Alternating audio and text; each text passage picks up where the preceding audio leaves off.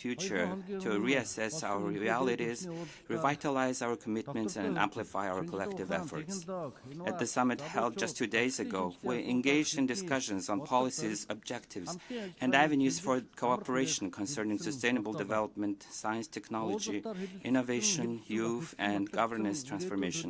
I'm pleased to note that Mongolia actively participated in the negotiation process for the Pact for the Future, Declaration on Future Generations, and the Global Digital Compact, all of which were discussed and adopted at the summit. The countries of the world, including our own, must work diligently and cooperate to implement these proposed actions. I'm pleased to see that heads of state, government, and their representatives have wholeheartedly supported these commitments and actions, voicing their positions from this esteemed podium. Distinguished delegates, our lives are rapidly evolving and integrated in this age of technological progress and digital advancement. However, tensions, armed conflicts, and wars continue to escalate in many parts of the world, fueled by geopolitical tensions stemming from prejudice, extreme ideologies, mistrust, misunderstanding, and disrespect. Mongolia believes that strengthening multilateral cooperation based on international law and the UN Charter is essential for ensuring international peace and security. Dialogue, mutual understanding, and trust are the foundations for sustainable and peaceful coexistence. To sustain peace, combat climate change, protect public health, reduce economic inequality, and establish justice, the international community must seek optimal solutions and foster innovative cooperation that address the evolving dynamics of our era. This year, presidential and parliamentary elections took place in over 60 countries, with nearly half of the world population exercising their right to vote, making a year of significant choices. In Mongolia, parliamentary elections were also held, and I would like to highlight that both domestic and foreign observers, as well as international organizations, have commended the elections for being successfully conducted within the legal framework. Mongolia has always consistently sought to contribute to the international community's efforts for peace, security, and sustainable development. In this regard, Mongolia has established diplomatic relations with all member states of the United Nations and is dedicated to strengthening and developing friendly relations and cooperation with all countries around the globe. As a nation that consistently pursues to a peaceful, open, independent, and multipolar foreign policy, Mongolia respects the pluralism inherent in the diverse histories, cultures, civilizations, religions, national interests, and development paths of countries around the world. We strive to develop international relations based on multipolar principles. Therefore, my country upholds the principles of the UN Charter, particularly the commitment to refrain from using force against the territorial integrity and political independence of any state. In addressing disagreement and conflicts, we call upon countries and nations around the world to prioritize diplomatic dialogue over confrontation, promote unity over hostility, and pursue collective goals rather than divisiveness in order to consistently cooperate in strengthening international peace and security. As Mongols, we have a rich history of valuing and seeking amicable solutions through dialogue. For centuries, Great Mongol Empire engaged through political and diplomatic means in its relations with neighboring, distant, allied, and adversarial nations. This included sending and receiving envoys and ambassadors, concluding agreements, fostering friendship, and negotiating, which are the practices that remain as the cornerstone of Mongolia's current foreign policy. The Gürge serves as a historical evidence of this legacy.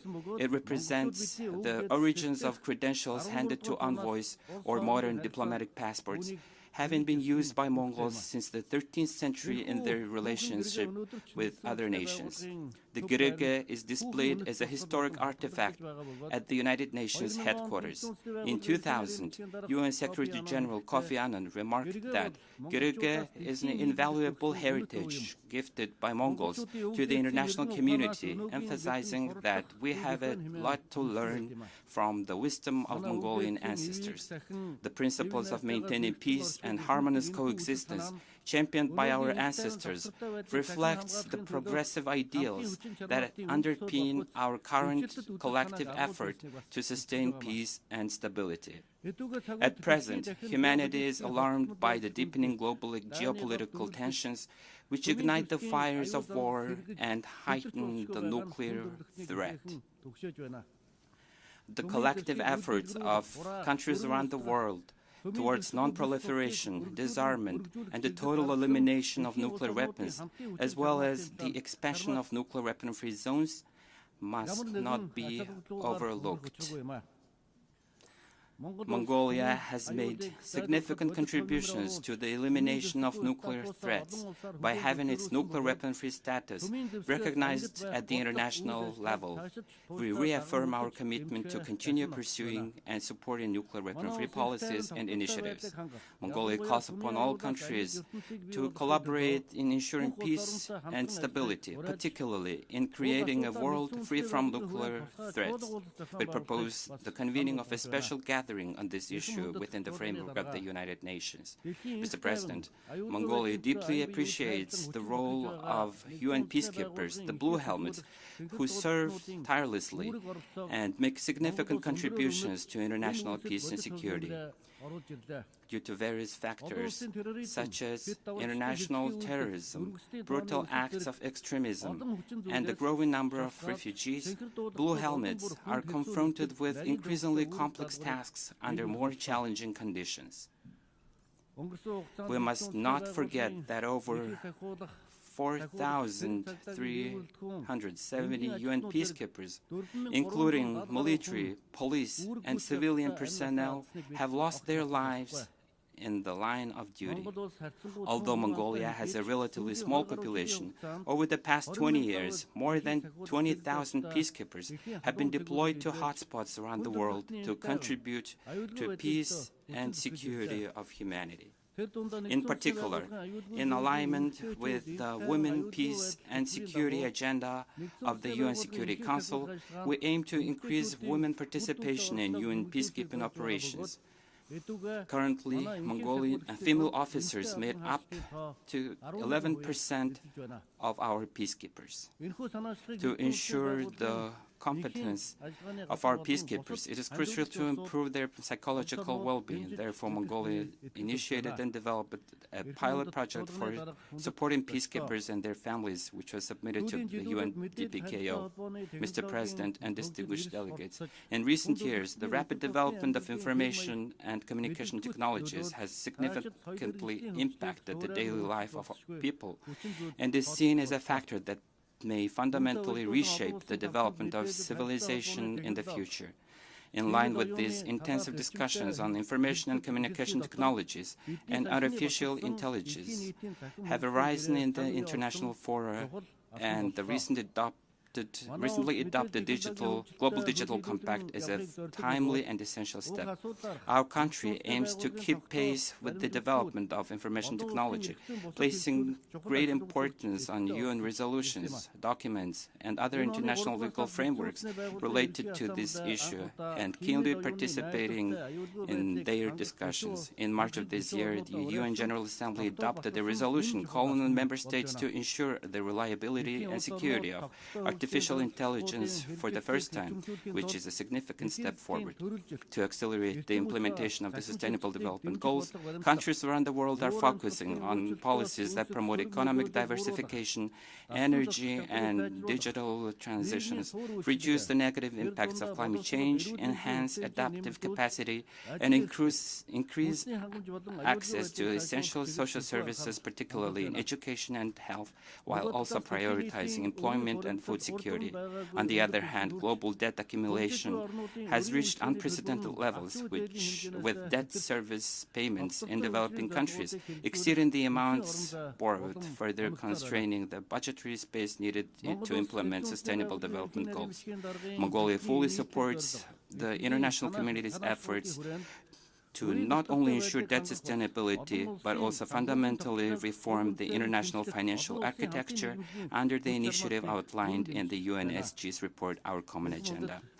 Distinguished delegates, in the early years of the 21st century, ideological conflicts that divide the world became history, while traditional military threats receded and non-traditional threats such as climate change, pandemics, terrorism, cybercrime, and refugees gained increasing attention. However, this situation has changed drastically in the recent years, with traditional threats resurfacing and negatively impacting international security and sustainable development. In other words, the overlap and expanding scope of traditional and non-traditional threats requires countries around the world to pay special attention and strengthen their collaborative efforts. In particular, global warming and climate change have transcended natural and economic boundaries, exacerbating sensitive social issues and disputes over resources and triggering migration that bring numerous direct and indirect dangers and risks. If this situation continues, humanity will face not just a choice between development or stagnation, but rather a choice between existence and non-existence. Therefore, we must carefully assess the situation and recognize the need for smart solutions based on the advancement of our era, as well as implementation of new technologies, and share good practices while collaborating to overcome challenges posed by climate change. As descendants of nomads, we, Mongols, have preserved and honored our unique cultural heritage and traditions to this day. The origin of our nomadic civilization is, in fact, the philosophy of green development, which emphasizes caring for and protecting nature while responsibly utilizing its benefits. This indicates that we have substantial traditional wisdom and initiatives regarding the future of green development, thus in line with the goals of the Sustainable Development, as well as Vision 2050 long-term development policy of Mongolia has successfully been implementing national movements and programs such as Billion Trees, Food Security and Safety, Healthy Mongolia, and Digital Mongolia. These initiatives represent our contributions at both international and regional levels in achieving the Sustainable Development Goals. I'm also pleased to announce that Mongolia is actively working to implement the resolution adopted by the UNGA, declaring the 2026 as the International Year of Rangelands and Pastoralists. Furthermore, we are also preparing to host the 17th conference of the parties to the United Nations Convention to Combat Desertification in Ulaanbaatar in 2026. I'm confident that the international community and member states will support and collaborate with us in these efforts. Mr. President, Mongolia, as a landlocked country with its unique location on the Central Asian Plateau and extreme weather conditions, has consistently paid particular attention to the issues of countries in similar special situations. We have already collaborated with them to safeguard our interests and make tangible contributions to amplify our voices on the global stage. Mongolia and Austria co-chaired the preparatory committee for the third United Nations Conference on LLDCs for 2023-2024 and successfully facilitated discussions on the draft outcome document among member states.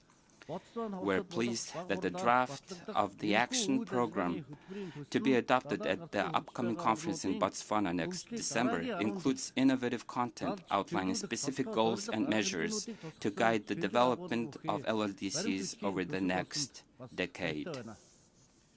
Therefore, we urge all LLDCs, transit countries, and all UN member states and development partners to engage at the highest level in the third conference on LLDCs and to contribute creatively to discussions for the successful implementation of the Program of Action. Mr. President, at the Fourth World Conference on Women, held in Beijing in 1995, it was proclaimed that women's rights are human rights and human rights are women's rights, setting forth the significant goals of eliminating barriers to gender equality on the global stage. We Mongols have a long-lasting culture and tradition of honoring and respecting women, with a history of Mongol queens and women who played crucial roles in governance and social affairs throughout our nation's history. This rich traditional and cultural heritage have continued to evolve, positioning Mongolia as one of the leaders in promoting gender equality in Asia. In its first constitution, Mongolia became the first country in Asia to guarantee equal rights for women, including the rights to vote and to be elected. This year we celebrate the centennial anniversary of the establishment of the National Organization for Women, the Mongolian Women's Federation. As we approach this historic anniversary, in 2023, we have implemented legal policy reform designed to enhance women participation in both social and political decision-making level.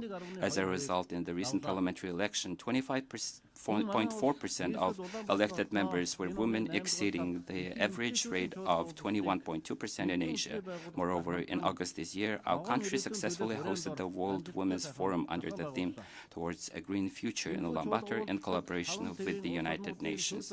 This forum brought together women leaders and from governments, international organizations, and influential representatives from diverse sectors, social, economic, and cultural, across 5 continents. They proposed numerous creative initiatives to enhance women's role and contributions toward achieving sustainable development goals, including economics, environment, climate change, food security, education, sports, culture, and the arts. I'm pleased to highlight that the Ulaanbaatar Declaration Towards a Sustainable Future was adopted as the forum's outcome document.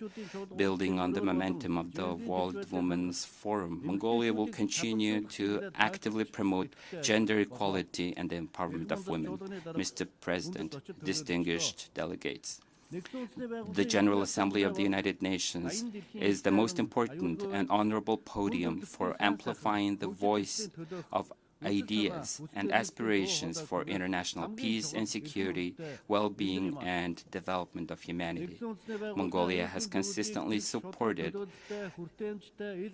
the efforts of member states to reform the UN Security Council into a more equitable, accessible, transparent, effective, democratic, and responsible system. We also strongly advocate for further strengthening the United Nations' central role and coordination in global affairs. Our country believes that any international challenges and misunderstandings should be addressed through mutual understanding, trust, respect, and dialogue, and resolved within the framework of international legal norms. Therefore, I call on you, heads of states, governments, and distinguished delegates, to demonstrate exceptional leadership and make meaningful contributions to strengthen trust, mutual respect, and cooperation among the nations of the world in the crucial pursuit of global peace, security, sustainable development, and the well-being of humanity. May the eternal blue sky bless us with peace throughout the world. Thank you very much for your attention. On behalf of the Assembly, I wish to thank the President of Mongolia.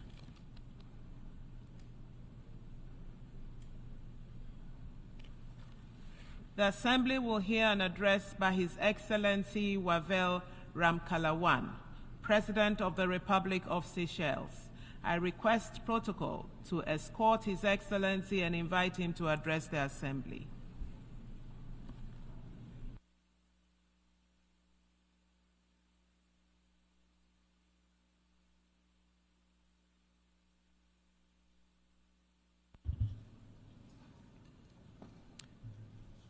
Mr. President, Excellencies, distinguished delegates, I would like first of all to extend my words of congratulations to Ambassador Yang on your election as President of the General Assembly for this 69th session. I wish also to thank Ambassador Francis for his diligent leadership during the 78th session. Mr. President, as the highest representatives of the peoples of the world, we meet every year in this institution which promises to deliver peace, progress, and prosperity for all. We must be frank in our assessment of what we are doing for the people that we represent and their interests that we serve. For my people of the Seychelles, we must be critical of our approach to the challenges of today and plan for the challenges of tomorrow. The world is less secure than even just 1 year ago.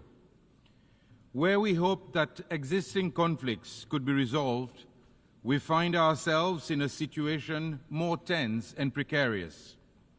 Flames stoked by competition and distrust threaten to engulf those who have no part in these conflicts, leaving us gripped by a fearful atmosphere of instability exacerbated by the worry of expanded warfare. We are in danger of losing sight of the values that bring us together, that transcend borders and cultures, that are understood in all languages and present in all ideologies.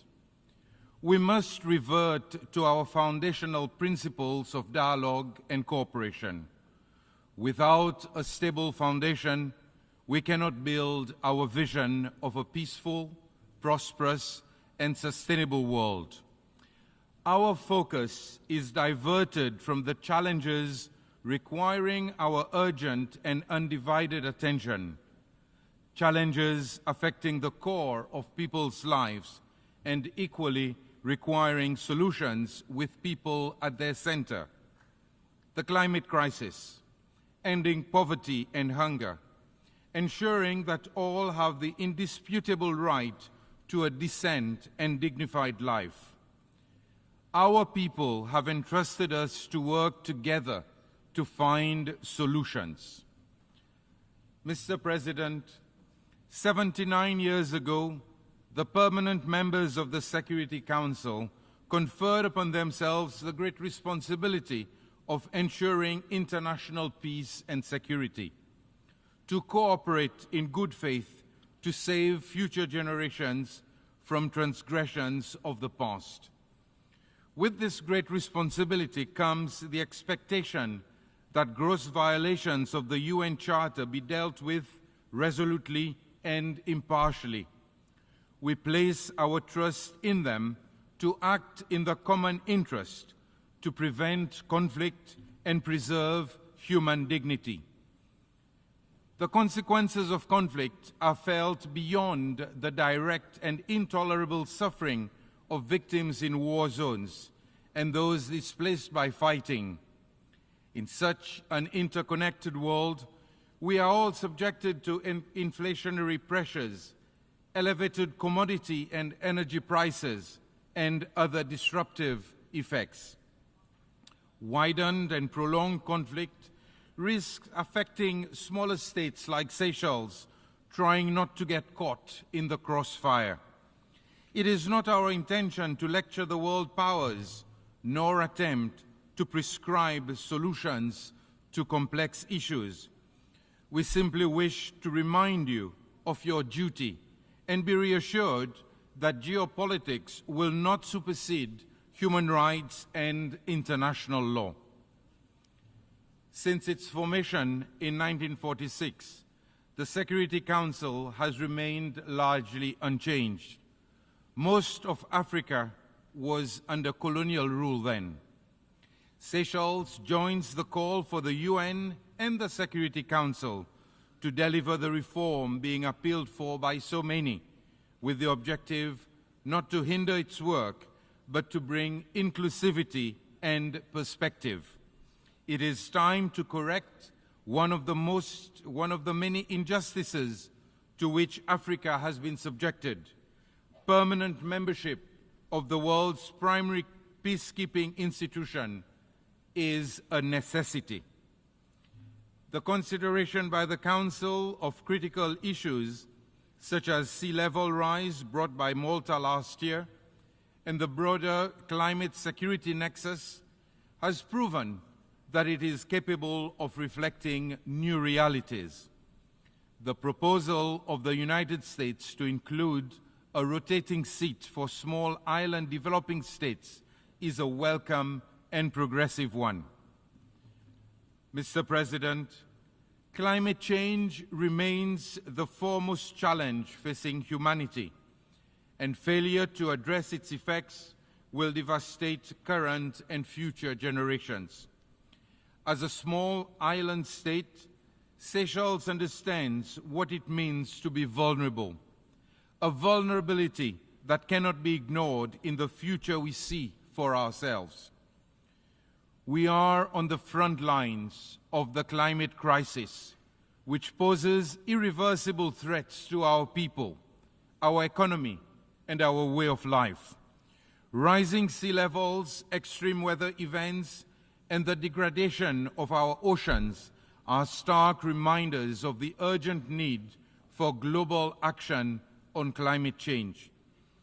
We have all made commitments, pledges, and promises to achieve large-scale reductions of emissions, to keep the goal of limiting global warming to 1.5 degrees, to boost adaptation, to deal with extreme weather disasters, and build resilience to address future impacts. But words are nothing without deeds, and we have to act urgently, in unity, to make the necessary transition to a more sustainable future. It is a choice, conscious and intentional, to continue down this path and decide that business as usual in pursuit of short-term goals is acceptable.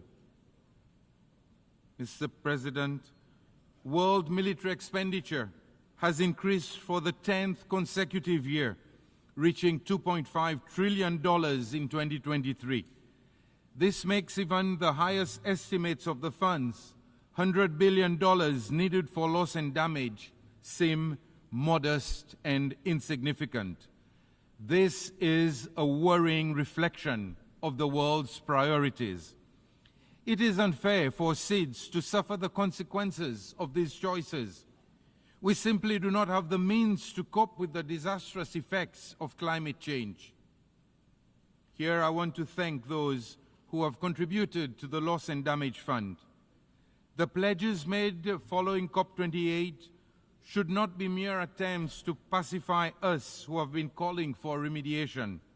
We hope to take it as a token of ongoing commitment and continued action given the expected rise in costs of dealing with climate change. As the Secretary General said yesterday, those who shoulder the blame should foot the bill. The international community cannot hope to advance sustainable development when some race ahead while others are left to struggle. No one should be left behind, lest we forsake future generations to a bleaker world. The obligations outlined in the Paris Agreement are the lifelines that give us a chance if all states did their utmost to adhere to them. Our reliance on fossil fuels is unsustainable and detrimental. We must accelerate energy transition towards renewables and mobilize investment in the technology and infrastructure to give us any prospect of real energy security. Seychelles' focus remains on nature-based solutions to combat climate change while ensuring economic sustainability and environmental preservation. Our blue bonds demonstrate the potential to harness capital markets for financing the sustainable use of marine resources. Mr. President, ambitious and innovative strategies of securing long-term economic development are futile without finance that is accessible and sustainable. The average debt-to-GDP ratio in seeds exceeds 70%. It is crippling and impedes our development by diverting critical resources away from where they are most needed, in infrastructure, education, and healthcare. Our vulnerabilities have been expounded, yet our borrowing costs remain high. Instead of concessions, we are penalized for our vulnerability.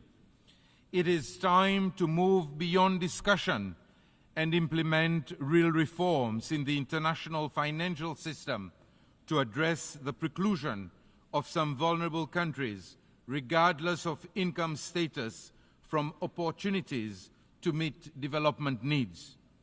We must also recognize the humanitarian consequences of economic policies. Our work in the multilateral system is undermined by unilateral coercive measures that are intended to leave economies crippled and governments unable to advance dignity for their own people. Mr. President, the multilateral system remains our best hope for addressing the challenges we face. As a small state, Seychelles believes in the United Nations, for we fear of a reality with no alternative. In a world more interconnected than ever, multilateralism is the network that links our shared values to achieve the vision that we have for our world, one that is defined by our common interests and not by our differences. We are here to solve problems, not exacerbate them, to listen and not to dismiss. We put our faith in this institution because we must prove to the world that we can work for it, but it is up to us to make it work. In 2023, we adopted the BBNJ agreement, and this year, Seychelles became the 4th state and the first in Africa to ratify it. We urge other countries to hasten its ratification so as not to delay its entry into force. This year's 4th SEEDS conference in Antigua and Barbuda shone a timely light on the challenges that we face in a global economic landscape for which we are ill-equipped to navigate. The Antigua and Barbuda agenda for SEEDS provides the blueprint for action over the next decade, and we call on the international community to commit to its implementation. The MVI resolution adopted here last month also represents a triumph of the multilateral system to consider new approaches to complex and evolving issues. Its data and findings deliver the empirical grounding for what we know to be true, that a single-layered approach to development is no longer accurate nor adequate. A better understanding of precisely these multidimensional vulnerabilities will be crucial for the decisions that we take, and more importantly, those taken on our behalf. The Pact for the Future, just adopted, should rightly usher in a new era of engagement based on mutual interest and mutual respect. We must use it to bridge divisions between nations on critical issues of human rights, gender equality, and the rule of law. One that accelerates the implementation of the SDGs and shapes the international financial system more fairly. One that adapts responses to global crisis in a more coordinated way, and one that restores peace with a promise to preserving it in the future. For Seychelles, the Declaration on Future Generations should signal our commitment to safeguarding the rights of all people who will be born by the end of this century, most of whom in developing countries. people who should not be born into hardship. We must envision a world where survival is not a struggle, a world that ensures everyone's rights to prosperity. Basic rights should not be difficult to provide. Mr. President, I firmly believe that these are the foundations on which our cooperation in progress should be built, the things that our people need the most, and what should guide us to building a world that is more secure and sustainable. Let us strive to be the architects of a world where no one is left behind. I thank you. On behalf of the Assembly, I wish to thank the President of the Republic of Seychelles. The Assembly will hear an address by His Excellency Peter Pavel, President of the Czech Republic. I request protocol to escort His Excellency and invite him to address the Assembly.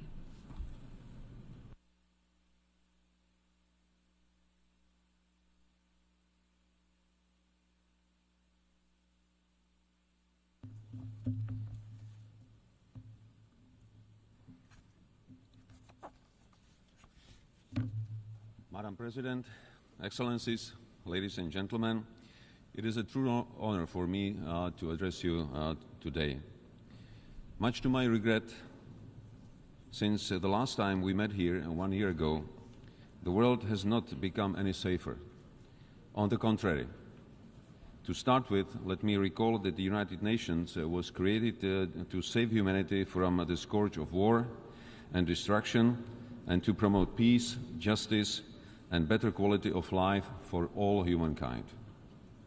Together, we have managed to build a global system of rules and cooperation with the ambition to advance security and human rights instead of conflict and suffering, fostering economic development instead of overlooking mass destruction. Aligned around the UN Charter, we have subscribed not to repeat the mistakes and disasters of the past. Unfortunately, we still do. The world and its citizens need and deserve an effective UN that can respond quickly when needed and deliver better on our shared global commitments. Without a functioning multilateral system, alternative and exclusive structures would lead to more fragmentation and less predictability. It is our duty as national and global leaders to find common solutions to the most pressing problems before they get out of hand. Finding a compromise is never easy. It requires time and patience. Only if we realize that together we can achieve much more than when antagonized, can we make our nations and the United Nations truly united behind common goals. A comprehensive reform of the UN Security Council is long overdue. Making the Council more effective, inclusive, accountable, and better reflecting today's realities by strengthening the voice of underrepresented regions is crucially needed. In the face of unjust and unprovoked Russian war against Ukraine, we must realize that Security Council membership is not a carte blanche. No one has the right to abuse power and bully other members of the international community without sanctions. Together, we must exercise more pressure on Russia to end its unjust and brutal war. The Peace Summit in Switzerland clearly confirmed that peace in Ukraine must be based on international law and principles of sovereignty and territorial integrity. The cynical nature of Russia's policy and its disinterest in genuine peace talks has global consequences. These include impairing nuclear safety, diminishing food and energy security, and damaging rules-based international order. Czechia calls on those who have not yet supported our common effort to evaluate the possibility of signing the joint declaration agreed at the Peace Summit in Switzerland. So far, many with the aspiration to become respected regional or global actors have remained silent. But respect cannot be forced. It can only be earned. Let us not forget that hesitation strengthens the aggressor. If you remain silent to injustice and aggression, soon there will be others waiting in line to see how far they can go in bending international rules as they please. Some of you might think that Russia's actions against Ukraine are just another regional conflict and both sides need to go halfway. But there is no such thing as just a regional conflict. Conflicts in one part of the world cause food insecurity and create refugee waves in other. With globalization, our security and prosperity starts way beyond our own borders. Being fully aware of that, Czechia is committed not only to security of Europe, but also in Middle East, Africa, and elsewhere. I applaud the fact that many nations, including African, spare no effort to achieve and safeguard peace and security in their own regions and far beyond. Czechia will continue to engage with African countries and closely listen to their views and needs. I believe that despite political differences, together we can create mutually beneficial partnerships based on the principle of equality, mutual respect, and without any historical burden or future material demands. Africa is a continent with huge economic potential, which is waiting to be unlocked. We want to see Africa flourish, enhance its capabilities, and create opportunities and jobs for young people. The last topic I want to touch upon is cybersecurity and technology. With progressing digital transformation and our increasing reliance on advanced technology, the gravity and scale of cyber threats are increasing and respect no borders. Cyber espionage and attacks against our hospitals, media, infrastructure, national institutions and businesses aim to destabilize our democratic system and undermine its principles. Just as offline, we cannot allow the cyberspace to become a lawless criminal world. The agreed framework of responsible behavior of states in cyberspace should guide us in our effort to strive for a safer online world. The security of cyberspace will depend on the capacities and effort of all responsible states to enhance their own cyber capabilities. Czechia is taking its commitment to the protection of global cyberspace security very seriously. We will continue providing assistance to our partners in Africa, Asia, and South America so that together we can improve our resilience and to protect our citizens even better. Foreign interference and disinformation continue to present a challenge with a serious impact on democracy, security, and the rules-based international order. With rapid development of new technologies, protection and promotion of human rights continue to be vital for our societies. Emerging technologies will have an undisputable influence on the nature of our future conflicts, but also on peace. It is our duty to ensure that innovations, including artificial intelligence, autonomous systems, biotech, or quantum computing, fully conform to our ethical and human rights standards. Last year, Czechia, together with Mexico, the Maldives, the Netherlands, and South Africa, submitted a resolution on human rights in the context of digital technologies. Furthermore, last month, during the GlobeSec Security Forum, I sat down with top managers of global tech companies at the Prague Geotech Summit. I was glad to hear that they are fully aware of their responsibility and fully committed to contribute to the resilience of democracy. Madam President, ladies and gentlemen, the challenges we are facing are global, and we can only succeed if we fully commit ourselves to collective action and more cooperation. The quality of our governance will be judged by our actions and whether we leave this world in a better condition for future generations. I would like to thank everyone who is tirelessly working to make our planet a safer and more secure place for all. That is what really matters. Thank you for your attention. On behalf of the Assembly, I wish to thank the President of the Czech Republic. The Assembly will hear an address by His Excellency Volodymyr Zelensky, President of Ukraine. I request protocol to escort His Excellency and invite him to address the Assembly.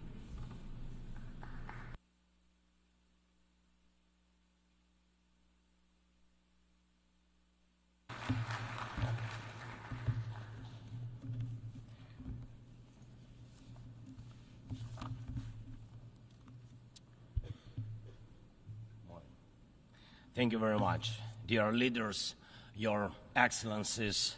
Today I want to tell you about a day that has already passed and a day that must never come.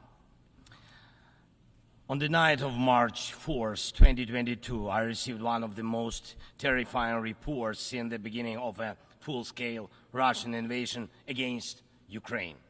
The report was about Russian tanks firing directly at the buildings of our Ukrainian nuclear power plant, the Zaporizhzhia nuclear power plant, the largest one in Europe, 6 nuclear reactors.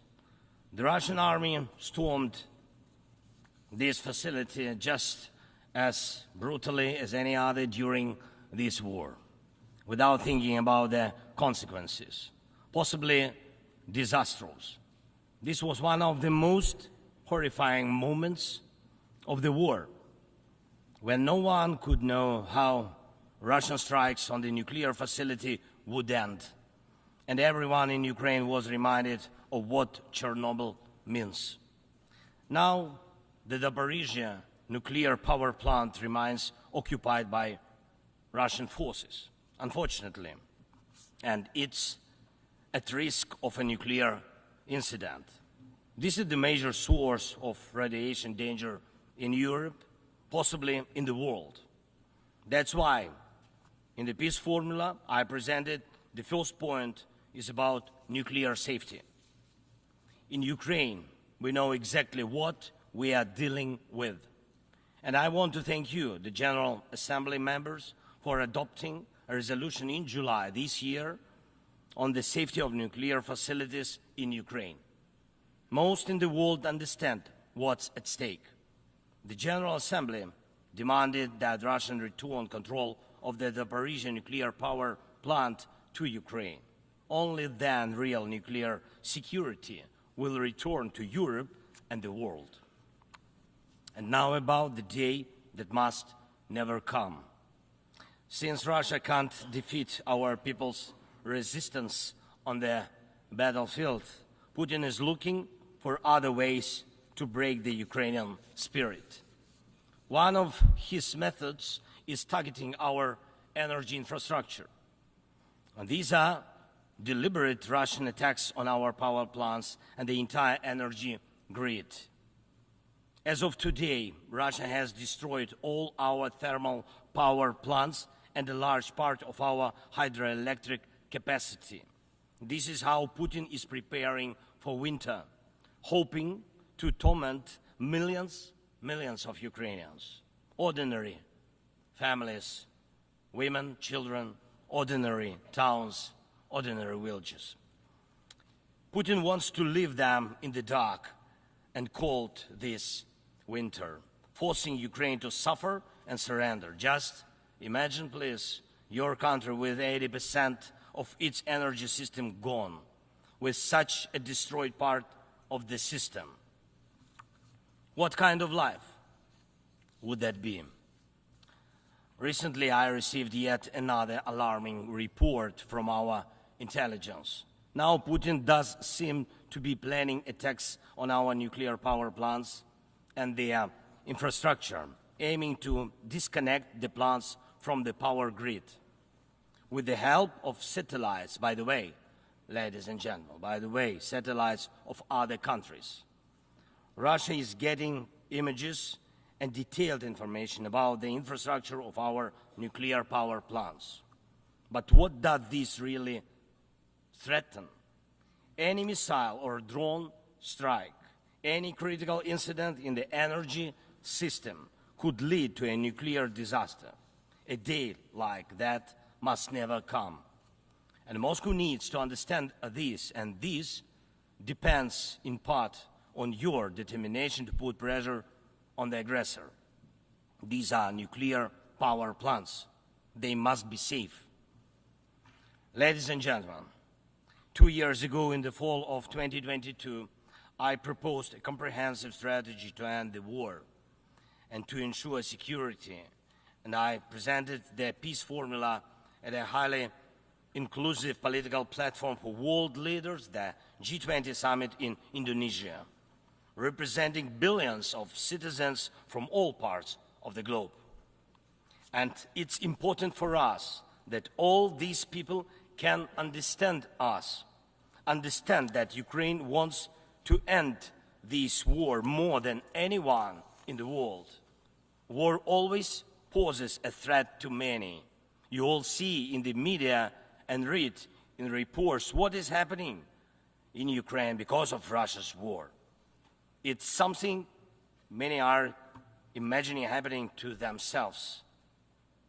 And yes, the smoke from fires in war-torn cities can reach other countries. And if, God forbid, Russia causes a nuclear disaster at one of our nuclear power plants, radiation will not respect state borders. And unfortunately, various nations could feel the devastating effects. Many are concerned, but the deepest understanding of war is always found in the home it destroys. It's the Ukrainian people who feel the full pain of this war. It's Ukrainian children who are learning to distinguish the sounds of different types of artillery and drones because of Russia's war. It's our people who are forcefully separated by occupation because Putin decided he could do whatever he wants. It's our heroic soldiers who are giving their lives to defend our country from invaders trying to steal our land. That's why we say, rightfully so, there can be no just peace without Ukraine. And I thank every leader, every country that supports us in this, that understands us, that sees how Russia, a country more than 20 times larger than Ukraine in territory, still wants even more land, which is insane, and is seizing it day by day while wanting to destroy its neighbor. And Russia found very special bodies for that. North Korea and Iran, telling choice of friends. And now every neighbor of Russia in Europe and Central Asia feels that the war could come to them as well, and just think what kind of losses that would mean for the world. And I thank nearly 100 nations and international organizations that have supported the peace formula. It's truly a global community: Africa, Asia, Europe, Latin America, North America, the Pacific region, all united by the peace formula. And I am glad that the first peace summit was so reminding of the UN General Assembly. Everyone was equal. All nations that participated in the peace summit, large and small, no veto right, no blocking authority, those that have been independent for ages and those that have only recently gained independence, those that have gone through wars themselves, and those accustomed to peace, all were equal. That is what Russia hates the most and cannot control. That's why Russia says the peace formula doesn't suit it. Here at the UN, I've already met with leaders from India, Guatemala, Japan and Italy, Turkey and Finland, Canada, Paraguay, Slovenia, Germany and others, and my meetings will continue. These are different, absolutely, parts of the world and various political waves of life, but they share the same understanding. Peace is needed, and it must be a real, just peace. Unfortunately, at the UN, it's impossible to truly and fairly resolve matters of war and peace because too much depends in the Security Council on the veto power. When the aggressor exercises veto power, the UN is powerless to stop the war, but the peace formula can. Once again, there is no veto power in it. That's why it's the best opportunity for peace. Everyone is equal, and it's effective and comprehensive. When some propose alternatives, half-hearted settlement plans, so-called sets of principles, it not only ignores the interests and suffering of Ukrainians, who are affected by the war the most. It not only ignores reality, but also gives Putin the political space to continue the war and pressure the world to bring more nations under control. Any parallel or alternative attempts to seek peace are, in fact, efforts to achieve a lull instead of an end to the war. As a global initiative, the peace formula has already existed for 2 years, and maybe somebody wants a Nobel Prize for their political biography for frozen truths instead of real peace, but the only prizes Putin will give you in return are more suffering and disasters. We must restore nuclear safety. Energy must stop being used as a weapon. We must ensure food security.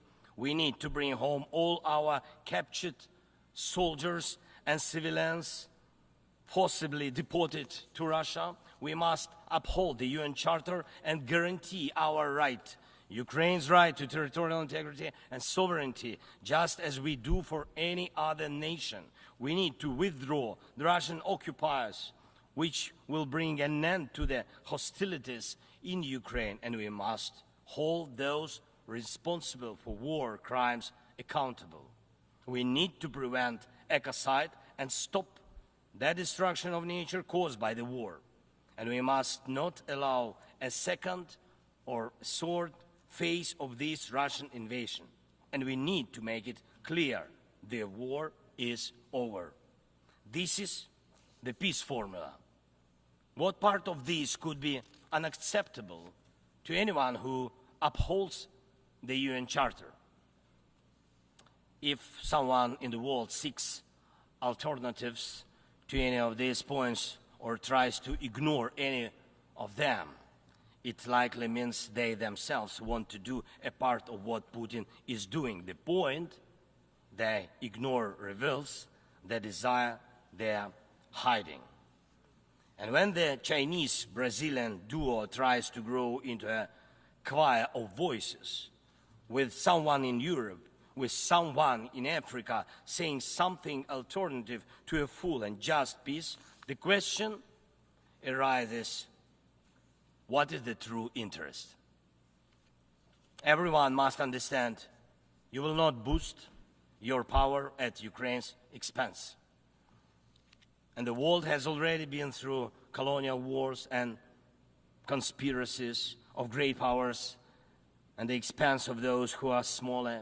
Every country, including China, Brazil, European nations, African nations, Middle East, all understand why this must remain in the past. And Ukrainians will never accept why anyone in the world believes that such a brutal colonial past, which suits no one today, can be imposed on Ukraine now instead of a normal, peaceful life. I want peace for my people, real peace and just peace. And I'm asking for your support from all nations of the world. We do not divide the world. I ask the same of you, do not divide the world. Be united nations. And that will bring us peace. Thank you. Slava Ukraini. On behalf of the Assembly, I wish to thank the President of Ukraine.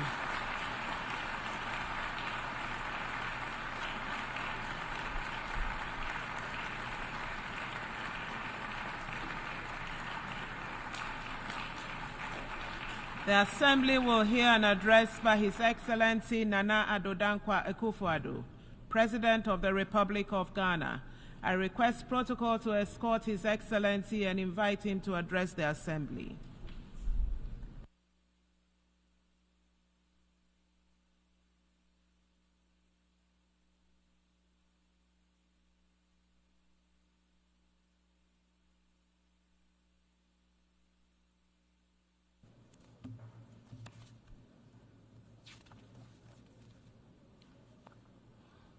Madam President, Excellencies, ladies and gentlemen, I cannot help but reflect on the significance of this moment, as this will be my final opportunity to address the United Nations General Assembly as I enter the closing months of my presidency. Over the past 8 years, I've had the privilege of speaking on several variations of the essential themes that quite properly dominate the deliberations of this global assembly: the condition of humanity and the state of the planet. Serving the people of Ghana, and by extension those of West Africa, Africa, and the world, has truly been the greatest blessing of my life. Indeed, being here this morning fills me with both pride and humility. Pride in the limited progress we have made together as nations, and humility in recognizing the challenges that still remain. My time as president has been deeply fulfilling, and I'm profoundly grateful for the trust placed in me by my fellow Ghanaians. It has been an honor to serve them and to contribute to advancing peace, security, and development on the global stage. Madam President, I'm here with a heart full of hope, yet mindful of the great challenges that still confront us. As President of the Republic of Ghana and as a citizen of the world, I'm acutely aware of the shared responsibility we carry. Our work here is nothing less than shaping the future of humanity, a future that will affect generations long after we are gone. Leaving no one behind, acting together for the advancement of peace, sustainable development, and human dignity for present and future generations, reminds us that the decisions we take here will define whether we rise to meet the hopes of billions or continue to let inequalities and injustice persist. We owe it to those who look to this body for leadership, to act, and not just to talk. The world we live in today is a stark, unfortunate contrast of privilege and hardship. For too long, the voices of those marginalized, those left behind, have been drowned out. They constitute the bulk of humanity. These are the voices of the poor, the displaced, the vulnerable. We cannot, in good conscience, leave them behind. They should be at the center of our discussions and our decisions. Africa, in particular, knows the cost of being left out. Yes, we're a continent rich in potential and resilient in the face of adversity, but we have also been disadvantaged by a global system that has generally treated us as an afterthought. who have been viewed merely as passive recipients of aid rather than as equal partners in global progress. The well-meaning promises of assistance have failed to materialize to bring about the long-term change we so passionately need. Such aid as is offered often comes with strings attached, limiting our ability to shape our own futures. Africa is not a continent of despair. She's full of great possibilities. She's required, however, to chart a new course of development. Our young population is filled with energy, creativity, and ambition. The people of Africa are not asking for handouts. They're demanding opportunities in a new global architecture so they can have access to education, healthcare, and jobs to be able to build better lives for themselves, their families, and their descendants. In Ghana, we've taken bold and decisive steps to ensure that no one is left behind in our national development, and we have shown that it is possible. Our flagship free senior high school policy has benefited 5.7 million young people, many of whom would have been denied the opportunity to learn, to dream, and to succeed. This initiative has transformed the lives of millions, positioning the next generation of Ghanaians to take their place as leaders in the global economy. But this is just the beginning. We need a global commitment to ensure that every child, no matter where they are born, has access to quality education. A world where children are left unprepared for the challenges ahead is not a just world. Beyond education, we've also prioritized health care for our people. Through Agenda 111, my government has embarked on the largest ever health care infrastructure project in Ghana's history. This initiative is constructing 111 hospitals across the country, ensuring that even the most remote regions have access to modern health care facilities. This is part of our broader goal of ensuring that no one in Ghana is left without the basic right to health. We've also taken significant steps to boost food security and economic growth through the Program for Planting for Food and Jobs. This initiative has improved food production, created jobs, and enhanced incomes for millions of Ghanaians. It is a clear demonstration that with the right policies and investments, we can transform our agricultural sector and ensure that no one goes hungry. In the same vein, our one district, one factory policy is transforming the industrial landscape of the nation, generating the structural transformation of our economy, which is our major strategic objective. And in addition, Ghana has embraced in full the teachings of the Fourth Industrial Revolution and is actively pursuing an agenda of digitalization. Under my administration, we have revolutionized public service delivery by integrating technology into governance. From the introduction of the Ghana card, which has streamlined identification and access to services, to the digitalization of the country's land registry, these reforms have enhanced transparency, efficiency, and accountability. Digitalization has improved the lives of ordinary Ghanaians and has also laid the groundwork for sustainable economic growth in the digital age. And let us not forget the strides we have made in enhancing the rule of law and governance through reforms in the judicial system, strengthening our democratic institutions, and promoting transparency. Ghana continues to be a beacon of good governance in Africa. We have enacted laws and implemented policies that uphold the principles of accountability and ensure that every Ghanaian, regardless of their background, is protected by the rule of law. Madam President, it is impossible to address the challenges of today without speaking of the contradictions that exist within this global institution.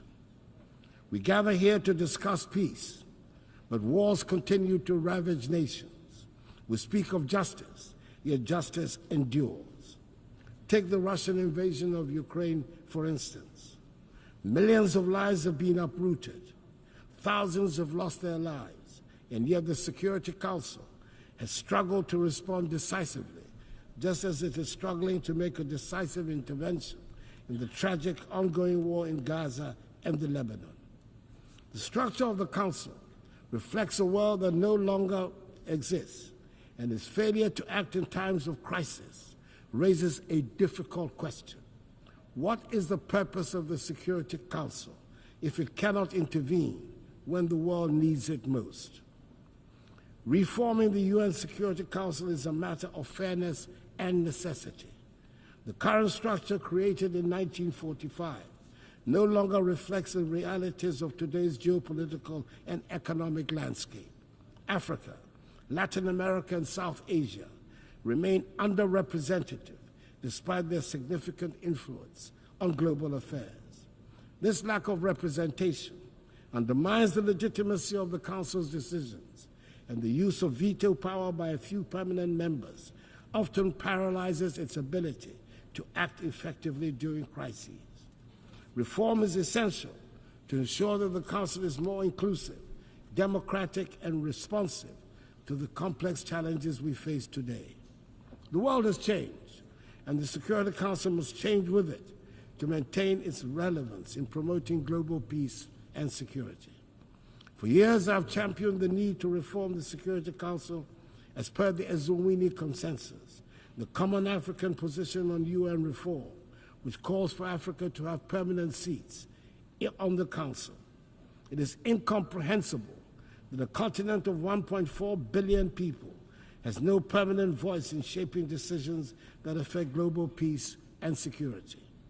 The time for half measures is over. We need a Security Council that is fit for purpose in today's world.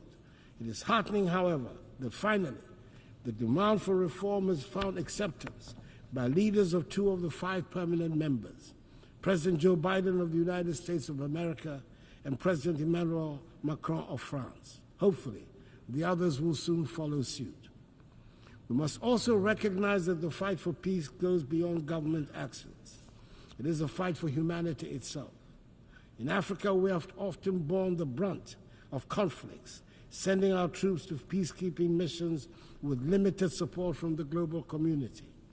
While I'm pleased to see the UN now taking steps to finance peacekeeping in Africa, an outcome of Ghana's presidency of the UN Security Council, we must go further. Peacekeeping alone is not enough. We must address the potential causes of conflict, poverty, inequality, and lack of opportunity. True peace comes from investing in education, healthcare, and economic development. However, peace cannot be imposed from the outside. It must be built from within. African nations must take ownership of their security, and the African Union needs to strengthen itself to be able to respond swiftly to threats. Madam President, as I speak today, ongoing developments in West Africa are deeply troubling. Military coups in Mali, Guinea, Burkina Faso, and Niger threaten the democratic progress we have worked so hard to achieve within the ECOWAS community. These coups are stark reminders that democracy is indeed fragile and must be continually nurtured. In Ghana, however, we will remain resolute in our commitment to democracy. As my presidency draws to a close, I want to assure this Assembly that the upcoming 2024 elections in Ghana will be free, fair, and transparent. Ghanaians have demonstrated time and again in the last 3 decades their strong attachment to democracy, which they will not permit to be undermined. The Electoral Commission, supported by Ghana's security services, is well equipped to ensure that the will of the Ghanaian people is respected. Ghana has long been a beacon of democracy in Africa, and we intend to keep it that way.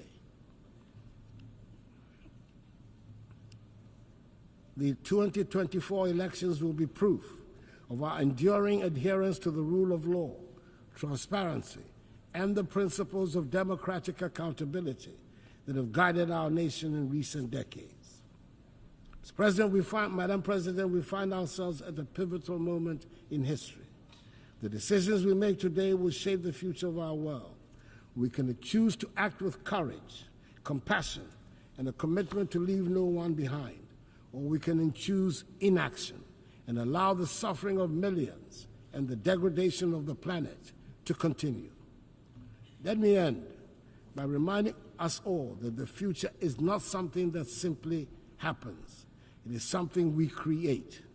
We have the power in this room to change the course of history. Let us not shy away from that responsibility. Let us act now, and let us act together. I wish you God's blessings in all your current and future deliberations, and I thank you for your attention. On behalf of the Assembly, I wish to thank the President of the Republic of Ghana.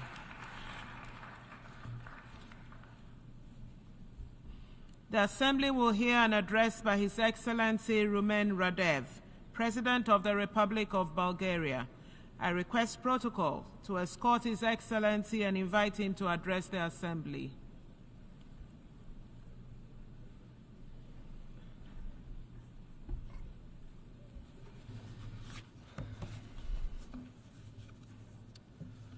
Excellencies, ladies and gentlemen, allow me at the outset to congratulate His Excellency Philemon Yang for his elections as the President of the 79th UN General Assembly session. I believe that under his leadership and through his vision, the international community will move forward on the agenda of strengthening the values of the UN Charter, an effort that the humanity now needs the most. Our world faces a range of complex problems, from the unprecedented challenges to the global peace and security, to the escalating climate crisis and the persistent inequalities. We are confronted with a complex array of issues that require our immediate attention and concerted effort. We need to light the spark that ignites change. With this in mind, my country approaches the 79th session of the UN General Assembly with renewed determination to promote multilateral and workable solutions achieved through negotiations and based on the UN Charter. We must follow the path for the sake of the survival of humankind and the future generations. Taking this into consideration, we praise the Pact of the Future as a move towards a vital transformation. It becomes increasingly clear that our success hinges on a firm commitment to upholding multilateralism and the respect for international law, which are the cornerstones of our global order. This order that has been forged in UN by you and your predecessors is now under severe threat. Bulgaria has been always committed to the values of multilateralism and will continue to be, using the accumulated experience from the successful Bulgarian presidency of the UN Economic and Social Council and our current mandate as a constructive member of the Human Rights Council. Excellencies, in 2015, all UN member states adopted with unanimity 17 Sustainable Development Goals, providing a shared blueprint for peace and prosperity for the whole planet. Nowadays, they remain more than ever topical and requiring full mobilization of international efforts. However, we must admit that the sheer deterioration of the international peace and security environment in the last years is threatening the fulfillment of our Sustainable Development Agenda, undermining the rules-based international order. Restoring and preserving the peace must not be seen but as the ultimate goal of the international community and is a basic prerequisite for the SDGs fulfillment. It has been 2.5 years since the Russian Federation unleashed a full-scale invasion of Ukraine. From the very beginning, Bulgaria strongly condemns this war, which led to hundreds of thousands of victims, enormous suffering, and destruction. Every single day of this war increases the risk of escalation in intensity and geographical scope, posing a substantial threat to the global peace and security. The side effects of the war are already gravely affecting the economies and social systems of many countries worldwide. That is why the international community should seek ways that lead to de-escalation and dialogue. We should support every diplomatic effort that pursues comprehensive, just, and lasting peace in Ukraine, in conformity with the United Nations Charter and the international law. Since the last year UN General Debate, we have witnessed a significant increase in instability across the Middle East. The conflict between Israel and Hamas after the Hamas brutal attack on Israel triggered a major deterioration of the security in the region with global projections. We must not forget the consequences which followed: tens of thousands dead and injured civilians in Gaza, the total destruction of vital infrastructure, and mass displacement of people. We call for immediate ceasefire, free access of humanitarian convoys, as well as release of all hostages held by Hamas. We are also deeply concerned about the recent development in Lebanon, bringing a qualitative, new and dangerous dimension in the conflict and increasing the risk of its regional enlargement. We call for refraining from use of force, for wisdom and de-escalation. The spiral of violence and the human suffering must come to an end. The only way to achieve sustainable and lasting peace in this region with its very fragile security landscape is the two-state solution. Amid the ongoing destabilization around different regions, the collective global goal for a world without nuclear threat remains more critical than ever. In line with the new agenda for peace, Bulgaria will maintain its commitment to uphold, protect, and strengthen the multilateral framework for disarmament, non-proliferation, and arms control. We remain dedicated to the universalization and full implementation of the Nuclear Non-Proliferation Treaty, recognizing it as the cornerstone of the global nuclear non-proliferation regime, which serves as the essential foundation for pursuing nuclear disarmament and plays a crucial role in the development of nuclear energy for peaceful purposes. As we address these challenges, prioritizing regional stability becomes vital.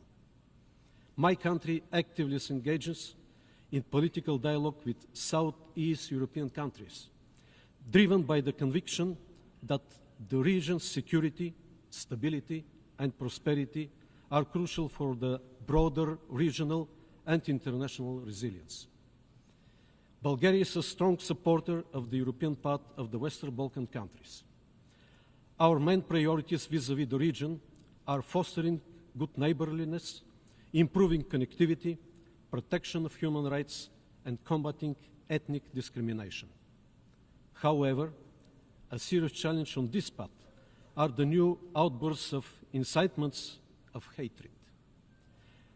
Fighting and curbing the aggressive nationalistic rhetoric all over the region and concentrating on positive agenda on strengthening multi-ethnic societies and the rights of the constituent communities will prevent the evocation of the reminiscence of the troubled past of the region. Ladies and gentlemen, progress on achieving the Sustainable Development Goals is the greatest investment for the benefit of the present and future generations.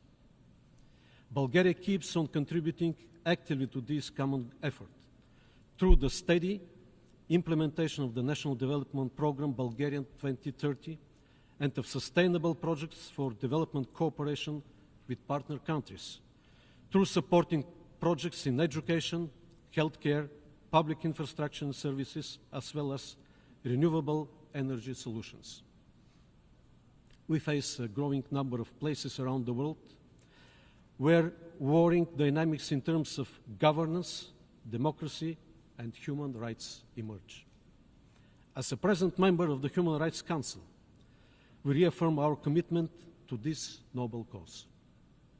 Bulgaria has never looked the other way, and this speaks up through our domestic policies, our membership in the Human Rights Council, our work as a co-chair of the Group of Friends of Children and Sustainable Development Goals, Vice President of UNICEF Bureau, member of the Executive Board of UN Women, and through our support for initiatives that empower the General Assembly and aim at accountability. Our advocacy for meaningful participation of civil society, youth and women in decision-making process across the United Nations system and domestically have already yielded results, and our youth delegate program inspires more young people to choose the path of active citizens. Bulgaria advocates for a human rights-based approach to sustainable development and looks forward to the inclusion of all stakeholders at the upcoming World Social Summit. Excellencies, we have focused on the peace among nations, but it is equally important to reconcile with the nature. Climate change is a threat multiplier for the implementation of all sustainable development goals. We urge enhanced action based on the global stocktake, more ambitious climate objectives, including the new finance goal at the 29th session of the United Nations Climate Change Conference. Earlier this year, Bulgaria hosted the 61st session of the Intergovernmental Panel on Climate Change, which gave impetus to the panel's 7th assessment cycle, including the production of the special report on climate change and cities. Through various panel events, we were able to invigorate the science and science discussion, paying due attention to the climate risks in the Black Sea region, as well as to the urban environment, the role of cities, and the need to adapt to changing climate. Another challenge that brings a lot of opportunities as well is the need for an effective digital governance based on a multi-stakeholder and inclusive approach, aiming for a human-centric digital transformation and a safe and open digital future. In light of growing challenges to the principles of international law and the rules-based order established by the United Nations Charter, Bulgaria remains committed to strengthening the effectiveness and accountability of the United Nations Security Council. We support efforts to enhance transparency and accountability within this body, co-sponsoring the key UN General Assembly resolution on veto use. Bulgaria emphasizes the need for greater effectiveness and prioritizes securing an additional non-permanent seat for the group of Eastern European states in a reformed council. Ladies and gentlemen, let us reaffirm our commitment to addressing these global challenges with firmness and determination. The action we take today will define the future, and with courage and unity, we will rise to meet the opportunities that lie ahead. Thank you for your attention. On behalf of the Assembly, I wish to thank the President of the Republic of Bulgaria. The Assembly will hear an address by His Excellency Chandri Kapesad Santoki, President of the Republic of Suriname. I request protocol to escort His Excellency and invite him to address the Assembly.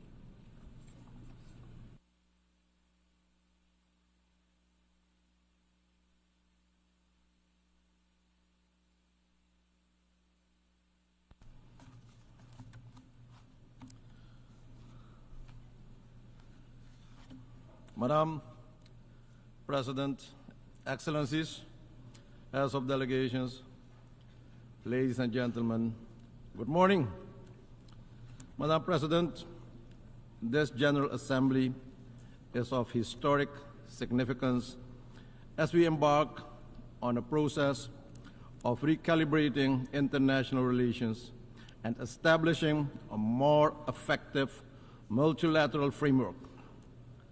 I therefore extend my heartfelt congratulations to the President on his election to preside over this esteemed body, and allow me to congratulate the outgoing chair of Trinidad and Tobago on a job well done under difficult circumstances. Madam President, this organization was founded after 2 devastating world wars. Its original purpose remains relevant today to save current and future generations from the disastrous consequences of wars and armed conflicts, and foster peace and political stability for sustained prosperity for all. We, however, observe instead that the world is marked by a complex political and security crisis, weakening our global multilateral framework of collective solidarity, international law, and respect for humanitarian law. The conflicts that divide us are not isolated incidents. They are symptoms of deeper systemic challenges, rising inequality, environmental degradation, and breakdown of global trust. The time has come to dare to make bold decisions, revisit our global governance architecture, and to recommit to the original goals of the United Nations. Madam President, with statistics showing that countries are off track on the 2030 Agenda for Sustainable Development, while projections estimate that almost 600 million people will continue to live in extreme poverty in 2030, that is incumbent on us to close the gap between aspiration and financing.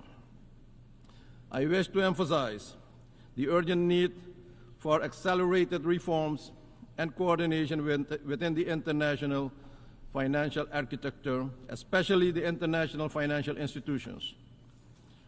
The Multidimensional Vulnerability Index, MVI, offers a comprehensive and inclusive framework that goes beyond traditional metrics to capture the true complexity of the vulnerabilities of small islands developing and low-lying coastal states.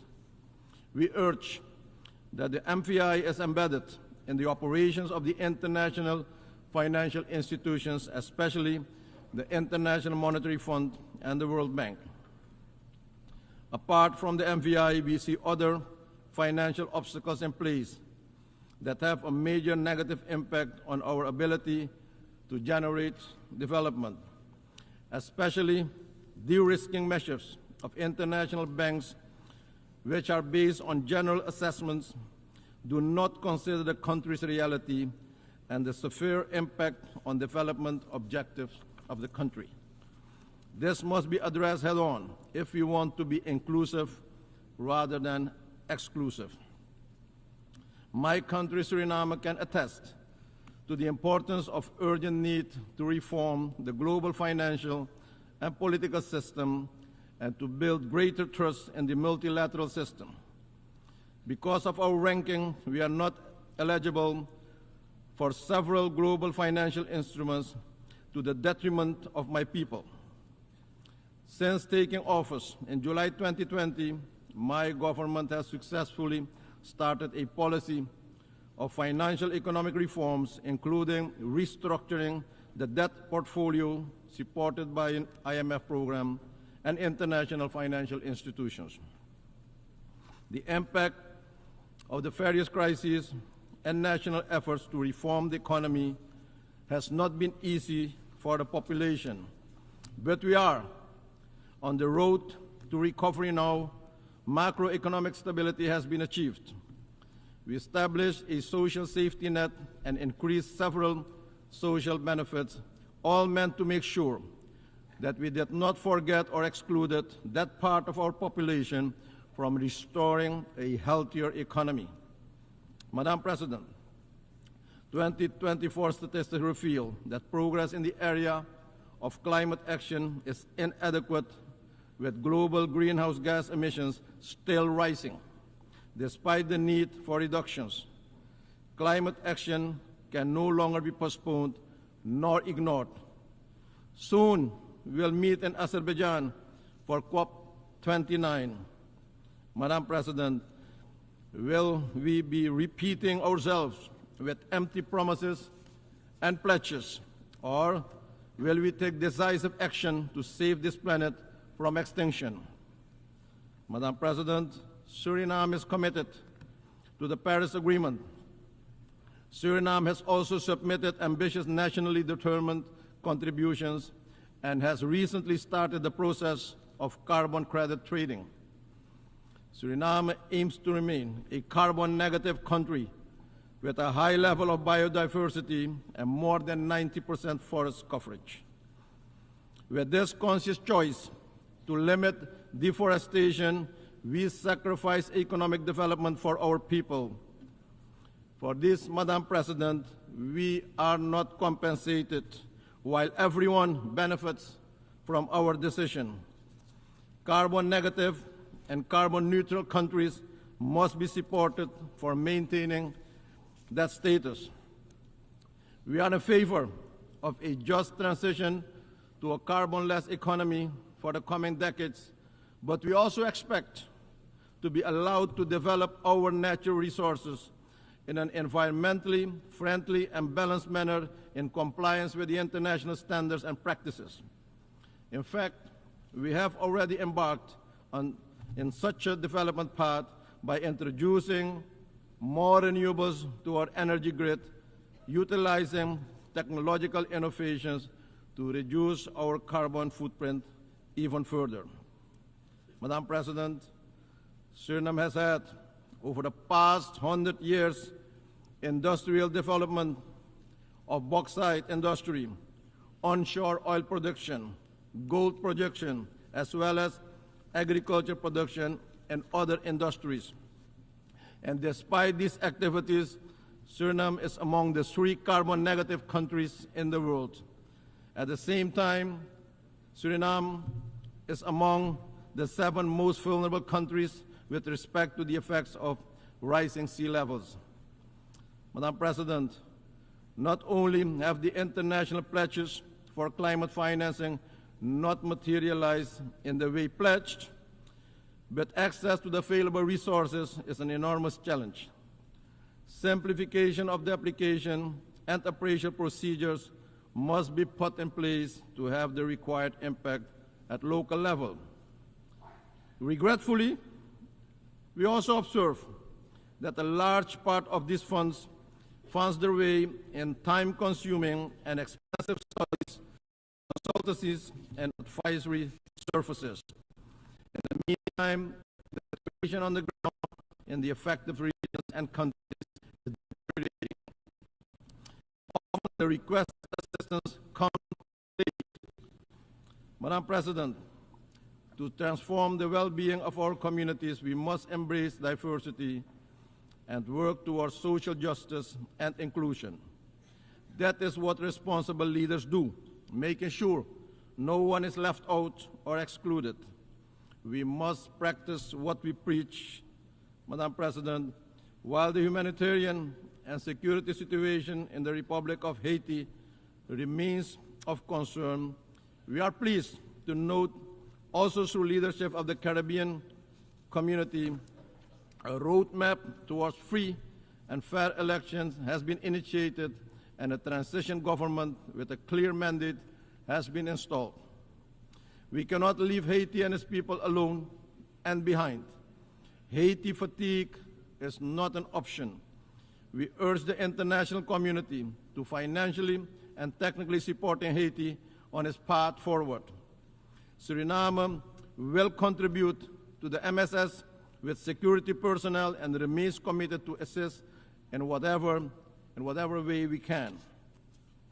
We urge and call for a more effective, coordinated, and coherent approach and the transparent sharing of information regarding the different initiatives to serve more effectively the objectives of facilitating peace, security, and prosperity in Haiti and the Haitian people.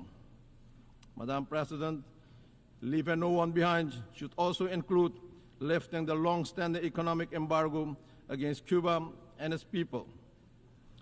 Adopting the Pact of the Future represents an opportunity to redirect a new path for humanity to address current challenges while laying the groundwork for sustainable solutions.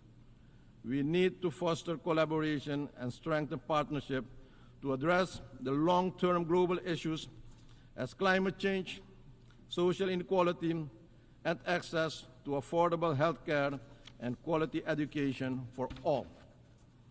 Small nations need the support for digital transformation, providing the tools and capacity building initiatives needed to fully integrate into the global digital economy.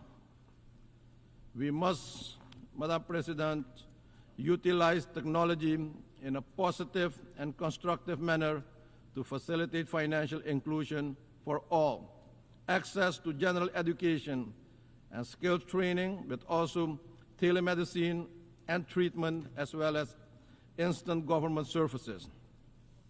Madam President, 2024 marks the 5th time for me to address the General Assembly. In 2020, I made my maiden address virtually through the optimal use of modern technology. At that time, I remarked that multilateralism came under attack on several occasions. And 4 years onwards, we still have a long way to go. We must work collectively and with a sense of urgency and positive attitudes towards a renewed commitment to a multilateral framework that is more inclusive, more equitable, more accountable, with the ultimate goal to create a better, safer, and more productive planet for our people now and in the future. In conclusion, Madam President, the theme, Leave No One Behind, is a call to action, but is also a challenge. For smaller countries like Suriname, the global system often continues exclusion, sometimes in new version and new style. As we continue our renewed commitment to building a more just, inclusive, and equitable international system where accountability is important, and together, Madam President, we must ensure that no nation, no community, no individual, no woman, and no children is excluded or left behind from the promise of peace, prosperity, and dignity. Let's live up to the spirit of one for all and all for one. I thank you, and may God bless you all. On behalf of the Assembly, I wish to thank the President of the Republic of Suriname. The Assembly will hear an address by His Excellency Nikos Christodoulidis, President of the Republic of Cyprus.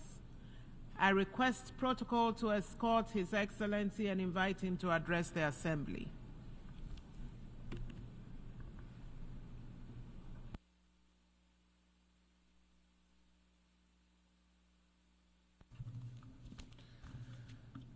Madam President, Your Excellencies, ladies and gentlemen, at the outset I wish to congratulate His Excellency Ambassador Philemon Yang for his election as President of the 79th session of the General Assembly.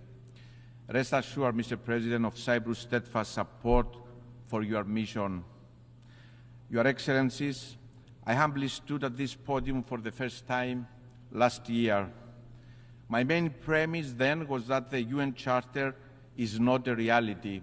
It is a promise, a sacred pledge that we inherited from our predecessors, from those who had the remarkable courage, the clarity of vision to put pen on paper, vision to action, and to solemnly declare, never again.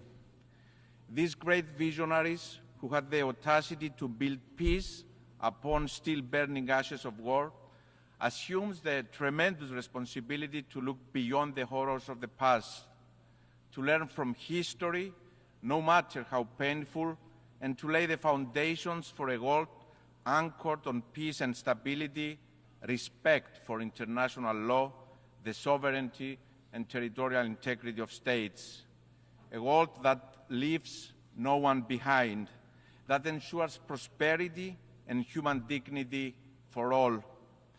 Burning like a torch lit from those ashes, this promise was passed to us. Their voices are echoed in the halls of this building, which stands as a beacon and a symbol of the only path to the fulfillment of the UN Charter, which each and every state, each and every one of us undertook to uphold: multilateralism and respect for international law, diplomacy, peaceful settlement of disputes, cooperation over use of force and aggression, laying down arms. A world order that does not appease the aggressor, the violator of international legality. Ladies and gentlemen, only a few weeks after last year's General Assembly, on October 7, the world was shocked by the unimaginable, horrendous brutality of the terrorist attack against innocent civilians. No one was spared the blindness and cruelty of terror that Saturday morning. Women raped, children killed and abducted, the elderly witnessing the burning flame of their loved ones, their future extinguished before their eyes, their screams penetrating the hearts, forever changing the landscape of their lives, penetrating the conscience of humanity. There is never, ever any justification for terror. There is never, ever any justification for such blatant disregard for human life and dignity. No matter where it comes from, no matter whom it concerns us all. When rape is used as a weapon of war against women and girls, when children are abducted, our voice needs to be loud, clear, united, and unequivocal. Those are our daughters. Those are our children, and we failed them. Let me be clear. Ours is a mission for the innocent. Innocents know no country, age, race, nor religion. Human pain and human dignity is equal for all, and it must be upheld always in each and every context. Dear friends, in the immediate aftermath of the October 7 attack, and as the humanitarian situation in Gaza deteriorated, my country, the Republic of Cyprus, acted. We acted on our moral responsibility to help the innocent civilians of Gaza, men, women, children, suffering abhorrent conditions no human should ever endure. As a country that is an integral part of the region, Cyprus built on the long-standing bonds of friendship and trust with our neighbors. Fulfilling our duty as an anchor of stability in the turbulent sea, as the European Union's lighthouse in the Eastern Mediterranean, we delivered the Amalthea Maritime Corridor to the international community, a lifeline of hope and humanity. The Cyprus Humanitarian Corridor is a manifestation of the spirit and the letter of the UN Charter, cooperation and multilateralism. It aptly demonstrates the power of diplomacy, one of our most powerful tools. Cyprus worked closely with regional and international partners, with the United Arab Emirates, the United States, with the concrete support of the European Union, the United Nations, united by a shared vision. These guiding principles are the beacon of our engagement in international relations, the power of diplomacy as a force for good. We have consistently manifested this commitment and will continue to do so. Cyprus has acted time and time again as a regional evacuation hub at time of crisis, a safe bridge, a safe haven for civilians. Dear friends, the Palestinian children that have been orphaned, forced to live in tents with no access to the most basic items of existence, food, shelter, education, safety are also our children. No child should ever endure such nightmare. They didn't cause this war. They do not deserve it. They suffer in silence. Their cries are haunting our conscience. We have also failed them. The situation in Gaza is a desperate cry for us to act decisively. We must do all that is in our power. We must act as leaders, as states, as international and regional organizations. My country has emphatically stressed the need for the respect of international humanitarian law, the protection of civilians, the rapid, safe, and unhindered flow of humanitarian aid into Gaza, for the immediate and unconditional release of all hostages. This war must end now. The suffering must stop now. We have also consistently underlined and acted on the imperative of avoiding further escalation and destabilization in our region, and of the vital importance of preventing regional escalation. We are deeply alarmed by the recent developments in our neighboring Lebanon and stress the need for restraint. A step back must be taken from the brink. Excellencies, the wider region of the Eastern Mediterranean and the greater Middle East, our neighborhood, is no doubt a turbulent region faced with a multitude of complex challenges. And yet, this neighborhood is so much more than the prevailing narrative. I will never accept the linear narrative of a region in turmoil. It is a narrative that ignores the complexities, but also the immense promise of the region and its people, the dynamics of opportunity and change that are unfolding. I have seen this journey closely, witnessing the full cooperation in the region, experience firsthand what countries of the region can achieve when they come together behind a common vision for the future, committed to multilateralism, always in respect of international legality.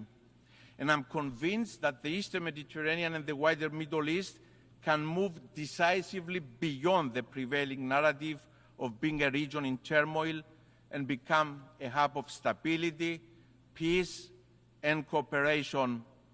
For the region to fulfill its promise, there has to be a path for lasting peace. There is an urgent need to reinvigorate the Middle East peace process and reach a political settlement in line with the relevant UN Security Council resolutions. There is no other path to walk. Out of tragedy and suffering of the last year, let us exert every effort to ensure there is lifeline to peace. There are no shortcuts, no alternatives or substitutes to a lasting peace. There are no frozen conflicts. The vacuum created in the absence of a viable peace becomes a breeding ground for crisis and conflict. We can never be complacent. This is a painful lesson recent history teaches us over and over again.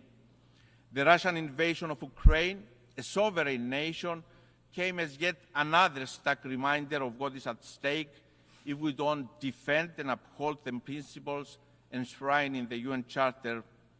Cyprus strongly condemns any breach of international peace and security effected through military action by any state against the independence, sovereignty, and territorial integrity of another state.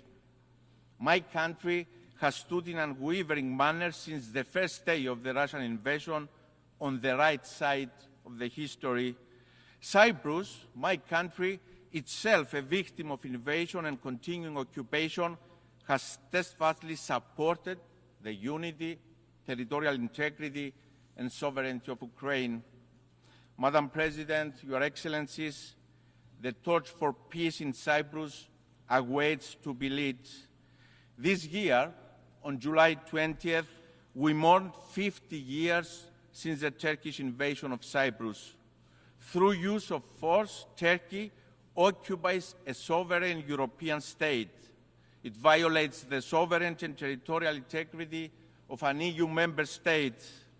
50 years, half a century of continuing Turkish occupation of approximately 37% of the territory of the Republic of Cyprus, of continuous violation of the UN Charter, international law, including international humanitarian and human rights law.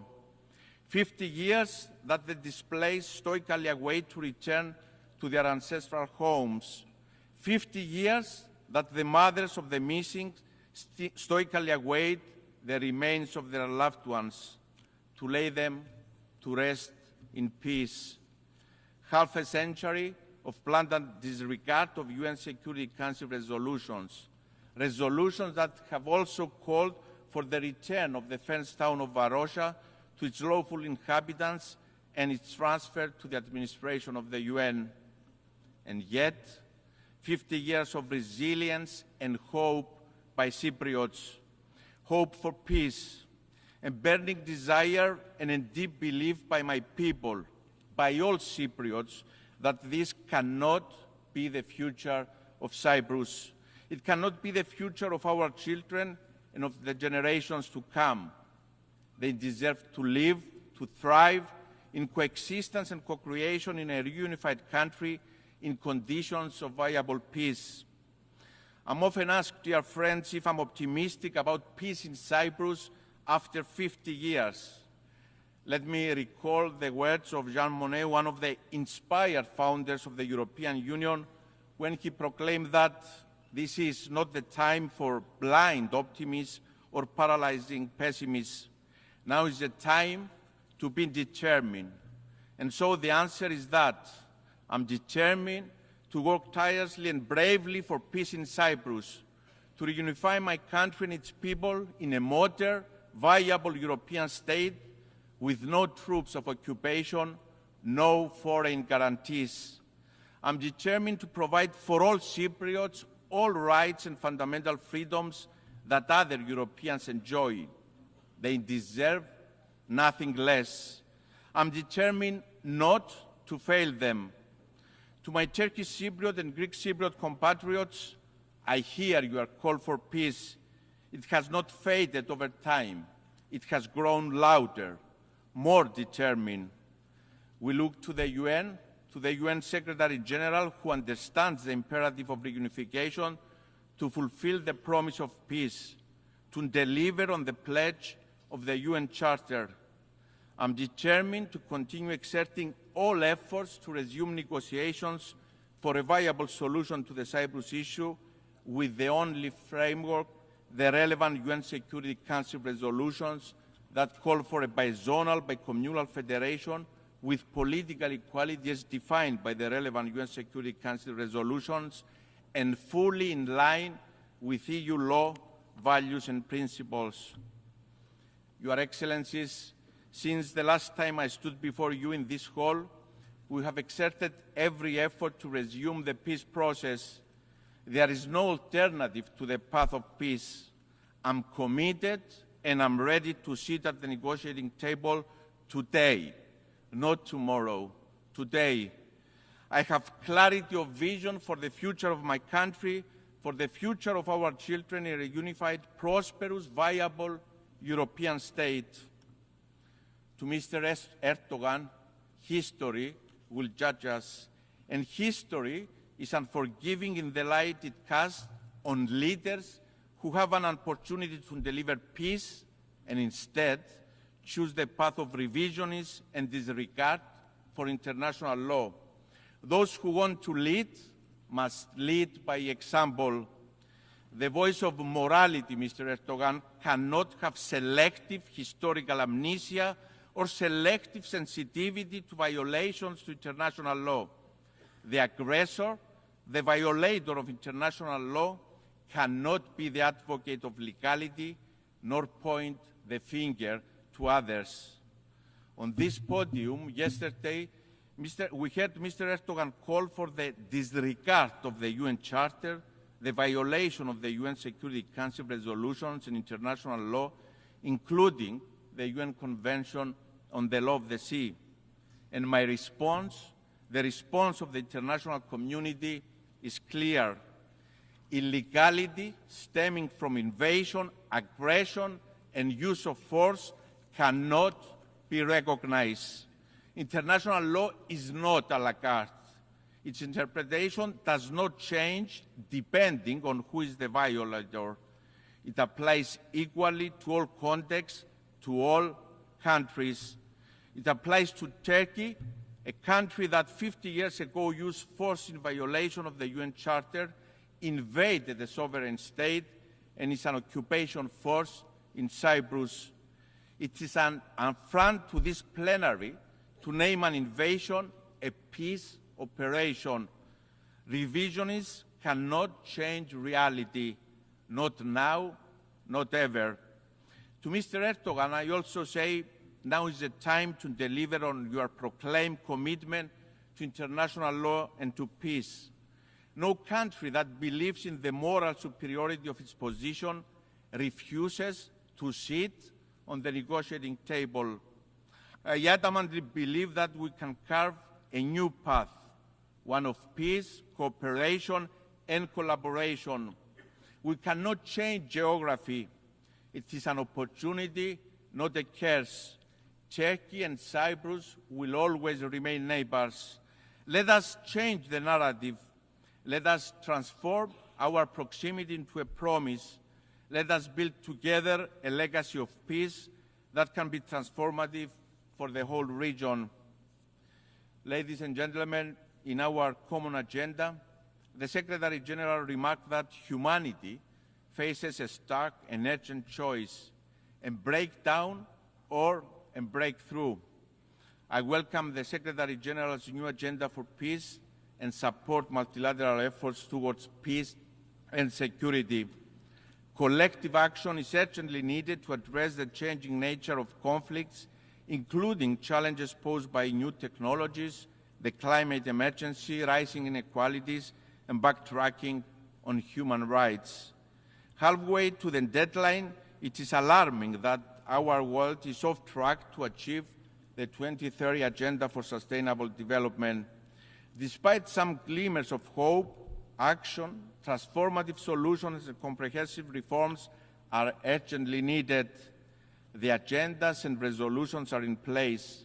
We don't need more words. We need action.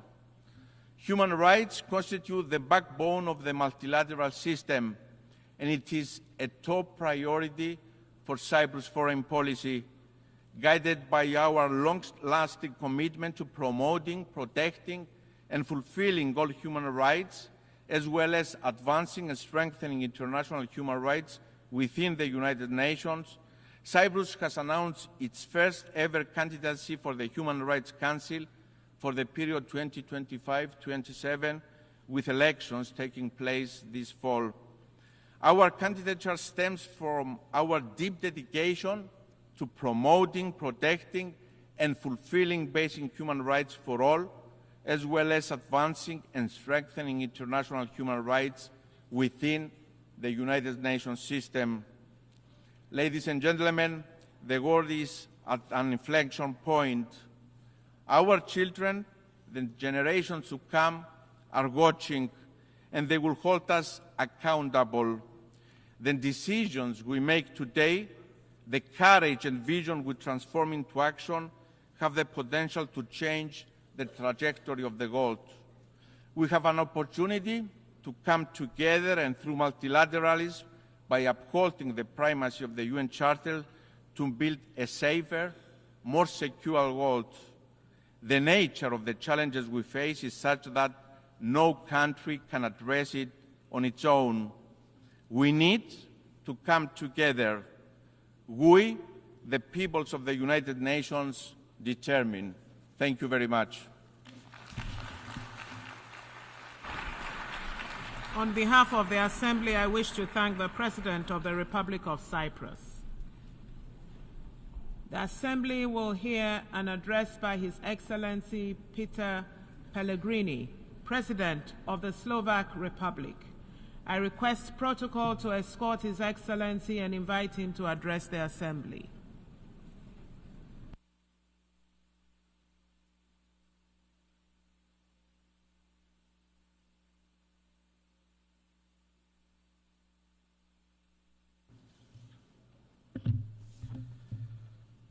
Madam President, Excellencies, ladies and gentlemen, it is an honor and privilege to address you from this place. It's the first time for me in my capacity of President of Slovakia. The United Nations organization, which we helped to found with our brotherly Czech nation under Czechoslovakia's flag, has been here for almost 8 decades. We could spend hours discussing its imperfections or flaws. We have a legitimate right to ask how the UN delivers on its core mission, and that is maintaining peace, guaranteeing international law, and protecting human rights. And most importantly, why it fails to do so quite often. Despite all its faults and failures, the UN is the only truly global forum we have. It is the backbone of the world order based on rules and international law. The cornerstone of the world as we know it. The UN is a vital international ecosystem for most countries in the world, including Slovakia.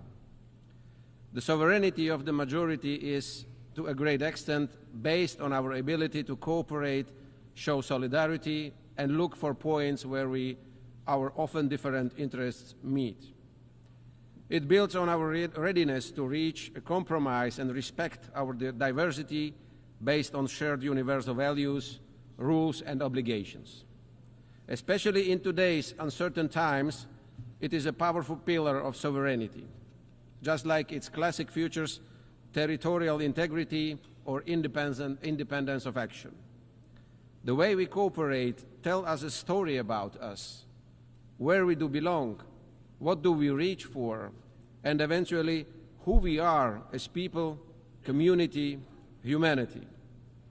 Our joint confidence in the existing system of international relations with the UN as its key element is what separates us from chaos and arbitrariness. In other words, from war and violence. There are countries and entities among us that believe that the absence of rules will be the breeding ground for their future success. They believe that the force is above the law. In reality, however, the collapse of a rules-based system would eventually get back at those who desire it the most today.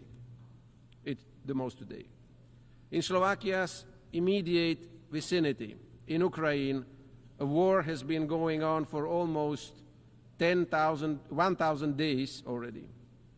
As a result of Russia's aggression, which violated such basic principles of international law as sovereignty and territorial integrity. It is worth reminding that our neighbor, Ukraine, legitimately defends its country and its people according to international law, including the UN Charter.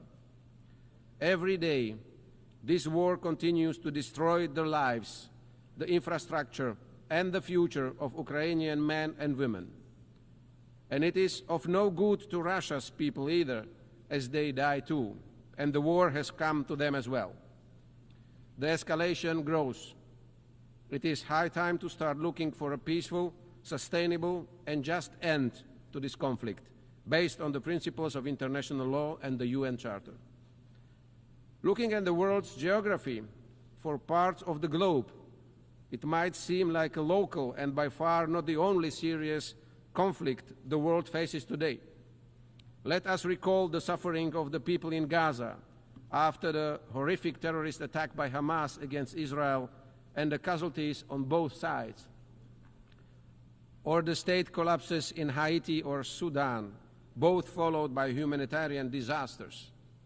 However, from the international community's point of view, what we see here is an existential struggle for the nature and future of international law and adherence to agreed rules. None of us today can think that the UN can fully prevent all wars and conflicts in Ukraine, the Middle East, Africa, or elsewhere. The reason, however, isn't some kind of alleged dysfunction of the organization and its agencies. It is rather the lack of joint political will in its highest body, the Security Council.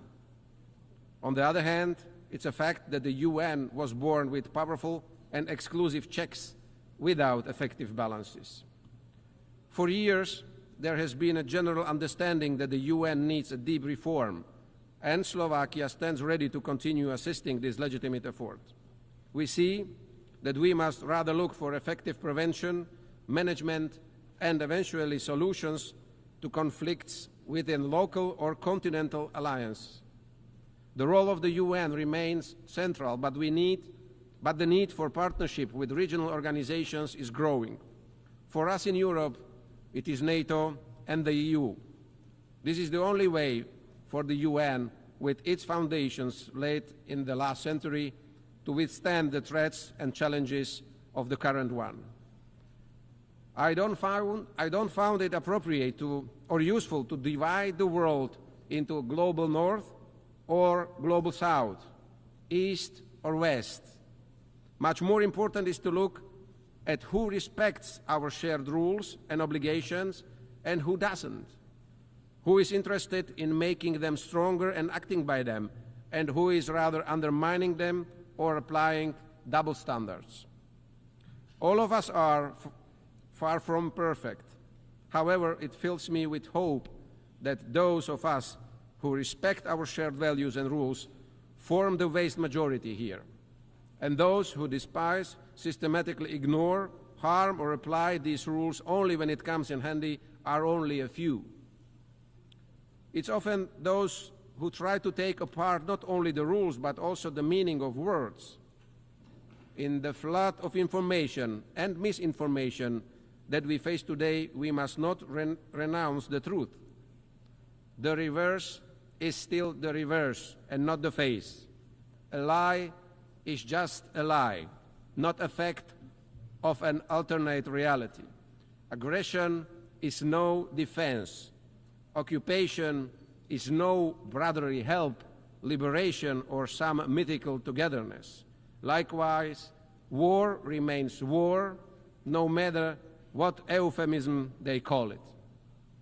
We must not forget that words and those who speak them, including traditional and social media, remain the most powerful weapons, determiners of good and evil. They can both fortify or disrupt unity and trust in our societies and communities. They can promote tolerance or spread hatred. It is of utter importance that we speak out against those who abuse words by giving them alternate or even opposite meanings. Promoting information integrity should be high on our priority list. The global debate on climate change is a good example proving we can do this. The denying of climate change and its evidence by renewed scientific teams around the world, quite common until recently, is in the face of increasingly destructive climate conditions and disasters, now obscure even in the most marginal opinion groups. Our emissions are already beyond the imaginary line of our Paris commitments, before which we could still significantly slow down what we, humanity, have caused through our activities. Blaming each other won't help either. We'd better do what we can. Let's invest part of our personal and political activity into what is already happening with our climate, mitigating the consequences of hurricanes, floods, and extinguishing fires, both figuratively and unfortunately also literally, is today's urgent climate agenda. Protection of freedom, human rights, and human dignity for everyone, efforts to reduce poverty, strengthening food security, upgrading health, hygiene and vaccination standards, environmental protection, preservation of ecosystems, and diversity. Here, along with the climate change mitigation, I see a huge area of action for the UN and its specialized agencies too. Practical and well-directed policies, coordination of different national development and assistance programs into regional synergies and successes, as well as comprehensive and expert evaluation of green transition efforts. That is what I expect from the UN of today. I am proud that Slovakia belongs not only in Europe, but also globally, to the leaders in compliance with the joint climate commitments. I believe the UN should also pay much more attention to the technological and digital aspects of our lives. Today, it's almost equally important as our physical identities. What I have in mind is no global regulation. That is a task for regional actors. I rather think of the widest possible involvement of new technologies into everything that the UN has been working on. My point is that the whole world should more evenly benefit from technological progress. It should become one of the main engines of social progress and a way to level differences and promote gender equality. All of this is also a part of the basic mission of the UN. Another pressing problem in front of many countries and the entire international community is migration. It is a phenomenon that divides us rather than unites us, an agenda on which elections are won or lost today. However, we should never forget that the most of our ancestors across Europe were refugees too, when they fled before war, poverty, or persecution during Nazism or communism. There is no magic formula for addressing illegal migration. It is, however, clear that many aspects of migration need clear rules, transparent procedures, and effective policies, measures which will help the source, transit, as well as target countries. And it is also legitimate to appropriately address all security risks that in particular the illegal migration brings. But what we need in the first place is a calm, pragmatic, and realistic dialogue leading to the cooperation of all concerned parties, which not only deals with the consequences, but above all with the causes of illegal migration as well as those who aid and profit from it. Excellencies, ladies and gentlemen, Slovakia has a long-term been an active member of the UN. In the spirit of all these issues, priorities, and challenges that I mentioned today, Slovakia is preparing as a candidate for a non-permanent seat in the UN Security Council in 2028 and 2029. Our diplomats and experts are sitting in executive boards of several specialized UN agencies. The roots of Czechoslovak and today's Slovak diplomacy are closely linked with international cooperation. Names like Milan Rastislav Štefanik, Štefan Osusky, Ivan Krno, or Jan Papanek are well known in the diplomatic community, and some of them left a strong footprint here in the UN corridors too. The last one, Jan Papanek, was Czechoslovakia's delegate at the San Francisco conference and was one of the 14 people who formulated the final text of the charter that gave birth to this organization. All these prominent Slovak diplomats had one thing in common. They all were true and convinced multilateralists. And it is to multilateralism that we, to a large extent, owe our modern statehood and identity. It's therefore up to us, the leaders of this world, to stress in communication to our citizens that the building blocks and rules of the international community, which we have been lying together for almost 8 decades since 1945, have no sustainable alternative. It is our task to say and repeat that we must not bring them down, but on the contrary, fix and bolster them. Multilateralism, just like the world around us, is complex and has many diverse and often opposing layers. It requires a lot of patience, and it often brings frustration and bitterness.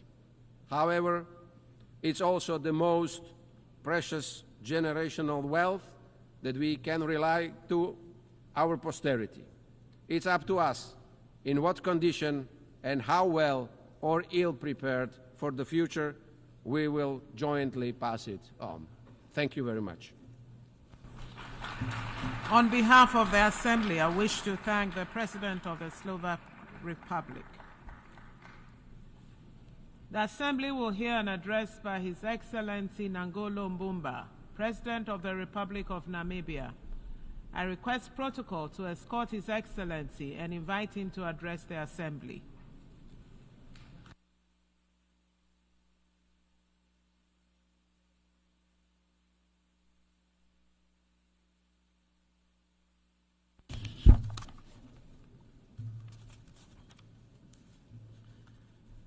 Madam Deputy President, the Secretary General of the United Nations, Your Excellencies, delegates,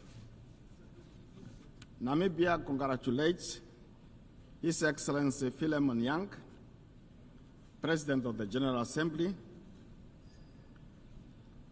I also extend my appreciation to his successor, His Excellency Dennis Francis, for successfully steering the Assembly through trying times.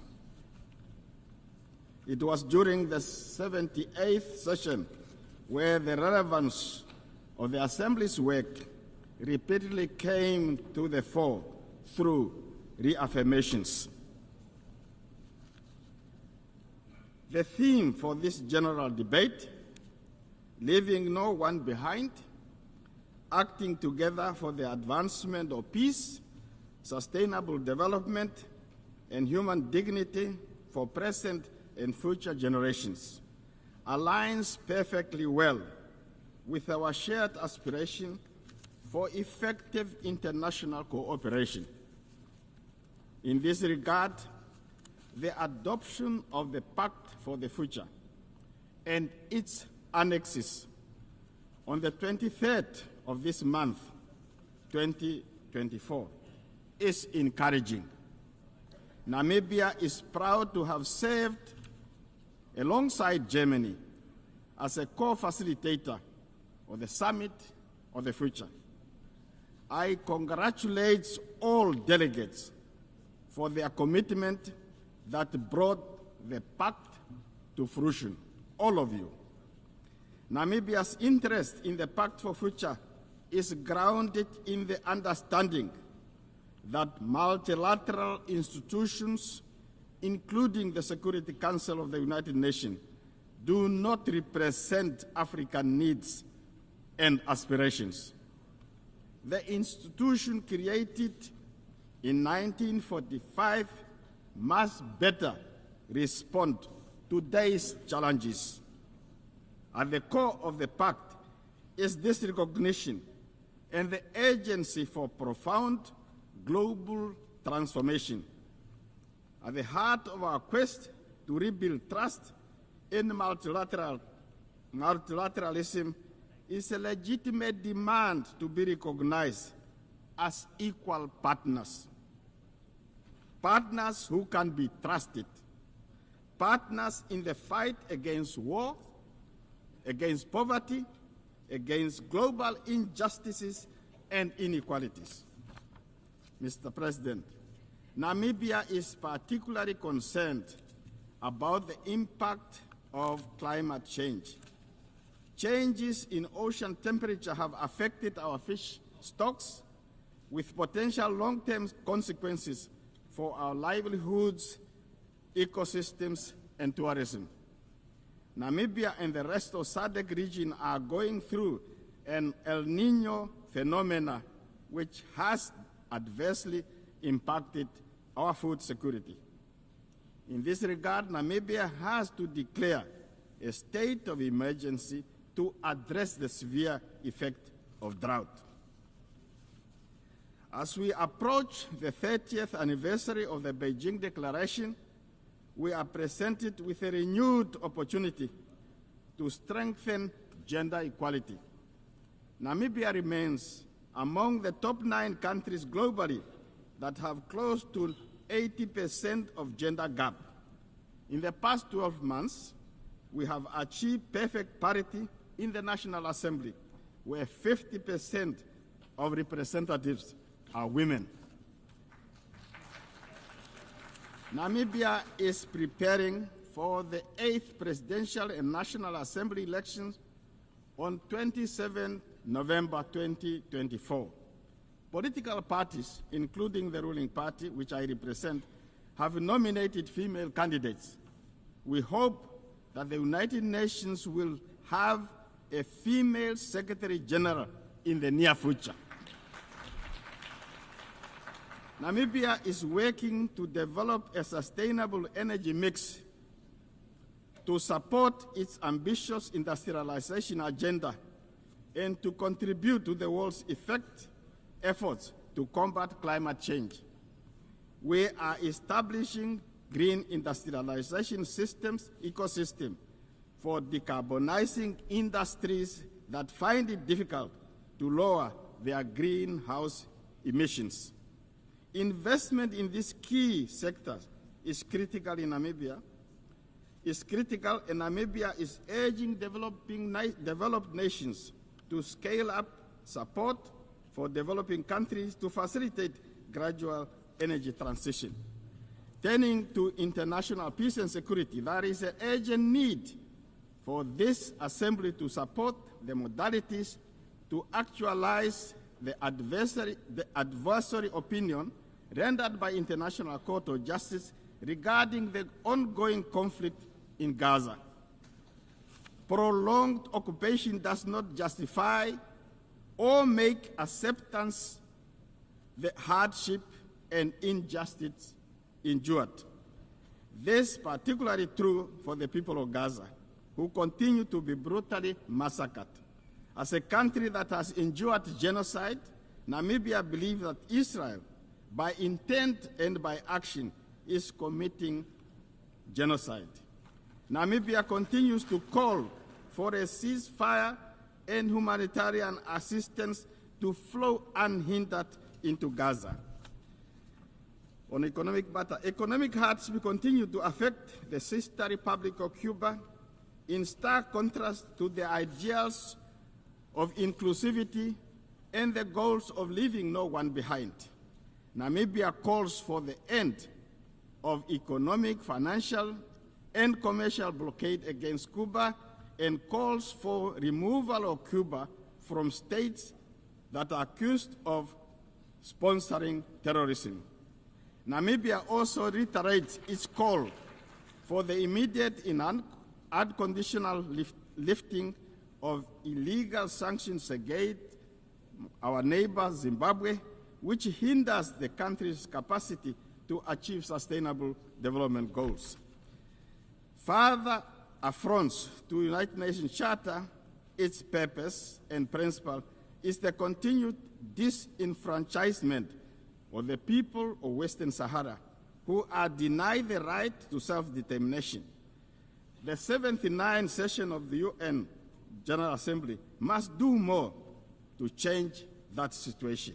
In conclusion, Namibia is a child of international solidarity midwifed by the United Nations, and therefore remains its firmest of proponents.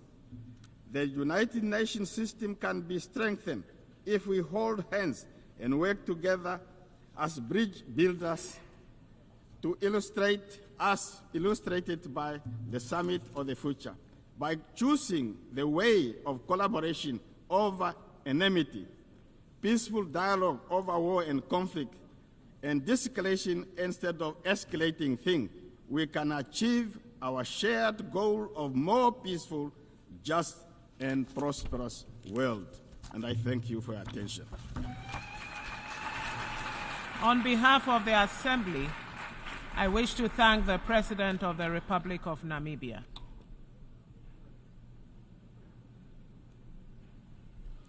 The Assembly will hear an address by His Excellency Mohamed Yunus Menfi, President of the Presidential Council of the State of Libya.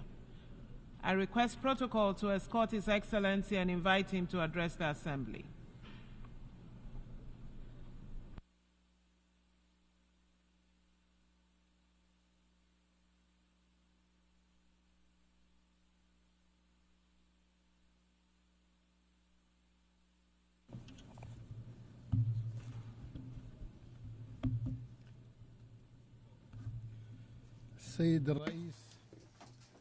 Mr. President, ladies and gentlemen, At the outset, I would like to congratulate you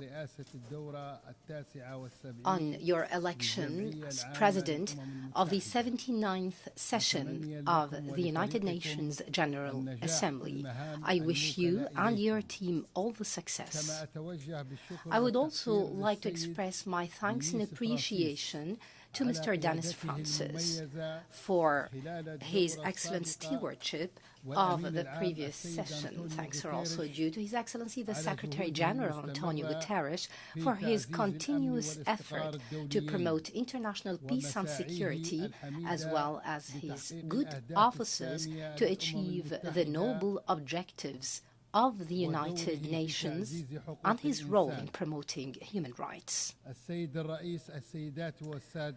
Madam President, ladies and gentlemen, Libya has suffered for over more than a decade from successive transitional periods tainted with unjustified conflicts and wars among brothers. They were fueled by foreign interference aimed at weakening the state, deepening divisions, and controlling its natural resources, as well as its political and social decision. This necessitates a strong stance today to regain control. Challenges are huge and complex before us.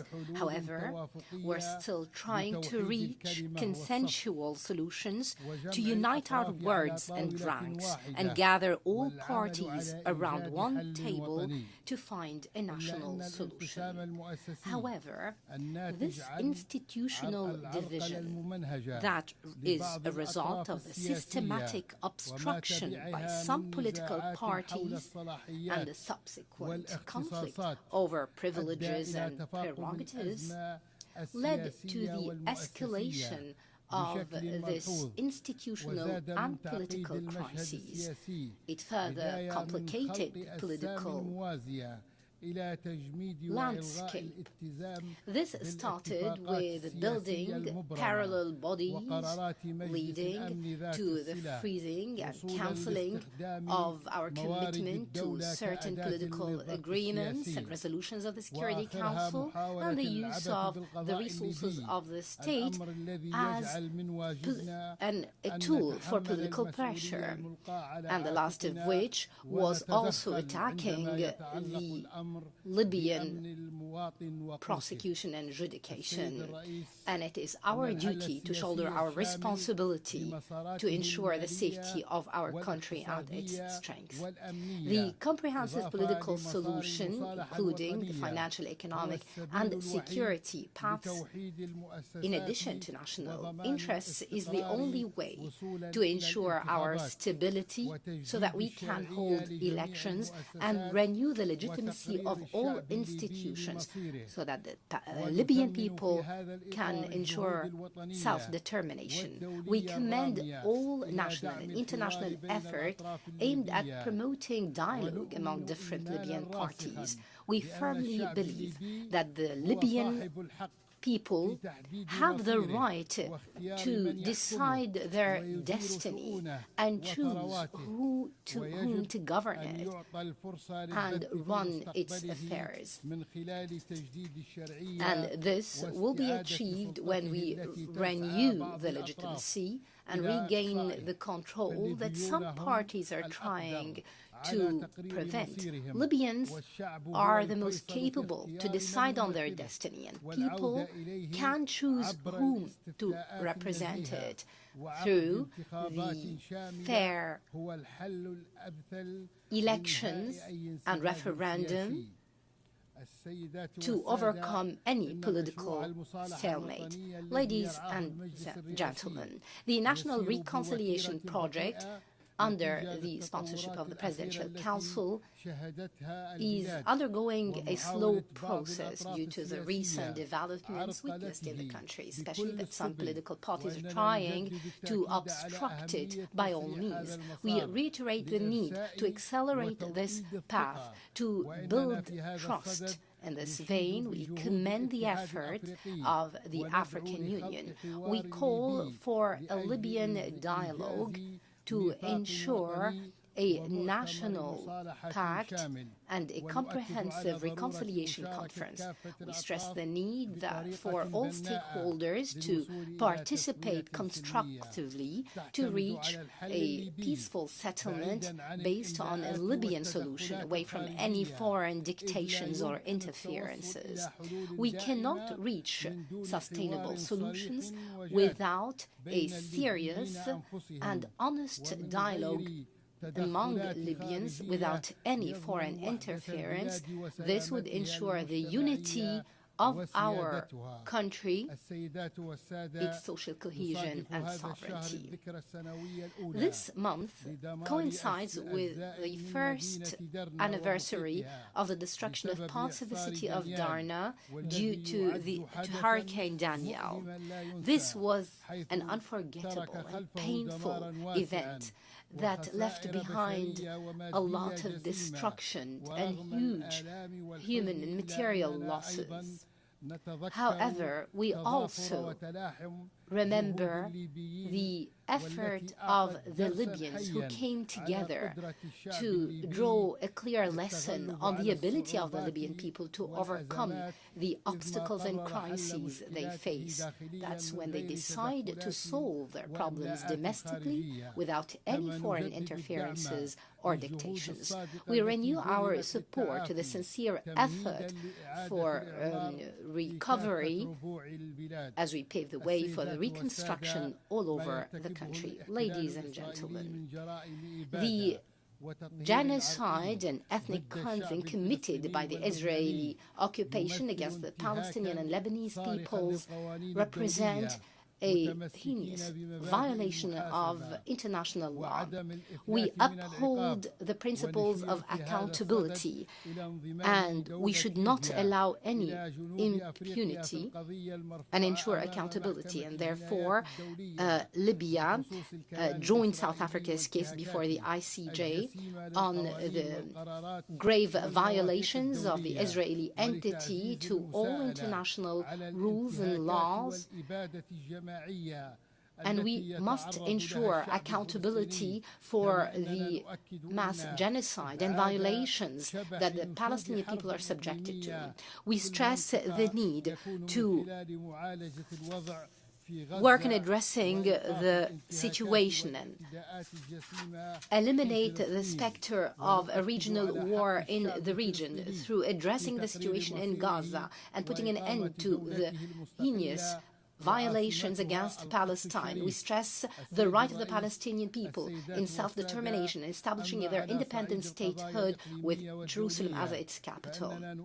Ladies and gentlemen, Mr. President, turning to the regional and international affairs, we stress the need for concerted effort to counter illegal migration and terrorism. This represents a huge challenge, not only to Libya, but to many other countries, especially the African countries, the countries in the region, and Libya, for we are a transit country that shoulder a huge burden in this vein. We believe that the solution to this matter necessitates concerted effort while taking into account all national legislations, humanitarian aspects, and the protection of migrants' rights. Turning to terrorism, Libya has gravely suffered from this scourge. We succeeded in defeating Daesh thanks to the sacrifice of our people and the effort of the military institution, as well as the support of the international community. We continue to work on promoting domestic security and protecting our borders through the cooperation with the international community. We endeavor to establish security centers to coordinate effort among different national security forces and the neighboring countries. Combating terrorism is not a mere military confrontation. It's a multifaceted phenomenon that requires greater concerted local and international effort and a comprehensive approach that addresses its different dimensions. And despite the efforts of the United Nations and Spain, we believe in need to develop national mechanisms to counter these challenges away from any negative interferences. Ladies and gentlemen, I stress that it's high time to close ranks and build bridges of unity. Let's make our solidarity the cornerstone of our homeland, this generous homeland and people who love life. I assure you that we would not enjoy our wealth if the seeds of strife and discord continue to thrive among us. Our unity is the path to our stability. It's the hope that would carry our children into a better future. I urge you to uphold our national unity and take off the interference that aims at undermining our endeavors. History bears witness to the greatness of this people, the Libyan people, who was a source of inspiration to nations and peoples for decades. They proved that despite all challenges experienced, they always raise up stronger and more resilient and adamant. Libyans will not forget those who stood by them in times of hardship. We will continue to work to build a bright future worthy of the aspirations and hopes of our people. We will spare no sacrifice for its sake. Thank you, and peace and blessings of God be upon you. On behalf of the Assembly, I wish to thank the President of the Presidential Council of the State of Libya. The Assembly will hear an address by His Excellency Luis Rodolfo Abinader Corona, President of the Dominican Republic. I request protocol to escort His Excellency and invite him to address the Assembly.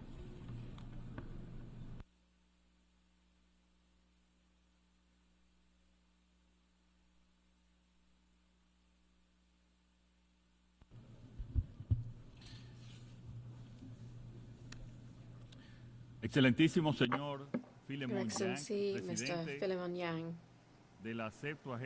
President of the 79th session of the UN General Assembly, Your Excellency, Mr. Antonio Guterres, United Nations Secretary General, heads of state and government, distinguished heads of delegation, ladies and gentlemen.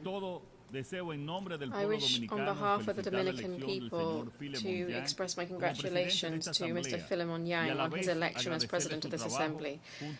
In turn, I would like to thank him for his work and thank the Secretary General for the successful organization of this 79th session, and in particular for the recently closed Summit of the Future.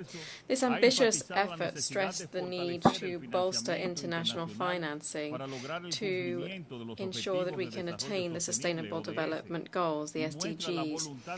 It demonstrates the sincere determination to work for a present and future of peace, civic well-being, respect for human rights, and democratic values. I'd like to emphasize that in the Dominican Republic, we have made considerable headway in the SDGs, in poverty reduction, food security, energy sustainability, public safety, and climate action, just to cite a few examples. By way of example, monetary poverty shrank from 25.8% in 2019 to 23% in 2023. This despite the pandemic and the effects of the war. And in the first half of this year, it fell to 18.9%, which is the lowest level in our history. Over the 4 years of our administration, we have more than doubled spending on social protection. Our agricultural agricultural policy has been key to guaranteeing food security and maintaining profitability for Dominican farmers. Despite being an island with limited amounts of arable land, we have managed to boost our food self-sufficiency from 88.5% in 2019 to 90.6% in 2023. Indeed, we've established self-sufficiency in this sector to a large extent. Turning to the generation, transmission and distribution of affordable and clean energy, we've made significant strides and important improvements in electric regulations.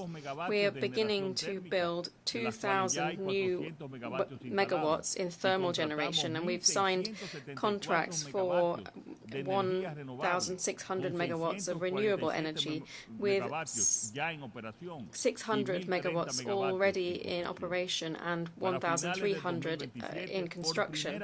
By the end of 2027, for the first time, we will have a surplus generation capacity of over 15%. This will guarantee greater stability, sustainability, and prices for our energy supply. Public safety has also seen a considerable improvement. In 2022, the murder rate in our country stood at 13.2 for every 100,000 inhabitants. In 2023, it fell to 11.5, and in 2024, so far, it stands at 9.9. This figure is below the average for Latin America and the Caribbean, which, according to UN data, is 17.2. We stand steadfast in our commitment to tackle the triple planetary crisis: climate change, biodiversity loss, and pollution. Playing a fundamental role in establishing the Loss and Damage Fund and achieving the target of 30 by 30 in protecting our marine areas. All of these crucial topics warrant our full attention. However, the resurgence of war and unchecked violence mean that we are forced to focus on this regrettable emergency. Since its adoption in 1945, the United Nations Charter has served us well. But after 7 decades, a series of challenges have built up, which now threaten to spill over the existing institutional framework, as was stressed by the Secretary-General in his opening statement. There is a widespread consensus that we urgently need a new model of global governance. A model that fosters greater trust and effectiveness in the decisions that emanate from this crucial concert of nations. For the Dominican Republic, commitment to effective and renewed multilateralism is a priority. We believe this approach is needed to guarantee respect for international law and to protect nations from global threats that compromise their security and well-being. Without concerted, principles-based action, the foundations of the international community will continue to erode. Since its formation, the Dominican Republic has been a standard-bearer for peace and the peaceful settlement of conflicts. The loss of thousands of innocent lives, of children and the aging, is unacceptable. For this reason, we speak up to strongly demand effective protection for our civilian population in line with the norms of international humanitarian law. There is a solid theory that posits that democracies rarely go into war against others. Dominicans are convinced that the promotion of democracy is essential for the building of lasting peace. Democracy cannot be reduced to a system of mechanic procedures. Democracy has to be a living reality which positively transforms our citizens' lives. President, we stand at a crucial juncture for democracy in Latin America and the Caribbean. Over the last few decades, we have borne witness to considerable deterioration in the quality and support for democratic systems. In line with according to the Latino Barometer poll, support for democracy has fallen significantly between 2010 2010 and 2023, and at the same time authoritarianism increased.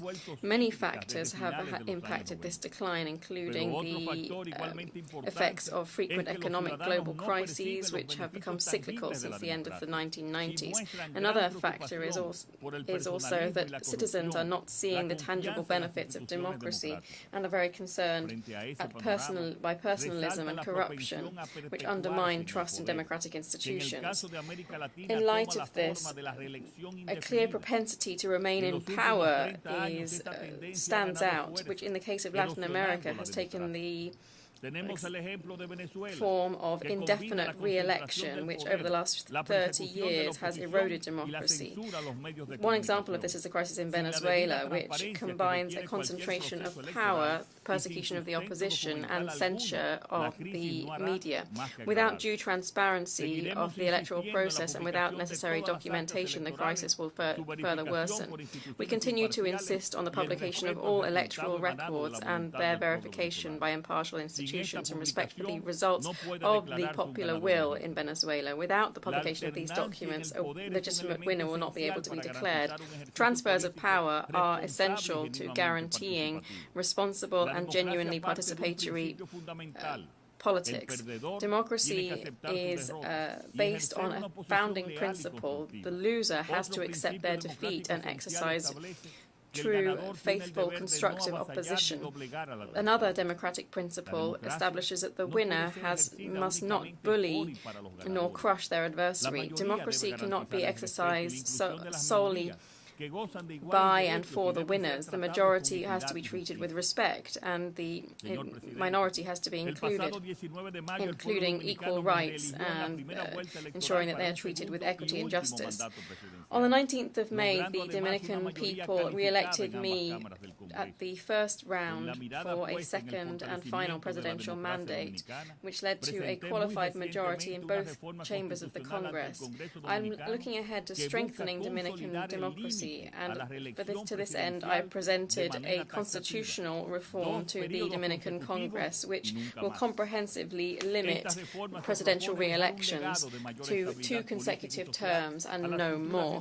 This reform aims to leave a legacy of greater political and social stability to future generations and aims to establish a general principle that is clear and robust.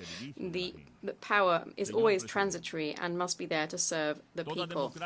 Mr. President, every democracy needs to make a commitment to defending human rights.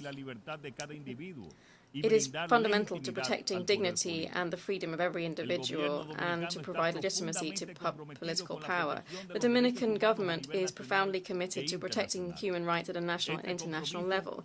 This commitment is an integral part of our foreign policy. This establishes the promotion and defense of human rights as one of its main pillars. Here there can be no horse trading nor factions, just principles. For this reason, the crisis in Haiti warrants particular attention. For more than 3 years now, the instability in our neighboring country has put significant pressure on our own security. We have firmly been asking for the involvement of the international community to show its sustained leadership in stabilizing Haiti. This is a strategic need for security in my country and across the whole region. The Dominican state has shouldered a high responsibility in the Haitian crisis, far more than should be expected of it, by providing essential services to a large amount of the population from our neighboring country. In 2023, medical appointments to Haitian immigrants represented 9.9% of the total medical appointments provided in our national health system. In addition, there are currently around 200,000 foreign minors in our Dominican public education system, of which it is thought that 147,000 are Haitian in origin. These figures reflect the supportive commitment shown by the Dominican Republic, but we can't do it alone. After a long struggle for the adoption of various resolutions within the Security Council, we finally began to see a path towards stability with the establishment of the Transitional Presidential Council and the arrival of the multi multinational security support mission in Haiti. We take this opportunity to express our thanks to Kenya and to President Ruto, which has provided the majority of the personnel supporting the Haitian National Police. We further thank the United States, which has shouldered most of the financial and logistics burden. Likewise, we thank Jamaica, Bahamas and El Salvador that have already sent their contributions. Further, we thank CARICOM for its efforts towards dialogue and agreement and consultation in Haiti. The Dominican Republic has made its own contribution by providing emergency health services to the multinational security support mission. To date, only 400 of the MSS troops have been deployed out of a minimum of 1,000 that are needed to ensure that the force can be effective. We need this to be established so that the free, fair and transparent elections can be held. Ladies and gentlemen, we've reached this point with great sacrifices, but practically 1 year from the holding of elections in Haiti, the conditions are still not in place for us to do so. We cannot allow the efforts that have been made to date to fail. If that were to happen, Haiti's collapse would be imminent, and the consequences of that would affect the entire region. This mission is an exceptional source of hope for the establishment of normality in Haiti. A failure could lead to us needing to take drastic measures to protect our national security. It's unacceptable that at this stage of the game, some of the countries that have had an impact on the Haitian situation or that have committed to resolving it have not fully kept their promises. While my country's national security is implicated, I will not let up in my demands for stability in Haiti. President, the Dominican Republic and the government that I preside will continue cooperating with the international community in a supportive, committed manner to meet the Sustainable Development Goals. The global landscape means that we need to act as a cohesive community with, like a true concert of nations with one common goal and an aligned vision for the future. We'll be judged by history, not only in terms of the speeches that we give in these illustrious halls, but also, more importantly, for the actions that we undertake in practice. We cannot fail our peoples. We cannot fail humanity. We cannot fail the future. Thank you very much.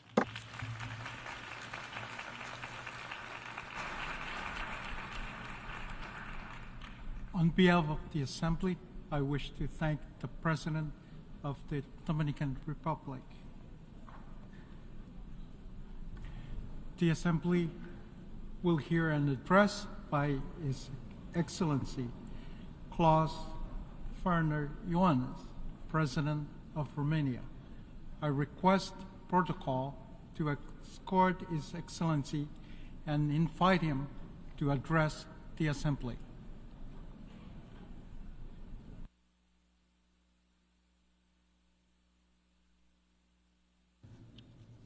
Mr. President of the General Assembly, Mr. Secretary General, Excellencies, we have all gathered here, the world leaders with the responsibility of a better global vision and the will to make it happen.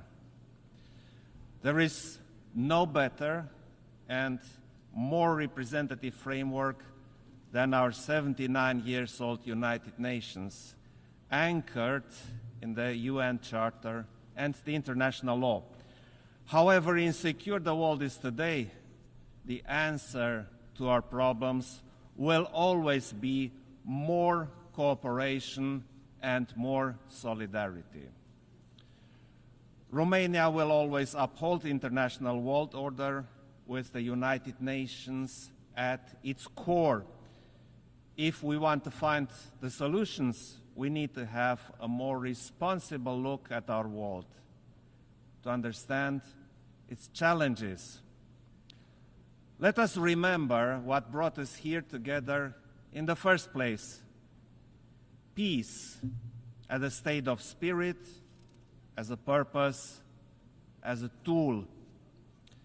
Regrettably, we see around the globe that insecurity, violence, conflicts, and even war have taken a firm grip on our world.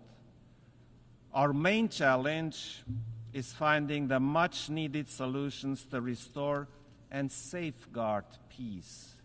Otherwise, the international order and the international law are ours to lose. When diplomacy is the most difficult tool to use, it is precisely then when we need to use it most. Look at the dire global consequences of the Russian war against Ukraine. It has unleashed the greatest security crisis in Europe in recent history, in breach of the international law and with implications going well beyond Europe. In this context, Romania has extended a strong, multidimensional support for Ukraine and its people, and we are committed to maintain it for as long as it is needed. At the same time, Romania will continue its unwavering support to consolidate the resilience of the Republic of Moldova, the second most affected country by this war. Our security is not regional, it is global. This brutal war has already harmed nations and people across the world. Food security stands proof. My country has a crucial role in facilitating the grain exports from Ukraine through our ports on the Danube and at the Black Sea. A long-term conflict is unacceptable, and we must stay the course. Ukraine needs the resolute support of all UN member states determined to uphold the international law and the United Nations Charter. Romania fully supports the peace initiative of President Zelensky. It is the only approach to ensure a just and lasting peace in full agreement with the UN Charter and the international law. Ladies and gentlemen, protecting all civilians must remain our common objective. Almost a year ago, the heinous attack committed by Hamas against Israeli civilians has shocked the world. Against the spiral of violence that followed, our actions based on Security Council resolutions should prevail. The end of hostilities, a safe release of all hostages, and facilitation of the safe shipment of the humanitarian aid for the civilians in Gaza are imperatives no one can deny. Furthermore, we support all efforts to resume the political process based on the two-state solution, coexisting in peace and security within safe and recognized borders. More broadly, around the world, there are alarming calls to stop blatant violations of human rights under many forms and rooted in different causes. There is a sense of urgency that remains unanswered. Conflict prevention and peacekeeping are essential tools in this regard. At the same time, we must support the cooperation with regional organizations in view of their role in preventing, keeping, and enforcing peace. Distinguished audience, the impact of climate change is a growing threat to our security, and its consequences are already obvious. As these negative events increase, they impact demography, economies, energy, connectivity, and geopolitics. It is vital to further enhance international cooperation and ensure the much-needed civil protection mechanisms. Romania actively participates at the international level in the exercises, projects, and actions to provide emergency response, especially to limit the impact of wildfires. The UN system is essential to mainstream our efforts and to create synergies. We need to accelerate our work to keep the 1.5 degrees target alive. And since climate change is a threat multiplier, Romania supports an integrated approach to the climate and security nexus within the United Nations system. Green transition also includes energy transition, while ensuring energy security as an important development marker.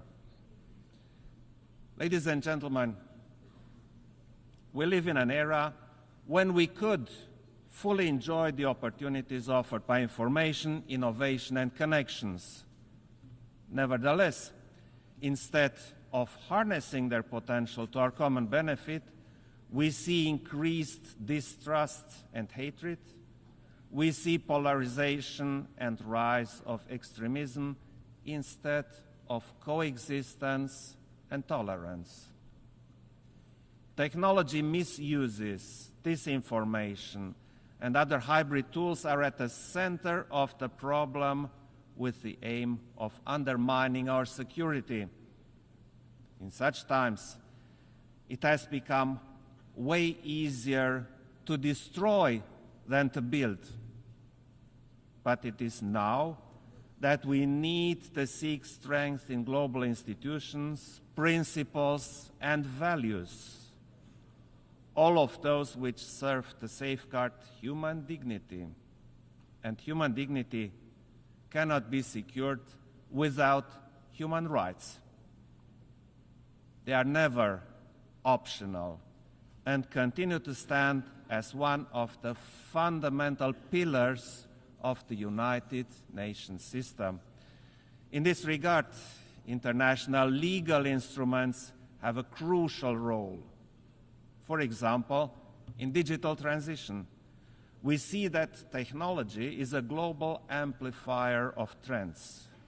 It is up to us to decide whether it will contribute to a more effective and accessible public services. We also have to recognize the essential role of civil society, the human rights defenders, and the involvement of youth in advancing human rights. We are also following the situation of gender equality and the fight against gender violence. Romania is a firm supporter of gender equality, which we promote as member of the Human Rights Council and most recently of the Commission on the Status of Women.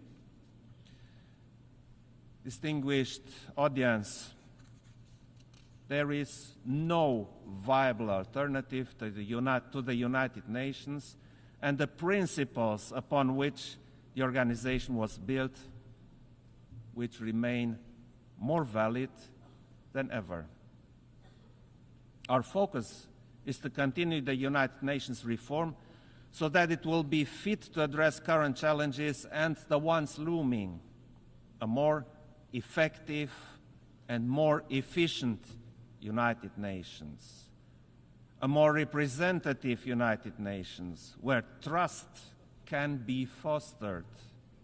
Romania advocates for an extended Security Council where transparency and accountability are the norm, not the exception.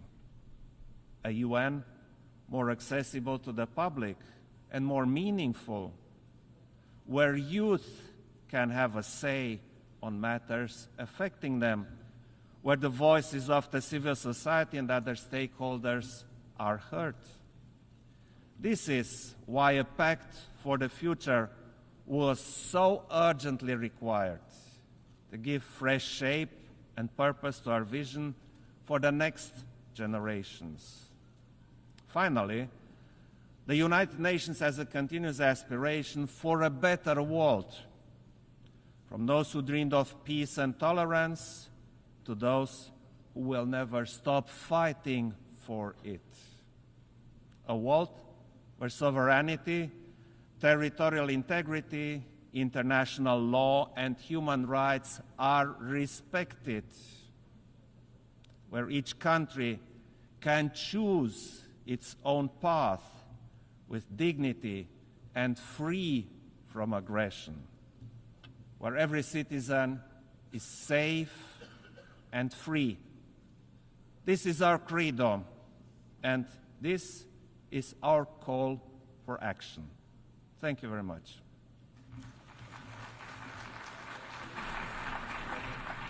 On behalf of the Assembly, I wish to thank the President of Romania. The Assembly will hear an address by His Excellency Felix Antoine Tshisekedi Chilombo, President of the Democratic Republic of the Congo. I request protocol to escort His Excellency and invite him to address the Assembly.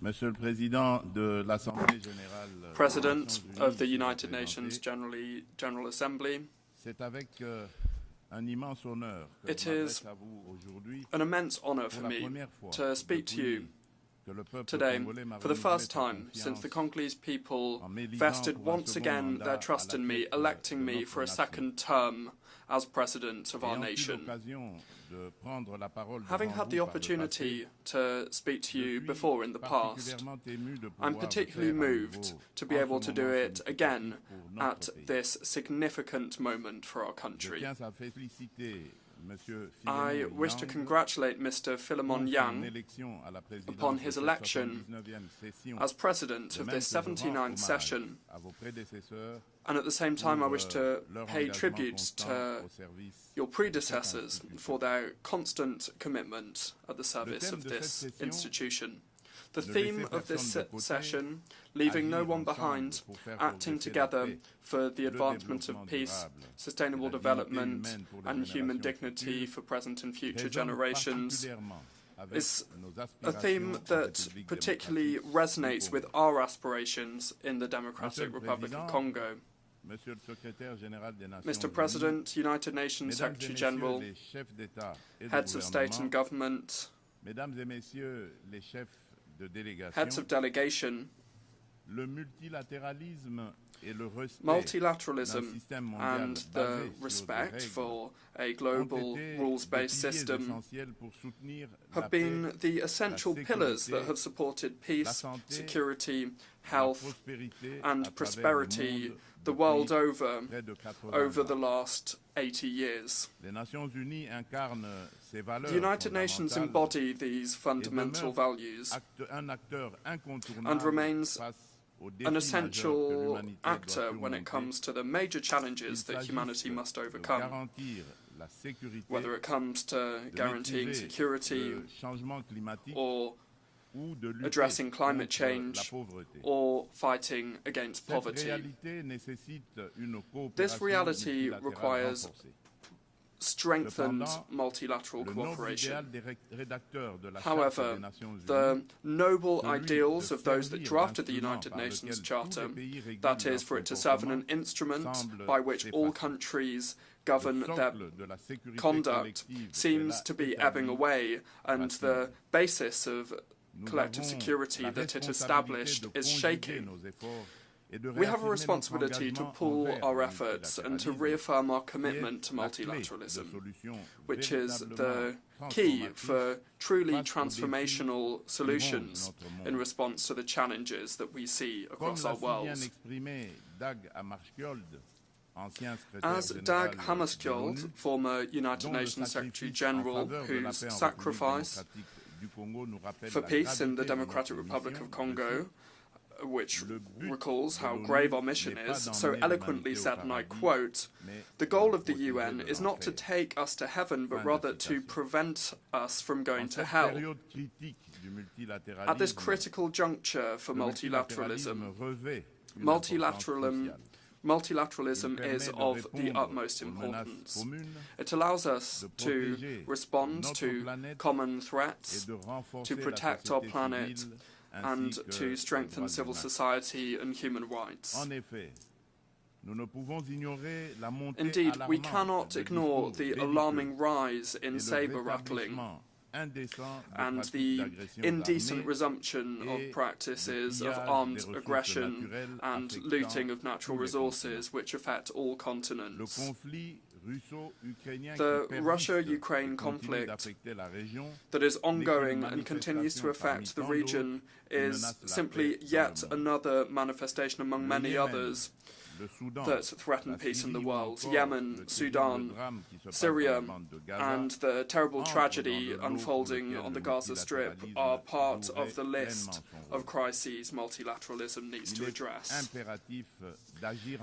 It is essential to act together to progress towards peace, sustainable development, and human dignity, thereby ensuring a better future for future generations. Let us not leave anybody by the wayside. This is the clear and relevant message that's inspired the theme selected to guide the work of this 79th session of this August Assembly.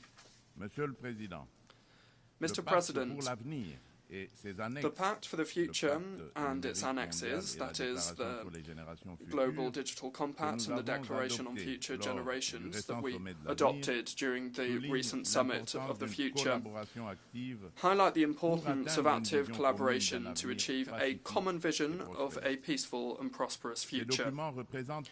These documents represent an essential commitment to put an end to conflicts, to tackle extreme poverty and hunger, and to address challenges such as displacement of populations, illegal immigration, food insecurity, pandemics, and the risks associated with new technology. At the same time, the Global Digital Compact is an essential pillar, part of our quest for a prosperous future, and is at the heart of the fourth industrial revolution, where digital technologies have become essential. This digital transition is an unprecedented opportunity to achieve the Sustainable Development Goals by 2030, in particular for the least developed countries. It seeks to reduce the digital gap and to onboard unconnected populations with digital services with a high social impact. However, in order to address this major challenge inherent to the digital revolution, global reforms are required, involving a reassessment of the international financial architecture and involving adequate financing. For this reason, the Democratic Republic of Congo aspires to attract investment to develop connectivity in Africa and calls for cooperation from multilateral partners and telecommunications operators, with knowledge transfer being key. Indeed, support for the grid development process in our country is a promising solution to link the south and north of Africa, and also to link the Indian Ocean to the Atlantic. This includes the establishment of viable partnerships with the grant UNGA hydroelectric project that seeks to respond to the growing energy demand of our country, which has been increased by the proliferation of connected devices. Furthermore, it's essential to strengthen traceability of strategic minerals, which are essential, and also technological equipment in order to ensure a responsible and sustainable exploitation of our resources. Furthermore, full participation and commitment from youth, both boys and girls, are essential to build a sustainable and inclusive society. This principle is the foundation of the Declaration on Future Generations and underscores our responsibility vis-à-vis future generations and how important it is to make decisions that enable them to flourish. For Africa, youth is a major asset for Africa's future prosperity. Investing in education, in particular in STEM subjects, that's science, technology, engineering and mathematics, and creating conducive environments for innovation are crucial. It is essential to deal with the disconnect between a fast-growing young population and the job market by providing the skills that they require to join the job market. Mr. President, the situation in the east of the Democratic Republic of the Congo is particularly concerning. The resurgence of the M23 terrorist group, supported by Rwanda, has caused an unprecedented humanitarian crisis with close to 7 million internally displaced persons. This aggression is a major violation of our national sovereignty. We call upon the international community to firmly condemn these actions and to impose targeted sanctions against Rwanda for its destabilizing and damaging role. We demand an immediate and unconditional withdrawal of Rwandan troops from our territory. While recent diplomatic initiatives such as the Luanda talks may be encouraging, they should certainly not overshadow how urgent it is to engage in this essential action. The Democratic Republic of Congo is absolutely committed to entrenching lasting peace in the east of the country and to promote economic development and the well-being of the so long-suffering communities experiencing this armed conflict. Nevertheless, we are not closing any door to any opportunity that would bring peace while maintaining our sovereignty and our territorial integrity. In this regard, we are resolutely committed to implementing the roadmap adopted as part of the Luanda process, and I fully support that promotes high-level dialogue seeking to re-establish trust between the Democratic Republic of Congo and Rwanda, while minimizing the risk of the current security crisis descending into a regional conflict. Furthermore, my country remains open to any other initiative by our partners that would contribute to achieving this noble goal of peace. The Democratic Republic of Congo reaffirms our firm will to ensure lasting peace. Under my leadership, we are steadfast in our commitment to pursue the implementation of the Programme for Disarmament, Demobilization and Community Recovery and Stabilization, the PDDRCS, which is a key part of our national strategy to disarm, demobilize and reintegrate combatants by providing them viable economic opportunities that are also sustainable, while at the same time stabilizing the regions affected by conflict. By ensuring a post-MONUSCO transition, we are also prioritizing the repatriation of foreign combatants. The PDDRCS is a crucial tool for peace in the Democratic Republic of Congo, and I invite our partners and our friends to support it. Furthermore, thousands of victims of the genocide for economic gain in the Democratic Republic of Congo, in short, the Genocost, continue to suffer from the devastating consequences of a past marked by violence and impunity. Recognizing and addressing the effects of this tragedy is crucial to enable the recovery and reconstruction of the affected communities. Beyond immediate humanitarian aid, a long-term approach focused on justice, reconciliation, and sustainable development is essential to allow the victims to recover and to return to a decent life. Therefore, the government of the Democratic Republic of Congo decided to make the 2nd of August National Day, the Genocost Day, which is dedicated to the victims of the odious crimes perpetrated by rebels supported by multinational corporations and states in the region. This is a national day of coming together, and it allows us to confront our painful past so that we can move forward. It's essential to strengthen the historic conscience of our country and to affirm the determination of our nation to prevent such barbarous acts from repeating. President, terrorism is a serious threat to international peace and security, and it affects all the regions of the world. Having raged in Asia, in Western Europe and in North America, this scourge now seems to be entrenching itself in Africa. As a member of the Global Coalition Against the Islamic State, the DRC urges the United Nations to ramp up its efforts to implement the recommendations of this organization, in particular when it comes to the Akaba process. Terrorism, which is raging in the east of our country, is closely linked to the looting and illegal exploitation of our natural resources. These criminal activities are nourishing insecurity and financing armed groups, exacerbating conflicts in the Great Lakes region.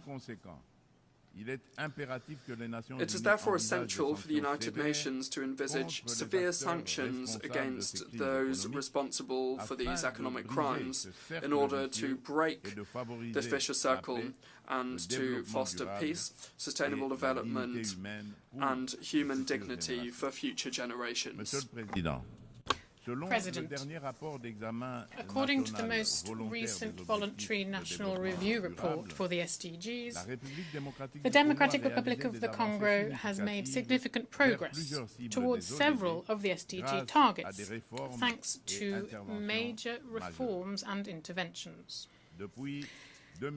Since 2019, the government has had in place ambitious reforms to ensure free basic education, which has allowed more than 4 million children to attend school. Moreover, several measures have been taken to strengthen social protection, to introduce universal health coverage, and to promote gender equality, as well as fostering and supporting the development of infrastructure and rapid industrialization via, inter alia, the creation of special economic zones. Despite this progress, the Global Report on Sustainable Development Goals underscores that at the current tempo, the Democratic Republic of the Congo will not be able to achieve the SDGs by 2030 due to persisting inequality and vulnerability, which are exacerbated by armed conflict. When faced with this challenge, a roadmap has been developed. This covers all the specific actions, interventions and reforms needed, the aim being to accelerate progress and tackle the issues set forth in the 2030 Agenda, with some measures underway already to make sure that the DRC will be in line with these SDGs by 2030. For this to work, the Democratic Republic of the Congo needs an annual investment of around $32 billion. It is therefore indispensable to strengthen partnerships for sustainable investment and to promote peace in order to support stable socio-economic development. To add to the list of global responses to climate challenges and promotion of renewable energy, the Democratic Republic of the Congo, having already reaffirmed its commitment to ambitious climate action, wishes to underscore the crucial importance of financial and technical support, increased support, so its efforts can also therefore increase to achieve the goals set out in the Paris Agreement. Rich as we are in biodiversity and natural resources, the Democratic Republic of the Congo has taken on the role as a key player in the fight against climate change. Initiatives that are already underway to reduce greenhouse gas emissions cover 4 strategic sectors. These are agriculture, forestry, energy, and waste management. Structural reforms are also in place at the moment to reverse deforestation and to improve access to clean energy. This is thus proof of the determination of our government to preserve natural resources and to support a green transition. Now, in terms of showcasing our tropical forests, Bali, in November 2022, saw a watershed moment. This was the adoption of the Joint Declaration on Cooperation on Tropical Forests and Climate Action. This declaration was signed by Brazil, Indonesia, and the Democratic Republic of the Congo. This significant step forward demonstrates the collective political will that there is to use forests as a tool for sustainable development. The Trilateral Cooperation Alliance for Tropical Forests, which was created in Bali, will provide a framework to address biodiversity-related challenges and will also propose solutions for carbon credit markets, all the while ensuring full respect for the rights of indigenous peoples. Moreover, within the framework of environmental and global warming related issues, it is also important to underscore the holding of the second summit of the biggest tropical forest basins in the world. These are the Amazon, the Congo, and the Borneo Mekong. This was held from the 26th to the 28th of October 2023 in Brazzaville in the Republic of the Congo. This African initiative, which was spearheaded by President Denis Sassou Nguesso, aims to implement, as part of the UN Decade for the Restoration of Ecosystems, create the first global coalition dedicated to the restoration of 350 million hectares of land and water ecosystems. These forests are a crucial bulwark against climate change. When faced with these problems that have been clearly identified and we have solutions within reach, it is therefore crucial to act in a concrete fashion. The Amazonian, Congolese and Borneo Mekong basins are home to more than 80% of the tropical forests and play a crucial role in the fight against climate change. And they also provide vital ecosystem services. It is therefore imperative that the improvement of socio-economic conditions paid by local communities, they who play a key role in forest conservation, that their interests be given top billing in global governance. For its part, the Democratic Republic of the Congo has created judicial instruments and institutional tools that seek to strengthen its position on the global carbon markets, while we still remain open to partnerships in line with the Paris Agreement and our domestic laws. The growing awareness of the challenges linked to climate instability and the depletion of natural resources, which are often the origin of armed conflicts, this underscores the need to act on these issues. It is therefore crucial to recognize the link between climate change, environmental degradation, and security in order to foster proactive action to mitigate these risks through sustainable practices. In this connection, we would call on the Security Council to create international mechanisms that include questions of climate security in their discussions. President, faced with a major energy challenge, the world indeed is facing a major energy challenge. Systems that are based on fossil fuels are responsible for significant greenhouse gas emissions, and this they exacerbate climate change. Without resolute efforts to promote renewable energy, we risk facing even more grave crises, for example, extreme weather, conflicts linked to natural resources, and we are seeing some of this already. The Democratic Republic of the Congo has abundant resources, including essential ores and minerals such as cobalt, lithium, nickel, and graphite. To name but a few, these could facilitate a sustainable energy transition. We would appeal for international cooperation to develop the necessary technology and infrastructure for this. Our vision is to transform the exploitation of our resources into a tool for inclusive and sustainable development, all the while improving education, health, and infrastructure. Social inclusion is at the heart of our strategy, as it guarantees the equitable distribution of the benefits of progress. As we invest in the fight against climate change and as we contribute to the SDGs, the Democratic Republic of the Congo is ready to play a key role in the transformation of global energy systems. Together, we can build a future where energy is clean, sustainable, and accessible for all. President, I would also like to touch on the crucial question of gender equality. Although equal participation of men and women in political life is something that is internationally recognized, in practice there is still a chasm between legal equality and the reality in how power is held. Women's concerns deserve to be integrated in the major decisions that affect our society.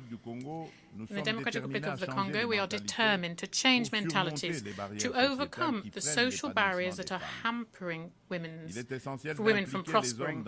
It is also crucial to involve men in this process so we can transform social trends and we can showcase their role in women's success. On a national level, the Congolese constitution enshrines parity. The government has also created a strategy to fight gender-based violence, a strategy that is focused on prevention, protection, and also reparation for victims. This strategy is reflected in our National Fund for Reparation of Victims of Conflict-Related Sexual Violence and Crimes Against Peace and Security, which goes by FONAREV. The current legislation seeks to guarantee this level of protection.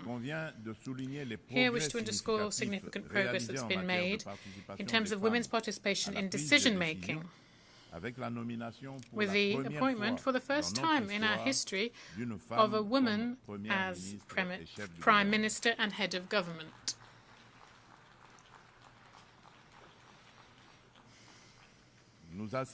We're also seeing increased presence of women in governmental bodies, as well as in the judicial system and the parliament, as illustrated by the appointment of women as the first president of the Council of State and the head of the Central Bank of the Congo. President of the United Nations General Assembly, United Nations Secretary General, heads of state and government, heads of delegation, ladies and gentlemen, as we leverage this momentum, it is crucial that the international community, under the aegis of the United Nations, continue to support the processes underway and reinvent themselves when faced with the challenges of the current world. To retain the trust of the international community, the United Nations must prove how it is able to adapt to contemporary changes and overcome these in an effective and responsible way. It is crucial to breathe new life into multilateralism through targeted reforms of the United Nations Charter on key issues such as the Security Council, the veto, Chapter 7, and the use of force. Nevertheless, that won't be enough. Coordination and cooperation between the different institutions and agencies of the United Nations must also be improved. Numerous global issues are often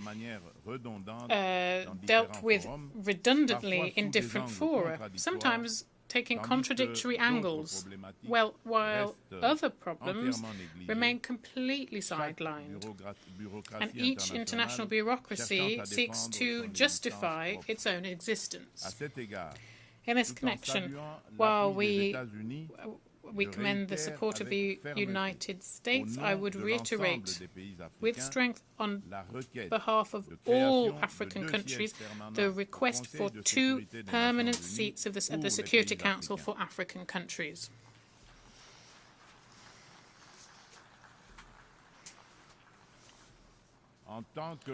As the main decision-making body within the United Nations, this organ must include African representatives amongst its permanent members, with all of the associated prerogatives, particularly the veto.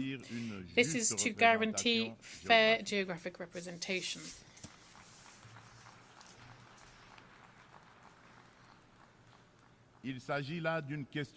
This is a question of justice.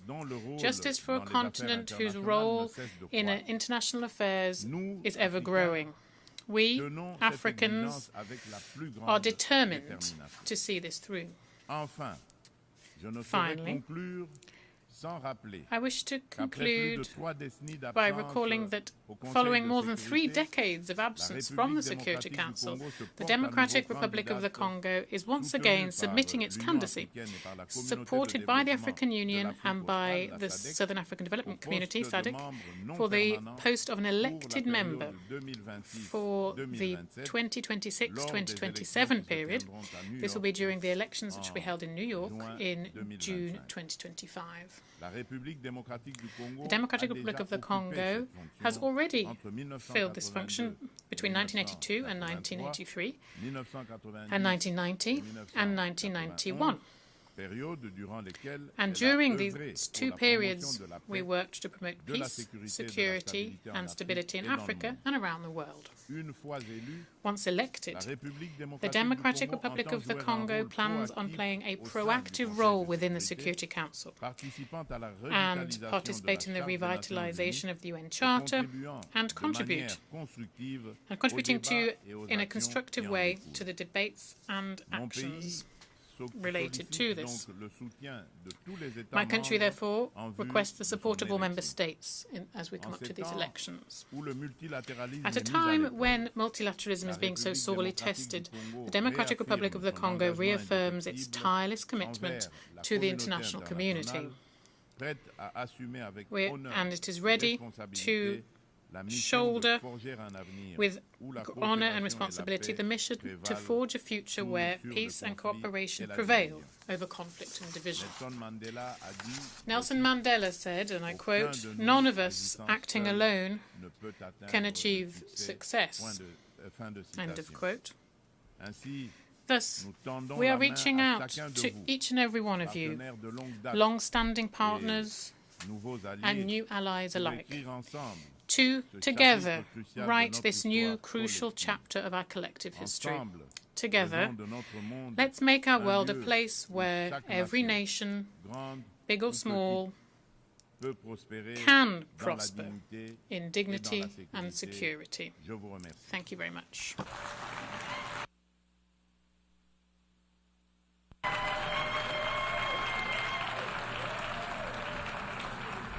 On behalf of the Assembly, I wish to thank the President of the Democratic Republic of the Congo.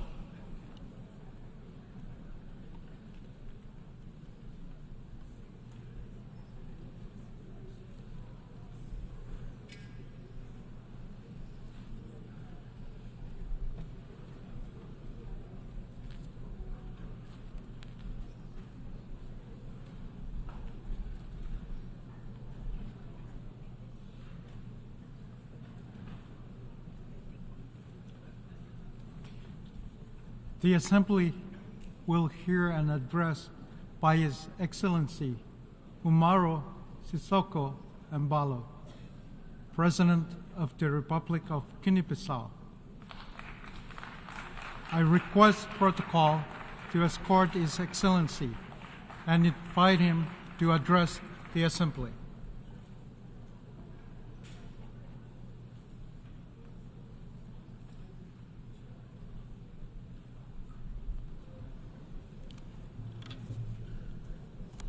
Mr. President, Mr. Secretary General, heads of state and government, ladies and gentlemen.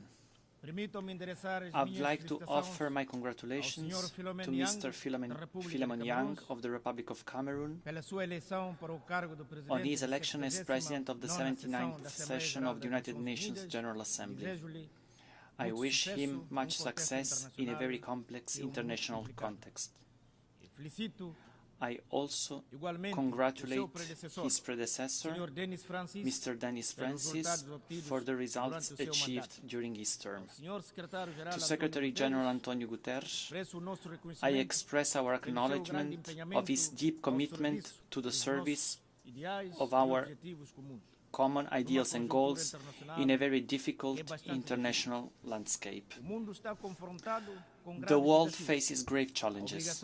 The obligation to follow the principles and deliver on the promises of the United Nations Charter is the burden that each one of us carries.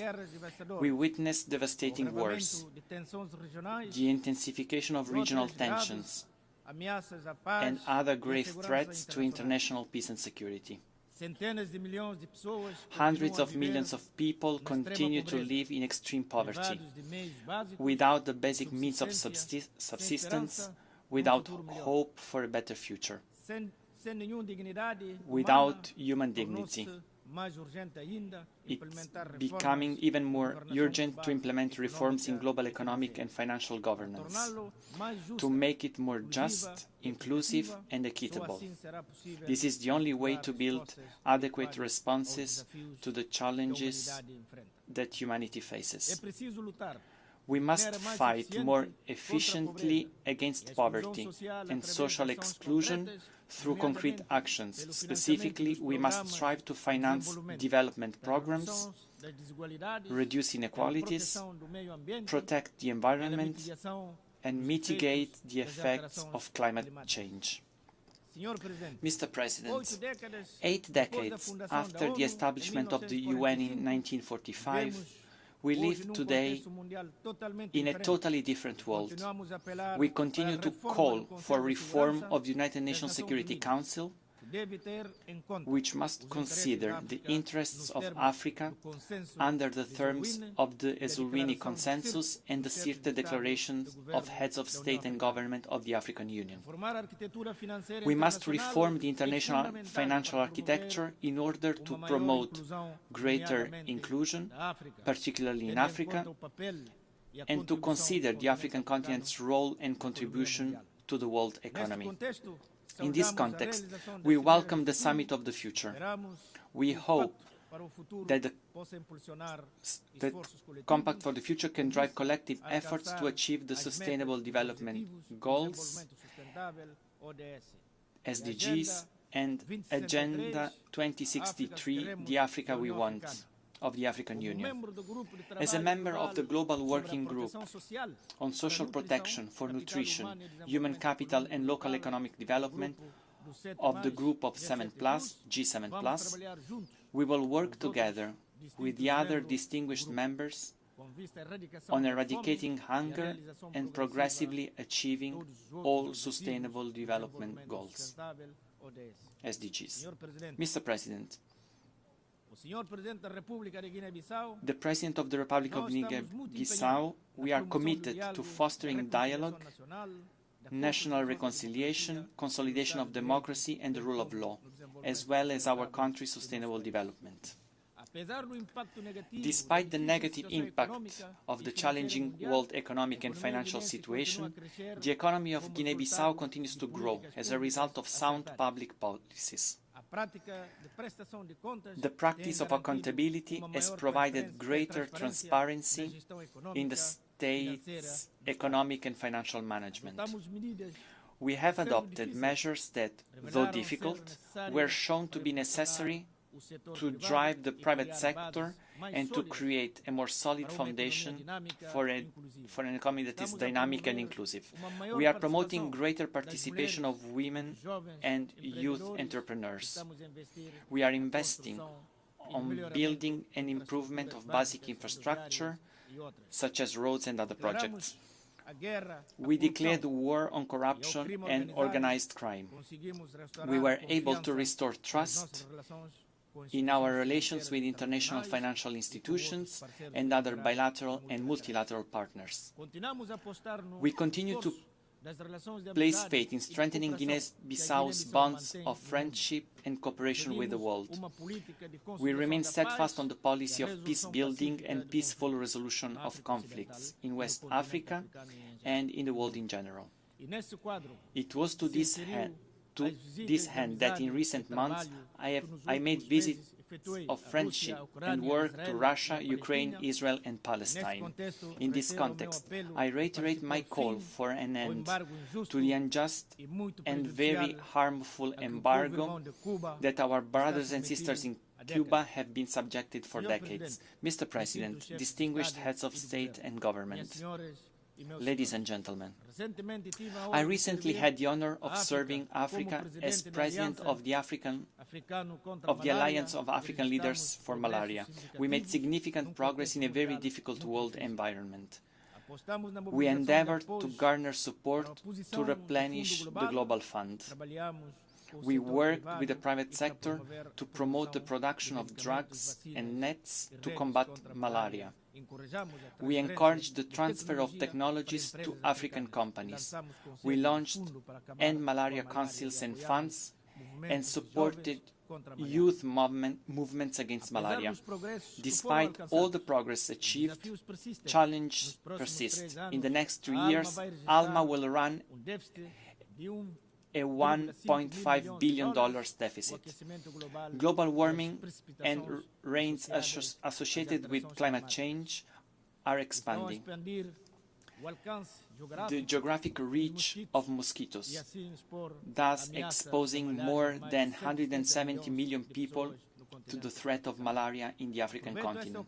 I take this opportunity to congratulate the Executive Secretariat of ALMA for their remarkable service. I also thank all of ALMA's partners for their crucial support in the fight against malaria during my term in office. Mr. President, ladies and gentlemen, in closing, I would like, on behalf of the population of the Republic of Guinea-Bissau and my own, I would like to reaffirm our determination to continue to contribute to strengthening the friendship among countries and peoples, to promote international cooperation, multilateralism, the peaceful resolution of conflicts, the end of wars and suffering of innocent populations, to world peace in the world. I thank you. On behalf of the Assembly, I wish to thank the President of the Republic of Guinea-Bissau. The Assembly will hear an address by His Excellency José Maria Pereira Neves, President of the Republic of Cabo Verde. I request protocol to escort His Excellency and invite him to address the Assembly.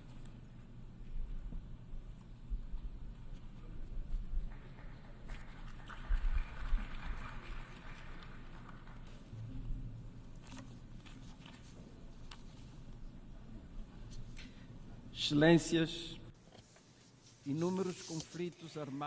Excellencies, numerous armed conflicts continue to ravage various regions of the world with devastating impacts on the populations, particularly in the Middle East, where the potential for escalation and risk of spreading are all too evident. Innocent lives are lost daily in an unrelenting and merciless cycle of violence. We urge all parties involved, alongside the international community and relevant organizations, to spare no effort to put an end to these conflicts, to commit to dialogue and uphold the values enshrined in the United Nations Charter, international law, and humanitarian law, thus allowing the gradual return to normalcy and the possibility of building a future free from the present-day destruction and indiscriminate death. Excellencies, at the national level, we remain committed to achieving the Sustainable Development Goals, the 2030 Agenda, and the African Union Agenda 2063. We are also focused on implementing policies toward ensuring universal access to quality education and healthcare, and on fully integrating the youth into all spheres of social, economic, and political life, ensuring that future generations are equipped with the tools they need to tackle global challenges.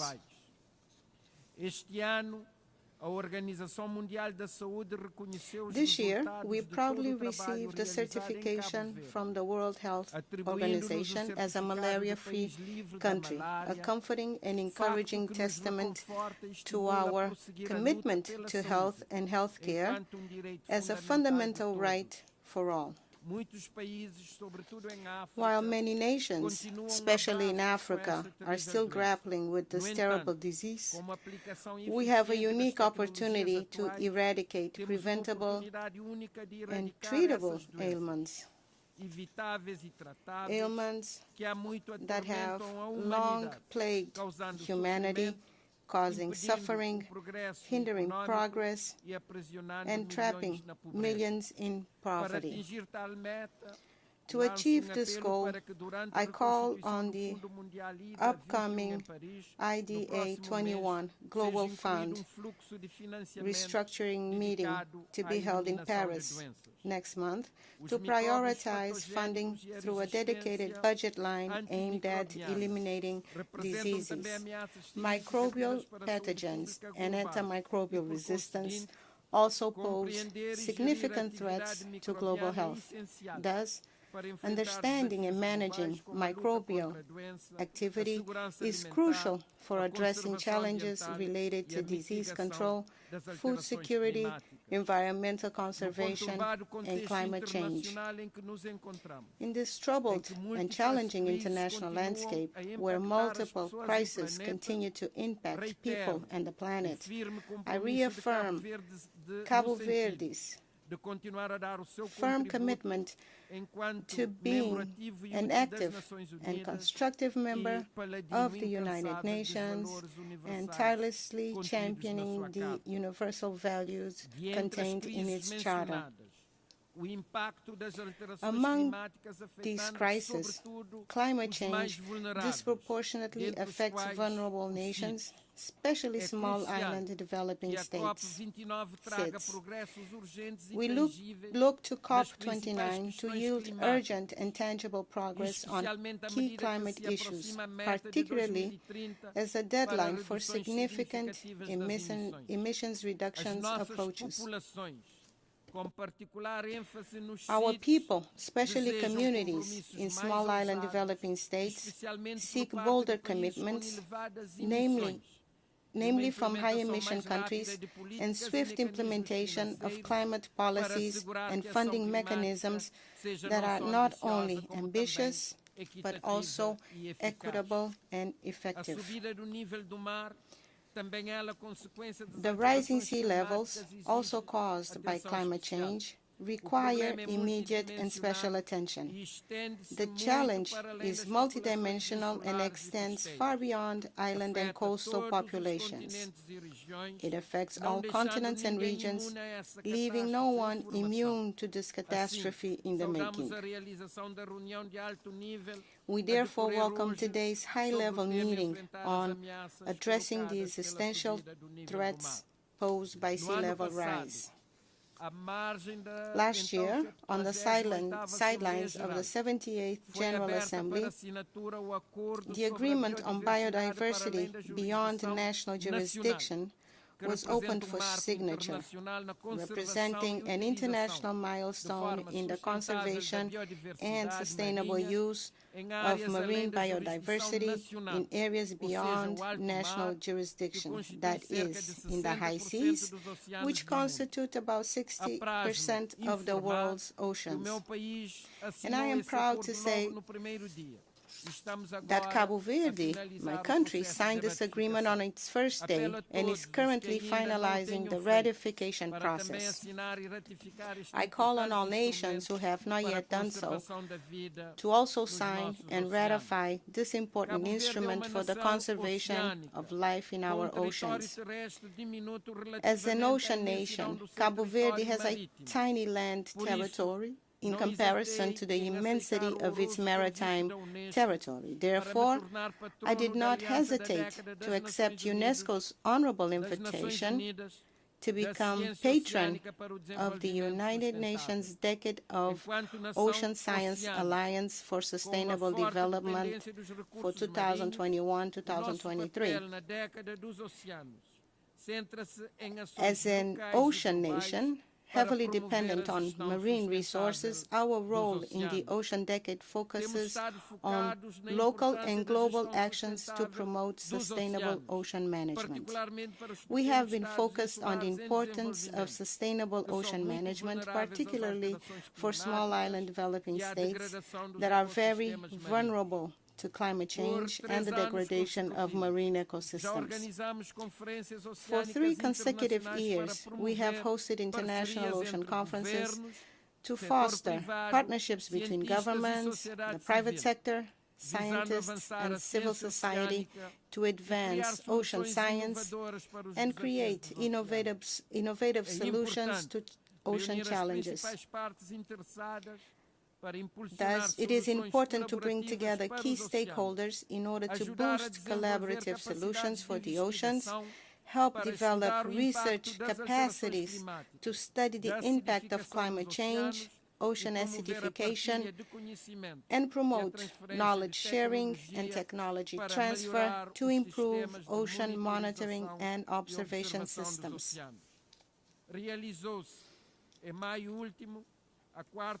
The 4th United Nations Conference on Small Island Developing States, SIDS, was successfully held last month of May.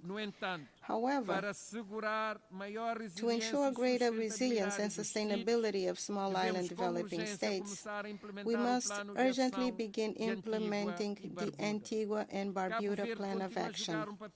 Cabo Verde remains committed to playing an active role within the SIDS community, and in the first quarter of 2025, we will host a high-level meeting for the Atlantic, Indian, and South China Sea regions aimed at establishing a coordination mechanism for the sub-region.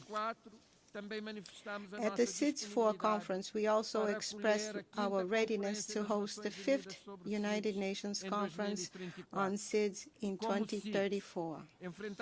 As a small island developing state, we face substantial challenges that affect our macroeconomic systems.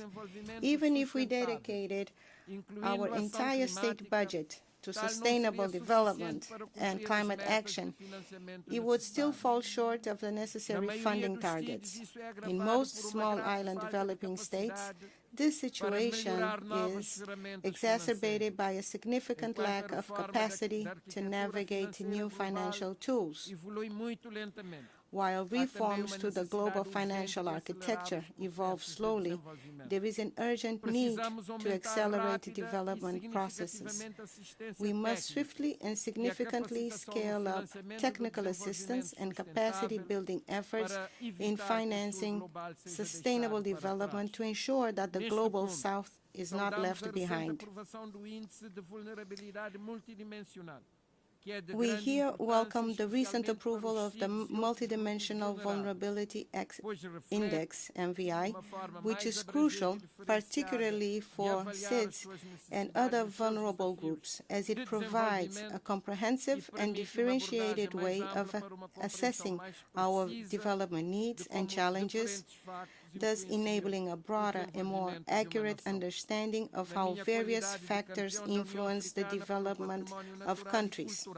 In my capacity as the African Union champion for natural and cultural heritage, and in line with the policies of the government of Cabo Verde, I have been tirelessly advocating for the protection, promotion, and sustainable management of Africa's rich natural and cultural heritage, which is highly vulnerable to climate change. It is essential that we continue to raise awareness on the need to safeguard our ecosystems, historical landmarks, traditional knowledge, and intangible cultural practices. It is thus urgent for us to promote African identity through the promotion of African languages, traditional arts, and all the plurality of cultural expressions, reinforcing the continent's diverse cultural history and its contributions to global culture and human heritage is vital. The restitution of cultural assets, such as artifacts, works of art, and sacred objects, which are an integral part of the cultural identity, history, and traditions of the communities from which they originate, is of vital importance not only for Africa, but for many other regions of the world. Their removal has disrupted cultural continuity, and their return would allow preserving their cultural and spiritual integrity as they are returned to their original environments, thus allowing local communities to reconnect with their heritage, fostering cultural pride, and preserving their identities for future generations. I am pleased to announce that in 2025, we will host a high-level meeting in Cabo Verde focused on Atlantic Creoleness, or the Atlantic dimension of Creole, bringing together scholars of Creole languages, artists, writers, filmmakers, men and women of culture, and world leaders. They will represent the plurality of geographical spaces, of affirmation of Atlantic dimension of Creole, a construction of which Africans and their descendants were an integral part of. This meeting in 2025 aims to enhance initiatives like the Slave Route Project and the Decade of People of African Descent, as well as the United Nations Conference on Racism held in Durban in 2001. Our intention is to debate and praise Creole, the dimension of Creole, as a complex and very rich reality, the result of human relationships woven between peoples of the various peri-Atlantic continents during the ocean navigations that began in the 15th century. From these encounters, new forms of culture and organization of society emerged and lasted over time, representing a particularly fruitful moment of social and cultural innovation. These will be, therefore, intense days of academic and scientific reflection, but also of artistic demonstration, cultural exchange, and reconnection, from the performing arts to Creole cuisine, to handicrafts, to music.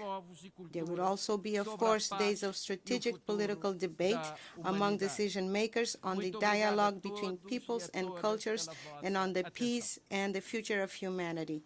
Thank you for your attention. On behalf of the Assembly, I wish to thank the President of the Republic of Cabo Verde,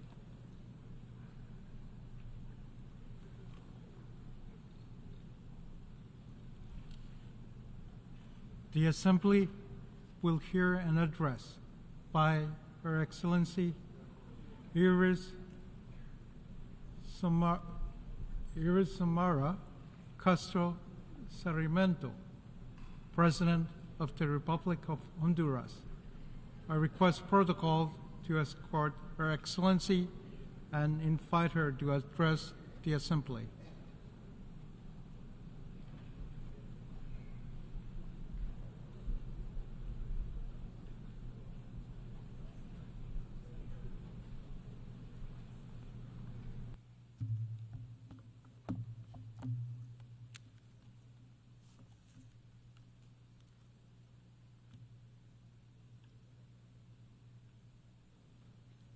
Señor Presidente de esta Asamblea General, President of the General Assembly, Señor Secretario General, United Nations Secretary General,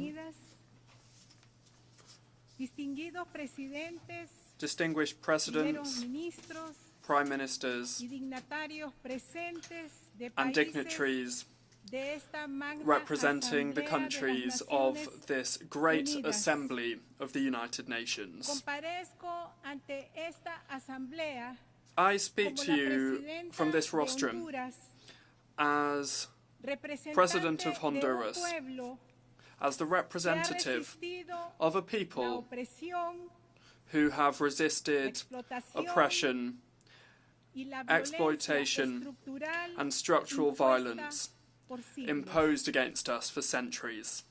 Hoy estoy amenazada por las mismas Today, fuerzas I am del threatened capital by the same que forces hace of 15 capital años dieron un that golpe 15 de years Estado ago al perpetrated presidente a coup Manuel d'etat Zelaya. against President Manuel Esta Zelaya. nueva conspiración la denuncié en I las called calles, out this new conspiracy en las masivas in the streets concentraciones during del the pueblo huge gatherings of 14 people that took y place 15 on de the 14th septiembre, and 15th of día September, de nuestra independencia de la our patria. country's Independence Day. Me amenazan porque he I'm being impulsado threatened cambios because estructurales I have brought in del modelo structural changes económico to y he the economic denunciado model, el injusto and because régimen I have tributario called out que perpetúa the unfair desigualdades, taxation regime that perpetuates alimenta inequalities, a los poderosos that y gives explota to the most a los powerful pobres. and that exploits the poorest.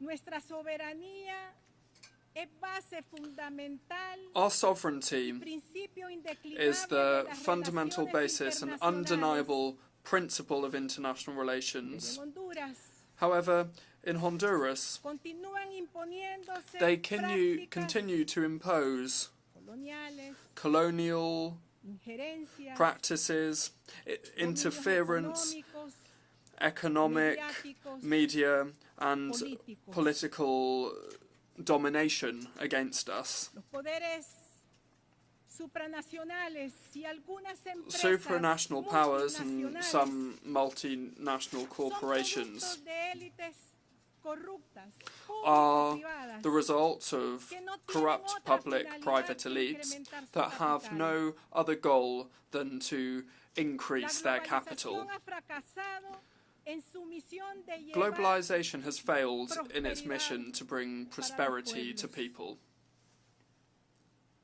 Sus resultados evidencian la concentración Its de results las riquezas lay bare the a los concentration países of más wealth ricos y a las in the élites, most rich countries and mientras among la clase the trabajadora elites, whilst at the same es time relegada the working class y is obligada cast a aside migrar y a sobrevivir. and forced to migrate in order to survive.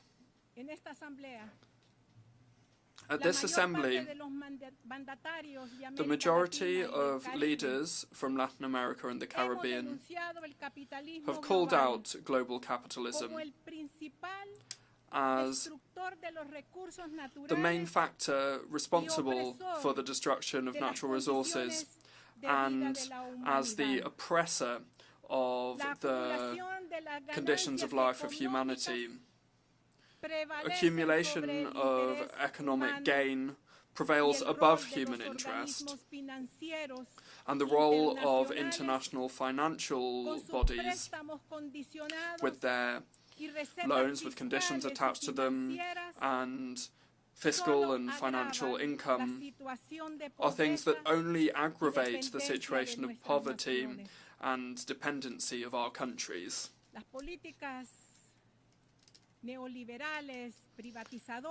Neoliberal privatization policies continue to weaken people's access to services, like services of water and energy, health services, education, work, social security.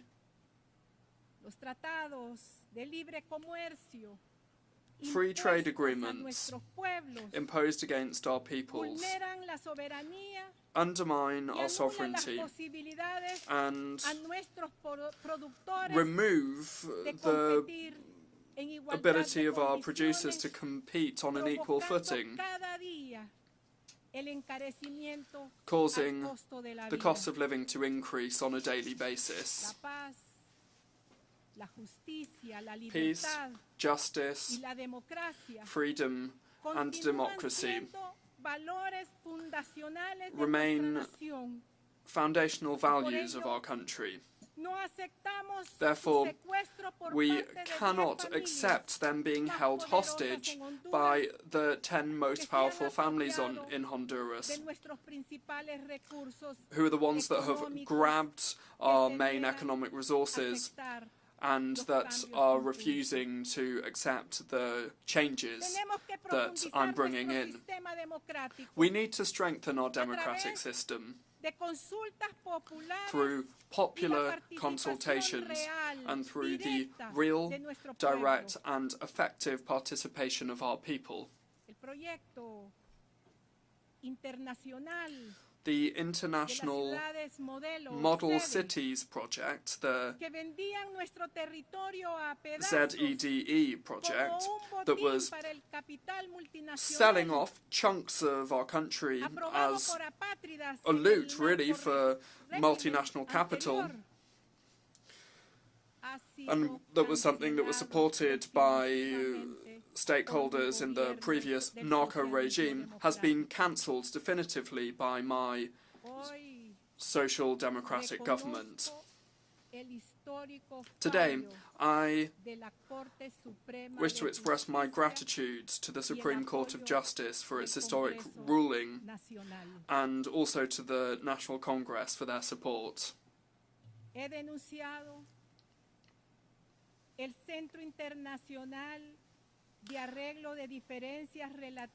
I have called out the International Centre for Settlement of Investment Disputes, the ICSID, because it is an unfair system of arbitration where private interests prevail above the interests of nation states.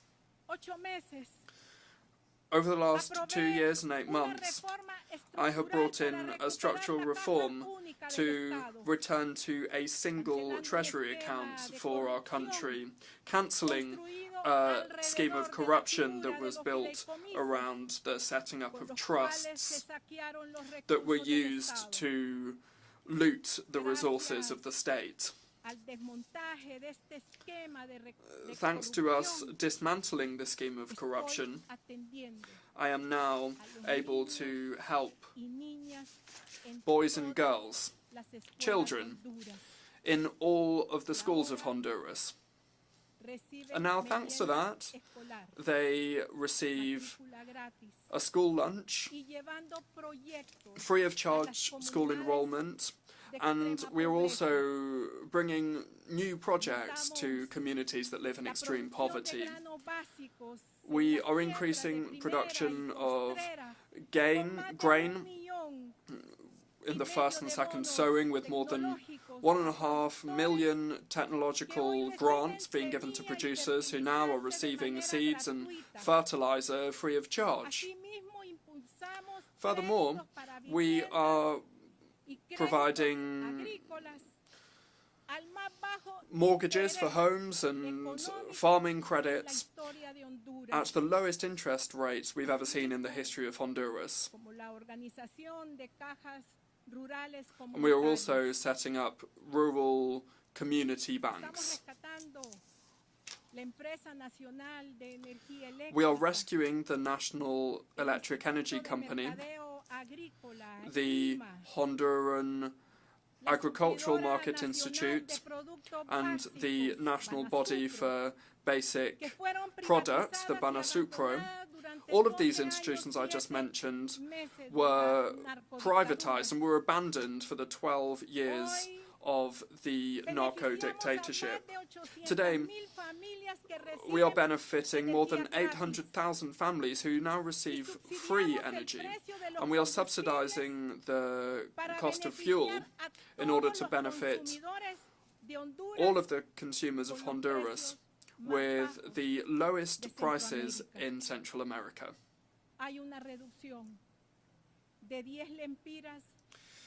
There's a reduction of 10 lempiras for each gallon of fuel sold. Investment in infrastructure is at its highest level in the history of our country.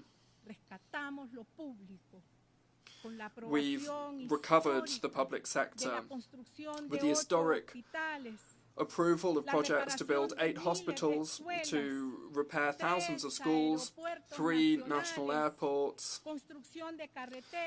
the building of motorways, bridges, intermunicipal paths, multi-sport centres for the whole of the country. And we have also refurbished the 2 largest national stadia. I must also mention the biggest project and the most ambitious project in the history of Honduras, which is the plan to build a railway between the 2 oceans. It will go from Puerto Castilla on the Atlantic coast to Puerto de Amapala on the Pacific Ocean. Over the last 2 years and 8 months, we have reduced poverty by 12%. And with the plan to deal with crime,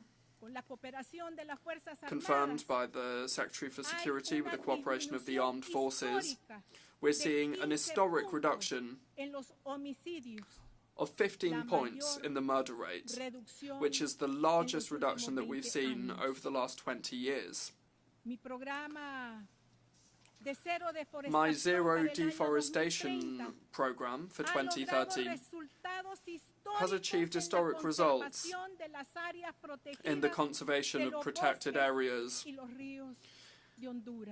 of Honduras's forests and rivers. The use of public funds in the state's single account in an honest and patriotic way is being done in order to benefit the people of Honduras. People of the world, I wish to raise my voice to speak out regarding the murder of Juan López, a social leader and politician who constantly called out the exploitative, extractive model. I absolutely condemn this vile murder. I have ordered the use of the full force of law enforcement and the justice system in order to investigate, to identify, capture, and to prosecute the intellectual and material perpetrators of this crime. I extend my solidarity to his family, to his colleagues and to his friends.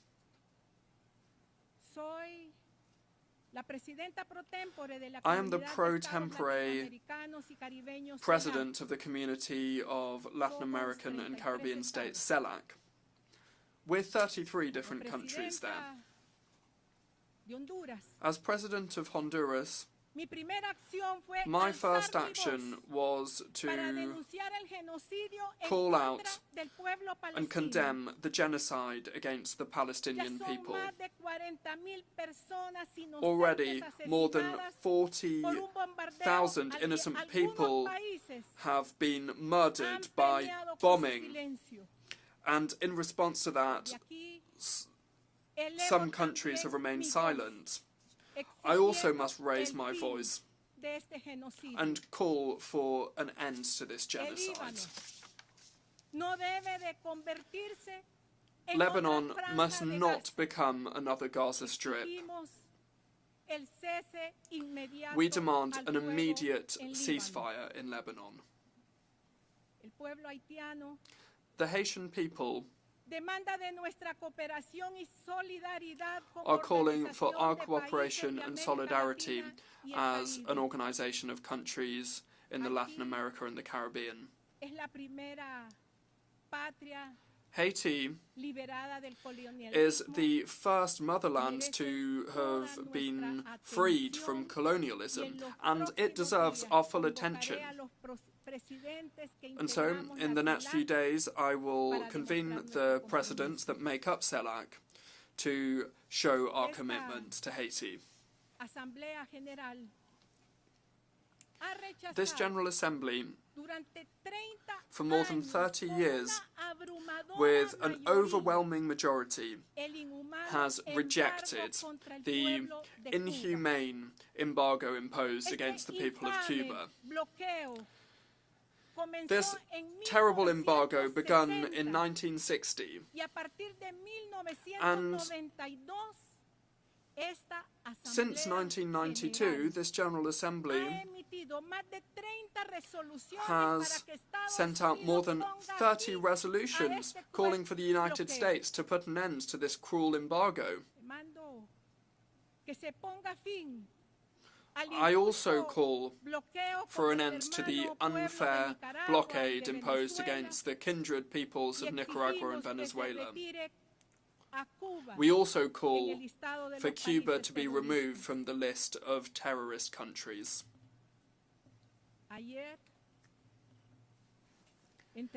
Yesterday, I delivered to the Secretary General, Mr. Antonio Guterres, the agreement that formalizes the UN support to fight against corruption and impunity.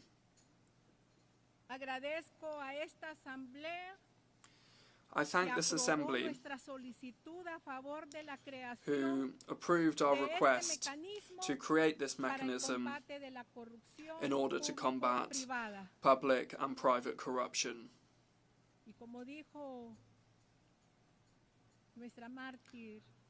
As Berta Cáceres, our martyr, said, she was a brave woman and defender of our natural resources and of our indigenous peoples. Let us wake up, humanity. We still have time. May this be the appeal and the motto of our generation. Thank you very much.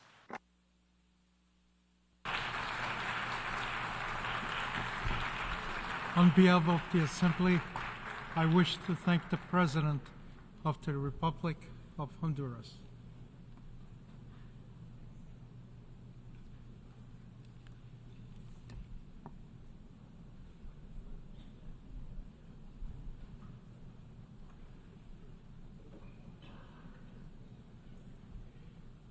The Assembly will hear an address by His Excellency Joseph Numa Boakai, Sr., President of the Republic of Liberia. I request protocol to escort His Excellency and invite him to address the Assembly.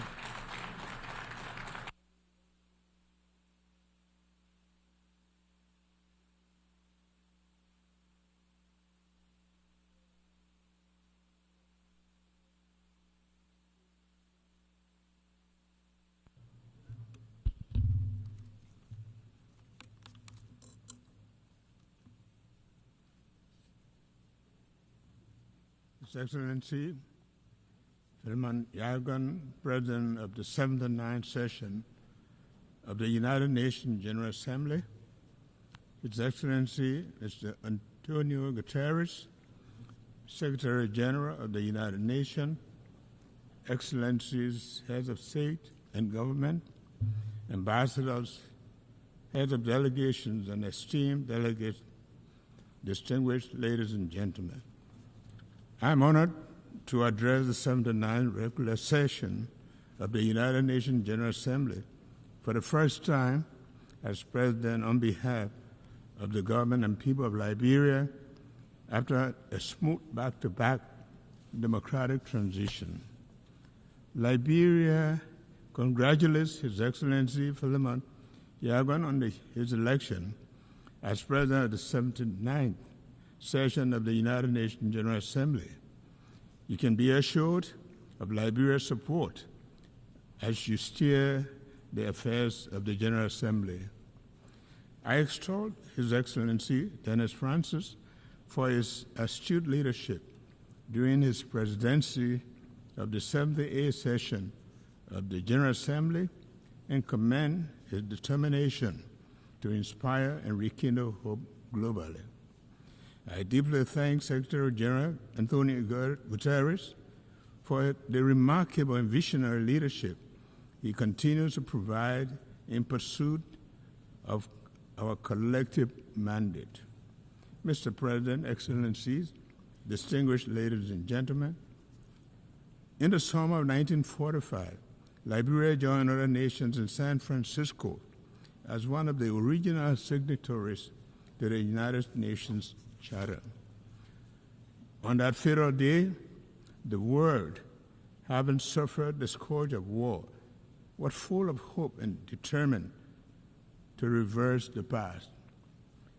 Nearly 80 years on, and reflecting on the preamble of the United Nations Charter, which declares our commitment to promote social progress and better standard of life and larger freedom, we ask the question, has our reaffirmation of faith in the dignity and worth of human person made 8 decades ago had been realized? We must admit that the world has changed and the frontiers that we now embrace are different. In it, greed, insensitivity to the poor, the international drug epidemic, money laundering, dynamics of climate change, and the impact of social media must compel us to rethink our approach to global peace and security. Our beloved United Nations must undergo the institutional and philosophical reflections required to respond to the new age. As we assemble under this theme, unity in diversity for advancement of peace, sustainable development, and human dignity for everyone, everywhere, it is important to recognize the shared values and collective efforts that come from our unity with diversity. We must acknowledge these as essential for the advancement of peace, sustainable development, and the inherent dignity of every human being worldwide. By doing so, we can build a better world where no one is left behind. Like many nations gathered at this assembly, Liberia recommits to the Sustainable Development Goals. Since the end of the country's conflict, we have strived to follow a development path that will lead to building a capable state. 12 years ago, we dared to dream of a future within the realm of possibility, harboring core national aspirations to transform the future. Named Liberia Rising or Vision 2030, it has been the driving force behind all of our planning efforts. The building of blocks and the tenets of Vision 2030 are significantly aligned with the Sustainable Development Goals. our government's arrest agenda is a comprehensive approach developed to address the economic and social needs of millions of Liberians, especially the youth, who account for 60% of our population. With emphasis on agriculture, roads, infrastructure, development, justice, and the rule of law, education, sanitation, health, and tourism, the agenda had mainstreamed the SDGs as is designed to take Liberia to the finish line of the 2030 Sustainable Development Goals. The fight against poverty, the promotion of human dignity, a steadfast commitment. Despite our progress, poverty remains a significant challenge, with over half of our population living below the poverty line. The Sustainable Development Goals aim to eradicate poverty in all forms by 2030, ensure social protection for the poor and vulnerable, improve the access to essential services. Liberia is dedicated to assessing the levels and the causes of poverty and implementing strategies to reduce it and promote shared prosperity. My government also acknowledges present need to address maternal and newborn mortality by implementing robust monitoring and evaluation of health services in the country to accelerate the reduction of maternal and newborn mortality. We are particularly blessed and pleased with the United Nations HC Joint Mission to Liberia this year, which concluded a commitment to combat the high burden of increasing newborn deaths. We welcome the United Nations General Assembly's decision to declare July 25th as the International Day of Women and Girls of African Descent this year. This significant milestone acknowledges that women and girls of African descent have unique opportunities, but they also have challenges that the global fight against slavery and racism is necessary to achieve gender equality. Liberia credits its credentials by producing the first woman president of the United Nations General Assembly, Angie Brooks Randall, and first female president of Africa, President Ellen Johnson Sirleaf. Liberia has witnessed and continues to witness the immense contribution of women and girls of African descent in politics, culture, and every area of societal development. Excellencies, distinguished ladies and gentlemen, Liberia has enjoyed uninterrupted peace for almost 2 decades, following the 14 years of civil conflict. During this time, we have held 4 democratic elections, with last year's election marking the 4th since the return to democratic order in 2006. In January this year, Liberia achieved a historic milestone by peacefully transitioning from one democratic government to the other. This progress is significant because before the 2018 transition, the last democratic transition occurred in 1944, about 74 years earlier. We are gradually fostering and solidifying our democratic culture, ensuring that democracy is here to stay in Liberia. Now it is time for our people to reap the democratic dividends. The rule of law is fundamental for peace, justice, strong institution, and dignity for a human person. Liberia is taking significant strides towards openness, transparency, and accountability by empowering and supporting transparent institutions. Our government is committed to implementing audit recommendations by the General Audit Commission to restore public and donors' confidence in the governance system and improve regional and international cooperation. In addition, the country has taken a major step in confronting its conflict past to ensure accountability and justice for crimes and other human rights violations committed during the war and promote healing and national reconciliation. A significant development in our transitional justice process was the signing on May 2, 2024, of the Executive Order 131 to create the Office of Establishment of War and Economic Crime Court for Liberia, a key recommendation from the Truth and Reconciliation process in Liberia. Our actions align with the International Covenant on Civil and Political Rights, joint follow-up on impunity and past human rights violations.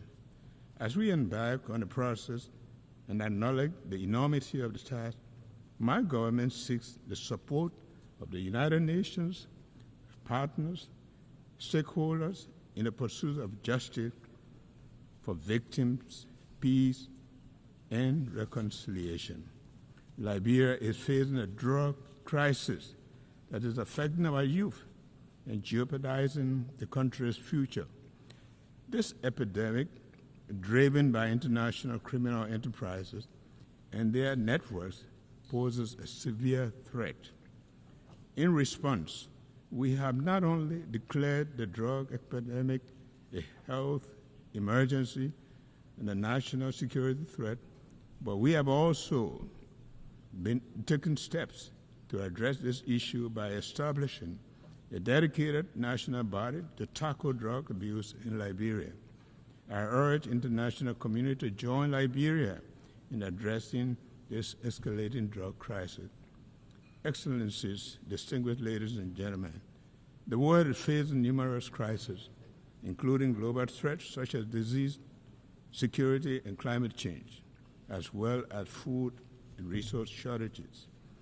Our vulnerabilities are evident, and we need to use a collective knowledge to find solutions that will preserve the planet for future generations. Climate change is undeniably real, and its threat to our environment and the way of life is becoming increasingly apparent. We must take urgent action to address this threat, including cooperative efforts to implement Article 6.2 of the Paris Agreement.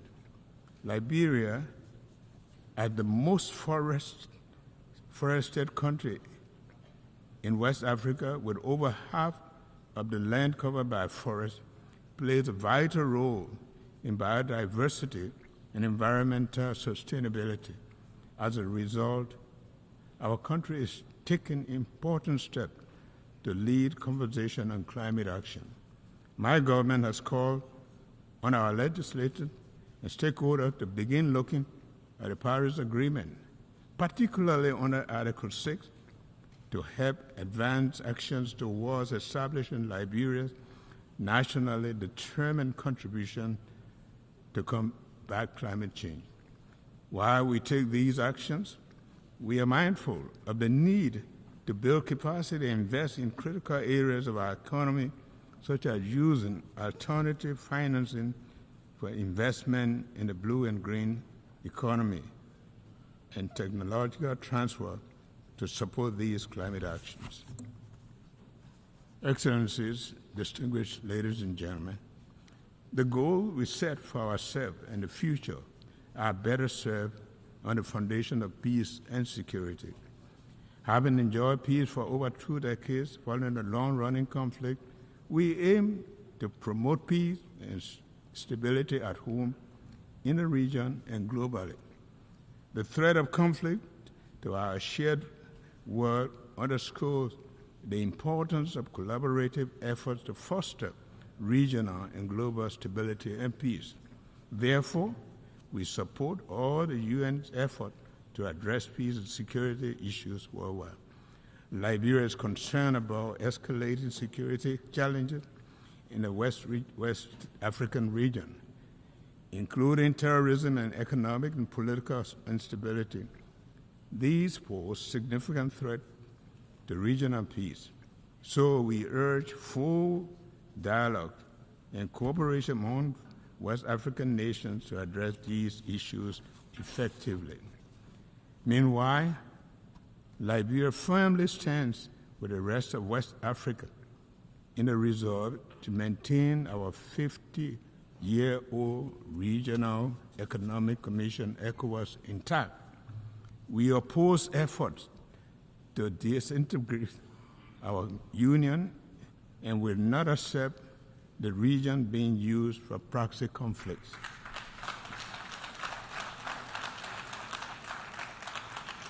We look at the AU and the UN to support us in keeping the regional body united. Similarly, at a global level, we call for an immediate ceasefire in the Middle East to provide civilians and essential humanitarian relief. We urge both Israel and the Palestinians to engage in negotiations towards lasting peace, including a two-state solution. Additionally, we see the ongoing conflict in the Ukraine as a threat to global peace and security. Therefore, there is an urgent need for a peaceful resolution that also respects Ukraine's territorial integrity. Mr. President, Excellency, distinguished ladies and gentlemen, this year's Assembly is a pivotal moment for Liberia's bid to ascend to the African non-permanent seat of the United Nations Security Council 2026. We have proudly announced our candidacy. We look forward to the support of the member states to vote Liberia overwhelmingly to the seat of the Security Council. We can work with Council members to promote peace, justice, and security. Liberia is dedicated to promoting sustainable growth and ensuring human dignity for all. Liberia is prepared to work together with the United Nations and global allies and international community to accomplish the sustainable development goals, establish a fair, peaceful, and sustainable world. The commitment to unity is deeply ingrained in Liberia's history as a founding member of the United Nations and a post-war international institution, as well as regional and sub-regional organizations. It also affirms our strong belief in multilateralism and international rules and based world built on shared values and principles are crucial to the future. The future of a more peaceful, prosperous, sustainable world must be all-encompassing, fair, and dignified for everyone worldwide. One United Nations, one world. Thank you, and thank you very much.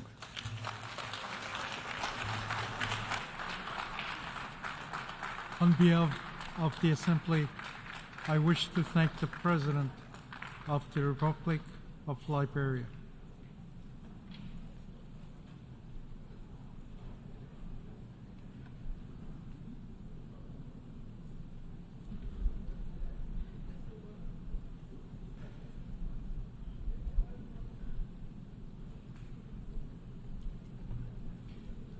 The Assembly will hear an address by His Excellency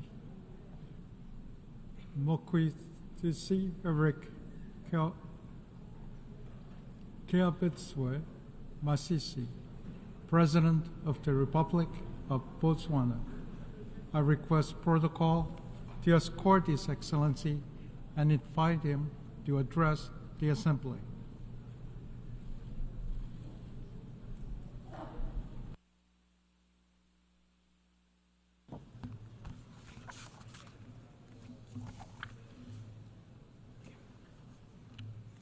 Mr. President, Excellencies, distinguished ladies and gentlemen, I wish to start by extending my congratulations to you on your election as President of the General Assembly at its 79th session. You can be assured of Botswana's full support as you steer the work of this august House. Mr. President, this Assembly continues to meet on the backdrop of an age of multiple and interconnected crises which were triggered by the COVID-19 pandemic and geopolitical tensions between major powers. These crises have been further compounded by the Israel-Hamas war, which erupted shortly after we concluded last year's high-level week. The attacks on innocent civilians on both sides are unacceptable and thus stand condemned. In the same vein, we wish to express our deep concern of the situation in the Gaza Strip, where the war has resulted in catastrophic humanitarian crises and unprecedented fatalities for civilians, children, and humanitarian workers. I should also register Botswana's concern regarding the loss of lives of the United Nations Relief and Works Agency for Palestinian Refugees in the Northeast, UNRWA personnel. I take this opportunity to pay tribute to UNRWA personnel and all humanitarian workers and their commitment to deliver aid, save lives, and alleviate suffering in Gaza and elsewhere. We owe them a debt of gratitude, and they deserve our full protection. Botswana also abhors attacks on UNRWA installations and condemns disinformation and misinformation campaigns against this life-saving General Assembly mandated agency. Botswana firmly supports the work of UNRWA, which entails providing humanitarian and development assistance and protection to Palestine refugees pending the just resolution of the question of the Palestinian question. In this regard, Botswana is proud to be among the countries that joined the Statement of Shared Commitments on UNRWA, which reaffirms support for the agency, its mandate, its staff, and highlights its indispensable role during this difficult time. Mr. President, we wish to reiterate the centrality of the two-state solution in resolving the Israeli-Palestinian conflict and the attainment of a just, comprehensive, and lasting peace. We therefore urge parties to commit to a political process that will pave the way for the realization of the two-state solution in which Palestine and Israel live side by side in peace and security based on the pre-1967 borders. Mr. President, the war in Ukraine also rages on, with no indication of an end in sight. We continue to underscore the need to respect the sovereignty and territorial integrity of Ukraine in line with the United Nations Charter and international law. We also call on parties to give diplomacy and dialogue a chance and to seek a peaceful resolution. In Africa, the guns still have not gone silent. We continue to grapple with armed conflict, terrorism, and potentially explosive geopolitical tensions. We commend the African Union, sub-regional bodies, as well as the UN for their efforts in addressing these challenges. In this vein, we welcome the adoption of United Nations Security Council Resolution 2719 of 2023 on the provision of support by the United Nations to AU-led peace support operations on a case-by-case basis and look forward to its operationalization. Mr. President, I must add that this time of escalated armed conflicts, violent crime, and humanitarian crisis requires intensified efforts and more vigilance to protect human rights, advance humanitarian action, and promote the accountability in line with the UN Charter, international law, international humanitarian law, as well as relevant principles such as the responsibility to protect, or R2P. Mr. President, it is evident that peace is under strain across the world. It needs to be revitalized. However, that task can not only be left to multilateral and regional bodies. Governments have a responsibility to create conditions that enable peace to thrive within their countries. Key steps that governments should take include, among others, building effective institutions, committing to good governance, protection of human rights, and upholding democratic values. As many are aware, Botswana has a long track record of commitment to these democratic principles. The implementation of recommendations from our recently concluded constitutional review process, as well as our upcoming general elections on the 30th of October 2024, provide opportunities to deepen our democracy and strengthen our good governance credentials. Mr. President, regrettably, while on the one hand, the scourge of war rages on the other hand, the promises of sustainable development is in great peril. it is deeply concerning that with only 6 years before the 2030 deadline, Sustainable Development Goals are way off track. We learned from the latest Sustainable Development Goals report that only 17% of the goals are on track, while the rest range from moderate progress to stagnation and even regression. There's a lot of work to do. We must take inspiration from and build on the success achieved in the reduction in global child mortality, prevention of HIV infections, attaining girls' parity with boys in education, increased access to energy and the internet, while also scaling up action and investments in areas which are lagging far behind, particularly poverty eradication. The levels of extreme poverty remain disturbingly high, but we cannot attain sustainable development without eradicating poverty in all its forms and manifestations. Poverty eradication is the sine qua non of sustainable development. A comprehensive approach will be required to move the needle in the fight against poverty. We therefore endorse the call for comprehensive social protection systems and inclusive economic policies. Pro-poor policies should also be complemented and reinforced by policies which spur inclusive economic growth and create sustainable employment. Policy interventions that aim to leave no one behind ought to be matched by adequate SDG financing. In this vein, my delegation reiterates the call for predictable, sustainable, and sufficient development finance to developing countries from all funding sources.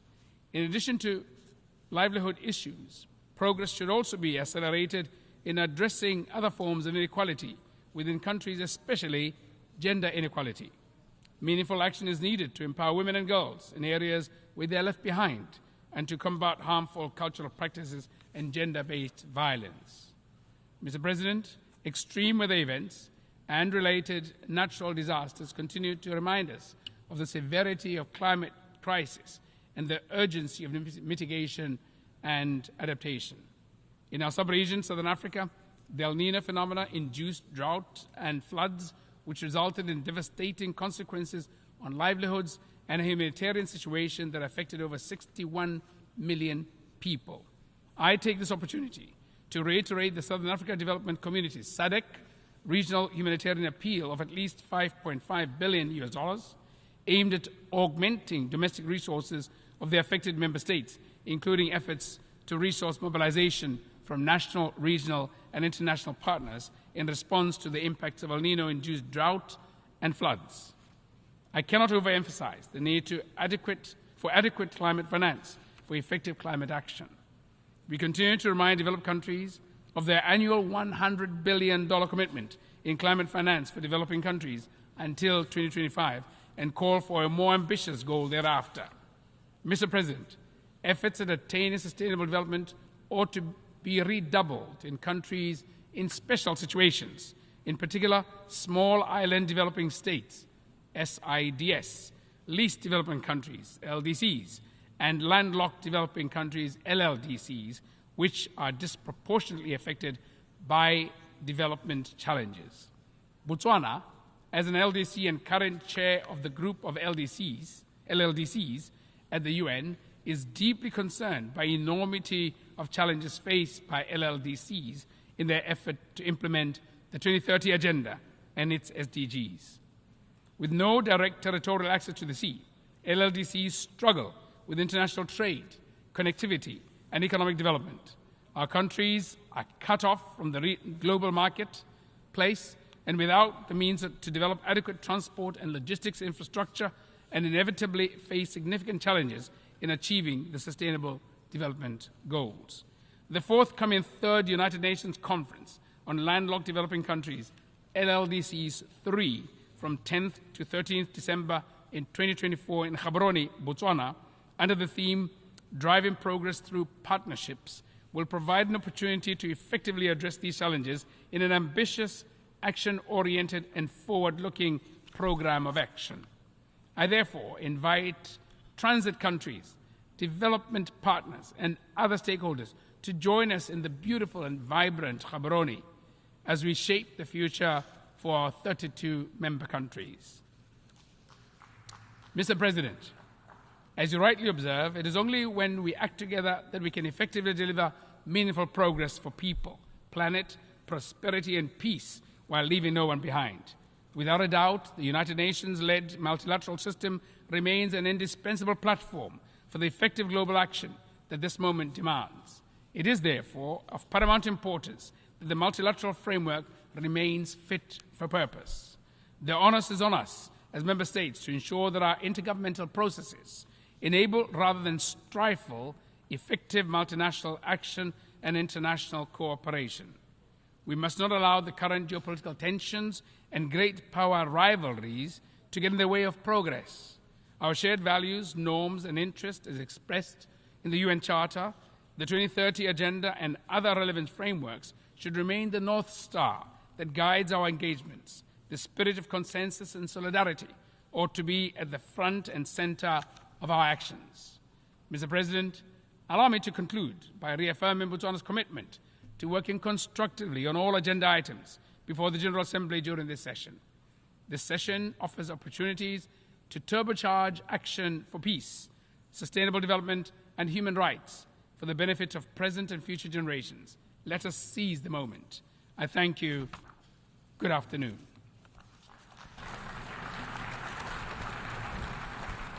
On behalf of the Assembly, I wish to thank the President of the Republic of Botswana.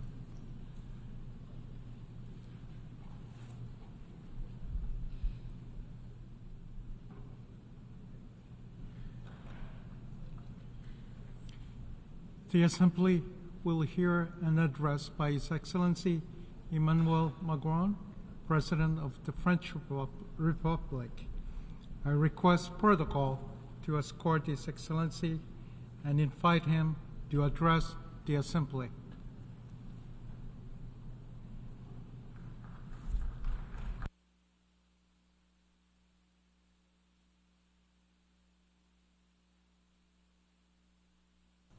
Monsieur le Président de l'Assemblée générale, President of the General Assembly, heads of state and government, Mesdames et Messieurs les ministres, ministers, Mesdames et Messieurs les ambassadeurs, ambassadors, ladies and gentlemen.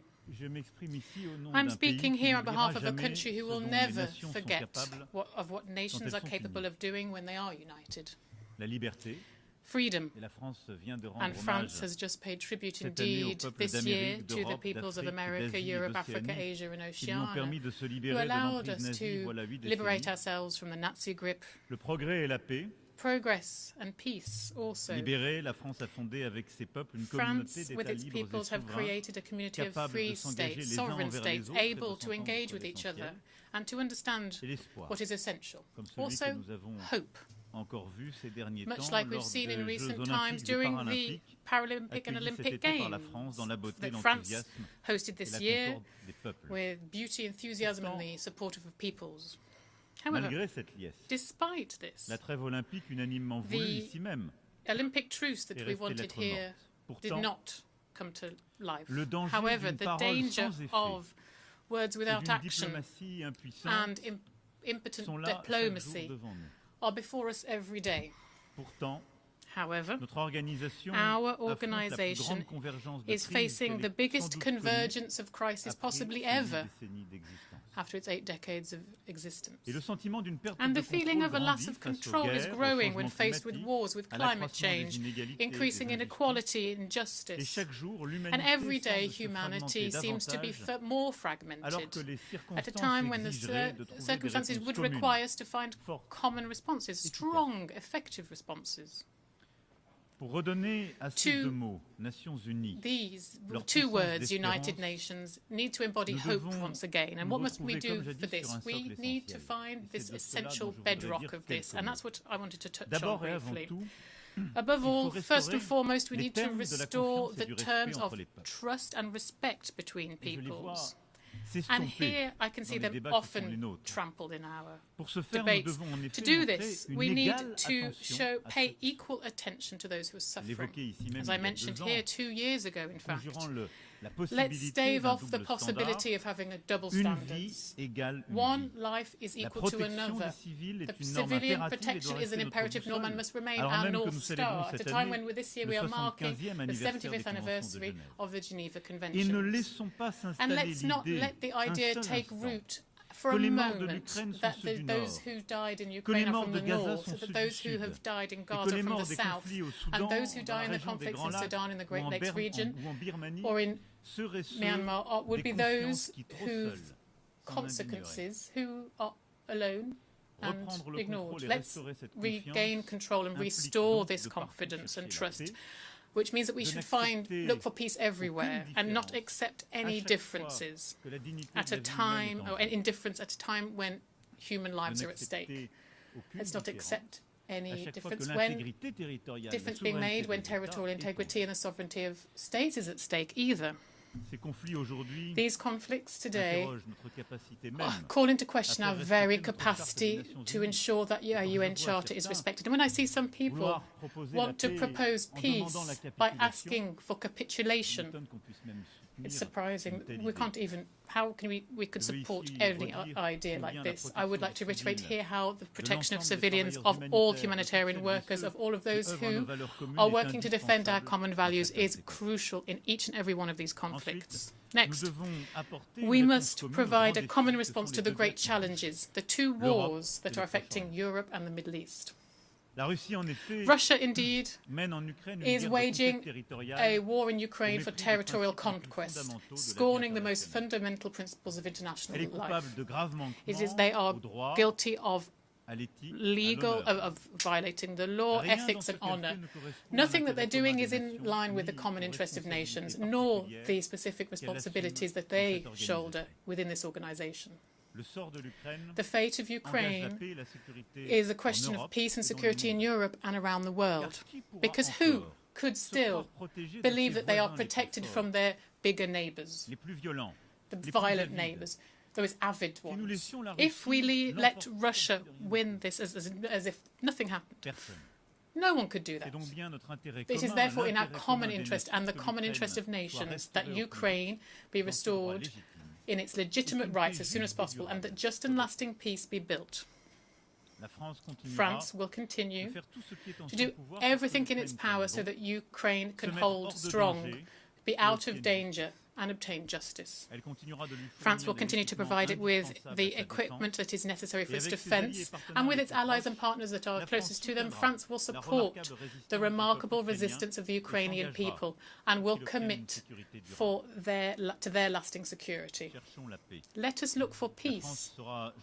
France will join its forces with all of those sincere partners to build solid peace in Ukraine, for Ukraine and for Europe. I know that for many of us, the key issues are elsewhere. There's a long list of forgotten wars, unjust victories, badly negotiated resolutions, or perhaps resolutions that are never implemented. I am not forgetting any of them, even if I can't list them all here. President Tshisekedi, who spoke earlier at this tribune, said that the situation in the Great Lakes, and I will go back to him and President Kagame in a few days, we'll cover that. That is of concern to us as well. And in Armenia, Prime Minister, which France stands strongly shoulder to shoulder with the pressure from Azerbaijan and territorial intentions, the international community must be there so that peace negotiations are successful, and so that the internationally recognized borders are preserved. But I know that for a lot of the people here, the essential issue beyond these wars is together, and it's also for us together here in Gaza, where the fate of the Palestinian people is currently present and heavy over all of our debates. On this topic, of such a complex topic, I'd like to say clearly France's position from day one. We condemn strongly the terrorist attack, which was terrible and unprecedented, carried out by Hamas against Israel on the 7th of October. Terrorism is unacceptable, whatever the causes may be, and here we mourn the victims of the Hamas's attack on the 7th of October. They include 48 French citizens. I express my compassion, friendship, to all of those families who have lost children, parents, friends on the 7th of October. We ask also once again and solemnly for the hostages to be released. amongst them, there are also several French compatriots too. And here I wish to commend the efforts of the United States of America, Egypt and Qatar to achieve this. This remains a priority for us all. Israel, when faced with this terrorist attack, has a legitimate right to protect their own people and to deny Hamas the means of attacking them again. And no one here could have suffered something like the 2nd of October without there being consequences. However, the war that Israel is waging in Gaza has gone on too long. The tens of thousands of civilian victims in Palestine cannot be justified. There is no explanation possible for this. There are too many innocent people who have died, and we mourn them too. And those people who have died are an outrage for humanity and a dangerous source of hatred, resentment, which threatens and will threaten everyone's security, including that of Israel tomorrow. So this war needs to stop, and a ceasefire needs to happen as soon as possible, at the same time as the hostages are released, and humanitarian assistance needs to arrive en masse in Gaza. This is a position that we have held since October 2023. Where the resolutions with many of us. Let's hold the first humanitarian. We held a humanitarian conference for Gaza in November 2023 in Gaza. It's now a question of political will, given the destruction of the military capacity of Hamas, and it is imperative that a new page is turned in Gaza, for the guns to be silent, for humanitarian workers to return, and for civilians to finally be protected. France will participate in any initiatives that will save lives and will allow for everyone's safety to be protected. The deployment of an international mission must open the way for the implementation of the two-state solution. It is up to the Security Council to take a position on this. And also, without further ado, the necessary provisions need to be taken to preserve the link between Gaza and the West Bank, to restore Palestinian Authority and its functions, and also to ensure the reconstruction of the territory, and to once again make life possible. Quite simply, France will ensure everything can be done so that Palestinian people can finally have a state side by side with Israel. The conditions for just and lasting peace are well known. We just need to open the way for this, and the path towards this must be as short as possible. France will therefore is committed to the two-state solution and will renew its action so finally it can benefit the people and meet their legitimate aspirations. A Palestinian state should be created, given all the necessary security guarantees for Israel. So we should build the reciprocal recognition and common security guarantees for all in the region. And we'll be working on this over the next weeks with Israelis and Palestinians, with all our regional and international partners as well. And at this time, at the moment, the main risk is that of an escalation. I extend my brotherly thoughts to Lebanon and the Lebanese people. Hezbollah, for too long, has been running an untenable risk of dragging Lebanon into a war. Israel cannot, without consequence, just expand its operations to Lebanon. France demands that everyone respect their obligations along the blue line. We will therefore act to ensure a diplomatic voice can be heard, a voice that is indispensable for sparing civilians and preventing a regional conflagration. We cannot have a war in Lebanon. There cannot be a war in Lebanon. This is why we urge Israel to cease this escalation in Lebanon, and we urge Hezbollah to cease the missile launch to Israel. We urge all of those who provide them with the means to do so to stop doing so. We have asked for the Security Council to meet today, indeed, to this end, and I welcome this. And the French minister at this end of the week will head to Lebanon themselves.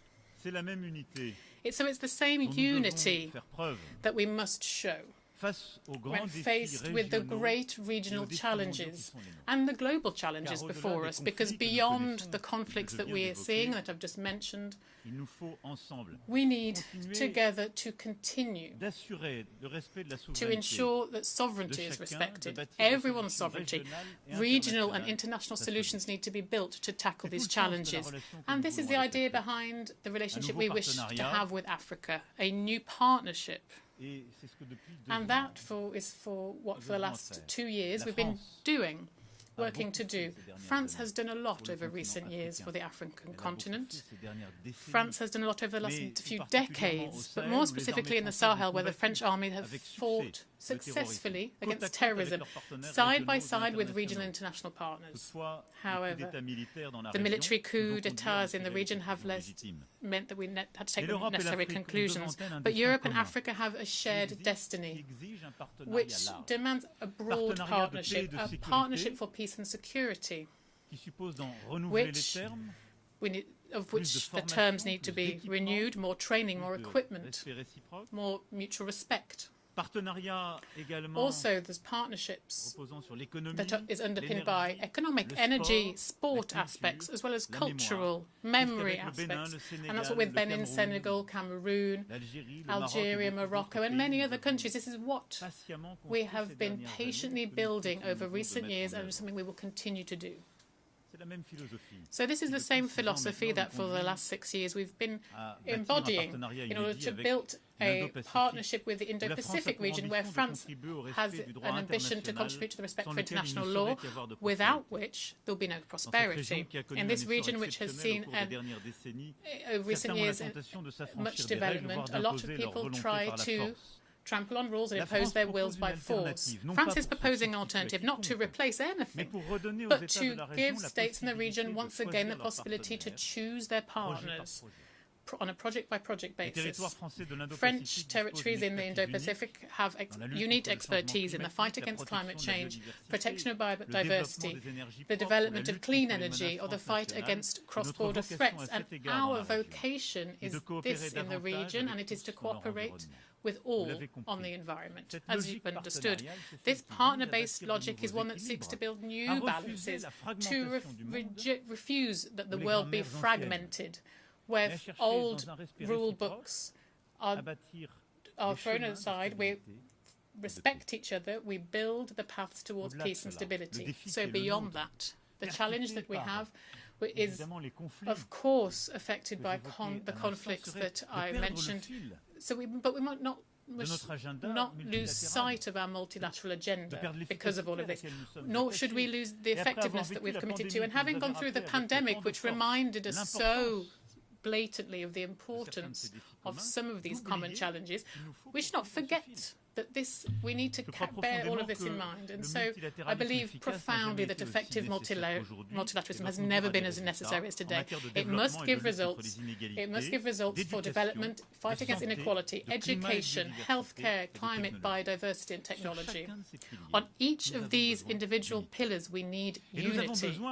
And we need also to do everything we can to avoid a divide between the North and the South. And that's exactly the philosophy that we have developed in the Paris Pact for People and Planet that more than 60 states have already joined. Firstly, we need to ensure that never we will push a state to choose between these objectives. Why would the states of the North teach lessons to the states of the South and try and explain to them that they should respect climate and therefore renounce on their economic opportunities? This is something we did do 20, 30 years ago. It would be unacceptable. Therefore, we need to build an agenda that allows at the same time progress to be made in the fight against inequality and for social development, for education, for climate and biodiversity, and global health. Then, solutions need to be made, and these solutions need to be based on the proposals of the states themselves. And this is what we, for example, started to do with our partnerships for a just energy transition. Not having one size-fits-all solution for all from capitals where we go to inspect countries and ask them to all follow exactly the same recipe. Each country has their own path. That is the key to sovereignty. Now, then we need a public financing arrangement and also leveraging the private sector too. And that meant that this is what allowed us 3 years ago to properly support the IMF's special drawing rights and to obtain the reallocation of more than 100 billion special drawing rights for the benefit of the countries who need that most urgently, particularly in Africa. This was a silent revolution, but it was crucial. And this is why, with this pact, we were here with these members here on the effective authority of President Macky Sall and with the support of the United Nations, of the OECD, and organisations concerned. This is why we wish to pursue these reforms and carry out far-reaching reform of multilateral banks, of our financial institutions. We launched this objective for shared financing, bringing together development banks from across the world, including those whose agendas aren't quite aligned. We need to work on this common financing agenda so that we can meet the objectives that I mentioned. And we together, and I hope in the months to come, as soon as then, we will be able to carry out this reform of the World Bank and the IMF, firstly to renew its membership. These institutions were built at a time when many of you weren't independent. So the structure of capital needs to be restructured to make it stronger. The World Bank and the IMF were only conceived balanced, calibrated at a time when the challenges were very different, when the global economy wasn't as big, where the population was completely different. So we need to lift these absurd taboos of blockages caused sometimes by the biggest countries, which are prevent others from receiving money because they could be diluted. We need to give the capacity to act to these institutions so that they can then fund the countries of the South need. And this reform is of imperious necessity for our credibility as a whole. And I'm saying to all of the richest countries and those who are around us on the table, if you decide not to do that, well, you'll see in the next few years, you'll see an alternative order emerge. They will forget your agenda. If you decide not to do this, and then we will be accused of cynicism and hegemony, and perhaps not wrongly. This reform of financial multilateralism is indispensable to address these challenges. We also need to pursue our climate biodiversity agendas too. We have upcoming COPs, very important, all of them, and France will play its part, particularly with Costa Rica convening for the United Nations an important meeting for oceans in Nice in June 2025. Here we'll have the UN Oceans Conference, and we will continue work on this. And I hope that a lot of you here will be able to ratify what we've managed to achieve over recent years, particularly the Treaty on the protection of the high seas. This is crucial. And we're also continuing to make progress on the question of water. That's also indispensable with the new One Planet Summit on water. This is alongside Kazakhstan and Saudi Arabia. I won't go into detail, of course, on all of the topics that are necessary, but I do wish to recall that how pressing an issue artificial intelligence is. It's important for all states here to coordinate on this. We need to foster innovation, of course. We need to ensure that the innovation and artificial intelligence need to make sure it's accessible to all peoples and countries of the planet, and so it doesn't fuel more division and inequality. But we also need all of this to be developed within an ethical, democratic framework created by the peoples of the planet that is resolute. We cannot let some people, a few private actors who are on the cutting edge of this innovation at the moment, think about the future of this for our peoples. This is why France, in February 2025, will convene the next Action Summit for Artificial Intelligence.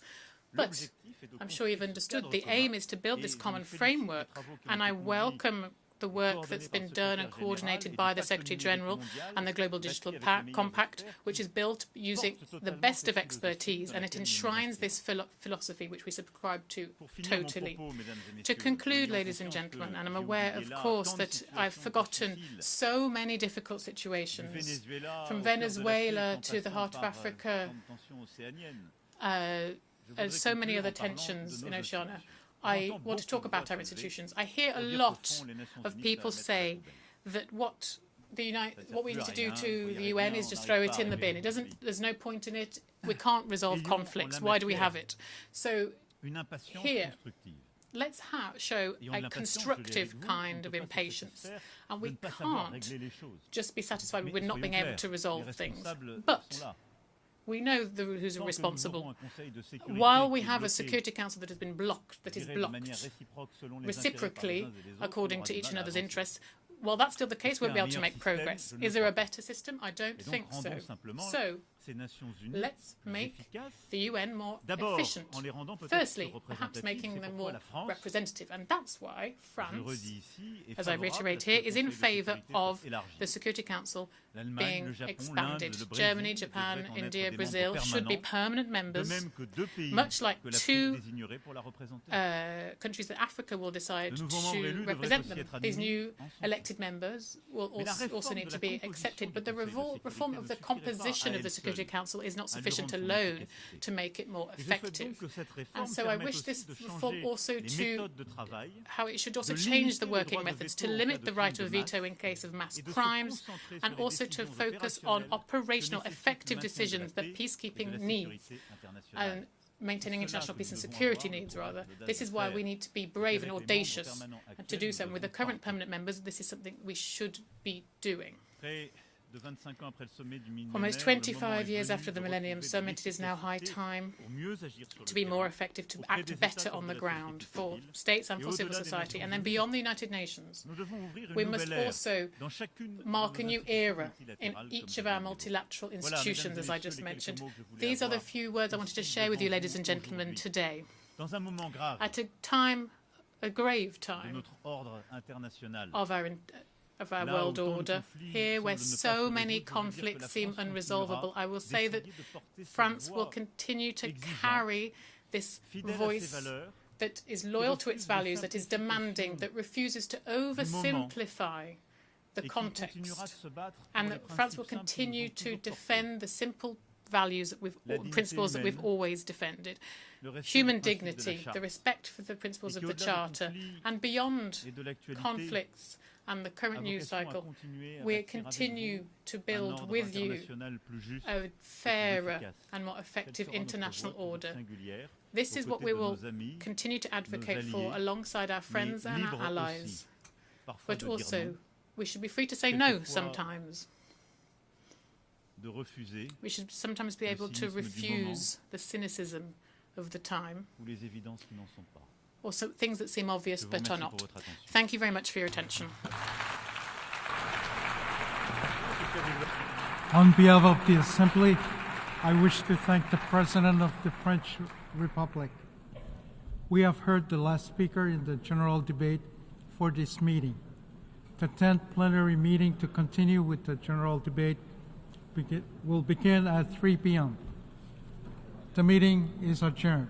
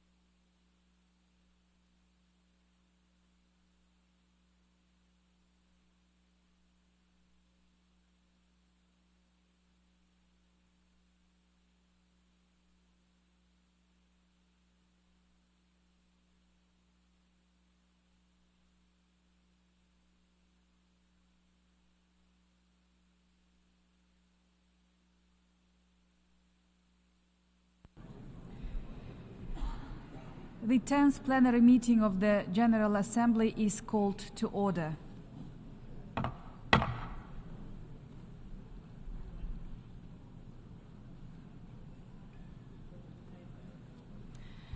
The Assembly will hear an address by His Excellency Denis Bechirovich, Chairman of the Presidency of Bosnia and Herzegovina. I request protocol to escort His Excellency and invite him to address the Assembly.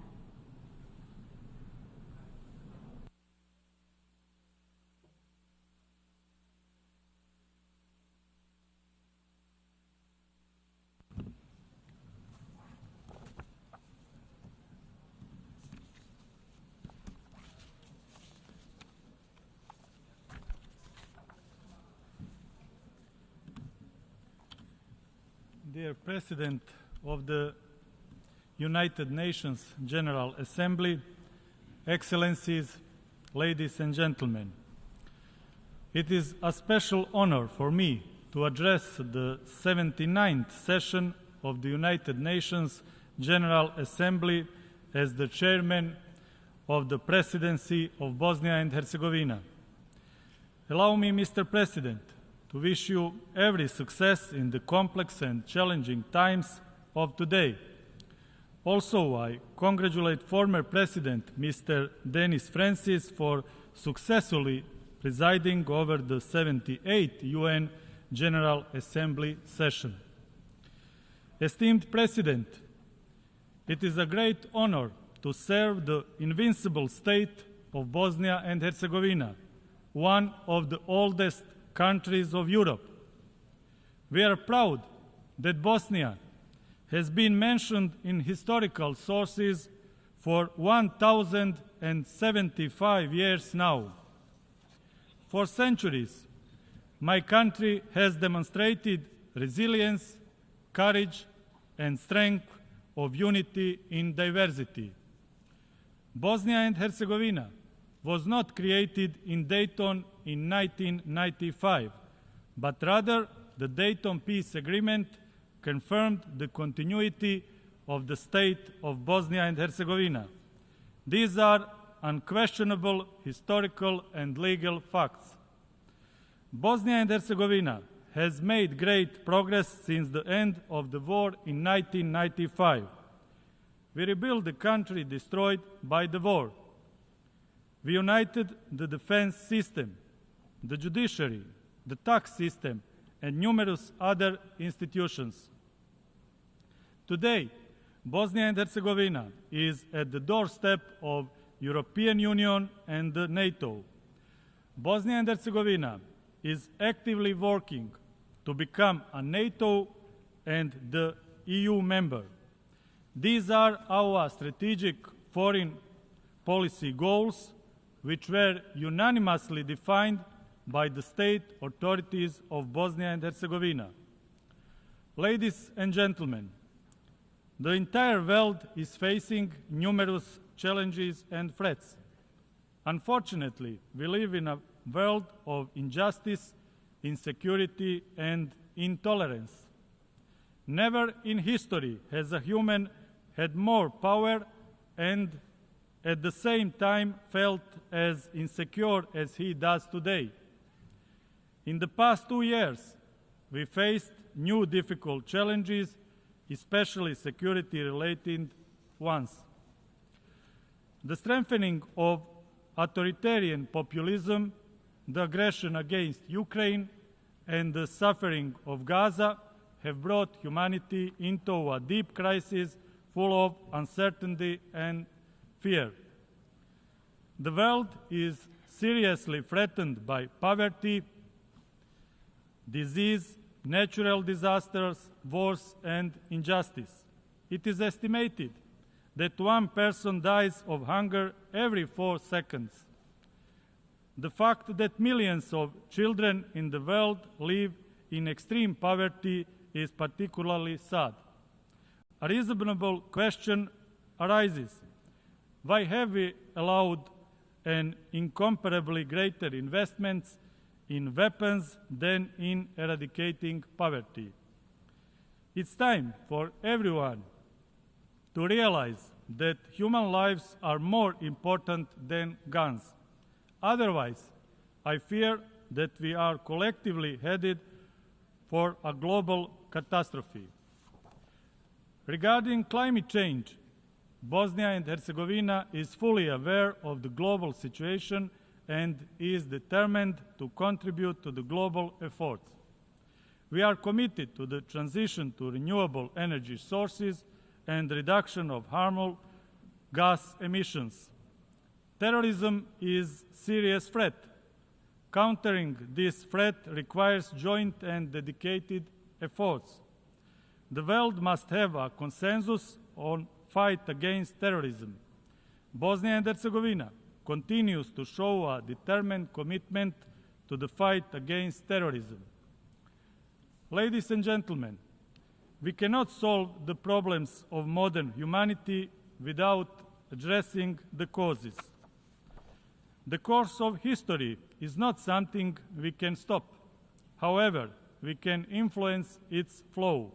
Therefore, I suggest we now focus on preserving the role of the United Nations as the global center of coordination and cooperation, the importance of the UN Charter reaffirming, strengthening the multilateral system in accordance with international law, intensifying the UN reform process, common work to strengthen the credibility of the United Nations, effective implementation of the Agenda 2030 and its sustainable development goals, rebuilding trust and cooperation among nations on key global issues, giving a chance to mutual trust, inclusiveness, and a democratic vision of leadership, and strengthening preventive diplomacy in times of geopolitical fragmentation of the world. Together, we should open the space for creative global cooperation instead of geopolitics of rivalry and conflict in the 21st century. Conflicts and destruction are not in our civilization's core. We should be building a culture of dialogue, cooperation, and peace. Peace and stability have no alternative. Ladies and gentlemen, humanity is once again facing severe moral and political crisis. UN's response to Ukraine and Gaza was inadequate as it was during the aggression in Bosnia and Herzegovina from 1992 to 1995. The Russian aggression on Ukraine is a flagrant example of violation of the UN Charter and international law.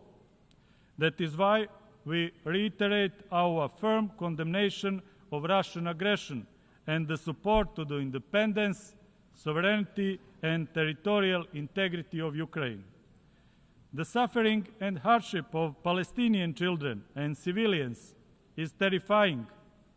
Gaza is a heavy defeat of collective humanity in the 21st century. All human lives are equally valuable. Civilized people must fight for the human rights of all, regardless of their racial, religious, ethnic, or other affiliation. Bosnia and Herzegovina is the only European country where genocide was committed after the Second World War. This was ruled by the highest courts of the United Nations. Judgments on genocide committed against Bosniaks have legal, historical, civilizational, and moral significance. Unfortunately, the ideology, politics, and media that fostered the genocide are once again threatening Bosnia and Herzegovina. I would like to especially thank the UN General Assembly for adopting the resolution on May 23rd for establishing July 11th as the International Day of Reflection and Commemoration of the 1995 genocide in Srebrenica. The adopted resolution is a highly moral and civilized act and is just as important for the UN as it is for Bosnia and Herzegovina. Let's preserve the truth about the genocides in Srebrenica and Rwanda for the sake of the past, present, and most importantly, the future. Despite all the injustices, Bosnia and Herzegovina remains firmly committed to the regional cooperation, as that is one of our main strategic foreign policy goals. Bosnia and Herzegovina is a peaceful country committed to strengthening regional cooperation. That is why we actively participate in numerous regional initiatives. For the peaceful future of the Western Balkans, it is crucial that all countries acknowledge there is to be no changes of states' borders. Those who try to do differently risk a dangerous destabilization of the region with unforeseeable consequences. Ladies and gentlemen, here at the podium of the UN General Assembly, I want to publicly warn the global audience that once again the leadership of Republic of Serbia is threatening the sovereignty and territorial integrity of Bosnia and Herzegovina. The greater state aspirations of Serbia toward the territories of other countries in the region are the essential reason why Bosnia and Herzegovina and the Western Balkans are exposed to new dangers. One evidence of this is the destructive declaration by the so-called All-Serb Assembly adopted in Belgrade on June 8 this year. It is not just a declarative act, but a dangerous greater state program document that threatens the Dayton Peace Agreement and the state of Bosnia and Herzegovina. The content of this declaration directly contradicts the democratic and civilized well-established procedures, international and national law, the fundamental principles of the European Union, and the principles that are the foundation of relations between the UN members. This declaration is a threat to regional peace and to the independence, sovereignty, and territorial integrity of Bosnia and Herzegovina. Ladies and gentlemen, finally, as the chairman of the presidency of Bosnia and Herzegovina, I want to emphasize that I am proud of my heroic and dignified homeland, Bosnia and Herzegovina. My country achieved a civilizational and moral victory in the previous decades, despite genocide, the crimes against humanity, and activities of joint criminal enterprises. People in my country want peace and cooperation. We stand for humanity and solidarity. Bosnia and Herzegovina is a global story of hope, courage, and unity. We will protect Bosnia and Herzegovina and its unity in diversity. In this way, we also contribute to global unity. Thank you for your attention.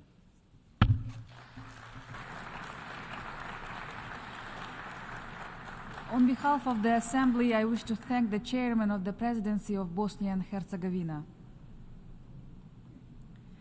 The Assembly will hear an address by His Excellency Alexander Stubb, President of the Republic of Finland.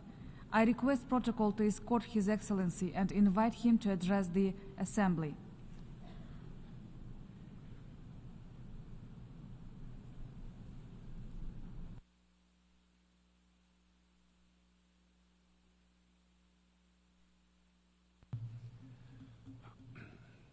Madam President, Excellencies, ladies and gentlemen, the UN was founded 79 years ago.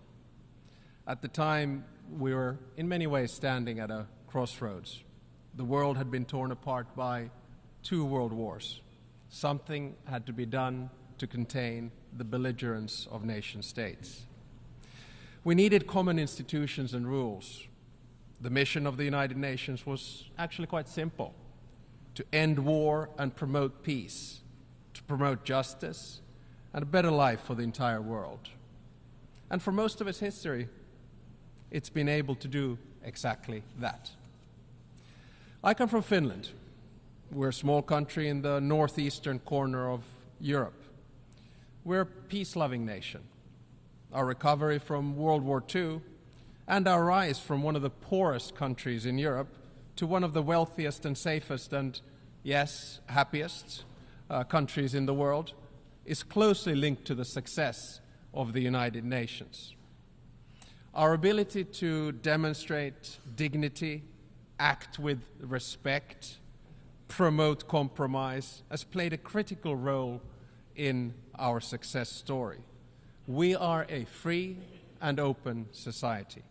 We understand the value of this institution as we've first-hand experience of what it can bestow on a country and its citizens at its best. I think that today, in many ways, we're again standing at a crossroads, and I have to admit that I'm worried. Divisions between countries and blocs are widening. Our shared understanding of the world has dwindled, and it's been replaced by narratives that fuel controversy, conflict, and hatred. The number of ongoing conflicts is the highest since the Cold War, and the number of states involved in them is on the rise, especially in 3 hotspots: Palestine, Ukraine, and Sudan. Human suffering has long since reached a point that should be unacceptable in this room.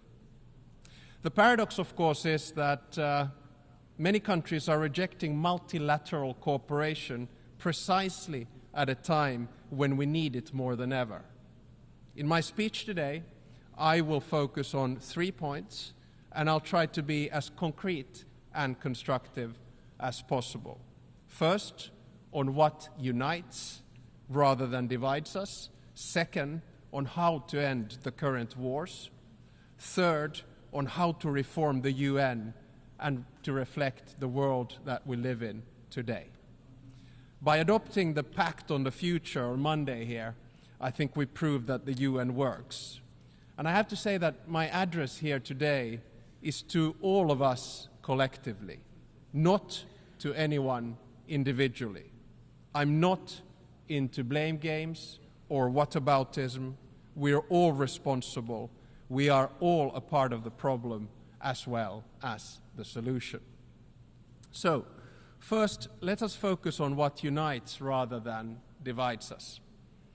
When the Cold War ended, many of us, myself included, believed in the thesis of the end of history, namely that most of the world's roughly 200 nation states would revert towards some kind of form of peace, prosperity, and harmonious coexistence.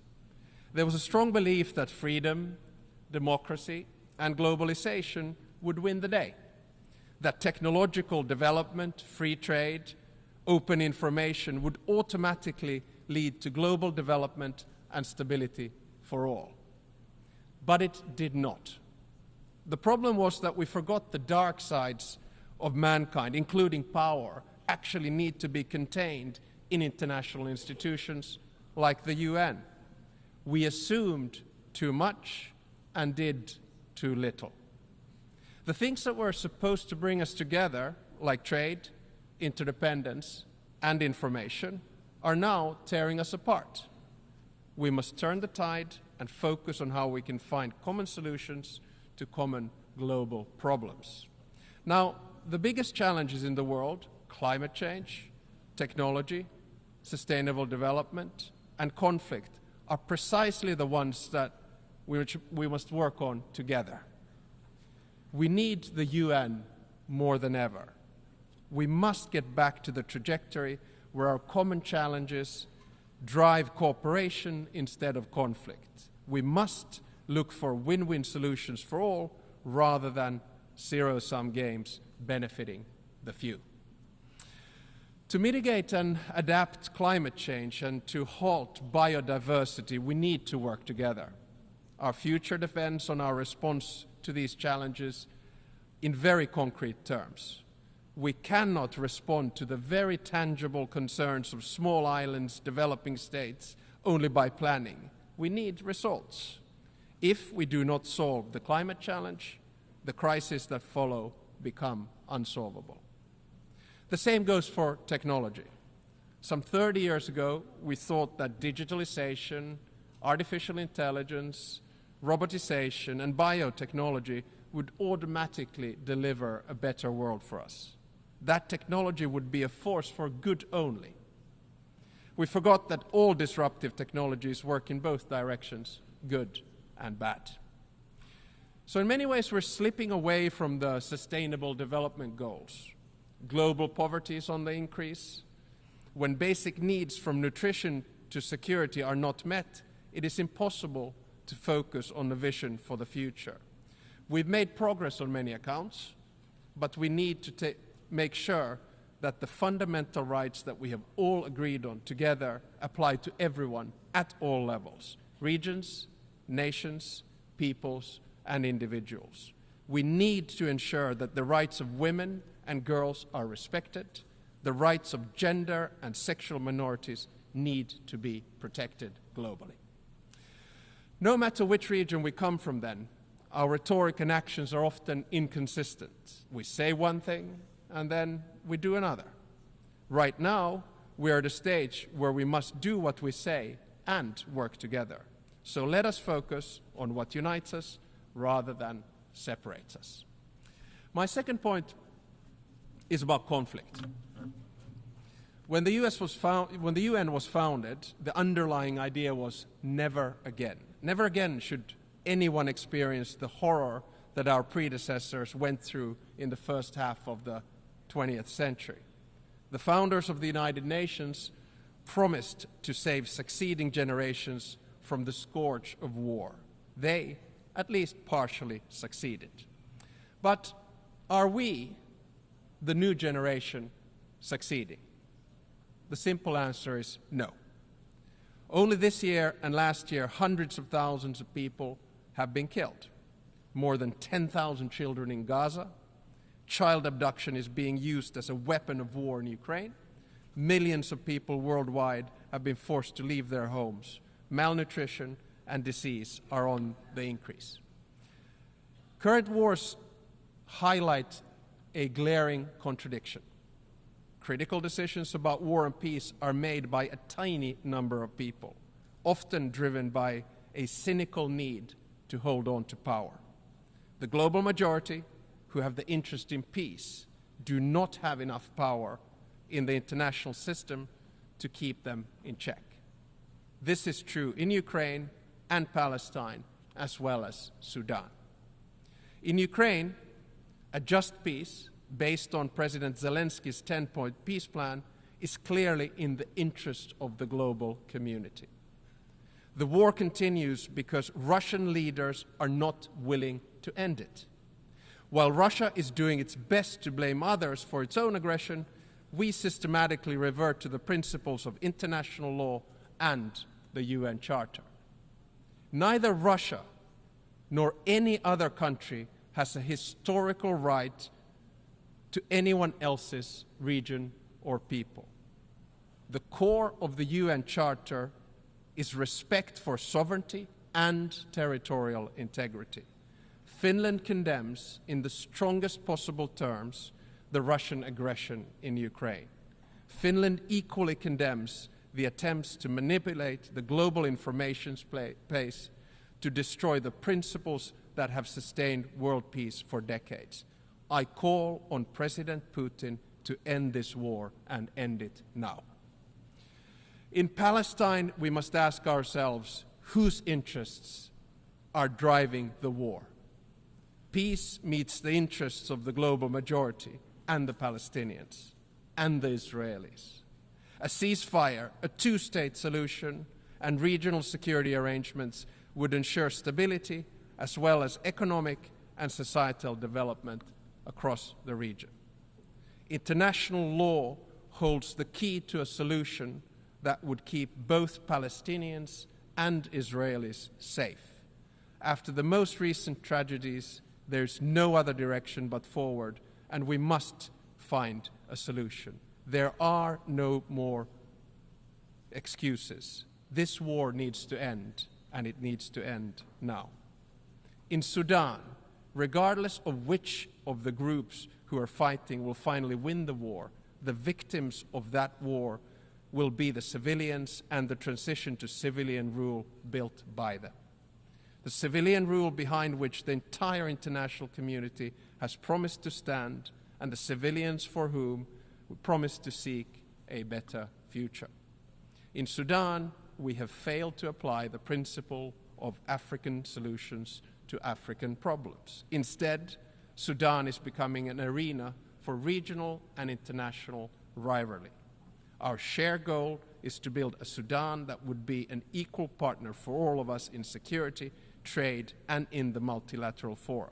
And it is moving further and further away from it. No one benefits from this development in the long term. I call, therefore, upon the UN to take the center stage in conflict resolution and prevention once again. Peace mediation cannot be transactional. It has to be centered in the United Nations. International law, the UN Charter, and the territorial integrity and sovereignty of states must prevail. My third and final point is that we need the UN more than ever, and without far-reaching reform, I'm afraid it will be sidelined. It all begins with agency, with a feeling that we all have a say. Whether it's about climate change, technology, sustainable development, or conflict, the same challenge remains. The current international institutions do not reflect global realities. The majority of the world is not properly represented in the global institutions, and their interests are not met. This must change. Ending wars would benefit most of us, if not all of us, but currently we do not have the mechanisms to drive the interests of the global majority.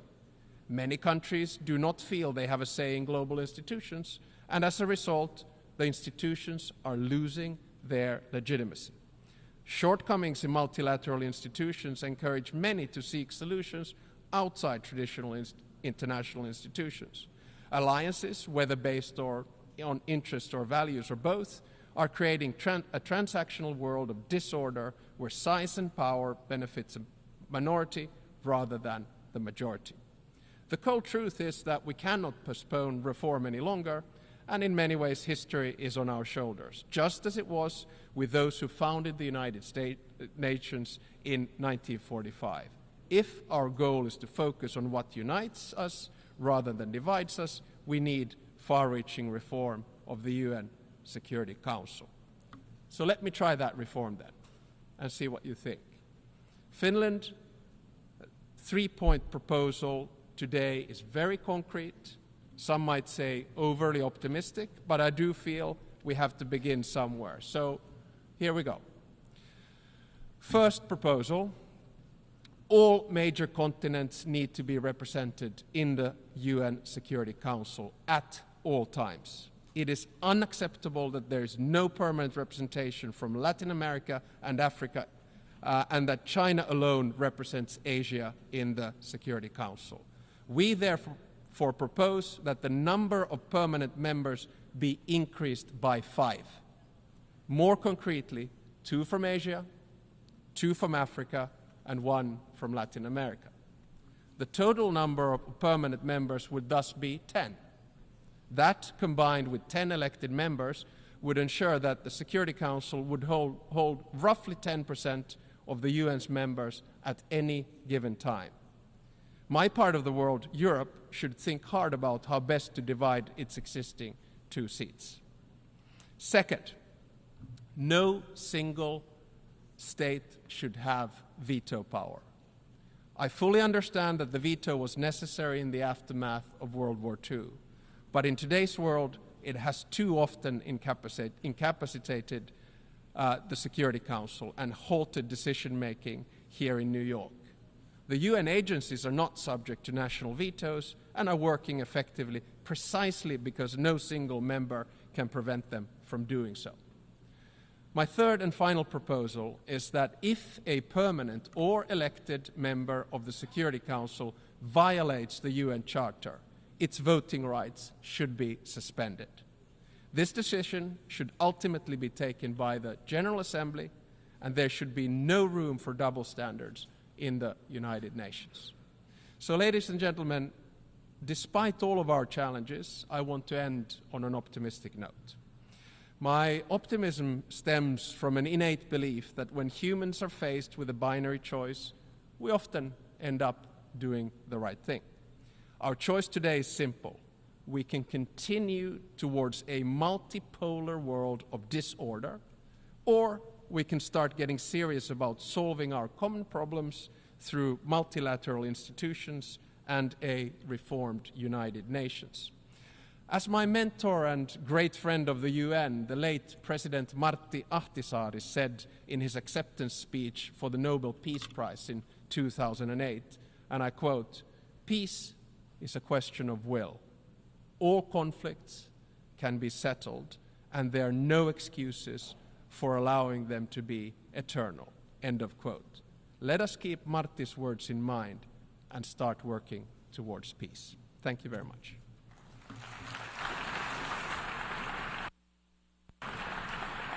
On behalf of the Assembly, I wish to thank the President of the Republic of Finland. The Assembly will hear an address by His Excellency Mohamed Irfan Ali, President of the Cooperative Republic of Guyana. I request protocol to escort His Excellency and invite him to address the Assembly.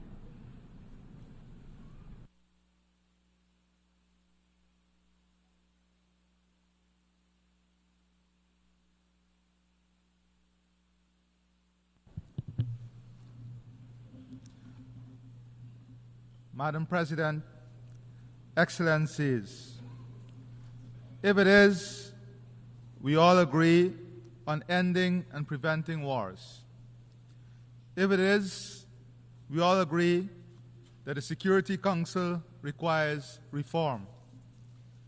If it is, we all agree that the international financial system is unfair and unjust to the developing world. And if it is, we all believe in climate, food, and energy security, then what is stopping us from acting? We will all be doomed in the court of conscience for knowing what is right while ignoring what is wrong. Madam President, of the myriad of challenges confronting our world, climate change threatens our very existence, adversely affecting development across all countries.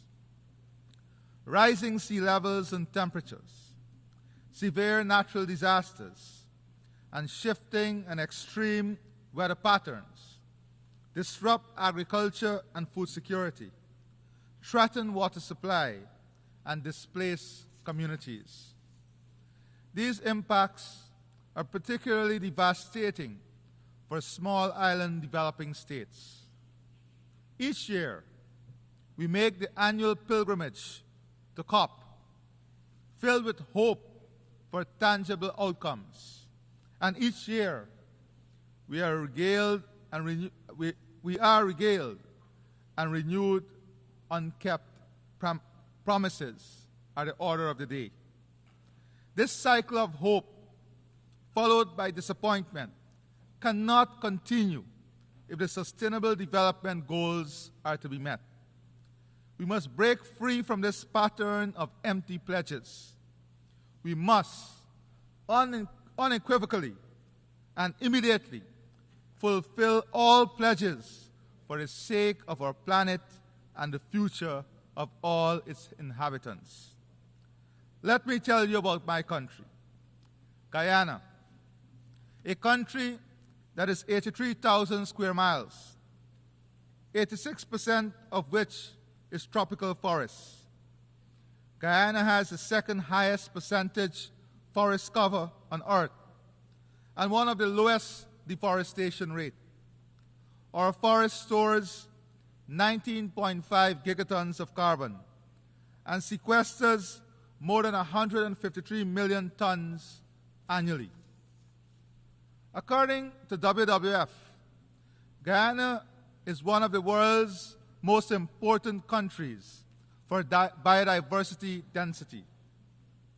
It straddles two of the richest biodiversity zones, the Guyana Shield and the Amazon. As a country, we are dedicated to the preservation of this vital global asset. I especially salute the indigenous peoples of Guyana, the Amerindians, who are the foremost stewards of this great natural heritage. We recognize their leadership, and 15% of all revenues earned from carbon sales are directly transferred to our indigenous communities. Madam President, even with our newfound natural resource, oil and gas, it would require less than 20% of sequestered carbon to offset our emissions at maximum output. We have preserved our biodiversity and know its value. We believe it is only fair and just that this global asset be monetized in a fair carbon market. Today, I am pleased to announce the launch of a global biodiversity alliance. We will convene the first Global Biodiversity Alliance Summit in 2025, which will focus on creating a market for biodiversity credits, scaling biodiversity conservation debt swaps, accelerating biodiversity bonds, establishing a blueprint for biodiversity taxonomies, and promoting nature-positive action. We do not make this announcement by mere words. Guyana is also committed to doubling its protected areas by December 2025 and achieving the global biodiversity target of 30% by 2030. These are real solutions that Guyana is putting forward to address the global problem of biodiversity loss. We do not lecture, we lead by example without arrogance. Madam President, according to the UN Food Security and Nutrition Report, in 2023, an estimated 28.9% of the global population, 2.3 billion people, were moderately or severely food insecure. The primary causes were conflict and insecurity, extreme weather events, including those related to El Nino and climate change, and economic shocks. To effectively address food insecurity, we must take more concerted action to address its root causes, reducing conflict, mitigating climate change, and enhancing food production and trade in food commodities. By prioritizing peace and climate action, we can create environments where food systems, crops, and livelihoods are not threatened by conflict and weather extremes. In turn, enhancing food production and ensuring fair and efficient trade in food commodities can reduce food insecurity. So too can the full involvement of women and youth. In Guyana's National Agricultural Strategy and Policy, at least 35% of our agro-businesses will be owned by women and 60% by young people. While I've spoken of food insecurity, the global malnutrition rates are also alarming and must be addressed. Nutritious, safe, and sufficient food are crucial to a healthy population. Madam President, The United Nations must continue to be a beacon of hope amidst a turbulent global environment. The theme of this year's assembly, and I quote, "Leaving no one behind, acting together for the advancement of peace, sustainable development, and human dignity for present and future generations," end of quote, resonates with the vision set out in the United Nations Charter. This vision demands decisive action and enlightened multilateralism. Today, we find ourselves in a world where the quest for peace is met with a defiant echo of conflict, where the promise of sustainable development is eclipsed by the dangerous specter of climate change and food insecurity, and where the dignity of millions of people is trampled upon with impunity. In Ukraine, the sovereignty and territorial integrity of a nation are being violated. Yet, decisive action by the United Nations Security Council remains fettered by the veto. Justice demands that we defend the territorial integrity of all states, large, small, powerful, and weak. Equally concerning is the conflict in Sudan, which rages on with devastating consequences for the people of that country, including famine and mass displacement. This conflict will continue to undermine efforts to achieve lasting peace and sustainable development. This assembly must also condemn the continued oppression and persecution by the Taliban of women and girls in Afghanistan, who face not just lack of access to education and restrictions on their movements, but now even their voices cannot be heard in public. Closer to my home, CARICOM has been actively supporting a Haitian-led process for the restoration of democracy, peace, and stability in Haiti. We welcome the deployment of the UN-authorized multinational security support mission led by Kenya as a crucial step towards stabilizing the security situation. We call on the international community to urgently scale up financing for the MSS and secure its renewed authorization so that the mission can succeed. We must also address the dire humanitarian situation where almost half of Haiti's population suffer from acute hunger, mass displacement, and women and girls are enduring brutal violence, including sexual violence. Guyana is leading CARICOM's effort in mobilizing humanitarian effort and support for Haiti. Excellencies, I'll be reaching out to you for your support.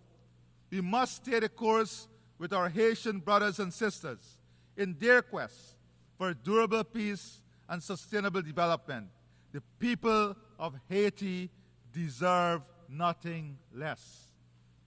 Madam President, peace, stability, and safety are no more imperiled than in Gaza. Guyana reiterates its strong condemnation of the October 7 attacks by Hamas on Israel.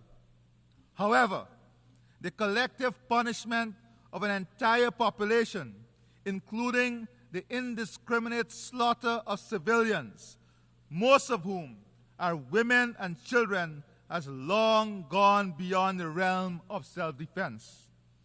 As the world watches on helplessly, Israel continues to flout its international obligations, including the orders of the ICJ and successive Security Council resolutions.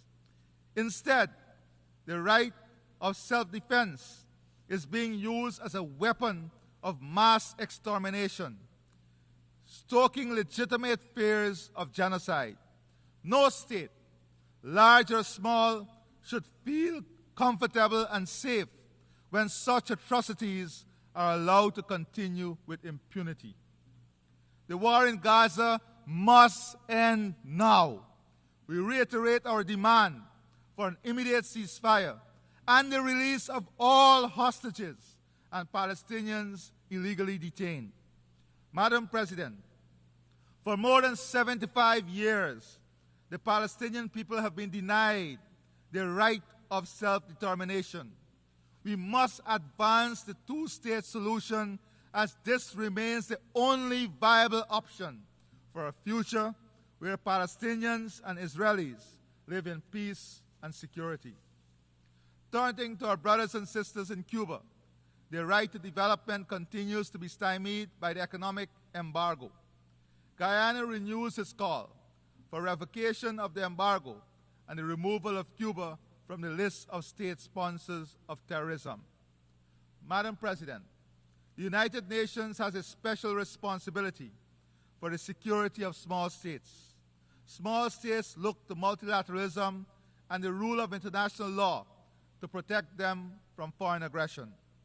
Guyana is a small state that has had to contend with aggression from the Bolivarian Republic of Venezuela for all 58 years of our nationhood. International law and its strict application have been our armor and our shield in our determination to protect ourselves from this aggression. We remind this august assembly that the border between Guyana and Venezuela was fully, finally, and perfectly settled in an 1899 award by an international tribunal. Venezuela was fully represented in that tribunal, whose award it proclaimed in its own Congress and welcomed for more than 6 decades. Before reopening the issue on the eve of Guyana's independence, claiming 2/3 of our territory. This controversy, initiated by Venezuela, was submitted by Guyana to the International Court of Justice in accordance with a decision of the United Nations Secretary General and consistent with our position to settle this matter by legal and peaceful means. In 2023, in light of intensified acts of aggression by Venezuela, the ICJ issued provisional measures stating that, and I quote, pending a final decision in the case, the Bolivarian Republic of Venezuela shall refrain from taking any action which would modify the situation that currently prevails in the territory in dispute, whereby the Cooperative Republic of Guyana administers and exercises control over the area, end of quote. After years of refusing to participate in the proceedings of the ICJ and stating that it does not recognize the jurisdiction of the court, the Venezuelan government has now submitted a counter-memorial to Guyana's submission. We welcome Venezuela's decision to participate in the court's proceedings and express the hope that Venezuela will accept the decision of the court, as Guyana has long pledged to do. I reaffirm Guyana's unwavering commitment to a peaceful resolution of this long-standing controversy in full conformity with international law and the principles set forth in the United Nations Charter. Madam President, peace, development, and human rights are pillars of the United Nations. We all aspire for a form of multilateralism that is equitable, inclusive, and ensures that no one is left behind. Women's participation in leadership in private and public sectors are integral to this. There is a growing movement in the developing world calling for the democratization of global political and economic relations. The disproportionate concentration of power favors a few powerful nations, whilst marginalizing the voices and concern of the broader international community. Developing countries are justly demanding more inclusive and representative decision-making processes in institutions and organs such as the UN Security Council, the World Bank, and the IMF. The World Trade Organization must also be reformed to ensure fairer trade for developing countries. These reforms must go beyond fair representation and ensure that the policies and practices of these institutions align with the developmental needs and aspirations of all countries. In the emerging global order, we must ensure the United Nations remains at the forefront of global governance. If multilateralism is to trump unilateralism, the UN's role as the world's foremost multilateral organization is pivotal. With the necessary resources and resolve, the UN can ensure a future of peace, sustainable development, and human dignity. The future we seek, a future where no one is left behind, demands courageous action. The UN must fulfill its role as a custodian of greater global peace, the foremost promoter of sustainable development, and an unflinching protector of human rights, human dignity, and international law. And since the UN is all of us, this body of nations, this is a collective responsibility for us all. Let us not be found wanting. Let us act together for the advancement of peace, for the achievement of sustainable development, and the preservation of human dignity, now and for generations to come. I thank you.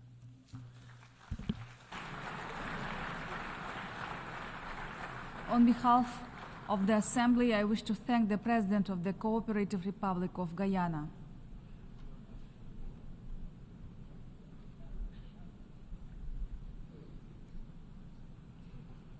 The Assembly will hear an address by His Excellency José Raúl Molina Quintero, President of the Republic of Panama.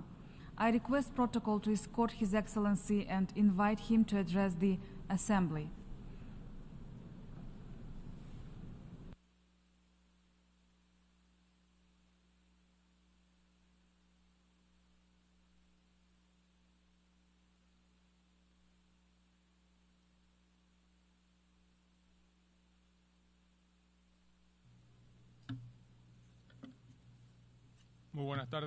A very good afternoon, Madam President,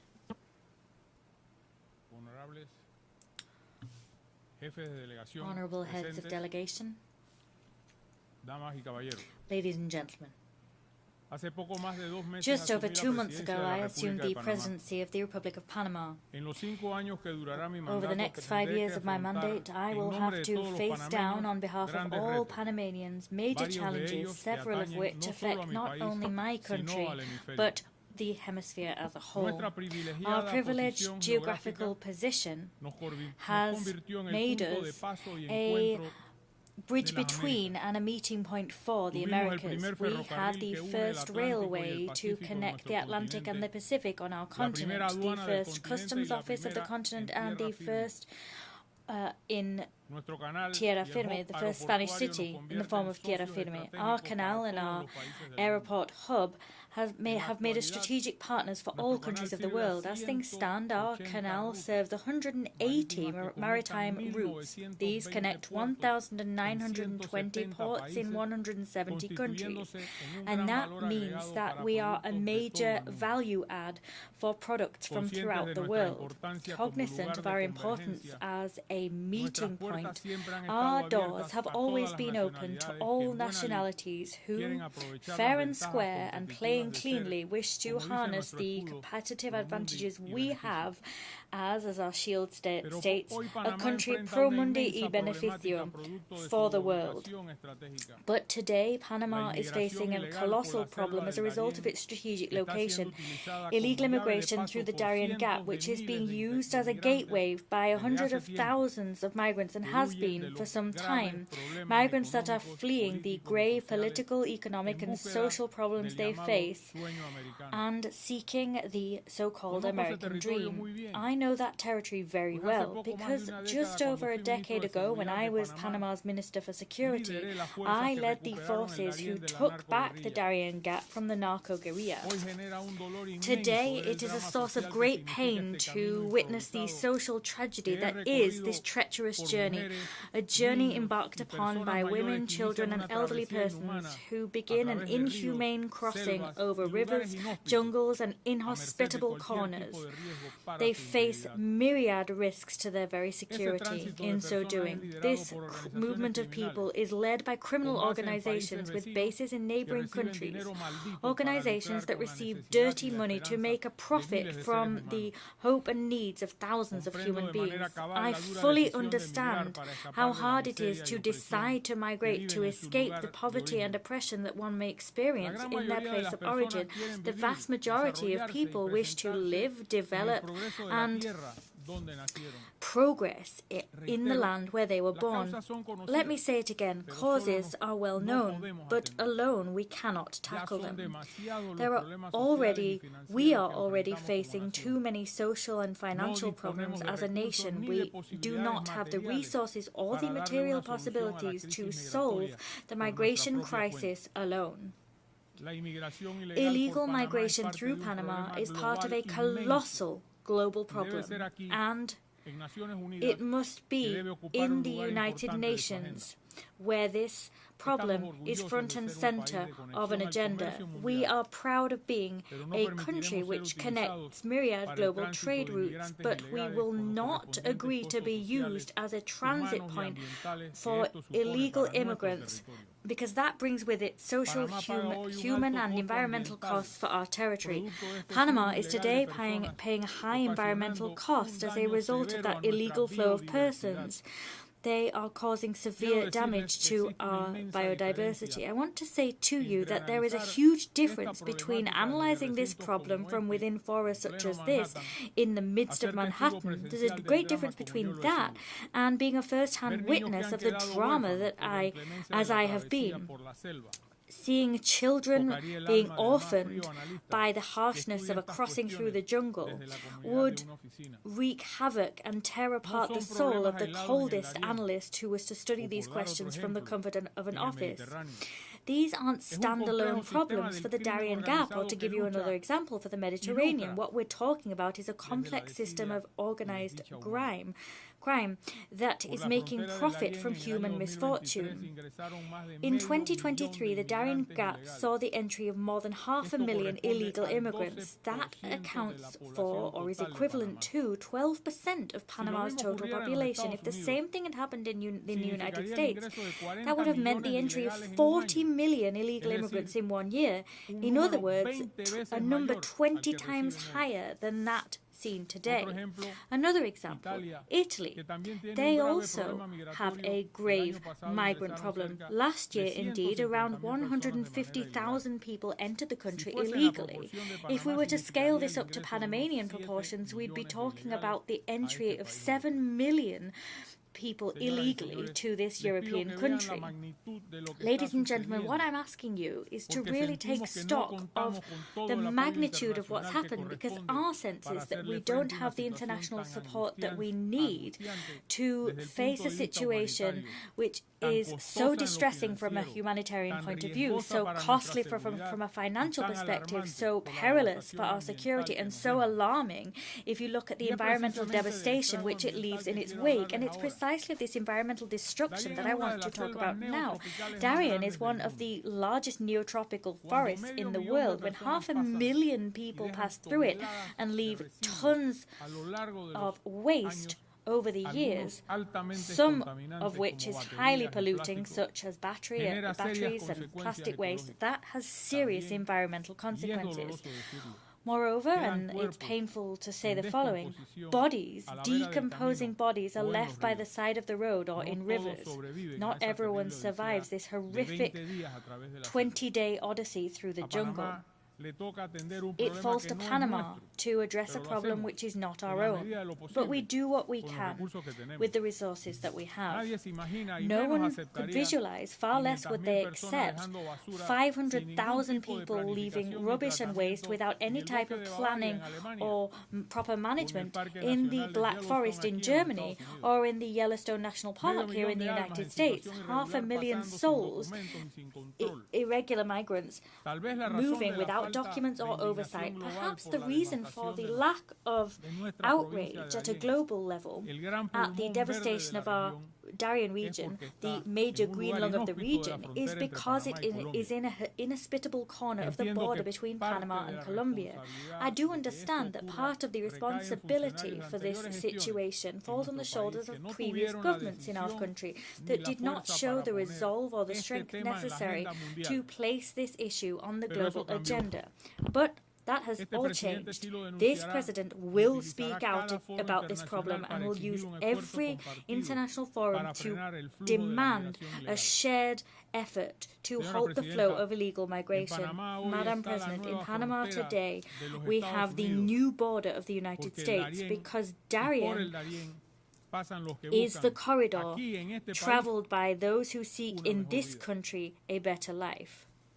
Panama has always been on the side of peace and the progress of nations. Today needs the help and support of those countries that it has historically supported in this and other fora. We need concrete cooperation and full frontal cooperation to avoid our territory being used as the beginning of a dream which often is one trumped up by criminal organizations linked to drug trafficking and trafficking persons. Political instability is one cause of mass migration. When there are grave institutional crises that exist over time, their immediate consequence is the fleeing of their citizens. Venezuela is a specific example of the above. It is for that reason that I now want to talk about our regional political situation, which incidentally is the major driver of the migration crisis we're experiencing. The increasing breakdown of Venezuela's institutional system has led to a stampede of 8 million Venezuelans, according to data back from the UN Refugee Agency. Behind this figure is a genuine migration tragedy. International organizations haven't provided a resolute or credible response to this problem throughout the years. Recent events in Venezuela have further tarnished the country's already dishonored institutions. Let us be clear. Awarding oneself a triumph without publishing vote counts is like wanting to win a trial without presenting any evidence. Wanting to win without publishing vote tallies is like losing and not accepting the results. In fact, the current regime has lost the support of its staunchest defenders in the region, or, in the very best of scenarios, it has received fragile and tenuous support expressed only as silence. It is resoundingly clear that the current regime will not leave power, nor will it recognize its defeat. As such, I call upon the appropriate organizations to take resolute actions against the manifestly anti-democratic behaviors and attitudes seen. I want to emphasize here that this is not an ideological issue. We're not talking about a simple difference in schools of thought. What we're talking about is strictly heeding the people's will that is the mother of all wills. Panama is open to dialogue with the rest of countries, any country in which there is respect for the political and representational system arising from every country's national constitutions. I'm bringing up the Venezuelan issue here because it's very difficult for me to talk about health and the environment when 8 million of our neighbors have been forced to flee their home, fleeing the poverty, besetting a country that should have been an economic power. How can we talk about regional sustainable development as we witness this interminable political crisis face the whole continent? I can't look at everything through a rose-tinted lens in my speech when what we have is the spilt crimson blood of immigrants risking their lives in our jungle pursuing a dream of liberty. As they move through the Darien Gap, they contaminate the region, leaving a trail of destruction and desolation in their wake, and it's up to us to pick up, repair, and pay for all of that.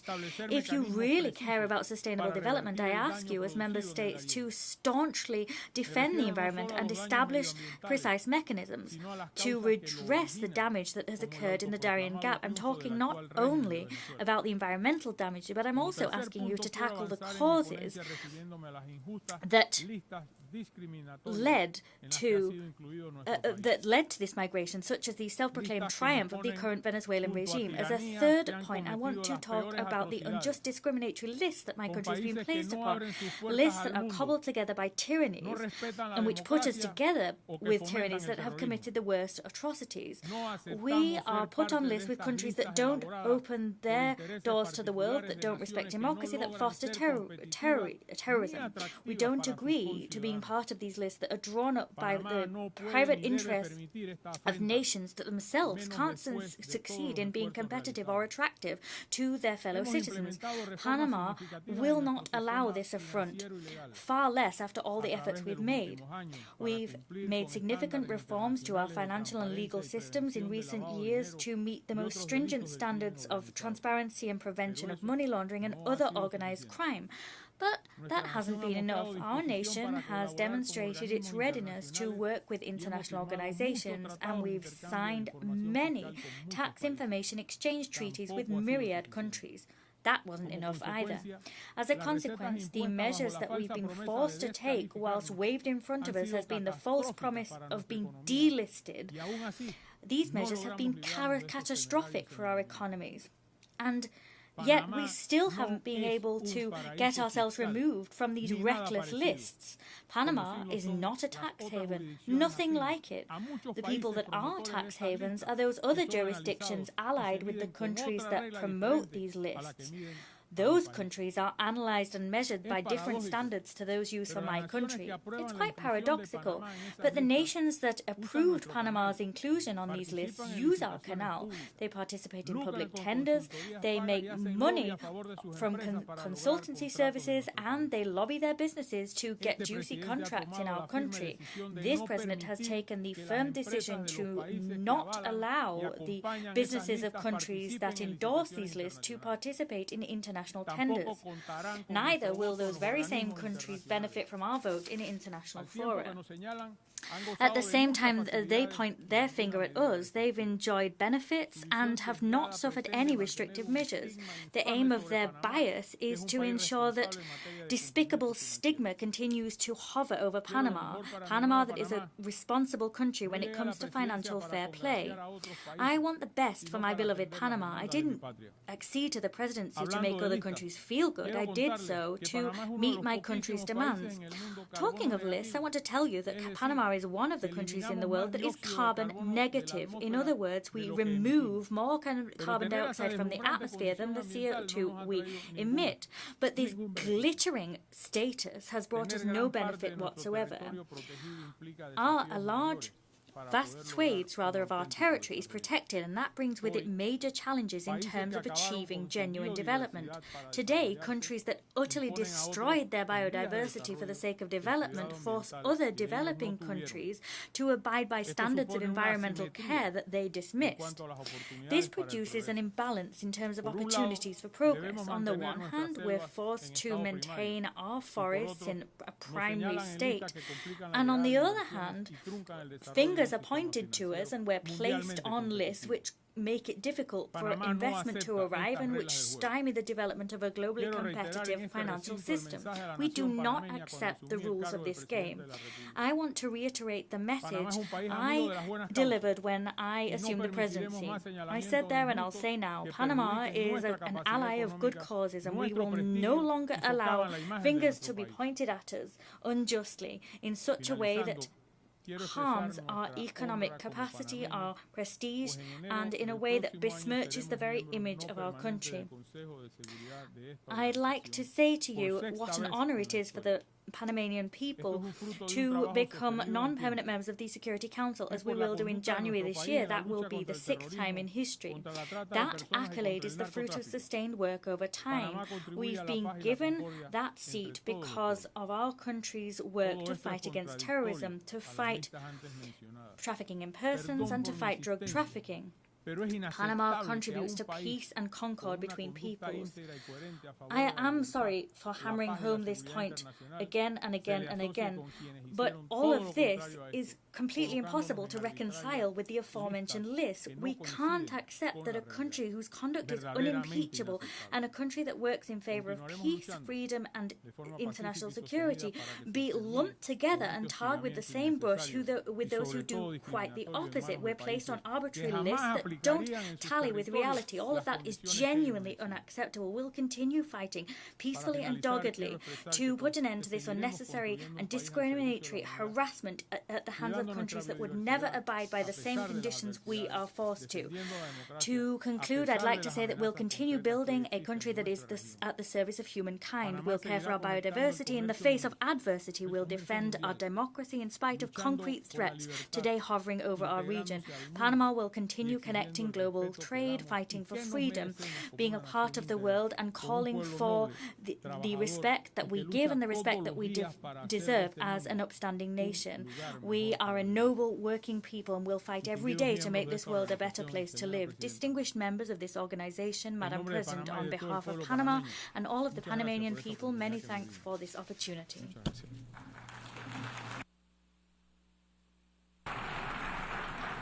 On behalf of the Assembly, I wish to thank the President of the Republic of Panama.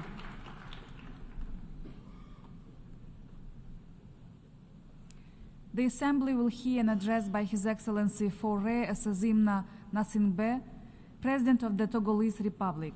I request protocol to escort His Excellency and invite him to address the Assembly.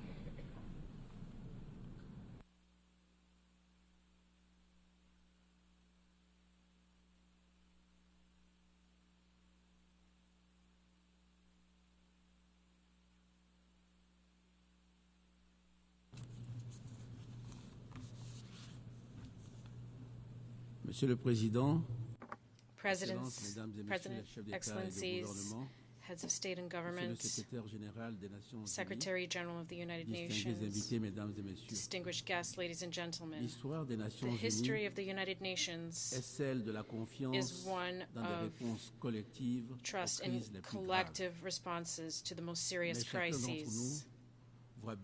But each of us today sees that today we are at a crossroads.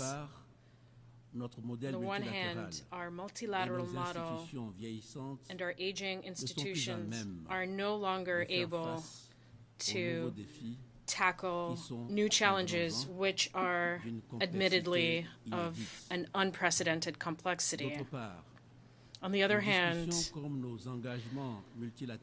our discussions, just as our multilateral commitments in recent years, often are not accompanied by action. That is why there is real reason to be concerned as we look to the future. Concerned for the future of our planet, which is ravaged by complex crises.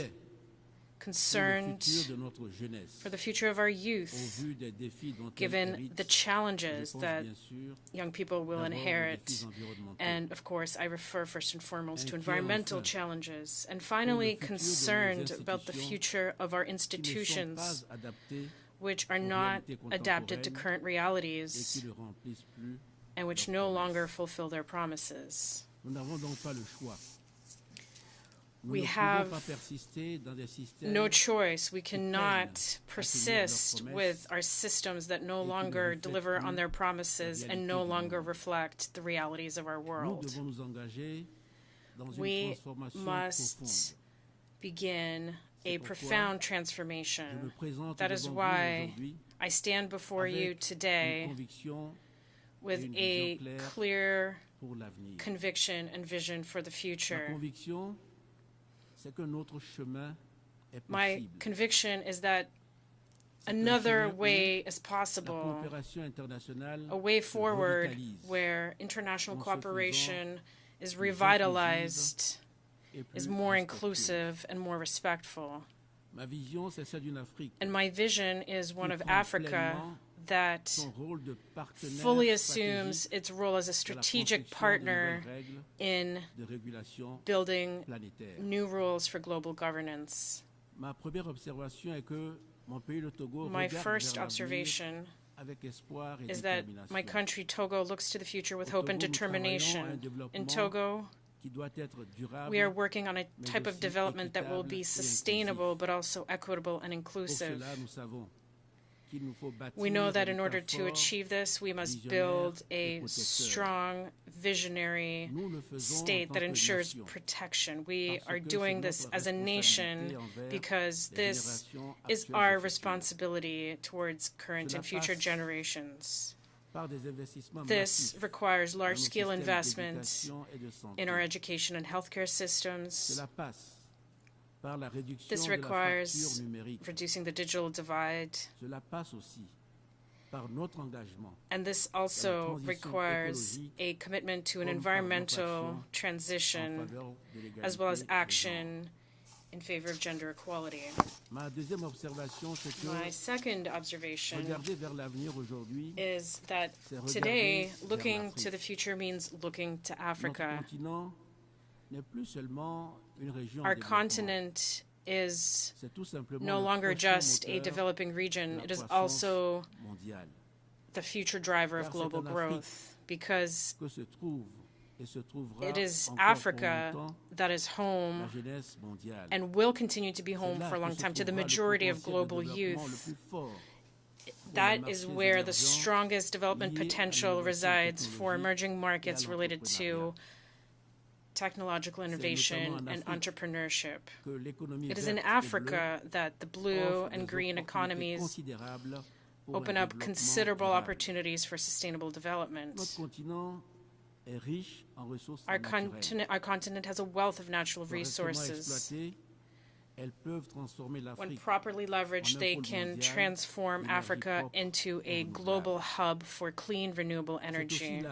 And it is also in Africa that we must test out new partnership models that we require, specifically between the private and public sector. My third observation is that addressing the challenges of our times requires effective multilateral cooperation. Challenges in the food security and environmental realms go beyond what each country can address individually and alone. More and more, we are dealing with fundamentally asymmetric crises. These crises quickly and harshly affect regions of the world that are not directly responsible for the causes of those crises. That is why I reiterate my deep conviction. First, given these global threats, the only way to ensure a better future for current and future generations is to take collective and coordinated action, action by states, and this collective action must be carried out as part of revitalized global political frameworks. This is in particular true for our efforts when it comes to climate adaptation and resilience. Africa is a region that is one of the most vulnerable to the impacts of climate change. Even though Africa as a continent contributes the least to greenhouse gas emissions, the harmful impact of climate change seen in Africa in terms of food security and the migration challenges that this causes cannot be underestimated. If we do nothing, the issue of the environment will lead to major waves of migration towards the north, which is clearly something that is a common concern. But this need for collective action is also true when it comes to the challenge of peace and security. And that challenge is also a burden that can no longer be carried by Africans alone. In Western Africa, we face the persistent threat of terrorism. In my view, the answer to this requires a combination of inclusive dialogue, security reform, and economic development initiatives that would address and eradicate the root causes of violence. But we cannot tackle all of these challenges alone. Multilateral cooperation is necessary in order to face this collective threat. We all know that development, the climate transition and security have all become issues that need to be tackled in a multilateral manner. But to do this, we must first refashion our model for international cooperation. And this brings me to my last observation. We cannot strengthen international cooperation without a new model for partnerships that is more equitable and more respectful towards African states. We urgently need to rethink our model of multilateralism in order to rebalance efforts in the context of international cooperation. And in that context, our continent, Africa, deserves particular attention. First of all, there needs to be more respect, dignity for African states on the international stage. It is time to recognize that we are strategic actors in our own right, capable of making a major contribution to global efforts towards peace, sustainable development, and human dignity. Respect for human dignity is not only a principle that must guide our daily actions within our borders. The respect for and dignity of our peoples must be recognized through their representation and the elevation of their voice, which must be heard and respected in international fora. And finally, we require a new model of international cooperation that is more broadly based on localization. Externally imposed so-called universal solutions can, it is true, have some advantages, but they do not always work. Despite the efforts made in recent years, international aid often remains disconnected from the needs and the capacities of the populations that receive this aid. Localization must be a major commitment to recognize local expertise while allowing states to play their rightful role in defining priorities and implementing programs. Togo is resolved to play a leading role in this transformation, and I call on all international stakeholders to support a more equitable and respectful cooperation. Excellencies, ladies and gentlemen, Africa is ready. It is ready to play its rightful role on the international stage, but it seeks to be respected, listened to, and supported in its efforts in an equitable way. Together, let us work on building a world where each nation and each individual can live in dignity, in harmony with others and with our planet. I thank you. On behalf of the Assembly, I wish to thank the President of the Togolese Republic. The Assembly will hear an address by His Excellency Bassirou Diomaye Diakhar Faye, President of the Republic of Senegal. I request protocol to escort His Excellency and invite him to address the Assembly.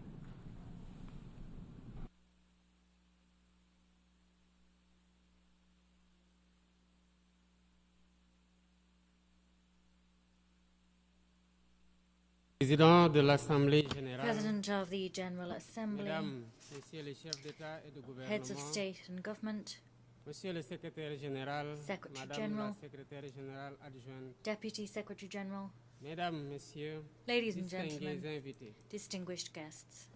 At the outset, I wish to take this opportunity to once again pay tribute to the memory of my fellow countryman, Amadou Danko, who has just left us, former Director General of UNESCO, Until 1998, he was an eminent statesman and a staunch Pan-African defender of independence. I wish to congratulate Mr. Philemon Yang on his election to the presidency of this United Nations General Assembly.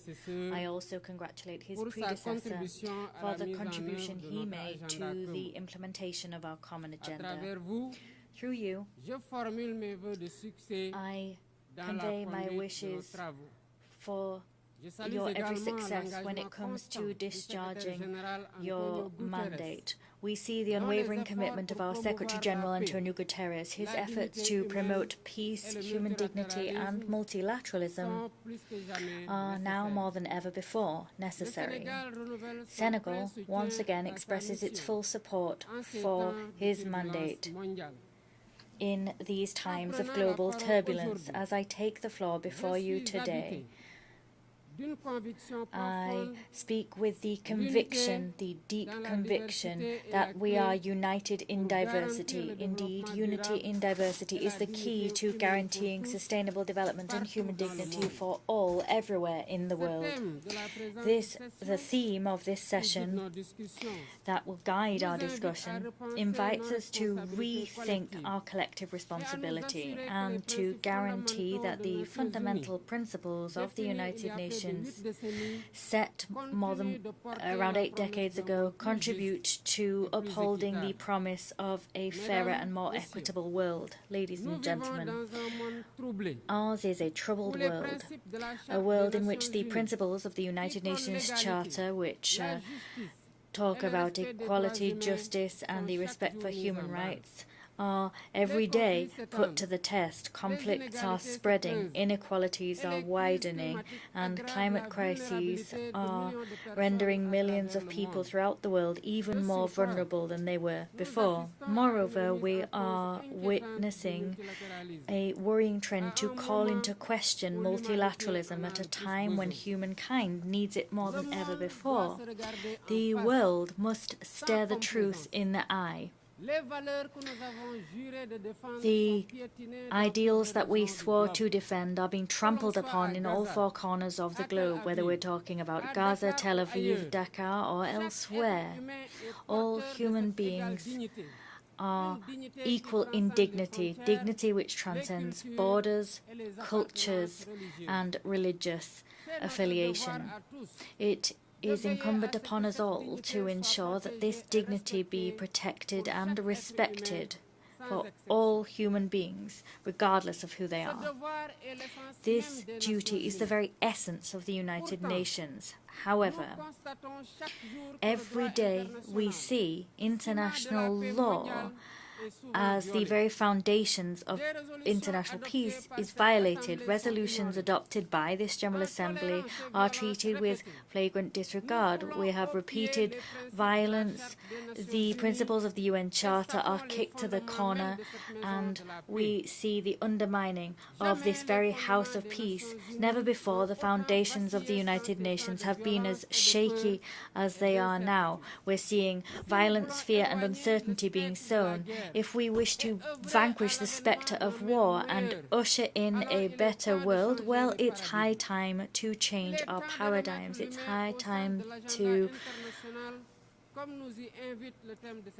put human beings at the heart of our international agenda, as we're invited to do by the theme of this session. President, ladies and gentlemen, we no longer wish to stand idly by and watch the tragedy in the Sahel play out. Terrorist groups there are sowing terrorism. They're pillaging, they're killing innocent civilians.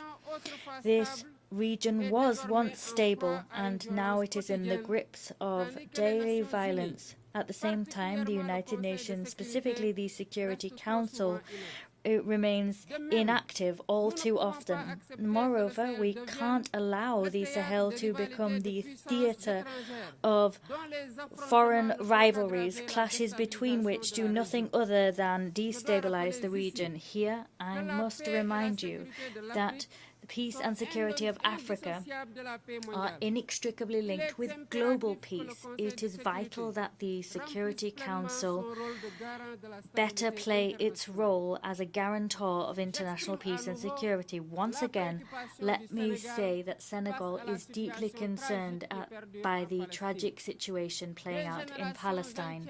Entire generations have grown up in Palestine in the shadow of oppression. They are deprived of their fundamental right to a viable state. Senegal, as president of the chair of the Committee on the Inalienable Rights of the Palestinian People, calls for an immediate, lasting ceasefire. We reiterate our support for the two-state solution, with East Jerusalem as the capital of Palestine, in accordance with the relevant resolutions of the United Nations. This war spares no woman, no child. It does not spare vital infrastructure and is an open wound on the international conscience. It's vital that international humanitarian law be restored in all conflict zones. It's vital that the United Nations fully play its role as mediator and guarantor of peace. Ladies and gentlemen, peace is not simply the absence of war.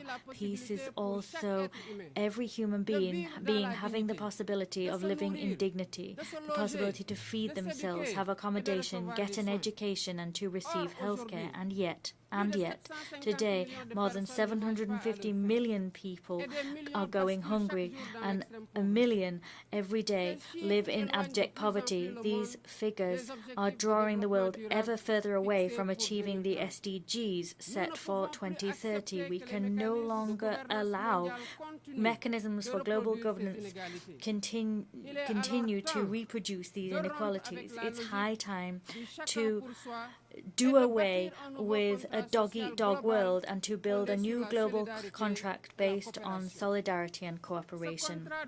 This social contract must include major reforms to address political, economic, and the environmental challenges of our age.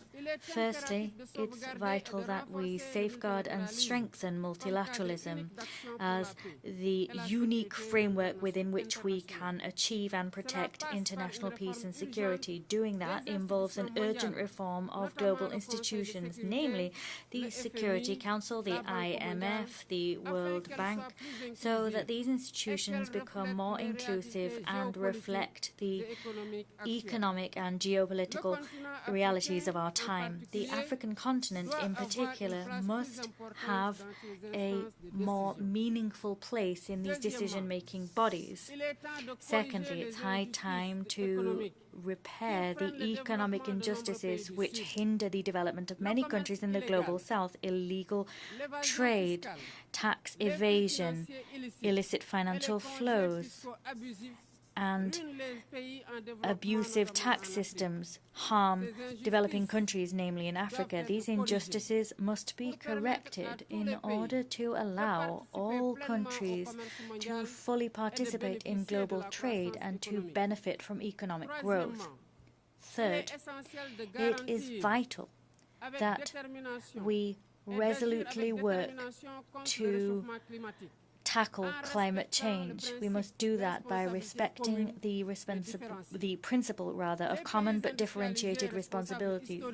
The industrialized country historically responsible for mass greenhouse gas emissions must step up their efforts to finance a just and equitable energy transition which does not penalize developing nations. We must, as an absolute imperative, protect our planet without sacrificing the rights of the most vulnerable nations to continue their development. Fourthly, we must thwart any attempts to impose unilateral ways of existing and civilizational models. Since its independence, Senegal has staunchly defended the equal dignity of cultures and civilizations. This diversity must continue to be the cornerstone of the peaceful coexistence between peoples. No nation should impose on others its practices or its values as universal. The respect for difference It is the very foundation of peace and stability throughout the world. Ladies and gentlemen, Senegal is staunchly committed on this path. To this path, rather, we've chosen to build a state wholly focused on sustainable development with ambitious initiatives in terms of clean energy, food sovereignty, and transparent governance. However, we know that to be successful in those endeavours, we need collective action and international solidarity. No country, however powerful it may be, can alone address the challenges threatening humankind. As such, we must act together, united in our diversity, to usher in a future in which human dignity is protected, where justice prevails and where prosperity is shared. It is through cooperation and mutual respect that we will overcome the crises shaking the very foundations of our world. I thank you. On behalf of the Assembly, I wish to thank the President of the Republic of Senegal.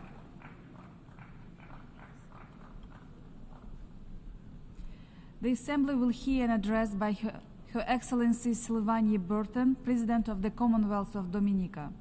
I request protocol to escort Her Excellency and invite her to address the Assembly.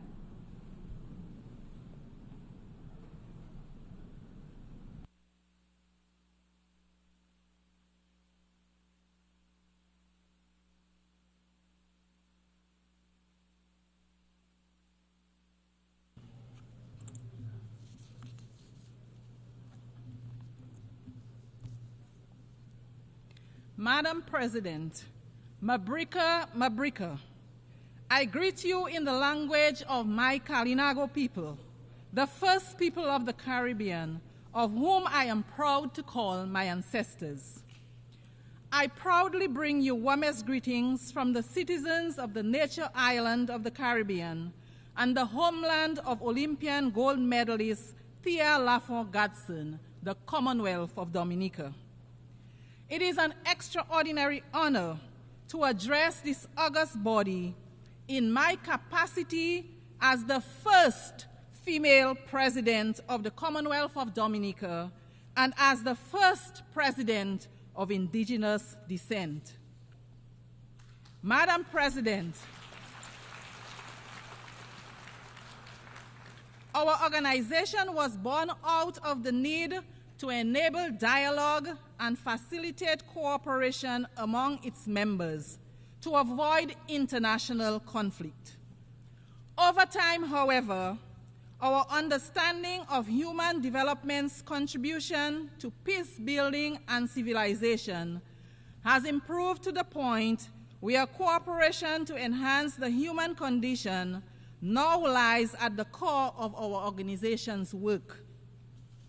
Madam President, progress in many spheres of human endeavor is not equitable, and deliberate action is required to ensure that the most vulnerable among us, namely women, boys, girls, the physically challenged, and senior citizens, are brought from the shadows of neglect and into the light of opportunity. In essence, Excellencies, though we are a small nation, subject to the many challenges of growth and development, we insist that we continue to be our brother's keeper and join our voice with those who believe that no one, regardless of location, race, ethnicity, gender, or religion, no one is left behind in the relentless pursuit of advancement.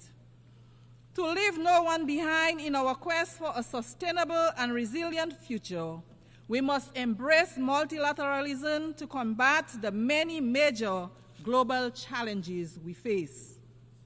Madam President, we remain concerned that despite the resources and publicity given to UN Agenda 30, its outputs so far do not inspire confidence that we are on track to realize the much heralded goals.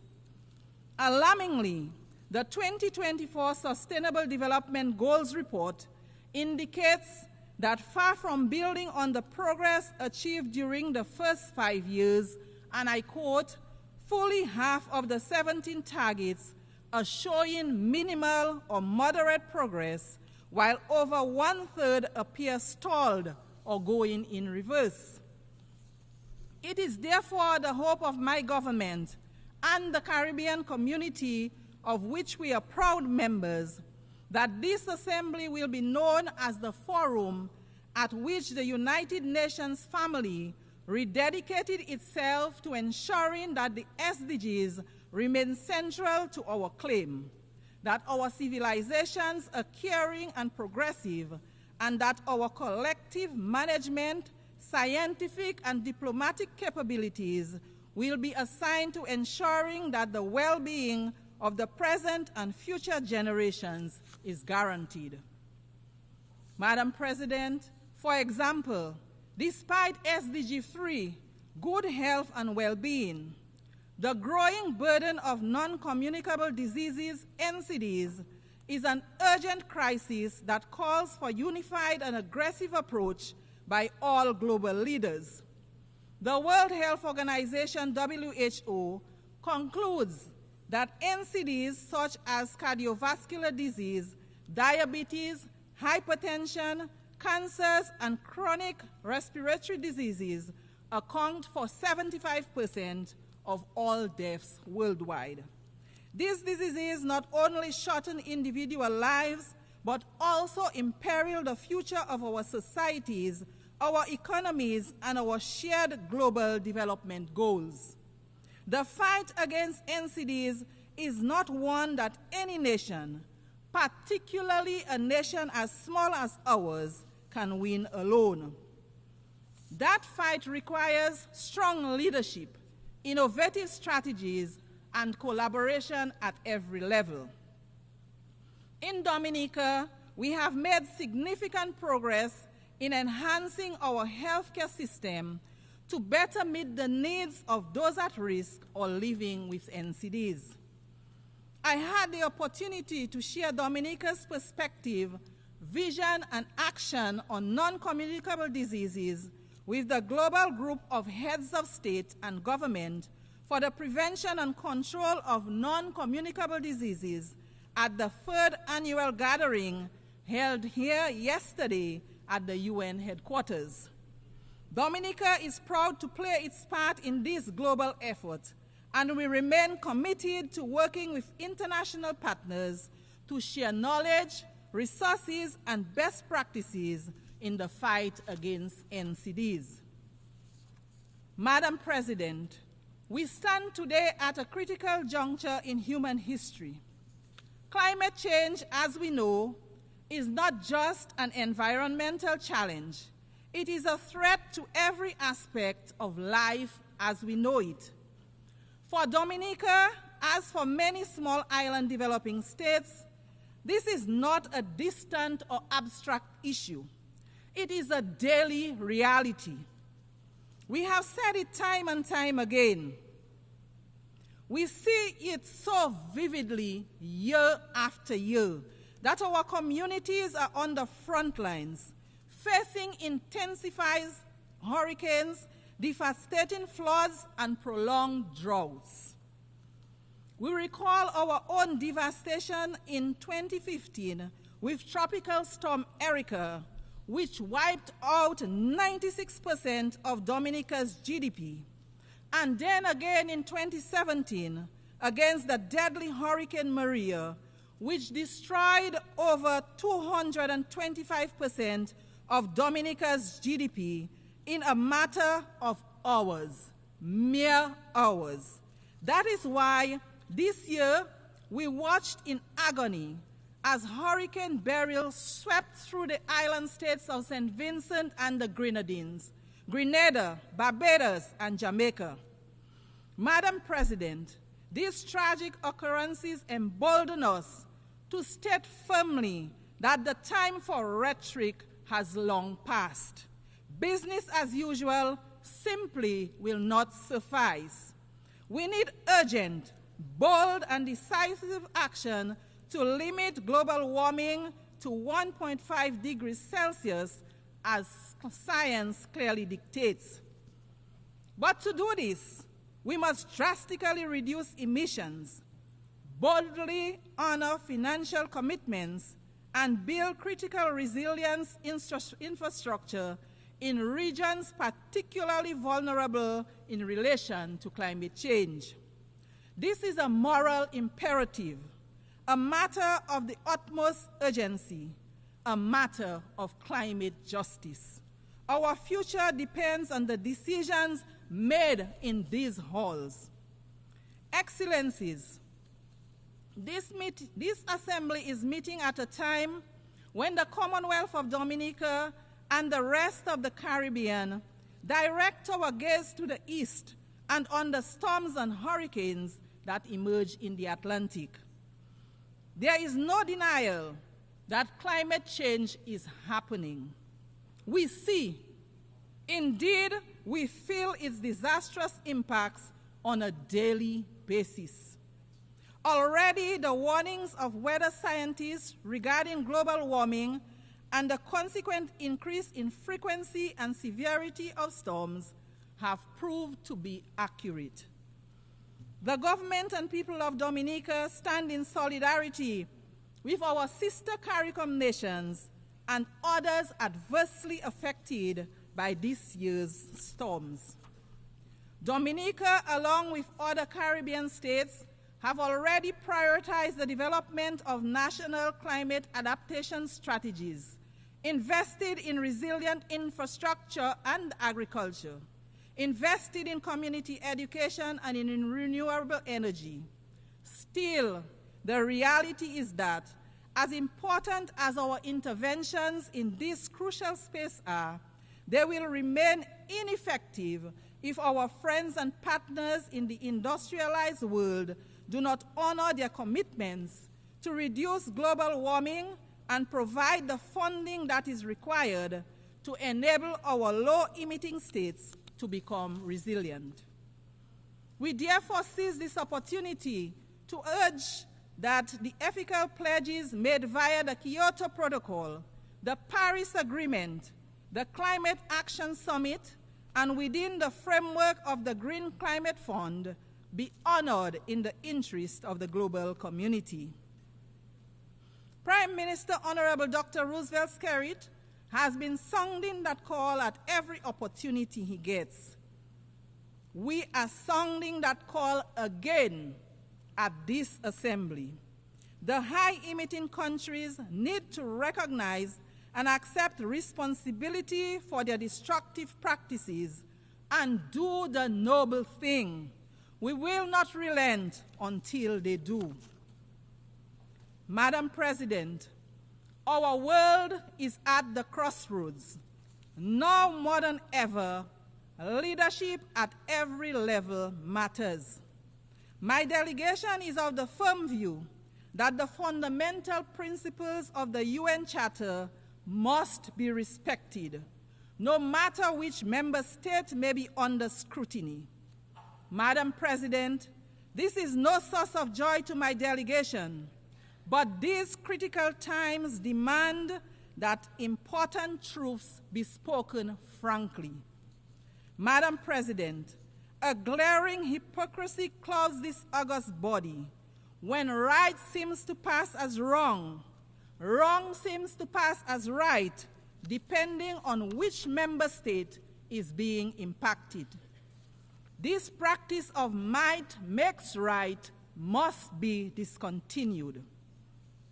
Madam President, my delegation remains deeply concerned about the ongoing conflicts, particularly in Ukraine, the Middle East, and Sudan, among others. We recognize the crucial role of peace in human development. We are convinced that war is futile. It is this conviction that impels us to urge that the fullest support be given to those entities that are engaged in promoting peace and reconciliation in the Middle East, Ukraine, and Sudan. Just a few examples of locations where war is setting back the human development gains achieved over the years. The continuing loss of innocent lives, particularly innocent lives of the most vulnerable among us, namely the innocent lives of women and children, is of dire concern. There is no winner in these conflicts. And if history has taught us anything, it is that the cost to rebuild after such terrifying and inhuman conflicts is extremely prohibitive. To this end, as long as these conflicts persist, my delegation will not cease to echo the call for an urgent end to these conflicts which have decimated the lives of so many innocent ones. Madam President, we stand in solidarity with the people of Haiti and insist with the other CARICOM member states that the current crisis being confronted by our sister CARICOM state in no way nullifies the entitlement of its people to the recognition of their sacred sovereignty and their right to be central in the search for a fair and durable peace. The government of Dominica remains convinced that the present challenges faced by our sister CARICOM state are in part related to the glorious contribution Haiti made to the quest for justice and freedom in our region and the world. Indeed, the current complexion of this august body would have been unimaginable without the heroic struggles of the Haitian people. As such, the crisis in Haiti is much more than a Caribbean crisis, even if the solution is an obligation that all of the Caribbean states accept wholeheartedly. My delegation therefore unreservedly supports the position of CARICOM on the situation in Haiti, a position that rightly calls for a Haitian-led and owned transition process to bring across systematic changes to our fellow CARICOM member state. It is high time. The heroic sacrifices of Haitian blood and treasure that opened the door to the liberation of so many of our countries, making it possible for us to be members of this august body, deserve no less than the abundant peace and prosperity of the wonderful Haitian people. It is, Madam President, in this same spirit that we welcome the installation of the interim government under the leadership of Dr. Gary Conil and the swearing in of a new cabinet of ministers on June 12th. This process of normalization of life for the people of Haiti has been nothing if not daunting. However, with the support of the international community, there is a glimmer of hope, the dawning of a new day as progress is being made. We remain ever optimistic that ordinary Haitian citizens will once again be able to live, work, and feel at peace in Haiti, an outcome they so richly deserve. Madam President, no mention of this glimmer of hope for the Haitian people would be complete without recognition of the strategic support of the Kenyan volunteers, who have played a major role in bringing the security situation under some measure of control. The Kenyan people standing so closely in the struggle for peace and prosperity with the Haitian people is as natural gets, because their stance echoes the ancestral and historical connections that we share, as well as the imposition history placed upon us to struggle for our liberation. We therefore thank the government and people of Kenya for their mighty effort. We thank also the United States of America and Canada for their generous support for the effort to stabilize Haiti. We also thank the other states which have made and pledged their support to Haiti towards the restoration of an environment conducive to peace and development. Recognition is also due to those who made material contributions to this effort. We urge member states who have pledged financial support to honor those pledges so that the humanitarian gaps can be closed and the food crisis can be resolved. The Haitian people, a people as heroic and resilient as people ever were, deserve better. It is our firm conviction that we in the international community have a responsibility to ensure that the living conditions of the Haitian people are brought to the natural standards of human dignity. Madam President, the Commonwealth of Dominica is keen to underscore its commitment to advocating for unity, justice, peace, and the sustainable human development that they foster. In this regard, we continue to urge that the long-running economic embargo against the people of Cuba be set aside. It hurts the people of Cuba as well as the image of its sponsors. The trade embargo imposed against our brothers and sisters in Cuba continues to be of great concern to us in the Caribbean. Its lifting grows increasingly urgent. Therefore, the Commonwealth of Dominica once again joins the voices of the overwhelming majority of members of this global organization to call for the immediate lifting of trade restrictions and export bans imposed on the good people of Cuba. They are unjustified. They are unjustifiable. They are antiquated. They belong to a bygone era. They should cease to exist. They fall, in our view, within the grand narrative of yet another Caribbean people's struggle for liberation. It is for these reasons that the government of Dominica strongly urges a radical reconsideration of these actions. Madam President, our steadfast advocacy for respect for the United Nations norms of sovereignty and non-interference impels us as well to urge that the right of the government and people of Venezuela to resolve internal challenges without outside interference be respected.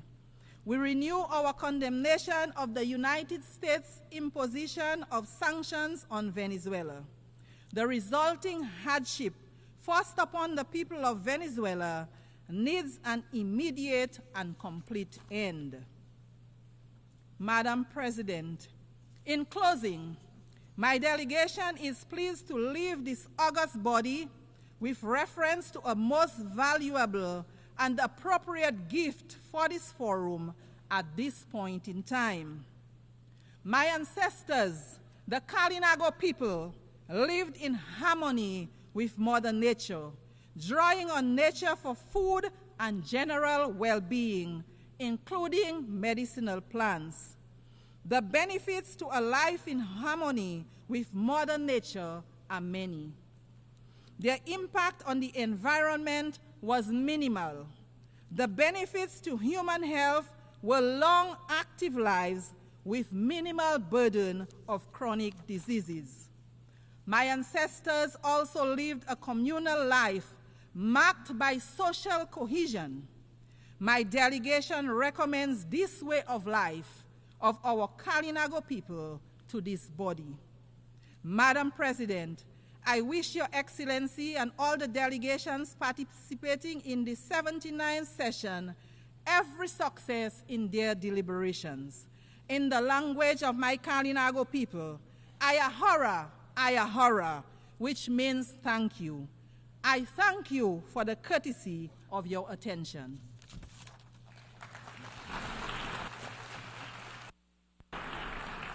On behalf of the Assembly, I wish to thank the President of the Commonwealth of Dominica.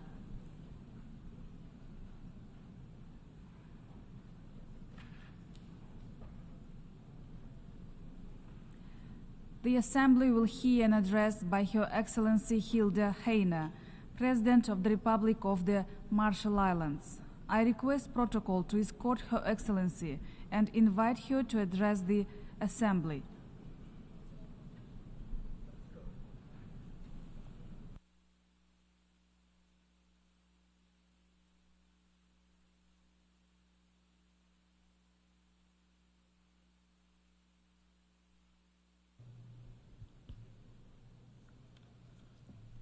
Madam President, Mr. Secretary General, Excellencies, I bring you warm greetings of Yahweh on behalf of the Republic of the Marshall Islands. Madam President, I congratulate you upon your election and look forward to your leadership. Madam President, we cannot ignore that our common multilateral progress is failing us in the hours of greatest need. Perhaps most at risk are human rights, the fundamental freedoms which must be afforded every citizen of this planet. This accountability applies to all, without exception or double standards. The Human Rights Council must also work towards a balanced agenda, an inclusive approach to human rights within our diverse global setting. Our own unique legacy and complex challenges with nuclear testing impacts, with climate change, and other fundamental challenges informs our perspective that the voices of the most vulnerable must never be drowned out.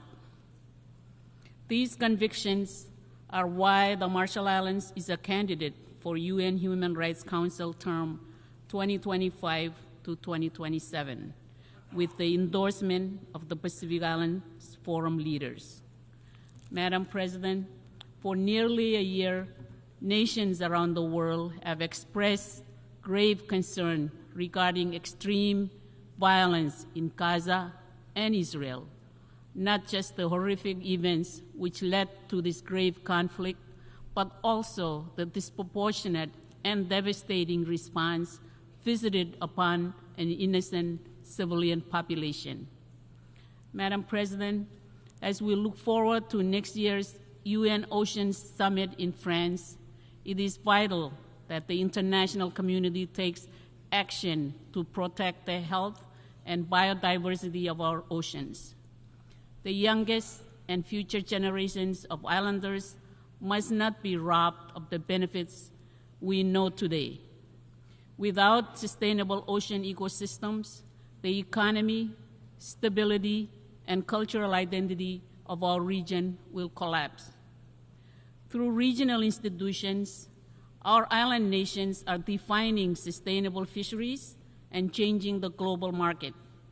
Our distant fishing partner nations at the Western and Central Pacific Fisheries Commission, many of whom are also global superpowers, need to place long-term sustainability ahead of immediate commercial goals.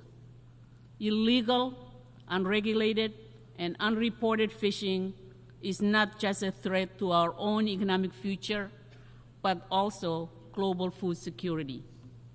Madam President, the world needs to ensure that the high seas seabed is not stripped of its unique biodiversity before we even document it. Without a clear-eyed scientific understanding of impacts and risks, the world's oceans are too fragile to turn into a speculative experiment. The Marshall Islands joins the growing chorus applying a precautionary approach towards high seas mining, at least until there is adequate and meaningful agreement at the International Seabed Authority on binding environmental measures and the mining code. Madam President, sea levels have risen, and we are too late to prevent them from eating away at our shores. But we must also be clear. We will not be wiped out off the map, nor will we go silently to our watery graves. Sea level rise poses a threat to long-term ability to remain in our islands and to our fundamental security as a nation and within our ocean-locked Pacific Island region. But for small island developing states, our stability and legal identity remains fixed in the future, just as it is now. The Marshall Islands strongly supports the recent declaration of the heads of state and government of the Alliance of Small Island States on sea level rise and statehood, and we urge other nations to join us in support. The Marshall Islands welcomes this year's high-level meeting on sea level rise and the ongoing work of the International Law Commission as an opportunity to engage on complex multilateral questions, even where SIDS have already established state practice. Madam President, we must do all that we can to prevent further melting of the cryosphere. By February next year, every nation on Earth has committed to putting forward new nationally determined contributions that set out how they'll reduce emissions to keep global temperature rise below 1.5 degrees Celsius. We need governments to show both ambition and cooperation, as we all agreed last year, to triple renewable energy deployment, double energy efficiency, and most importantly, to accelerate the transition away from fossil fuels and end the subsidies that support them. Despite this, we have seen some of the planet's wealthiest countries break their pledges as they double down on fossil fuels. This failure of leadership must stop. There must be no new coal mines, no new gas fields, and no new oil wells. The financial needs of this energy transition for adapting to climate impacts and for repairing the rising loss and damage are in the trillions of dollars. In Baku later this year, we will decide whether that money is made available to developing countries. We must see vastly increased contributions. We must also find money wherever we can. Instead of rewarding some of the richest and most polluting businesses on the planet, we should repurpose these funds to the rollout of renewables and to directly supporting the poorest and most vulnerable.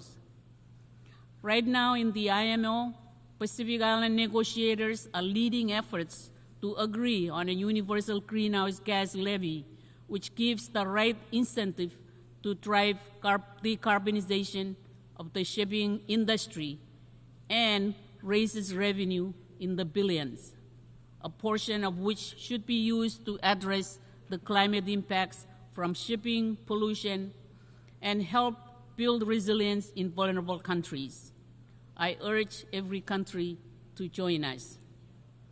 The Marshall Islands emphasizes the importance of the advisory opinion from the International Tribunal for the Law of the Sea regarding the marine environment from climate-driven pollution. We look forward to the advisory opinion from the International Court of Justice regarding the climate obligation of states. Madam President, the Marshall Islands experienced 67 known atmospheric nuclear tests between 1946 and 1958, resulting in an ongoing legacy of death, illness, and contamination. The impacts are handed down generation to generation. These impacts continue to challenge our human rights. In our culture, our identity is our land. Testing impacts left behind deep scars, with communities remaining in exile from their home islands, billions of dollars in unmet adjudicated claims, and a social and environmental burden upon our youngest and future generations. To help ensure nuclear risk is eliminated, the Marshall Islands is working towards accession to the 1963 Partial Test Ban Treaty, as well as the Treaty of Rarotonga and its nuclear-free zone. Madam President, We did not choose this nuclear fate. It was chosen for us. UN Trusteeship Resolution 1082 and 1493 were adopted in 1954 and 1956, respectively, despite petitions to the contrary by our Marshallese leaders.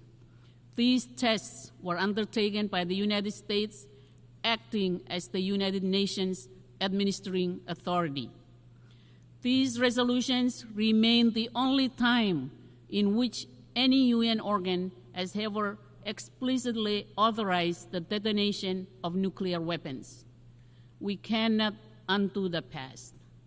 But as a United Nations, we owe it to ourselves to make amends through the adoption of a resolution which formally apologizes for the failure to heed the petition of the Marshallese people.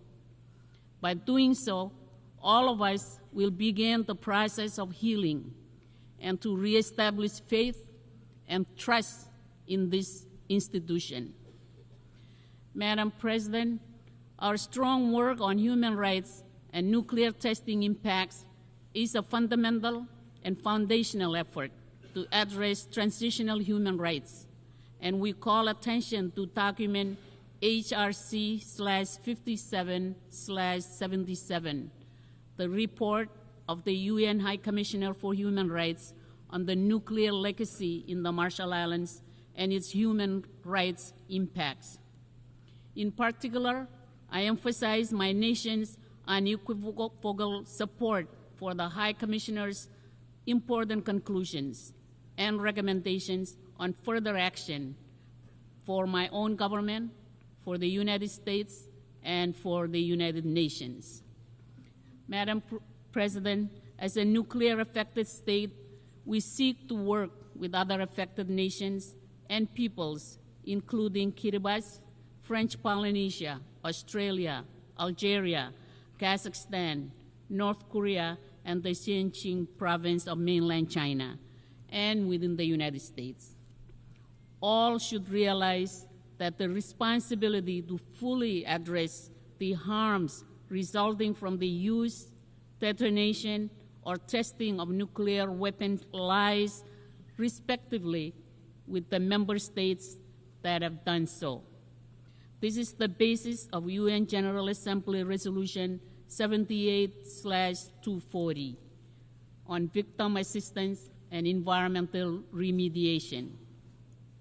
And all must know that the scars upon our collective lands and peoples are firm lessons for nuclear weapons elimination.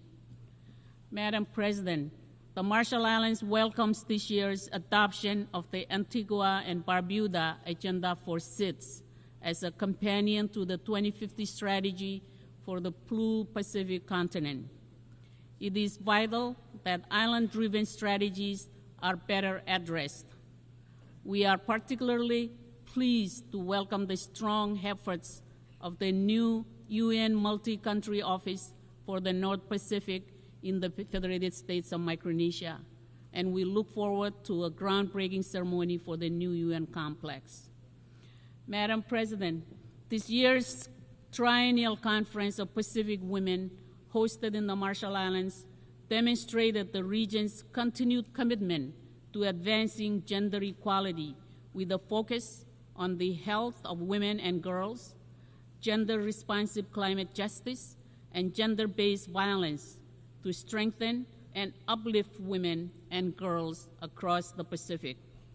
It is important in our work going forward that we progress national implementation at scale and build intersections with UN Women and international system assistance, including as a full region and with the UN North Pacific Multi-Country Office.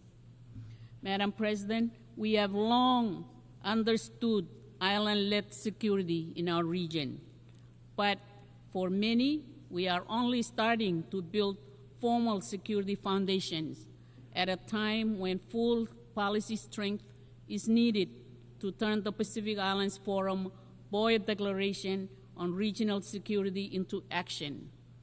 Recent UN action under the Secretary General's Peace Building Fund is a key step up to strengthen treatment of the link between climate and security. We now need to address with our own direct Pacific voices geopolitical tension to ensure that our democratic island priorities drive our future, free of external influence and coercion. Climate impacts pose a grave security challenge alone, but tackling them with core institutions under external stress, coupled with our underlying fragility, risks epic disaster. Madam President, Russia's continued aggression against Ukraine is a threat to basic democratic norms, human rights, and international accountability. As island democracies and as vulnerable nations in the shadow of changing geopolitics, the war in Ukraine is of great concern to the Pacific Islands, as though Eastern Europe was next door. Madam President, the Marshall Islands look forward to the upcoming high-level visit of the Pacific Islands Forum Troika Plus grouping to New Caledonia.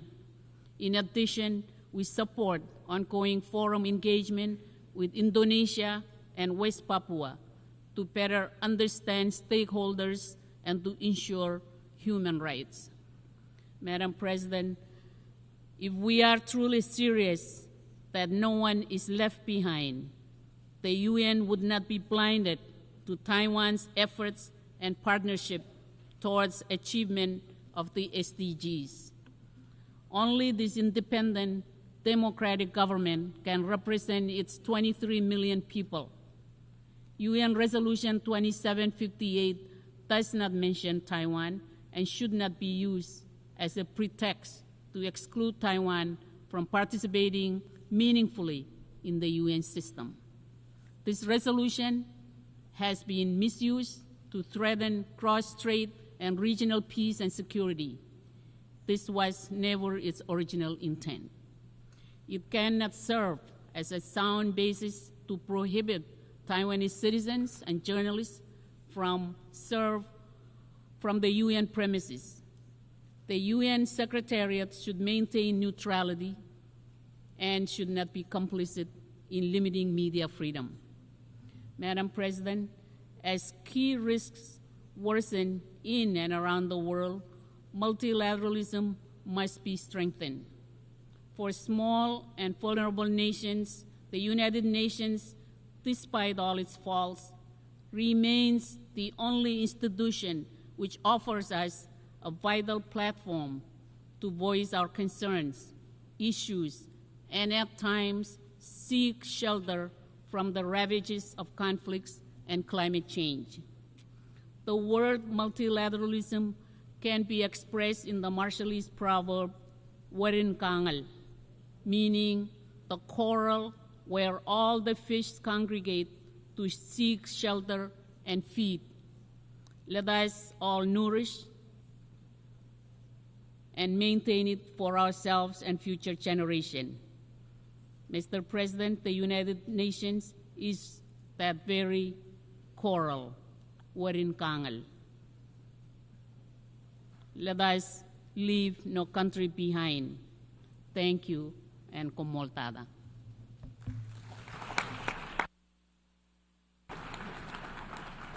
On behalf of the Assembly, I wish to thank the President of the Republic of the Marshall Islands.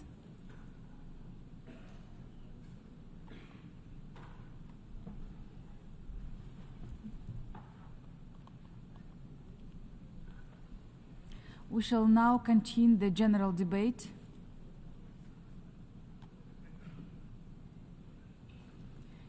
The Assembly will hear an address by His Excellency Irakli Kabahidze, Prime Minister of Georgia.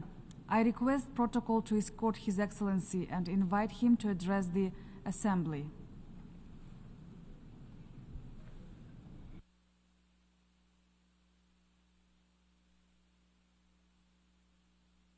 Madam President, Mr. Secretary General, esteemed colleagues, ladies and gentlemen, dear friends of my country, it's a great honor to be with you today to address so many different nations of the world.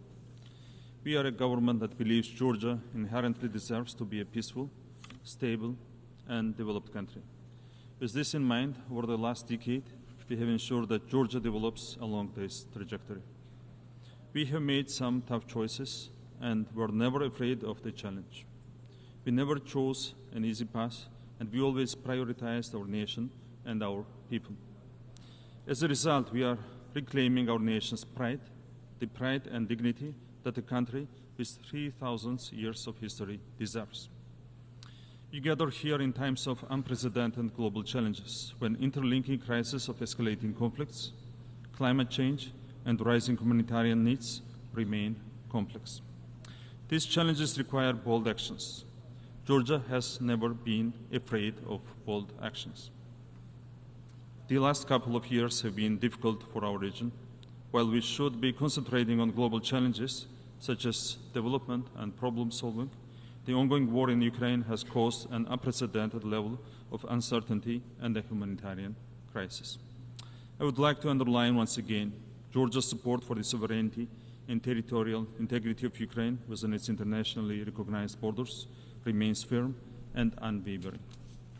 Understanding the first-hand importance of peace, we have led the effort to transform our immediate South Caucasus region from a region of conflicts into a region of opportunities. We welcome the process of peaceful settlement between Armenia and Azerbaijan, and in particular, the efforts aimed at normalizing relations with neighboring countries.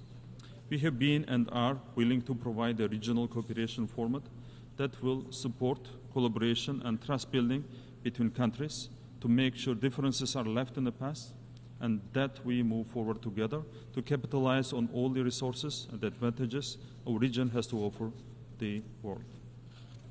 Georgia's strategic location, serving as a natural bridge between Europe and Asia, makes Georgia the shortest route between East and West.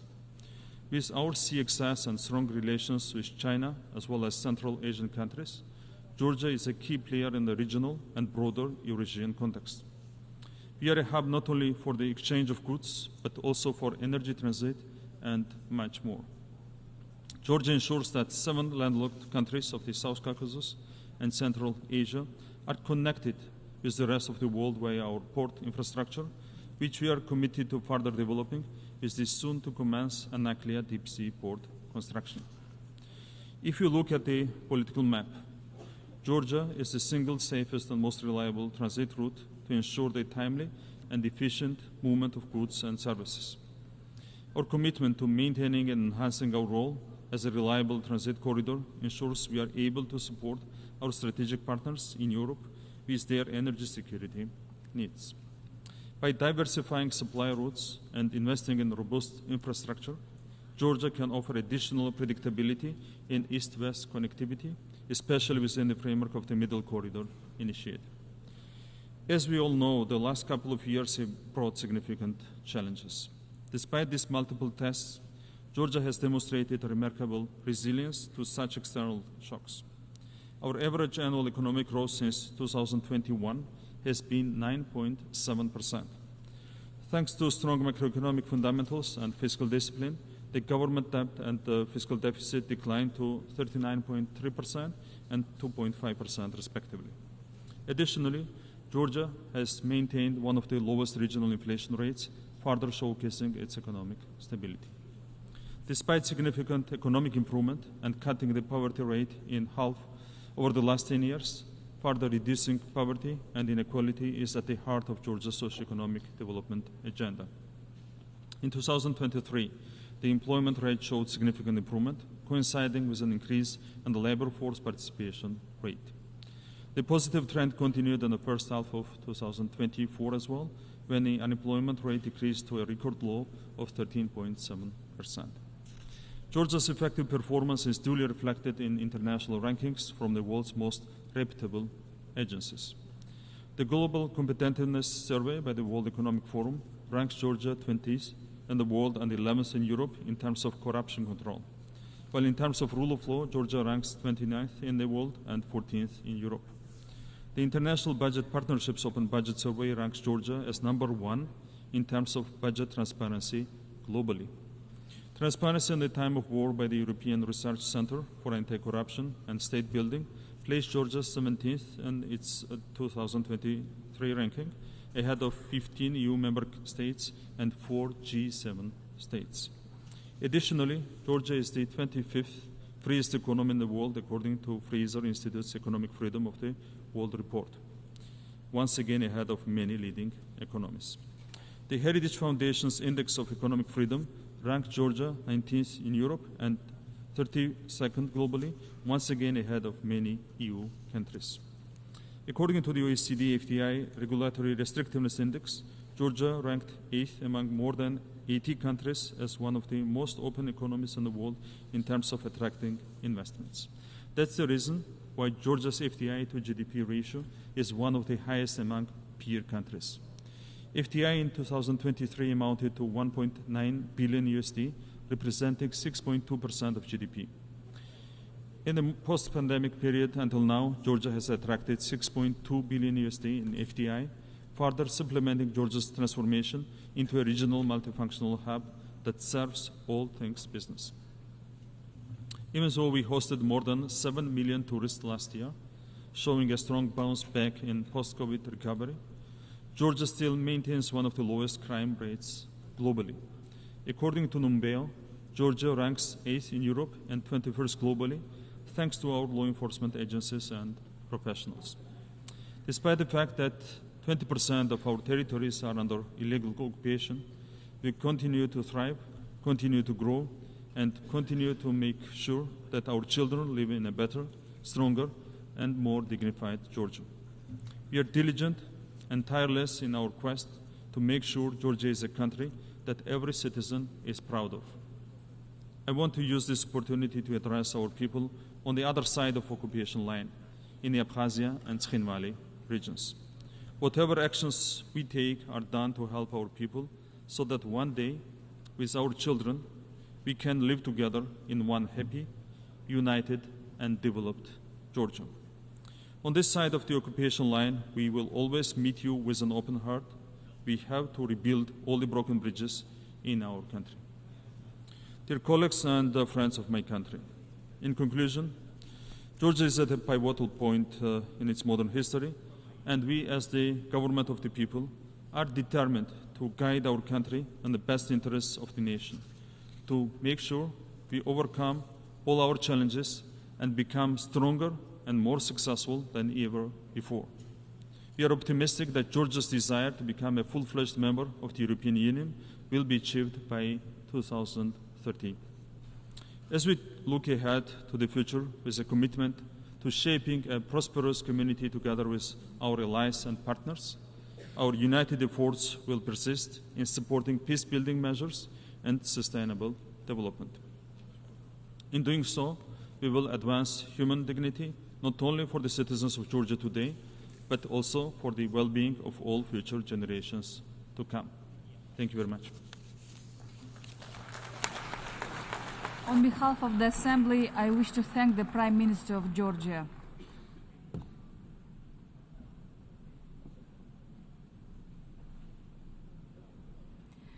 The Assembly will hear an address by His Excellency Pedro Sanchez Perez Castellón, President of the Government of Spain.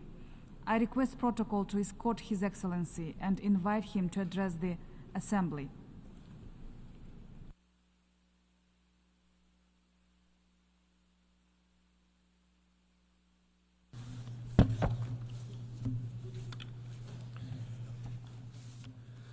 Señora Presidenta, Madam President, señoras y señores jefes de Estado, de Gobierno, heads of state and embajadores, government, embajadoras, ambassadors, delegados, delegadas, delegates. les hablo en nombre de I'm un speaking país to you on behalf of a country con los committed valores to que the esta values institución which encarna this institution y con un embodies orden and internacional committed basado to en las normas an y los international principios consagrados rules-based en la order, Carta one de based Naciones on the norms and principles enshrined in the United Nations España, Charter. que A country, cree en los Spain, which mecanismos believes in internacionales de international rendición de cuentas, accountability mechanisms. que lucha A contra la country impunidad which desde fights el valor against de la impunity, experiencia y la prompted to memoria do so by histórica, our first-hand un país experience and our defensor de history. instituciones We como are la a Corte country that Internacional defends institutions such as the ICJ and the ICC, both crucial for the guarantee of peace, security, justice and the reparation of victims. Ultimately, a country whose practice and conduct is guided by a crucial maxim, and that is the value of coherence. That maxim has compelled us to take the same stance on Ukraine, Gaza and on any other place. We defend peace, human rights and an international rules-based order.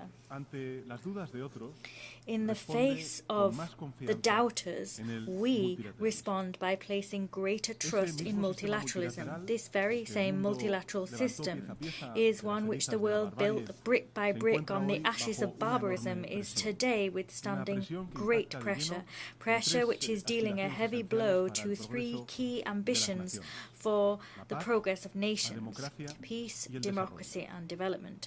These are three aspirations, peace, democracy and development, which cannot be achieved in isolation. One cannot be achieved without the other two. Peace is incompatible with tyranny. Democracy needs to provide well-being and development in order to earn legitimacy for what it is, the most advanced form of social and political organization that man has ever created. Peace without democracy is the peace of jails, prisons. Democracy without development and progress is a precursor to autocracy, as clearly evidenced by a past rich in lessons that we must never forget. Consequently, working actively for peace, the first of these three aspirations, is today much more than a moral imperative. It is instead an existential need. For the first time, ladies and gentlemen, in 2 decades, the number of conflicts in the world is growing. The number of countries involved in wars outside of their borders is growing, rising to levels not seen since 1945. We're seeing an increase in the number of victims, the wounded, the maimed, and in the number of displaced persons. Also growing is the economic impact of violence. It today accounts for up to 13% of global GDP, according to some studies. That is, in other words, the equivalent of all the wealth created in 1 year by 180 countries combined.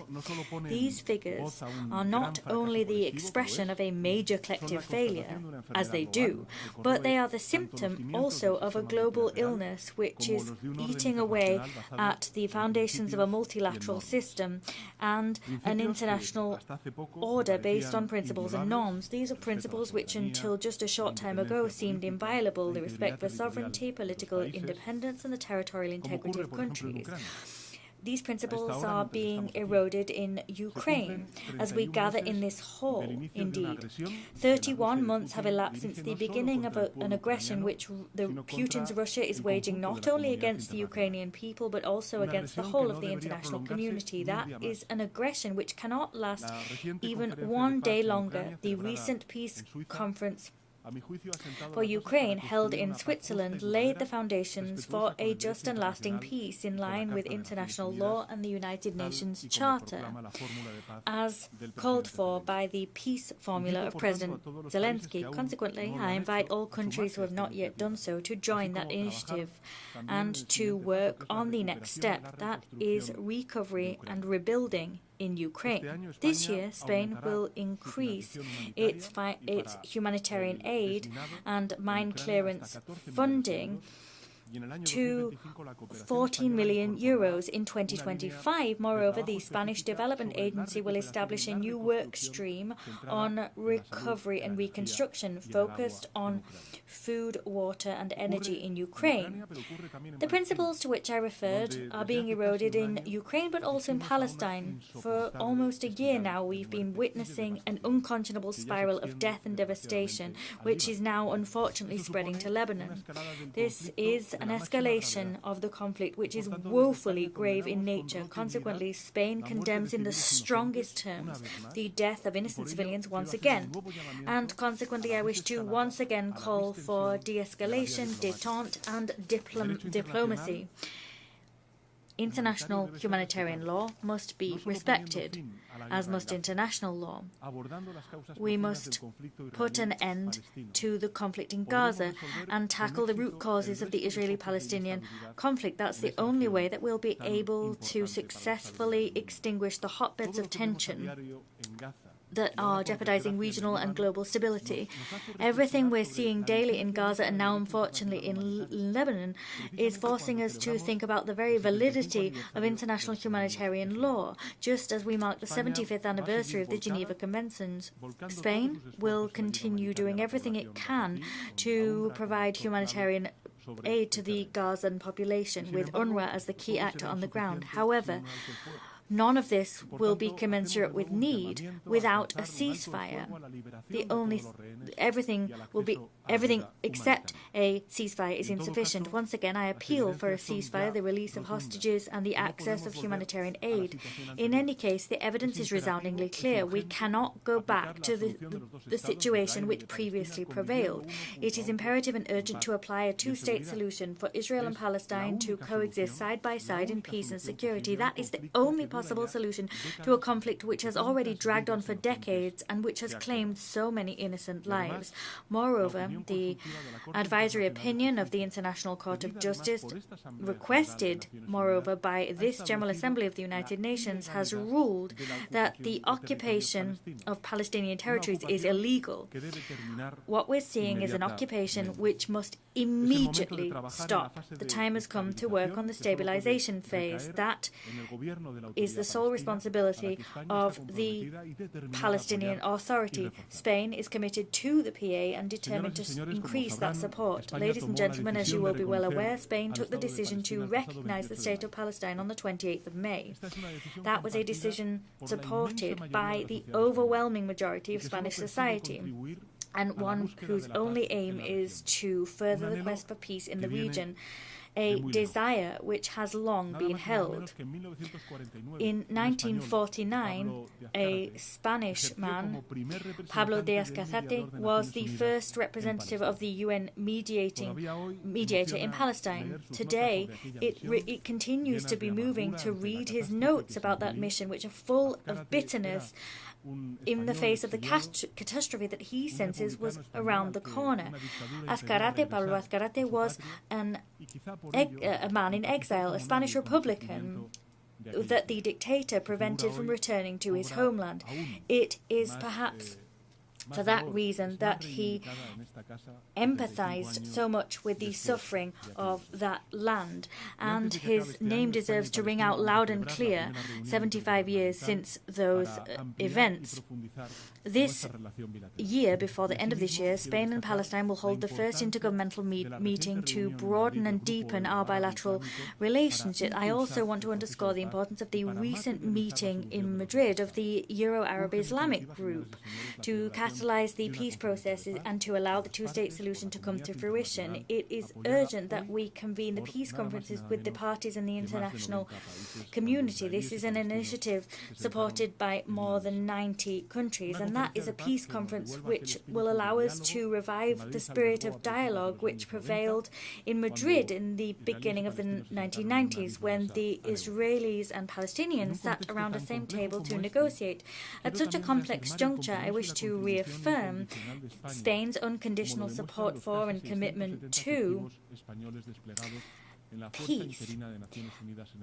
Demonstration of that commitment is the 670 Spanish troops deployed in UNIFIL under the command of a Spanish general. The work of peacekeeping missions is key in many arenas, such as in the Western Sahara. We will continue to support the special envoy of the United Secretary General to achieve a mutually acceptable solution which abides by law and which exists within the UN framework. But it's clear that beyond peacekeeping missions, we must tackle the underlying causes of conflict, as indicated by the new agenda for peace championed by the Secretary General. We resolutely support that agenda. With that in mind, the Indo-Pacific has become a center of gravity, and we must all contribute to maintaining peace in that region. We must all continue to demand the respect of basic principles of international law, such as the freedom of navigation at sea. Spain is willing to collaborate with to the work of partners to maintain stability and security. Ladies and gentlemen, while this turbulent landscape could cause us to lose heart, we can look at some projects such as the European project as an example of hope. No one would have imagined that in only a few decades we'd have seen such radical change in Europe's geopolitical landscape. Consequently, as part of the European Union, Spain is committed to that agenda for peace. In December 2020, Spain and the United Kingdom reached a bilateral agreement on Gibraltar, on something very important to Spain, that is Gibraltar, in the context of the United Kingdom's withdrawal from the European Union. We continue to work flat out and have done since then, now with a new British government, so that that agreement can lay the foundations for a future relationship between that territory and the European Union. We have every faith that as soon as possible we'll be able to reach an agreement between, or the EU and the UK will reach an agreement around Gibraltar. This agreement must be fully consistent with the UN doctrine on that territory. Of course, Spain fully aligns itself with that doctrine. Any agreement reached must be fully consistent with my country's legal position regarding the sovereignty and jurisdiction where Gibraltar is concerned. We must work to develop a prosperous area of social and economic development which encompasses Gibraltar in its entirety, including the Campo de Gibraltar. Together with the threats to peace, the world is facing a real risk of democracy being dismantled, and this brings me to the second aspiration that I want to touch upon. Rights that we thought acquired are today being called into question or undone. A reactionary global agenda is paving the way towards heated mistrust in institutions, polarization, and demands for the return of an invented past, as false as their proclamations. Democracy is waging a battle for its very survival. Let's be clear. We cannot give ground to our enemies. Democracy cannot. Democracy cannot hope to win this battle with its hands tied, because let's be clear, we're facing people who have no scruples. They are activists of lies, they are spreaders of fake news and hatred, and they're ready to tear societies in two to impose their regressive agenda. We must raise a shield to protect democratic institutions from those who deliberately seek to undermine them. We can no longer simply evoke the moral superiority of democracy. We need to correct mistakes, work on internal rejuvenation of democracies, and of course strengthen transparency and accountability of our democracies. We must also work to ensure that our citizens feel that democracy is close to them, something that belongs to them, that it is something alive, something living. With that in mind, Spain will champion that vision via our co-chairmanship of the Open Government Partnership that will hold its 9th Global Summit next year in Vitoria-Gasteiz. Against the backdrop to which I've referred, I think that the relationship between the EU and Latin America and the Caribbean becomes newly meaningful. These are two regions called upon to work together with a shared vision of the world. The unfortunate situation in Venezuela after the elections of the 28th of July is one of grave concern. I wish to once again reiterate Spain's unstinting commitment to democracy and the defense of human rights in that country. I wish to condemn any detention of or threat against political leaders. It is vital that the will of the Venezuelan people be respected. There must be a recount of votes in absolute transparency. This recount must be verified. I am convinced that we need more common arenas for dialogue. As such, Spain supports the holding of the next Ibero-American Summit in November in Cuenca, in Ecuador, and we will host the Ibero-American Summit in 2026. We will continue also to practice a feminist foreign policy. We'll do that to remain coherent and consistent with our past, because above all, to talk of feminism is to talk of human rights. Today I wish to say loud and clear that the time has come. The time to act is now. Both the Secretary General and the presidency of this Assembly, when new people are appointed to these posts, those people must finally be women. Spain supports and will firmly support the idea of men and women taking turns at the helm of this organization. and will work to put an end to a situation which is quite simply unacceptable. For peace and democracy to prevail, it is vital, ladies and gentlemen, to heed the third aspiration that I want to talk about, and that is the Sustainable Development Agenda. Democracy and peace gain legitimacy by their results. They gain legitimacy from their ability to provide well-being, to fight against inequalities in all their forms, and their ability to champion social justice, to promote the dignity of human beings. But it's not just a question of covering current material needs. It's also about doing that without compromising the ability of future generations to meet their own needs. It's about safeguarding the future of our children, and it's about linking development and sustainability and seeing that as an existential need, not simply a moral imperative. I'm not going to issue a fatalistic speech about the climate emergency. We are all well aware of the impact on migratory flows and the cost of not acting where climate action is concerned, but I'm not going to succumb to the melancholy of those that say that our battle is a lost one. I won't do that. Science is the answer. Science that puts the human being at the heart of our concerns and its concerns, and it's science that today reminds us that there's only one alternative. We need to eliminate fossil fuels. There needs to be more renewable energies and more energy efficiency. If we follow this guide, not only is there light at the end of the tunnel, there are major opportunities for development and substantive improvements to global competitiveness. I know all of this from my own experience. More than half of the electrical energy produced by Spain last year came from renewable sources. And at this point in this year, this volume is already surpassing 60%. There's much, much more behind these figures than cheap, clean and affordable energy for millions of homes. There's also better and more employment in emerging sectors and more opportunities for territories that hitherto haven't had industry.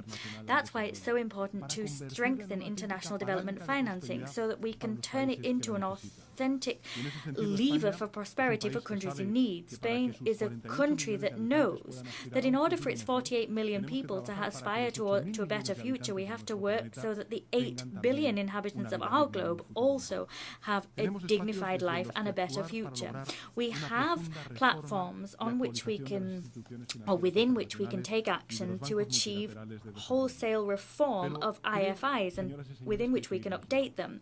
And this goes for multilateral development banks, but we need to go further. We need to move towards more just and more inclusive mechanisms. We need to tackle the debt problem, mobilize more sources of financing, and ultimately guarantee more help for those that need it most. We must implement more effective, transparent and just tax policies which champion the mobilization of domestic resources, including a minimum global tax on major fortunes and the full implementation of the 2 pillars of the OECD and G20 on the taxation of multinationals as a basis for a future framework convention on tax cooperation. We will have an opportunity to make progress here at the 4th International Conference on financing for development that we have the great honor of hosting in Seville in June 2025. Of course, you're all invited. This is a key event, an opportunity to demonstrate that we're all able to update our multilateral system to ensure it can meet the challenges of the day. Seville will be a unique opportunity to expedite the achievement of the SDGs to which we are committed, that is fighting poverty, eradicating hunger, eradicating AIDS, or ending gender discrimination, among many other challenges. It might be difficult to believe, but today we continue to hear insane speeches which criticize such noble ends and see ideological dictats in agendas where there's nothing other than common sense and humankind. Discourses, speeches which criticize this clearly humane agenda that is Agenda 2030 and call it a concoction of global elites. That is the craziness of our times. We will be of a rational voice and will work to ensure that the FFD negotiating process is transparent and inclusive and that it brings about tangible results. Today we have experience which shows us that reform is key. We've reformed our cooperation for development system, and today I wish to say to you that we intend to increase our contribution to the UN development system to the tune of 25% between 2025-2027. As part of this vision, Africa is a key partner for Spain, and my belief is that it should also occupy its rightful place in the international community. That is key. We need Africa as a partner in addressing major challenges, but also there are no more excuses. The time has come to give the African continent the place it deserves. It's this spirit that has driven forward our new strategy for Africa. What's at stake is not only strengthening bonds between countries in the region, but it's also about ensuring that our prosperity, security and progress are closely linked to the prosperity, security and inclusive progress of the African region. Humanity is facing many old challenges, such as those to which I've referred somewhat superficially. However, new challenges are emerging, such as those created by the expansion of AI. So often in the past, the emergence of disruptive progress creates fear and mistrust, and this isn't the first time this has happened. The discovery of writing, many said, would annihilate the acquisition of knowledge by memory. Many people said that the printing press would limit the depths in which we could think. Even electricity was seen as a silent assassin of peace in the home. All new disruptions feel somewhat overwhelming, but what makes a difference is our ability to take a firm hold of the reins of progress. We need to combine progress with unimpeachable ethical rectitude, and that will be vital as we move forward. A few days ago, we learned of the 7 key recommendations of the advisory body of the Secretary General for the global governance of AI. We must support these recommendations and continue with this joint effort to ensure that the decisions around AI do not remain in the hands of the few, and to ensure that the development of AI is done ethically and responsibly for the benefit of all of humankind. There are always harbingers of doom, but data tells us that we know how to control progress. And I want to share some data with you, ladies and gentlemen. In just over a century, child mortality has reduced from 50 to 4% across the globe. The number of university students has doubled in only 2 decades. The percentage of women holding seats in parliament now stands at 27%. That is double what it was in 1990. The world has doubled its installed solar capacity in only 4 years. At the same time, energy produced by fossil fuels is drastically reducing. Let us not accept that the dawn of a new era of violence and wars is inevitable. The future is a relatively recent conquest for humankind. Being able to look forward, get priorities in order and think about the future is a privilege that modernity has given us. Let us therefore honour our responsibilities by looking ahead without fear and with hope. Let us choose to recast multilateralism in such a way as to leave us with a much better future than that which we currently stand to leave our children. Let us confront this task with creativeness, audacity, with hope and ambition, the ambition that our age demands. Many thanks, ladies and gentlemen. On behalf of the Assembly, I wish to thank the President of the Government of Spain. The Assembly will hear an address by His Excellency Allah Maye Khalina, Prime Minister, Head of Government of the Republic of Chad. I request protocol to escort His Excellency and invite him to address the Assembly.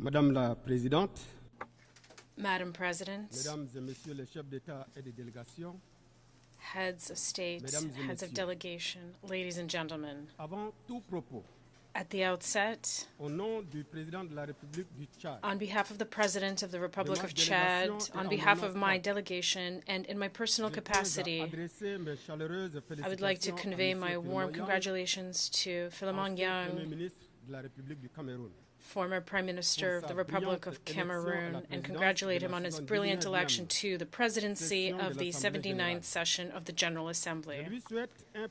I wish him every success in his work and assure him of the support of my delegation throughout his mandate. I would also like to express our sincere gratitude and warm congratulations to Dennis Francis, outgoing President of the General Assembly, on the excellent work carried out throughout his term. In addition, I wish to express my most sincere appreciation and full support to Antonio Guterres, Secretary General of the United Nations, for his leadership and his commitment to a renewed United Nations that is capable of meeting the expectations of the peoples of the world. Excellencies, ladies and gentlemen, the theme of this session, Unity and Diversity for the Advancement of Peace, Sustainable Development, and Human Dignity Everywhere and for Everyone, resonates deeply with the aspirations and challenges that we see in Chad, in Africa, and throughout the world. Promoting peace, sustainable development, and human dignity should not remain a mere slogan or an exercise in rhetoric. This session should inspire us to act with determination and compassion in order to together build a just and peaceful world where every individual and every community can enjoy prosperity and dignity. For Chad, my country, as is the case for many countries in the Sahel, peace remains a major challenge. While we face challenges, it is essential to recognize the efforts being made by our states against terrorist groups whose origins and resources often remain unclear and who threaten our institutions, undermine our development efforts, and aggravate the hardship of our populations.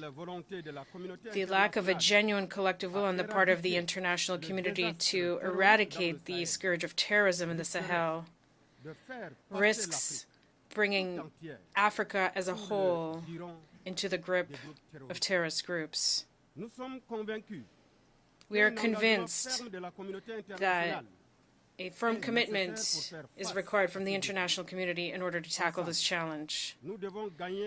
Together, we must win this battle against terrorism by strengthening our cooperation in order to promote stability on our continent and, as a consequence, that of the shared destiny of humanity. Excellencies, ladies and gentlemen, in 2030, we will together assess the results of the United Nations Agenda on Sustainable Development. Like many African countries, Chad finds itself at a crossroads of multiple challenges, such as climate change, which threaten our food security, protracted droughts, desertification, and unpredictable flooding are undermining our economies and hurting vulnerable populations. We therefore call on the international community to honor its commitments on climate financing and climate justice, as well as on the transfer of green technologies. Chad, under the leadership of President Ahmed Idriss Déby Itno, democratically elected, based on a well-rounded political program and an ambitious program, and whom I have the distinct honor of representing at this 79th session, has been working tirelessly to improve access to education, safe drinking water, energy, healthcare, and economic opportunities.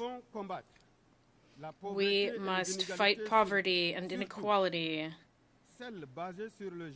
particularly gender-based inequality, by building a renewed global partnership that recognizes the specific needs of the least developed countries and ensures full inclusion.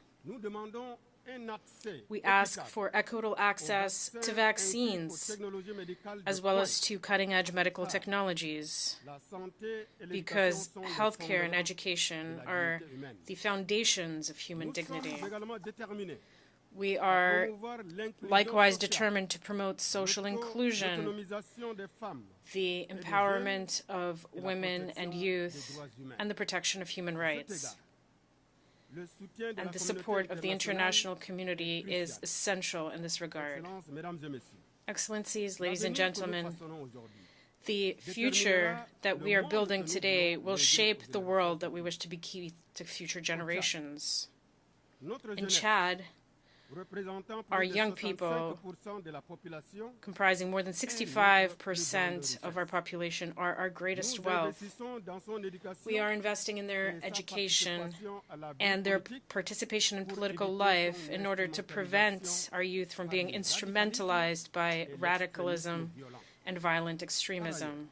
In addition, we call on the United Nations to support an open labor market and to ensure an environment that allows young people to flourish, because the reason for the migration of African youth is the great divide that separates our states, even though we share a common destiny. Excellencies, ladies and gentlemen, in the context of our domestic policy, we are proud of our political transition culminating in free, democratic, and transparent elections, which have resulted in the election of the President of the Republic, Mahamad Idriss Déby Itno, to the presidency of our country for a term of 5 years on May 6th. This milestone reflects our commitment to a peaceful, democratic, and inclusive governance of our country, thus strengthening our democracy. Excellencies, ladies and gentlemen, climate change also represents a major global challenge, with devastating consequences for vulnerable regions such as the Sahel. The recent floods in my country, which have affected more than 1.5 million people, make this reality clear. Given the magnitude of this situation, we call for international solidarity in order to address this emergency. Meanwhile, our country is hosting more than 2 million refugees, which represents nearly 15% of our population. This is placing a heavy burden on our resources and exacerbating the humanitarian emergency. This figure is due to a massive influx of Sudanese refugees caused by the crisis in Sudan, in addition to the hundreds of thousands of refugees coming from other neighboring countries. We call for strengthened solidarity on the part of the international community to support refugees as well as host populations. Excellencies, ladies and gentlemen, the ongoing hostilities in Sudan are prolonging the suffering of civilian populations in Sudan and exacerbating the humanitarian situation both in combat zones as well as in neighboring countries such as Chad, which continue to see a daily influx of new refugees. Chad regrets that the numerous appeals for calls for a ceasefire have not been heeded by the warring parties. My country is deeply concerned by the continuation of clashes in Sudan, which further worsen the humanitarian situation as well as its repercussions for neighboring countries, including Chad.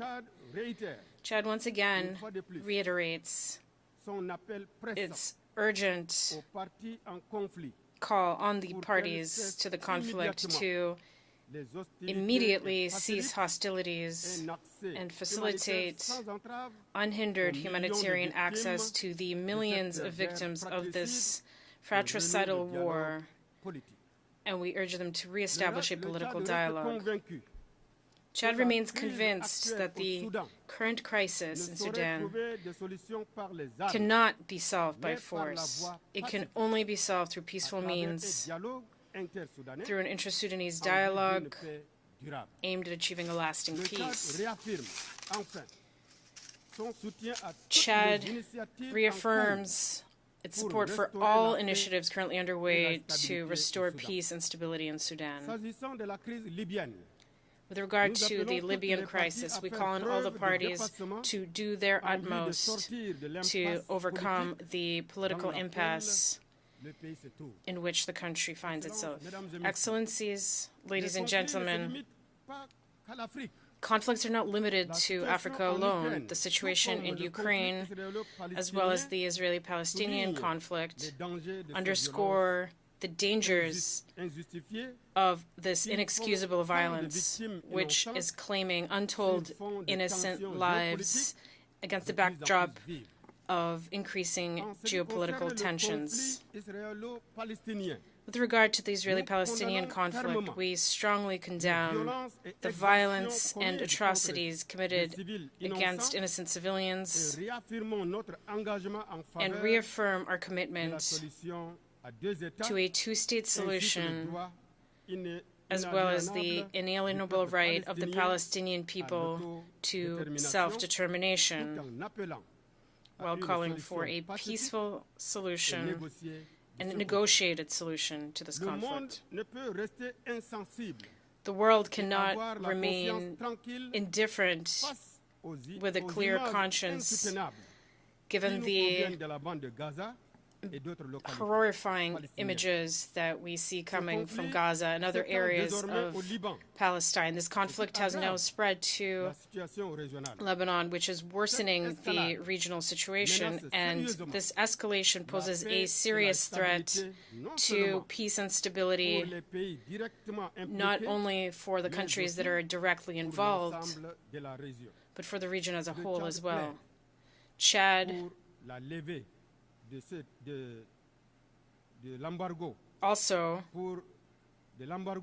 calls for the lifting of the embargo on Cuba, which harms the country's people and hinders its development. Excellencies, ladies and gentlemen, I reaffirm Chad's commitment to the common African position on the reform of the Security Council as laid out in the Azulwini Consensus and the Sirte Declaration.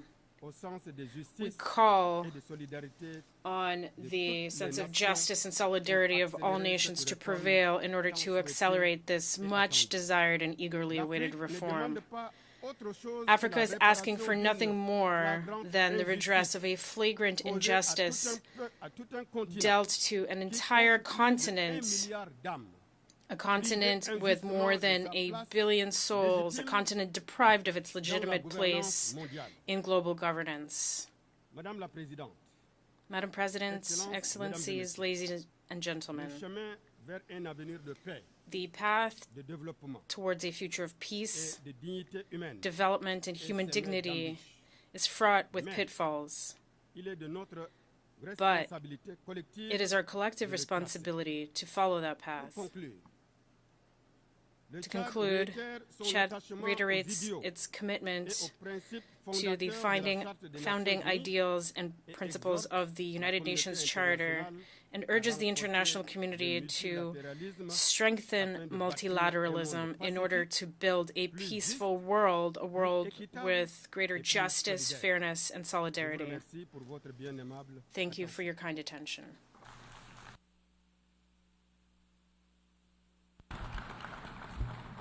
En nombre de la Asamblea doy las gracias al primer ministro On behalf de la República of the General Assembly, I thank the Prime Minister of the Republic of Chad.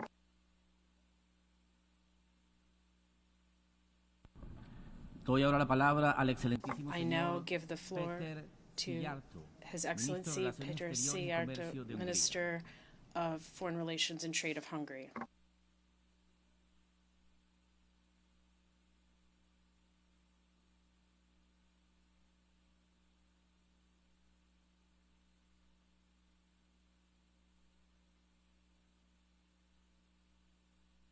Permission, Your Excellencies, dear colleagues.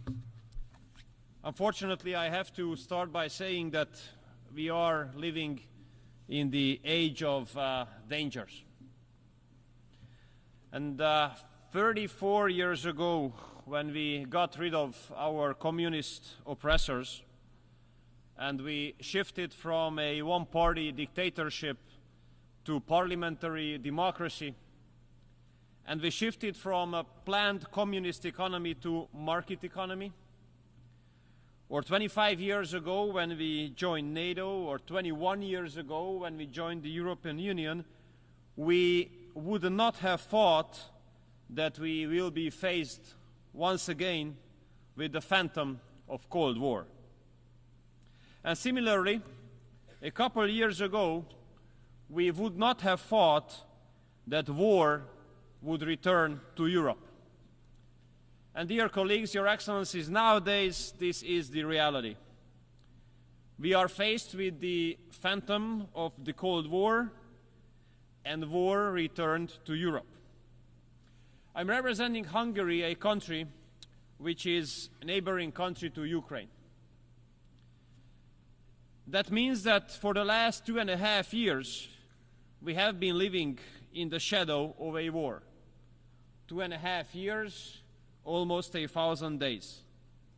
And we have been confronted with the consequences.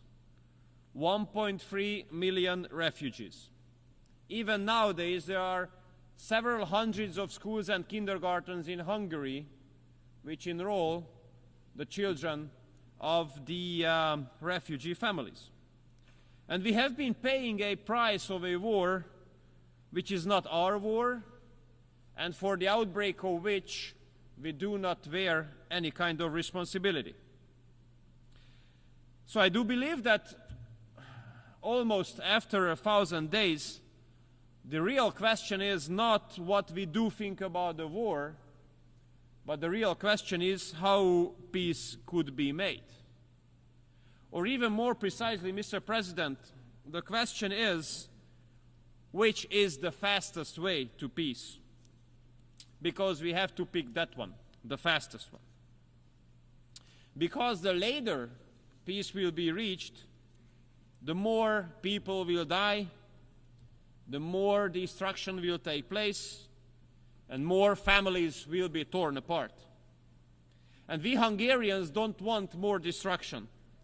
We don't want more families to be torn apart. We don't want to see more videos about violent conscription. We don't want more people to die. Especially putting into consideration the 150,000 Hungarians living in Ukraine, a community members of which have been mobilized to the Ukrainian army. Many of them have been deployed to the front line, and unfortunately, many of them have died already. And I think that after almost 1,000 days, this is high time to make an honest stock-taking and to analyze what has worked out and what has not worked out, what the international community or Europe has made as a reaction to the war. And if we are honest to ourselves, we have to say that practically nothing has worked out what international community and Europe has done as a reaction to this war.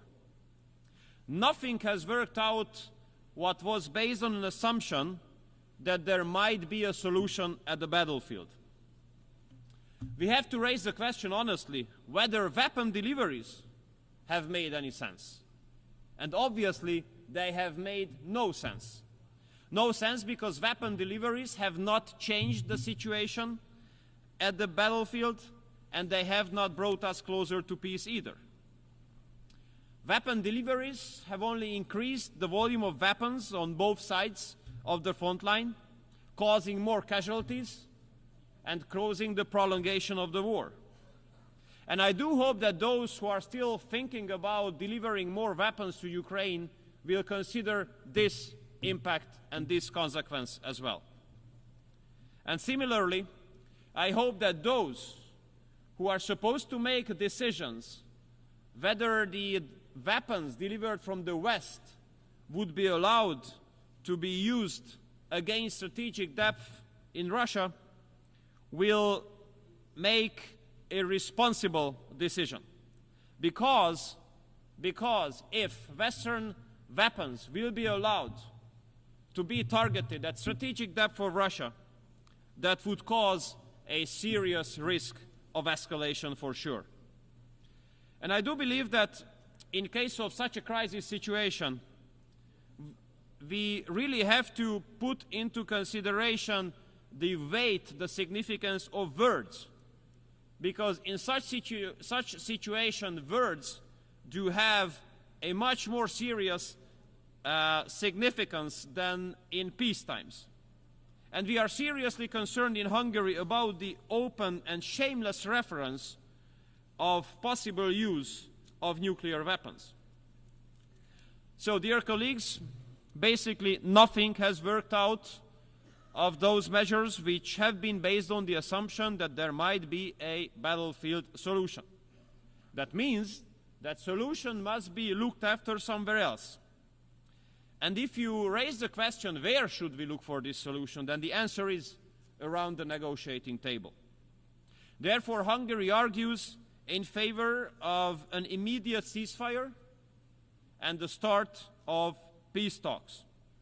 This would be the fastest way to peace.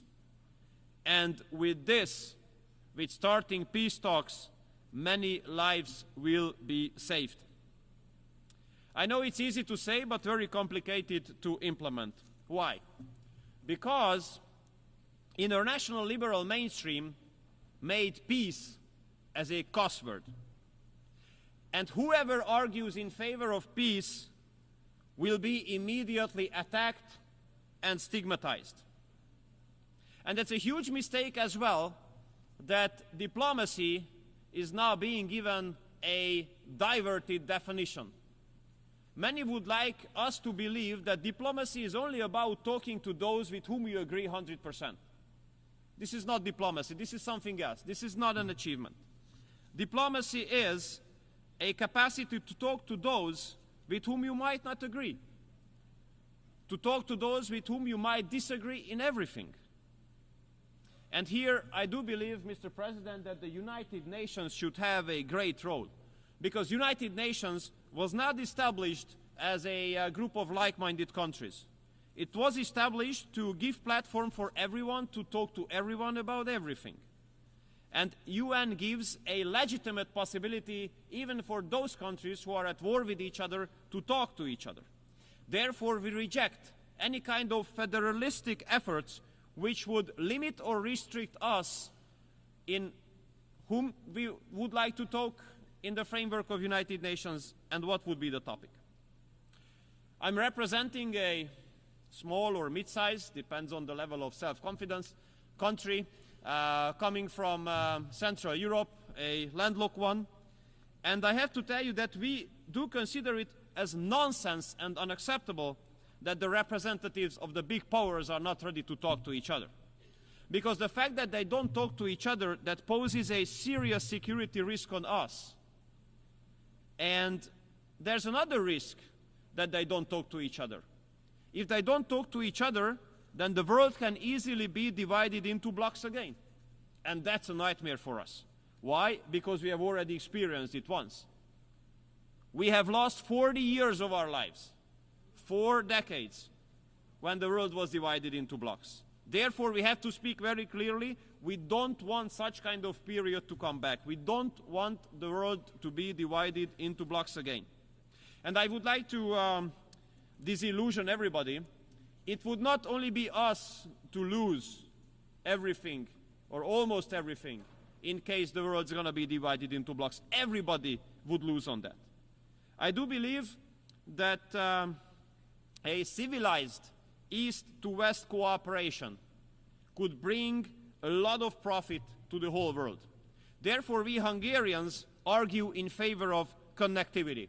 We wish the next period, the next part of global history would be not about a new Cold War, but would be about connectivity. And although we are a relatively small country, but we can serve as a good example. What a big growth potential is being represented by a civilized East-to-West cooperation. We have been carrying out a pragmatic, patriotic foreign policy based on common sense and aiming at reaching the national interests. And as an outcome of that, Hungary became a meeting point of East and West. The biggest corporates of the Eastern and Western economies are meeting in Hungary. Imagine in Hungary, the top German premium car makers and the top Chinese electric battery manufacturers are not only working together in one country, in one city, they are building their factories next to each other on the neighboring plots. So therefore, I have to underline that the strategies of those corporates which have a determining impact on continental economies cannot be successful without free global economic cooperation. Dear colleagues, it has not been a long time ago that that time Federal Chancellor of Germany was speaking about a economic and trade cooperation zone starting from Lisbon, ending at Vladivostok. And it has not been a long time ago that European political leaders spoke about Eurasian cooperation. Unfortunately, nowadays, we are far away. But it's not impossible to return there.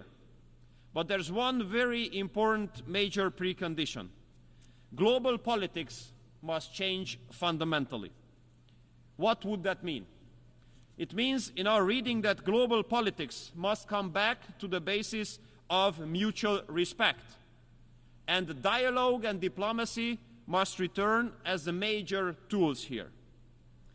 And this is absolutely not hopeless, because our experience here at the General Assembly being convened in New York, our experiences do prove that the friends of peace are in majority in this chamber. And we Hungarians are proud to be part of this global majority for peace.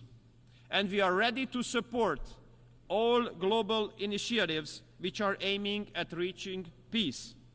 And we are ready to discuss all peace plans. And we consider it as unacceptable that some countries would like to give exclusivity to one or another peace plan, acting as if the other one would not exist. We absolutely want all peace plans to be discussed. And here I would like to commend the People's Republic of China and Brazil for putting together a plan. And we do hope that that plan will be on the agenda as well. Dear colleagues, if we could reach peace, it would not only save lives of the people, but would give a big support, a big help to many countries in the transatlantic community where I'm coming from, to get rid of the huge burden of hypocrisy. And I tell you why. Many Western colleagues of ours like to say that they got rid of the energy sources of Russia, for example. This is one of the biggest fake news ever, because the Western countries continued to do business with Russia just like others. They just simply deny it. If you look at the share of Russian gas in the LNG ports in western part of Europe, you might be surprised. Or if you have a look at the oil arriving to the western countries in Europe, where it comes from originally, you might be surprised as well. And if you look at who is the #1 uranium supplier of this very country, United States, you would be surprised as well. In order to avoid your homework to look for it, this is the Russian Federation. Dear colleagues, all this proves that economic sanctions are totally useless in this regard. They absolutely don't work out. They put much more harm on some European economies than on the Russian economy. Many Western countries and Western economies do evade the sanctions. So I think it's no wonder that we cannot recall any successful sanction mechanism in history. These sanctions do not make any sense as well. Dear colleagues, the war in Ukraine puts a serious security risk on Europe. But this is not the only security risk there. We in Europe have been faced with massive waves of illegal migration, and unfortunately, Brussels made a huge mistake there because they wanted to manage migration instead of stopping it. And this approach has encouraged a massive number of people to hit the road, to pay thousands of euros to smugglers, and take the life hazard to come to Europe. But we Hungarians, we do stick to our own right to make a decision on our own, whom we allow to enter the territory of our country and whom we are ready to live together. And I think, Mr. President, that UN is the best place to recall international law. International law speaks very clearly. Everyone who has to escape from his or her home has the right to stay temporarily on the territory of the first safe country, but not on the second, on the third, or the fourth one. Therefore, Hungary will continue to stop the flow of illegal migration on its border, through which basically we save Europe from further huge security-related challenges. And in the meantime, this is insane that while Hungary is protecting its border, has to pay a fine of multiple tens of hundreds of millions of euros because of complying with international law. So my summary goes as follows, Mr. President. In the last 10 years, Hungary has carried out a pragmatic, patriotic foreign policy strategy aiming at national interest and guaranteeing the security of our own citizens. And we will continue to do so, as we will continue to be always honest and open. And we will do always what we say, and we will always say what we think. It might be unusual nowadays. How it is possible? It is possible because there's an unusual political stability in Hungary, which is very unique in Europe. We have won all elections in the last 18 years, the one-party right-wing government.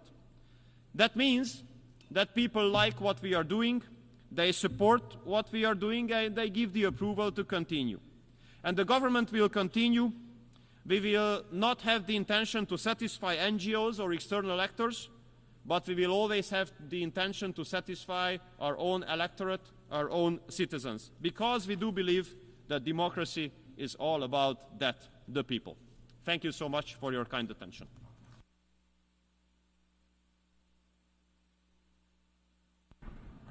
I thank the Minister of Foreign Affairs and Trade of Hungary.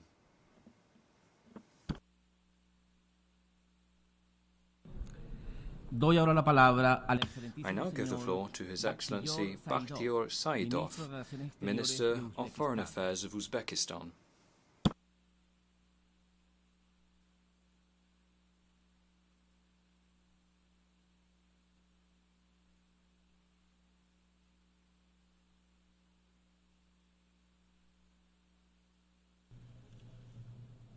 Dear Mr. President, Your Excellencies, ladies and gentlemen, first of all, allow me to convey greetings and best wishes of peace and prosperity from the President of the Republic of Uzbekistan, His Excellency Shavkat Mirziyoyev, to the United Nations leadership, heads of states, and delegations participating at the 79th session of the General Assembly.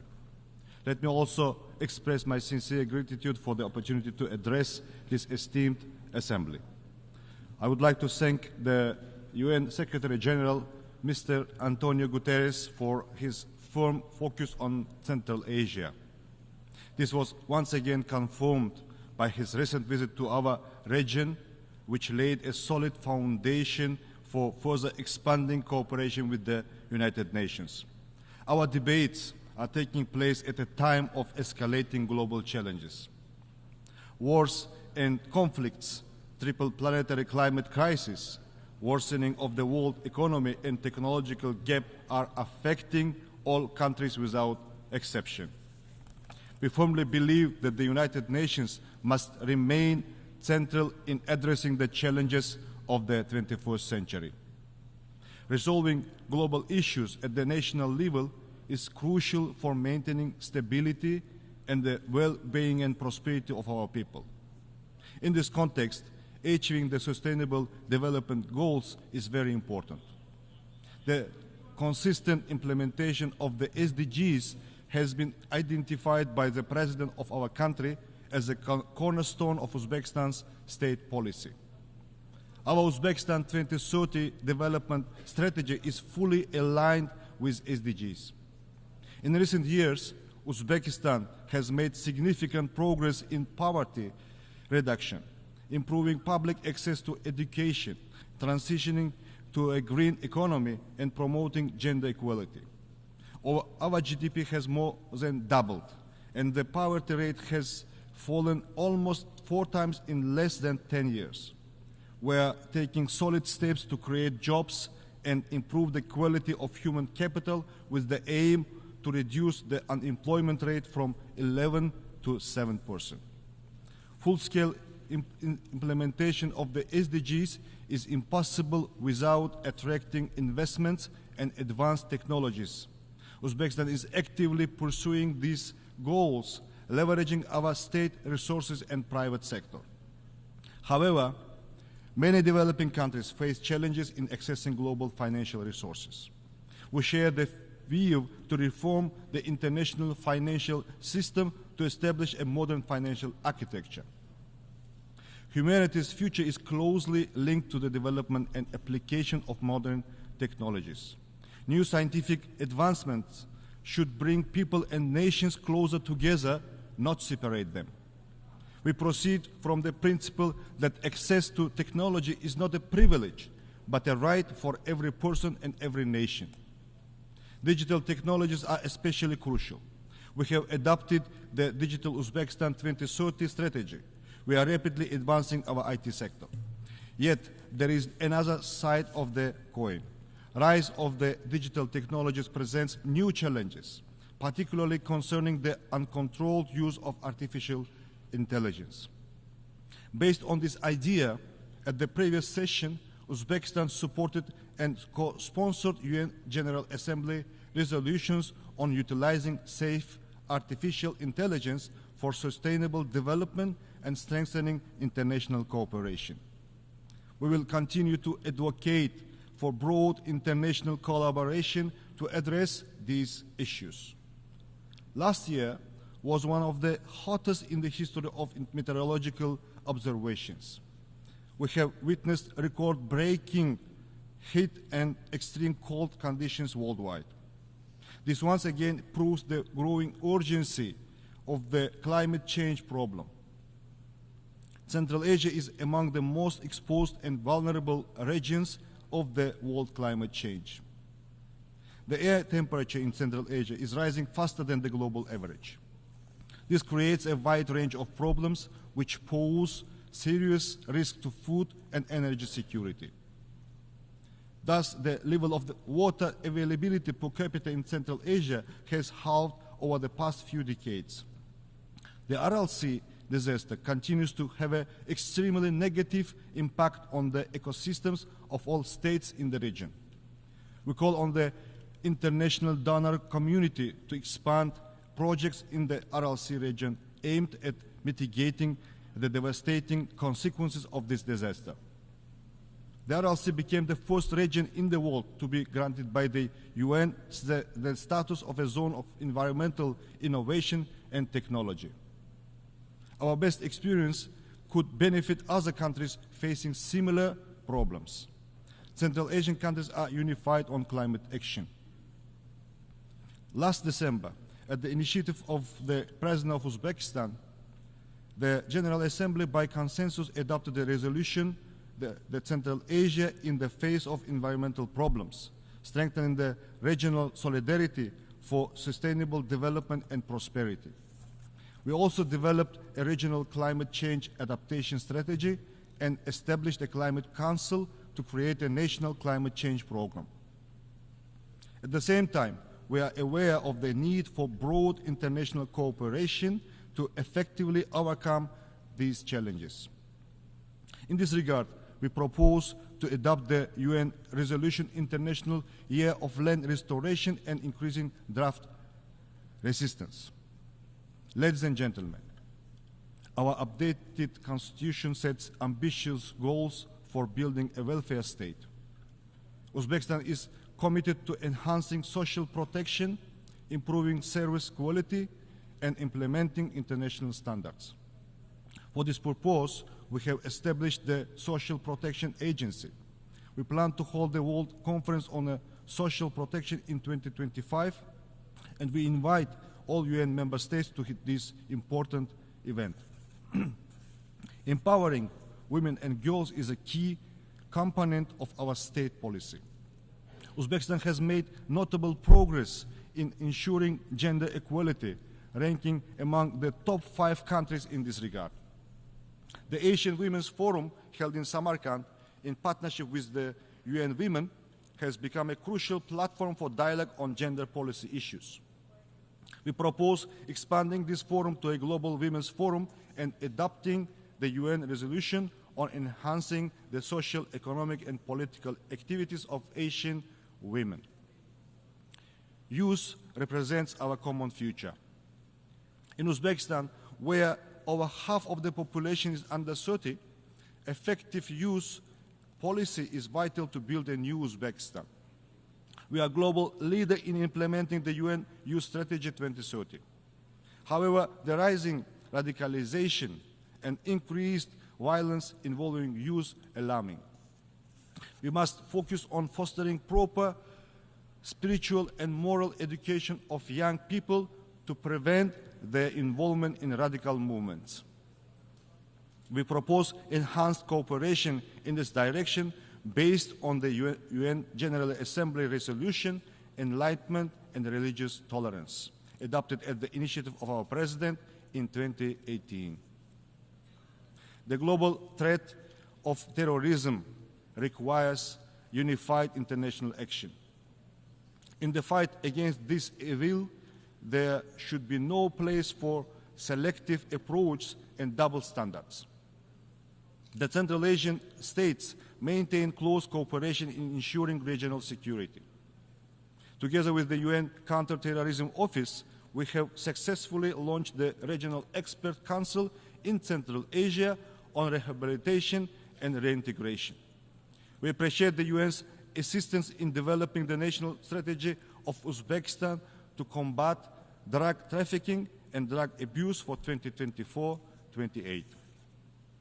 As a state party to the United Nations Convention Against Corruption, Uzbekistan welcomes anti-corruption efforts. We support enhancing the role of the UN in fostering international cooperation against corruption. In December last year, together with the State of Qatar and support of the UN ODC, we have hosted the high-level International Anti-Corruption Award ceremony in Tashkent. In recent years, our country has become an active participant of all UN processes.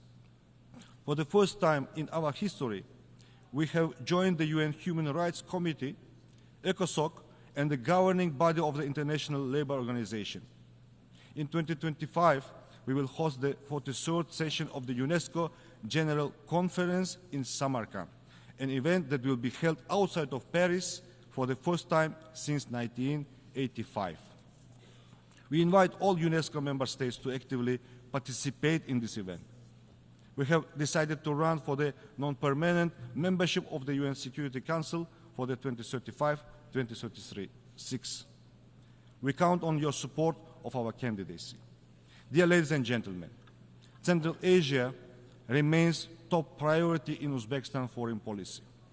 The new political atmosphere in Central Asia allowed us to address many global issues regionally. We will continue to consolidate our efforts to transform the region into a zone of lasting peace, good neighborliness, stability, and dynamic development. Our region remains one of the least integrated economies in the world in terms of its transport and communication networks. Due to the geographical location of the Central Asia, the cost of transporting goods to the nearest seaports can reach up to 50% of the final value, which is 4 to 5 times higher than the global average. Today, our region is firmly focused on connecting to major global markets and revitalizing the Great Silk Road. Uzbekistan is taking strong steps to establish effective transport corridors leading to international markets. We are implementing an ambitious project to build the Trans-Afghan Railway, which will provide access to global ports and have a positive effect on the economic development of our vast region. The key to ensuring the stability and sustainable development in our region lies in addressing the Afghan problem. Afghanistan is an integral part of Central Asia. Unfortunately, the international community has been unable to implement measures capable of reversing the challenging situation in this country. Uzbekistan is pursuing a pragmatic policy towards Afghanistan. We will continue to contribute to Afghanistan's economic reconstruction and the development of its transport and energy infrastructure. We are ready to expand the educational center for Afghan citizens in the Uzbek city of Termez into the global training center. Recently, we have established the Termez International Trade Center, designed to foster a favorable business environment and enhance logistics. In order to achieve stability, it's crucial to uphold the UN's central role in resolving the Afghan issue and developing coordinated strategies to ensure sustainable development. Your Excellencies, in conclusion, I would like to once again emphasize that the challenges and threats we face today can only be addressed through comprehensive international efforts. Uzbekistan remains committed to actively participating in shaping the agenda for multilateral cooperation, achieving common goals, and supporting measures to reinforce the Central Asia role of the United Nations. I thank you for your attention.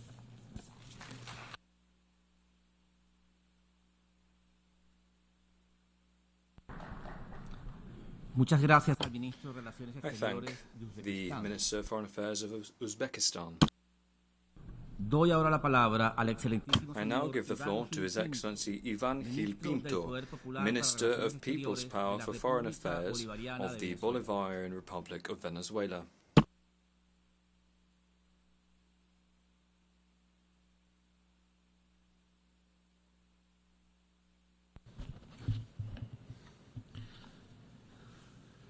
Distinguidas jefas, Distinguished heads of delegation, ministers, ambassadors, Mr. President, over these last few days, we have heard in this General Assembly two narratives. One, the discourse of the oligarchs and their satellites who seek to rule the world, and another, that of the dignified peoples who fight for their sovereignty and independence. The oligarchs, led by the government of the United States of America, are attacking the Charter of the United Nations to destroy this organization from both outside and within, and have nearly achieved this already. To this end, they promote the involvement of private corporations, non-governmental organizations, and other strategies that disregard the sovereignty of states. They have called this a rules-based order.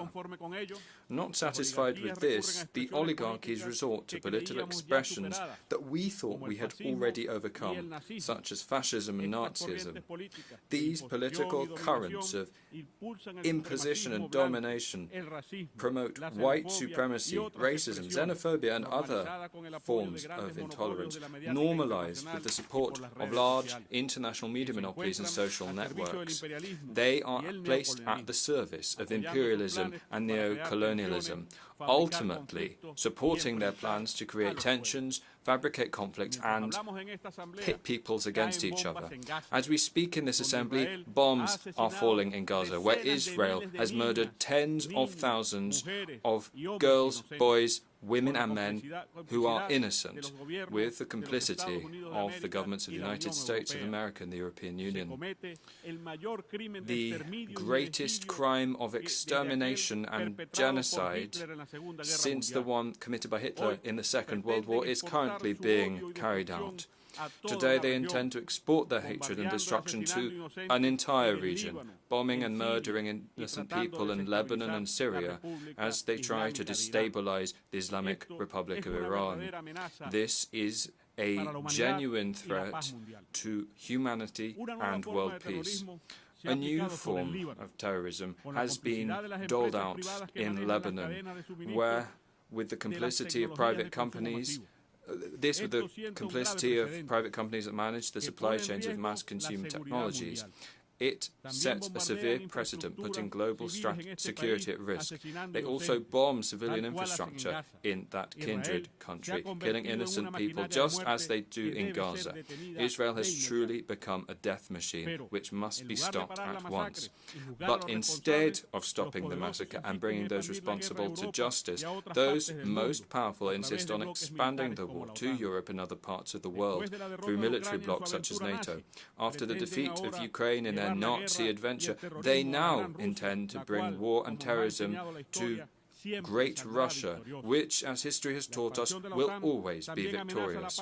NATO's expansion also threatens peace in South America with the installation of military bases, with the complicity of the lackey governments of Argentina and Ecuador. Hate speech promotes and fosters terrorism in its various forms.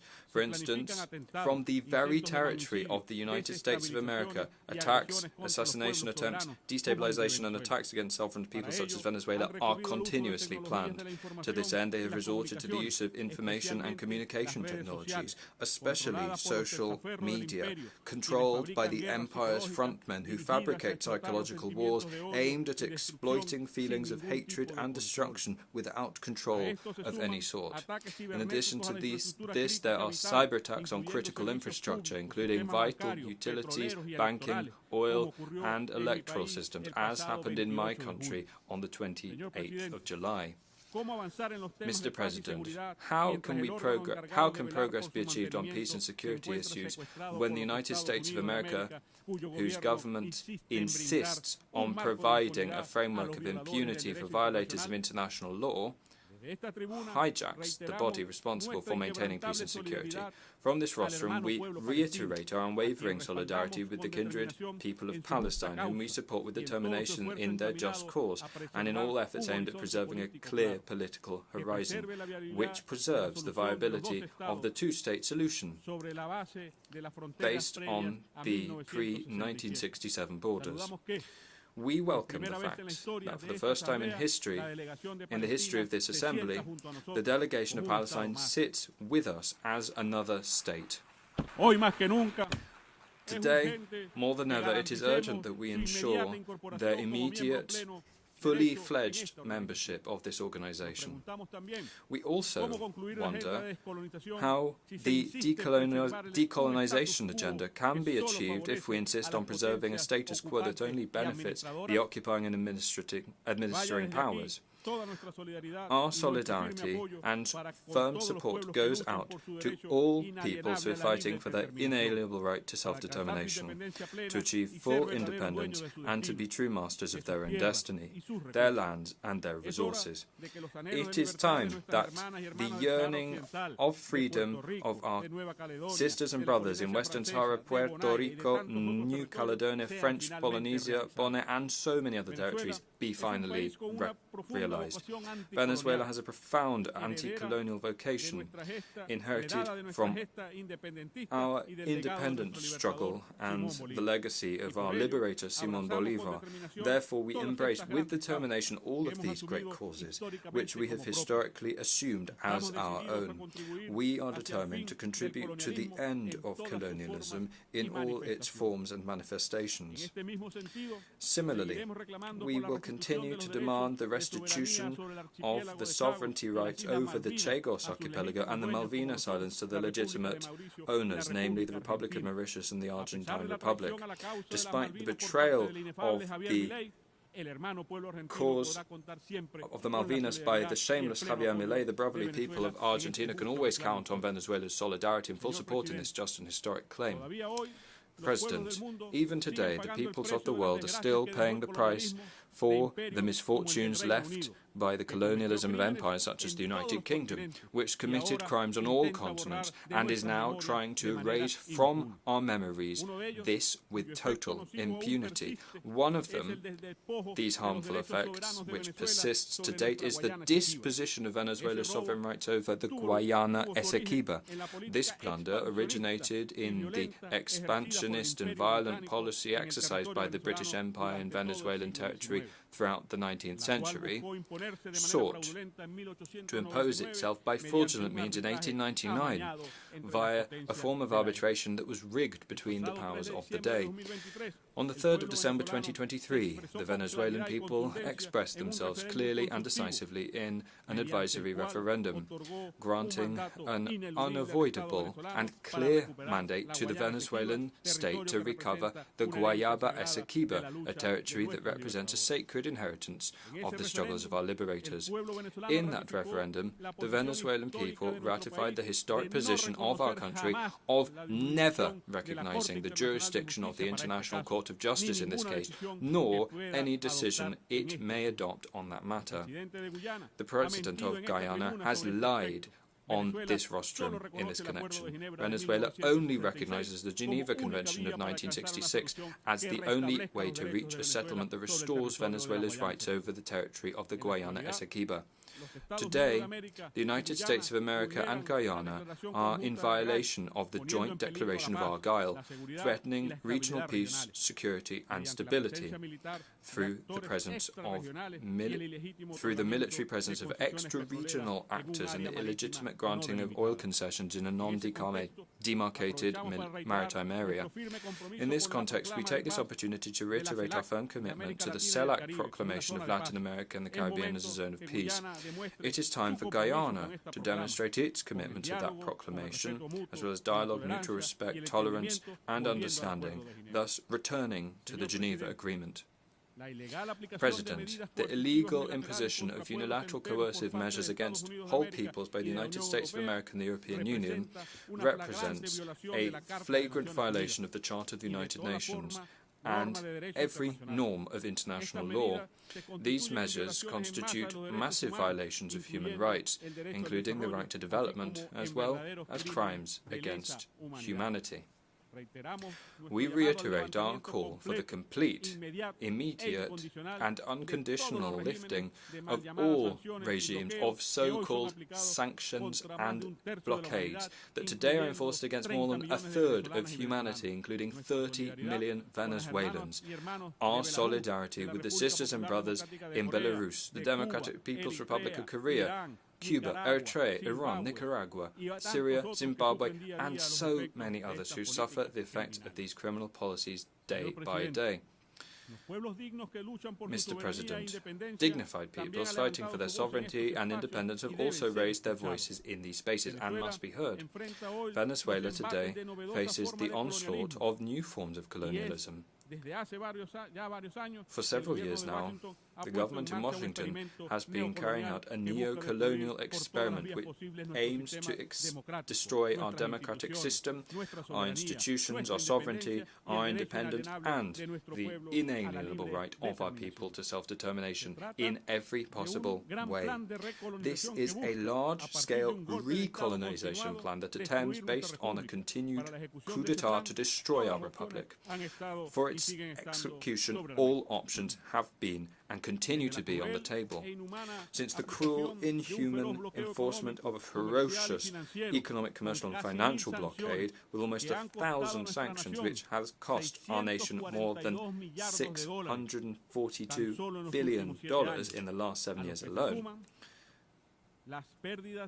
to which we must add the losses of our state oil company, in Spanish known by the acronym PDVSA, amounting to $232 billion, and the theft of 31 tons of gold deposited in the Bank of England, as well as of other important assets owned by the Republic abroad, not to mention the theft by Argentina and the Dominican Republic of aircraft in the service of the Venezuelan state. Venezuela is not the only one affected by this interventionism, which is deeply rooted in the colonialist tradition of the Monroe Doctrine, and which continues to cast a shadow over the expression of political independence on our continent. This is the case of brave Cuba and the blessed and always free Nicaragua. They also promote coup d'etat, as in Bolivia. They also promote coup d'etat, as in Bolivia, in 2019 and 2024. And they mercilessly attack, with support of local oligarchies, the government of President Gustavo Petro in Colombia and that of President Xiomara Castro of Honduras. Our firm support and unwavering solidarity with them too. President, on the 28th of July, as is customary in our revolutionary democracy, the Venezuelan people expressed themselves in a conscious, peaceful and massive manner to elect, with full guarantees, transparency and freedom, the Venezuelan head of state and government for 2025-2031. President Nicolás Maduro was re-elected with a clear and overwhelming majority. After this great popular victory, the oligarchy of my country resorted once again to disregarding of laws and institutions, triggering a criminal form of violence that left 27 dead, hundreds wounded, and the destruction of public and private property. With the use of criminal gangs, they set up barricades, burned schools, hospitals, and public institutions, and assassinated ordinary citizens for their political affiliations alone. None of this will be reported in the mainstream media. Worse still, neither does the UN High Commissioner for Human Rights, who, despite having received all of these facts about the criminal acts and the responsible actions deployed by the Venezuelan state, has preferred to turn the victims into perpetrators and the perpetrators into victims. Over the last 2 days, this fascist and disinformation campaign against our country has been spread from this rostrum. The government of the United States of America and its satellite and servile governments have dedicated themselves to lying, attacking and threatening our people from this place, which is a symbol of peace and understanding, by trying to impose a false narrative. But here we are once again to present the truth about Venezuela and our people. Today we come to unveil all of these charlatans. President, at the forefront of this huge operation is, as usual, the government of the United States of America and its agencies, as part of its failed policy of a continued coup d'etat against the Bolivarian Republic of Venezuela, which began more than 25 years ago. From their territory, and specifically the state of Florida, terrorist attacks against public officials and facilities are planned. They also use social networks with impunity and the full support of the White House to promote mercenary incursions, as already happened in May 2020. Although Washington denies involvement, this time they were caught red-handed. Investigations into the latest aggression plots have shown that several US and European mercenaries, including an active US military officer specializing in terrorist and destabilization operations, were behind the post-electoral violence. These criminals have confessed that they intended to assassinate President Nicolás Maduro, the executive vice president, and other senior Venezuelan state officials, as well as attacking critical infrastructure services such as water and electricity. We inform you that all have been arrested, including 2 people linked to Spain's National Intelligence Center. In addition, more than 400 rifles of different types have also been seized, some of them produced for the exclusive use of the US Armed Forces. In the coming weeks, our government will present additional and much stronger evidence of what happened, which we are certain will shock the world. President, an additional phase of this criminal plan of aggression has been developed in recent days through another group of mercenaries who opened a website in this country to openly raise funds to attack Venezuela and carry out assassinations. This initiative has the backing of US government agencies, US Congress members and senators. The hypocritical oligarchic narrative does not condemn such an aberration. In this context, it bears underlining the obligation of the states to ensure that their territory is not used to finance, plan, facilitate, or commit acts of destabilization through the use of mercenaries and terrorists. In this sense, we demand that the US government comply with its international obligations on this subject.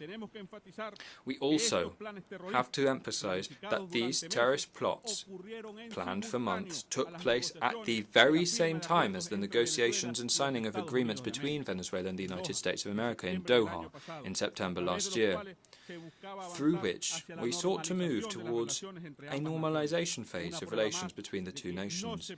This is further proof that the empire's word and supposed goodwill cannot be trusted. The Venezuelan people demand the immediate fulfillment of all the commitments agreed in Doha, to lift all sanctions, unilateral coercive measures that illegally cast a shadow over our country, and we thank the government of the state of Qatar for its good offices as facilitator of these negotiations. Furthermore, and we have to say this, all of that is happening while the government of the United States of America, which promotes and finances criminal actions across the world, includes Cuba without any basis whatsoever on a spurious list of countries allegedly accused of sponsoring terrorism. We also demand an end to this attack against the homeland of Martí and Fidel, which further deepens the impact of the blockade. Mr. President, this new aggression against Venezuela that is still in full swing will have exactly the same destiny as all the previous ones, a resounding failure. Despite the psychological operations aimed at creating confusion, despite Washington's overt and covert operations within the framework of so-called maximum pressure, social peace reigns in Venezuela today. The plans to create violence have been overturned thanks to the determination of our people to defend their right to live in peace. Today, moreover, Venezuela has experienced growth that has allowed it to insert itself strongly into the world economy, contributing its strength to the production of energy, food and basic goods and services. This success has been possible thanks to the determination of the Venezuelan people and the firm leadership that has managed to see down the blockade. Mr. President, at this juncture, our call to the free and peace-loving peoples of the world is to strengthen unity in the face of those who want to divide us in order to achieve their plans of neo-colonial domination. It is the time for the Global South. It is the time for the longed-for new world order. It is time to consolidate this new multipolar and multi-centric world of peace and economic prosperity, free of hegemonies. It is time to rescue the founding principles contained in the UN Charter and to honor the promise that this organization is at the service of we the peoples, as stated in its preamble. Venezuela puts its Bolivarian diplomacy of peace at the service of humanity to advance in that direction nation as demonstrated by its leadership at the head of the Group of Friends in Defence of the Charter of the United Nations.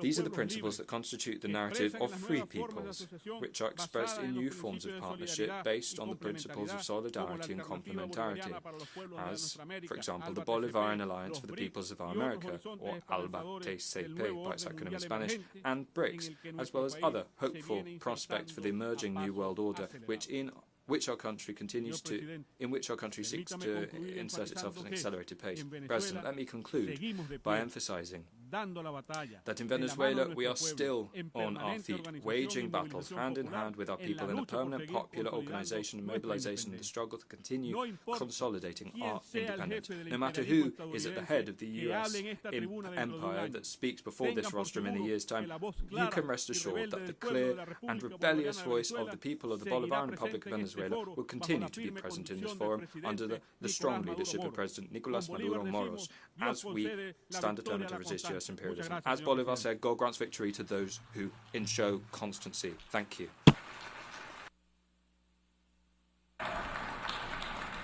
Muchas gracias al ministro del Poder Popular para Thank Relaciones you Exteriores to the de la Minister of People's República Power, Foreign Bolivariana Affairs de of the Bolivarian Venezuela. Republic of Venezuela.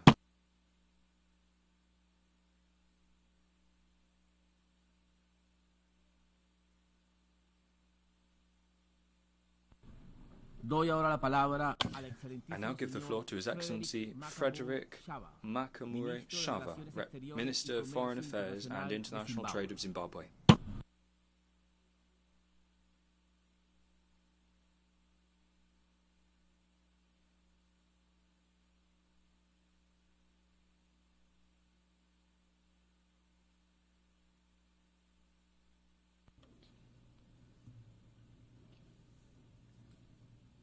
Your Excellency, Mr. Philemon Yang, President of the 79th session of the General Assembly, Your Excellency, Mr. Antonio Guterres, Secretary General of the United Nations, Your Majesties, Your Excellencies, Heads of State and Government, distinguished delegates.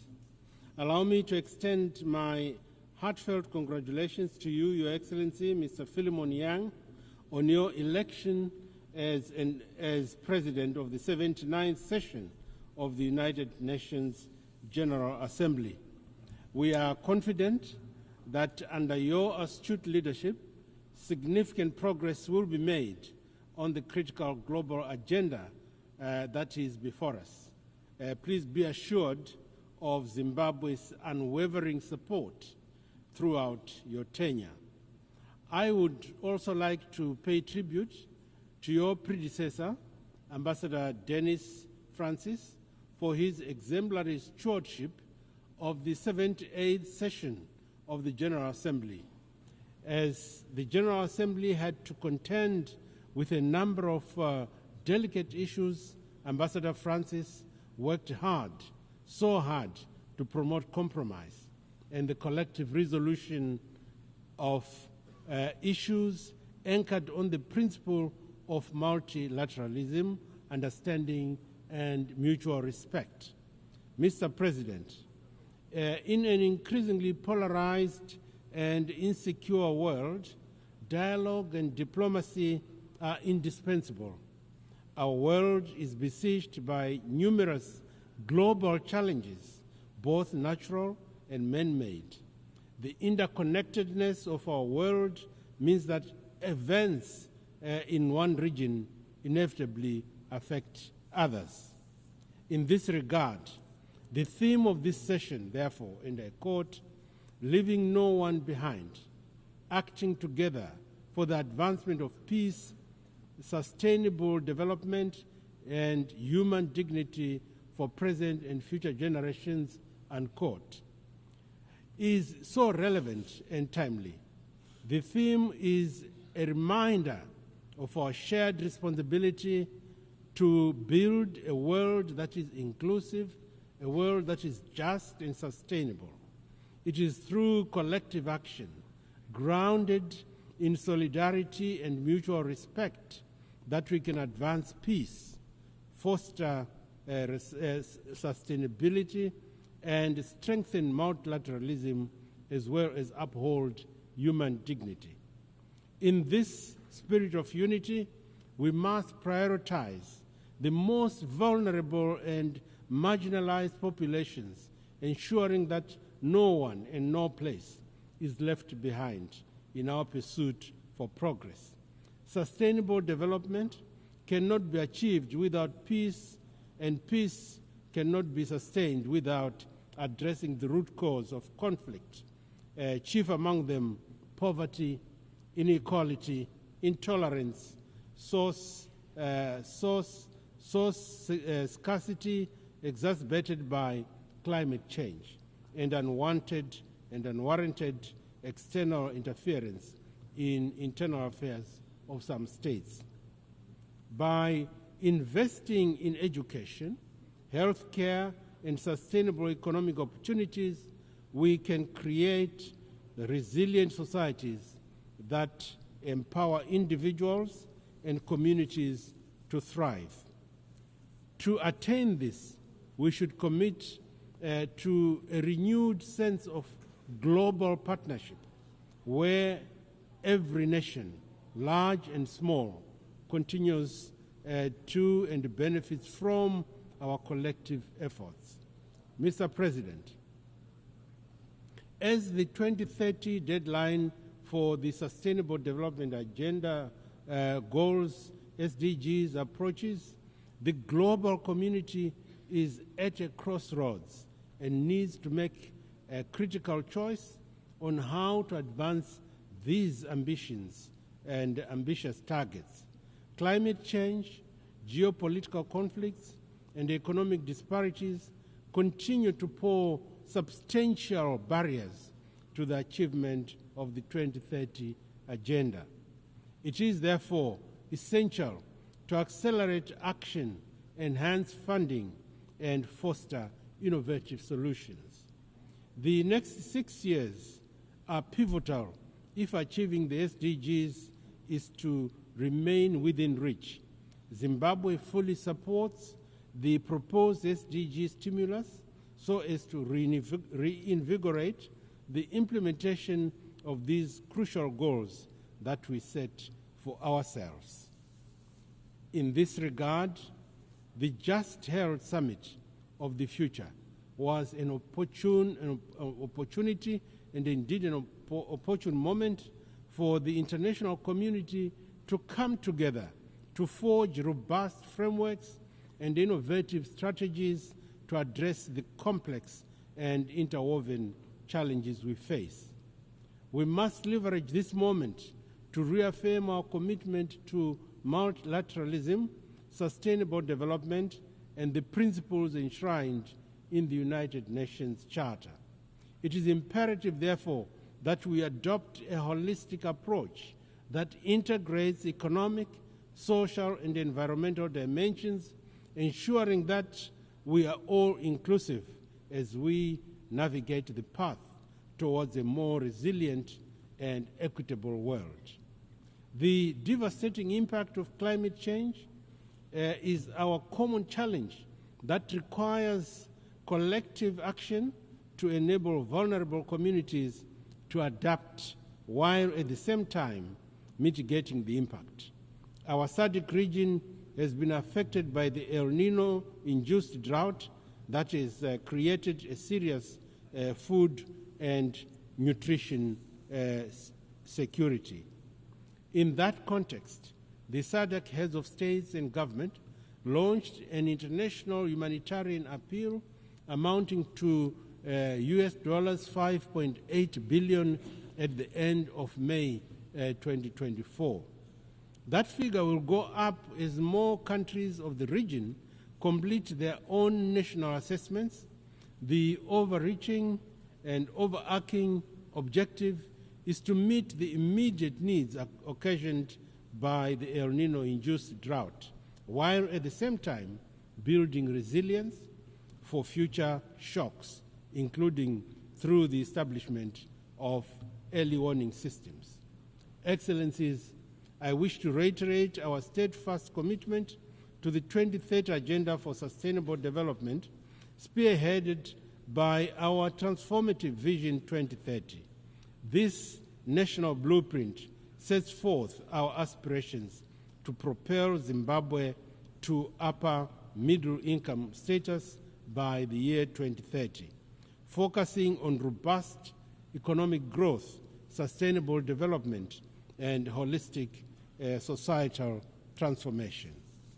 Our strategic thrust encompasses substantial investments in critical sectors that include infrastructure development, education, modern heritage-based education 5.0, model healthcare, and modernized agriculture, pivotal for ensuring the inclusive prosperity across all strata of our society.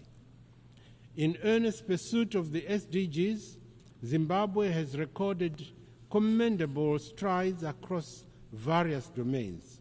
We have implemented rigorous policies such as our Agricultural 6.0 model aimed at bolstering food security, enhancing access to potable water and sanitation facilities, and investment in renewable energy.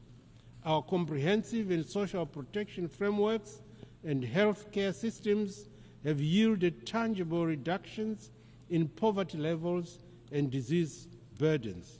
Furthermore, we remain unwavering in our commitment to empowering women and youths, recognizing their pivotal as architects of sustainable transformation and development.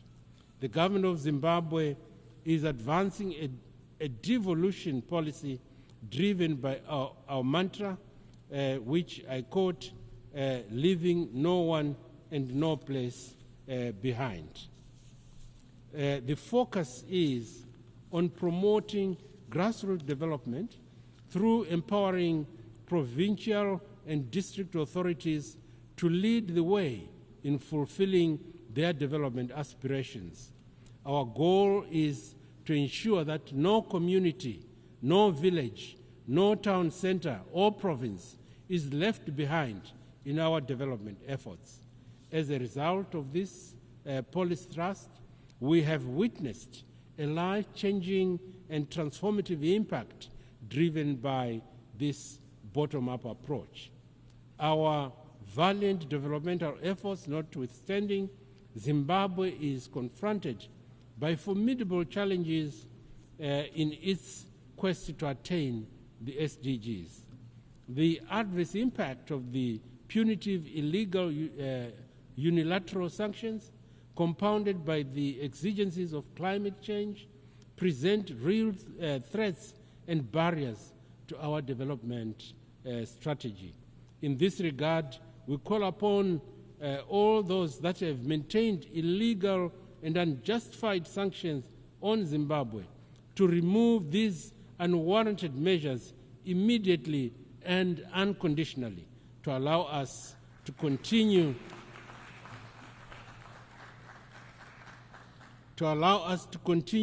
with our noble efforts to uplift the lives and livelihoods of our citizens. And in the same spirit, Zimbabwe stands in solidarity with the government and people of Cuba in their struggle against the harsh economic, commercial, and financial blockades.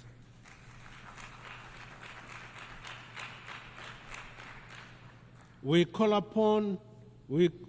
for the immediate lifting of this stifling embargo to enable the people of Cuba to pursue their aspirations without hindrance and interference. Mr. President, my country remains committed to supporting the self-determination of both the people of Palestine and Western Sahara.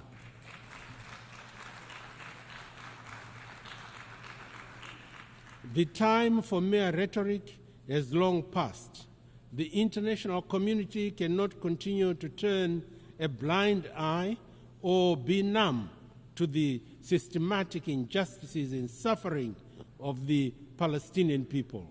We call upon the Security Council to fulfill its mandate by implementing robust measures that ensure the protection of civilians, the upholding of international law, and the facilitation of a just and lasting peace.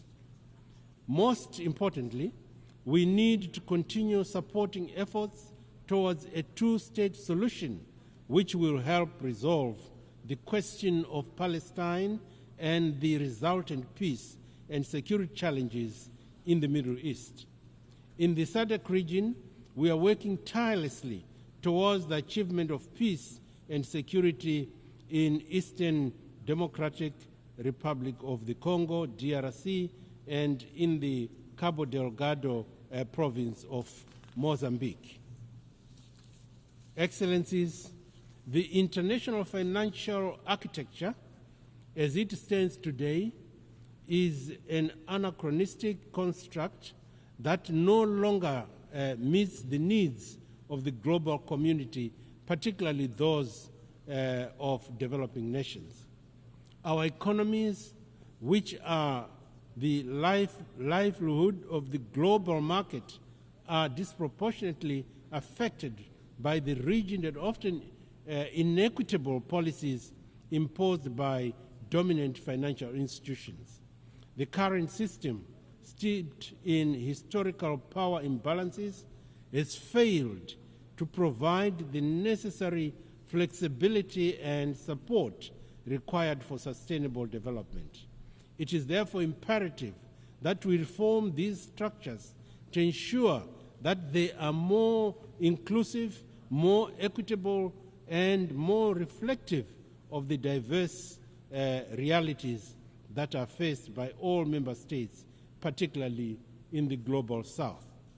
In a world facing all manners of insecurities, the current paralysis of the Security Council on crucial topics is unconscionable, as it negates its very important existence.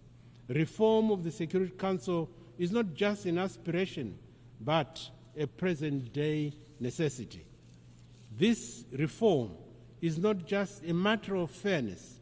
It is essential for ensuring that the Council's decisions are all-inclusive, are credible, and truly reflect the global community's diversity. In this regard, Zimbabwe stands by the African Union's Ezulwini Consensus and the SETI Declaration, which advocates for at least 2 permanent seats with the veto power for African countries on the Security Council. Excellencies, information communication technologies have transformed our lives for the better and can be harnessed for fast-paced development. Yet, the same technology has also been employed to commit crimes and destabilize societies. It is therefore prudent for us to come up with a global digital governance framework in order to guard against the harmful consequences of this otherwise transformative technology. Zimbabwe is fully committed and will contribute positively in all negotiations aimed at global cooperation in both harnessing the good from the digital world and also combating the negative aspects and abuse of the same. Mr. President, as I conclude, I wish to reaffirm Zimbabwe's commitment to the purposes and principles of the United Nations Charter. The challenges we face are immense, but not insurmountable. By acting together, we can advance peace, we can promote sustainable development, and uphold human dignity for the present and future generations. Zimbabwe stands ready to collaborate with all member states to ensure that our shared aspirations for a better world are realized. Let us work in unison, guided by the spirit of multilateralism, solidarity, and mutual respect in order to address the pressing issues of our time and to build a more inclusive and just and sustainable future. I thank you for your attention.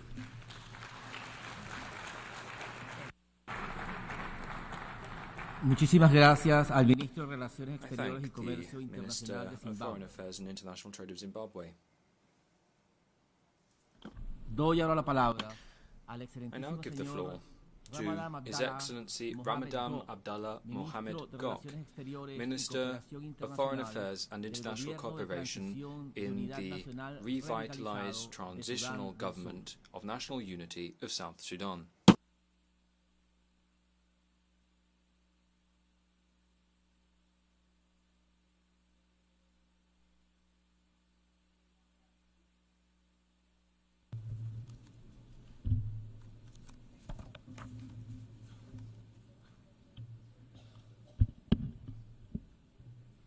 Mr. President, Mr. Secretary General, Excellencies, distinguished delegate, ladies and gentlemen, at the onset, allow me to extend warm greetings and congratulations on behalf of His Excellency Salva Kiir Mayardit, President of the Republic of South Sudan, to Your Excellency Philemon Yang on your election as the President of 79th Session of United Nations General Assembly. His Excellency President Salva Kiir Mayardit, President of the Republic of South Sudan, would have loved to be here but could not due to competing demands back home.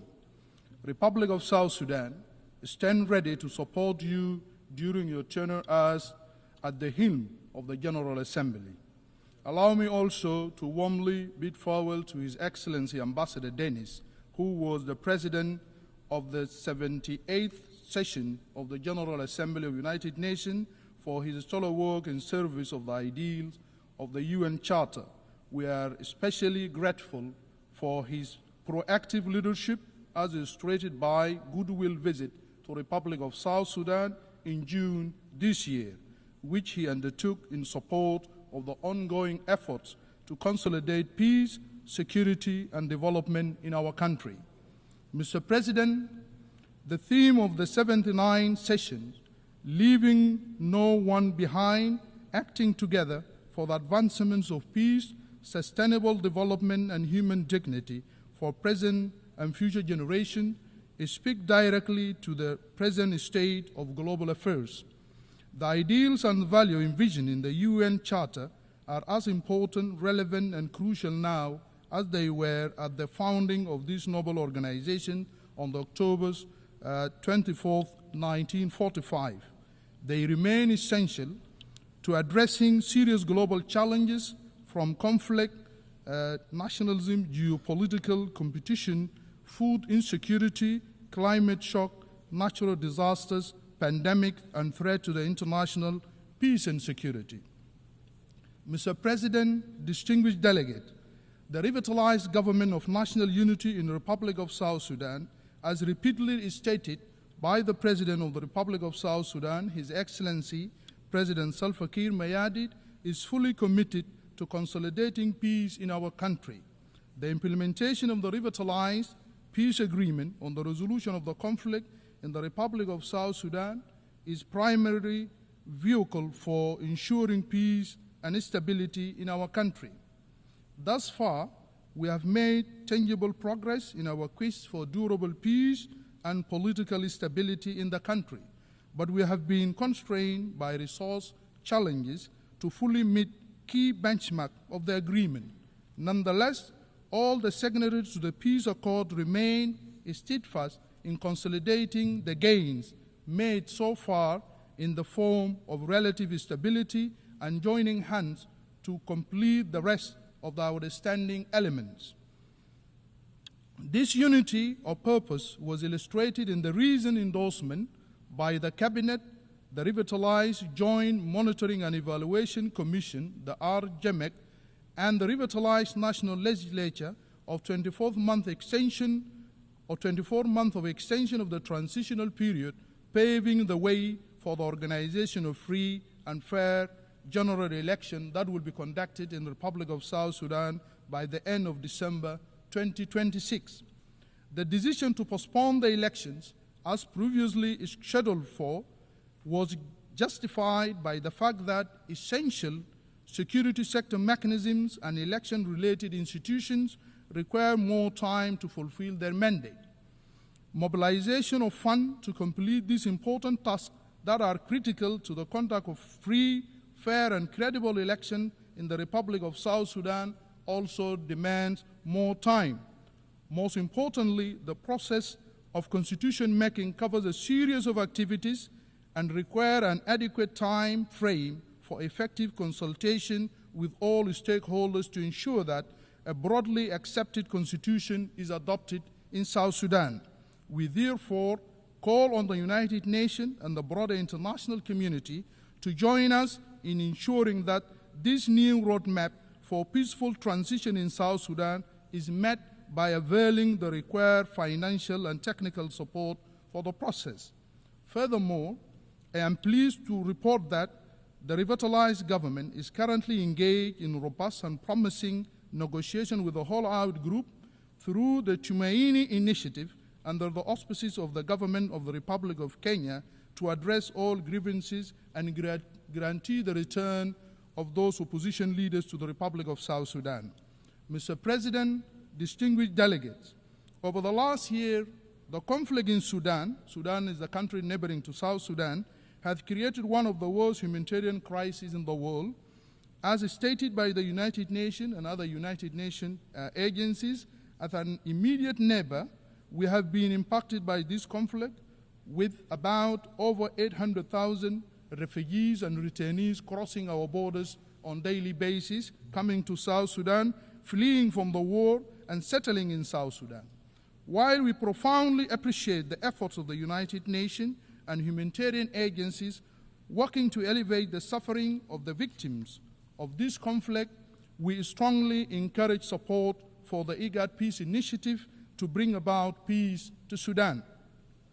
Furthermore, we also believe that the international community's support for the victim of the war remain inadequate and unresponsive to the impact on the host communities that are also grappling with serious humanitarian challenges.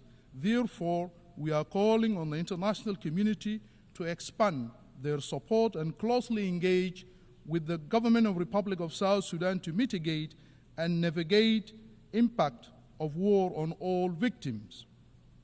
Mr. President, distinguished delegates, it's worth mentioning that the conflict in the Republic of Sudan has also directly impacted the economic situation in the Republic of South Sudan, with oil production significantly reduced since April this year, given the fact that our economy is entirely reliant on revenues that we collect from the sale of oil that pass through Port Sudan.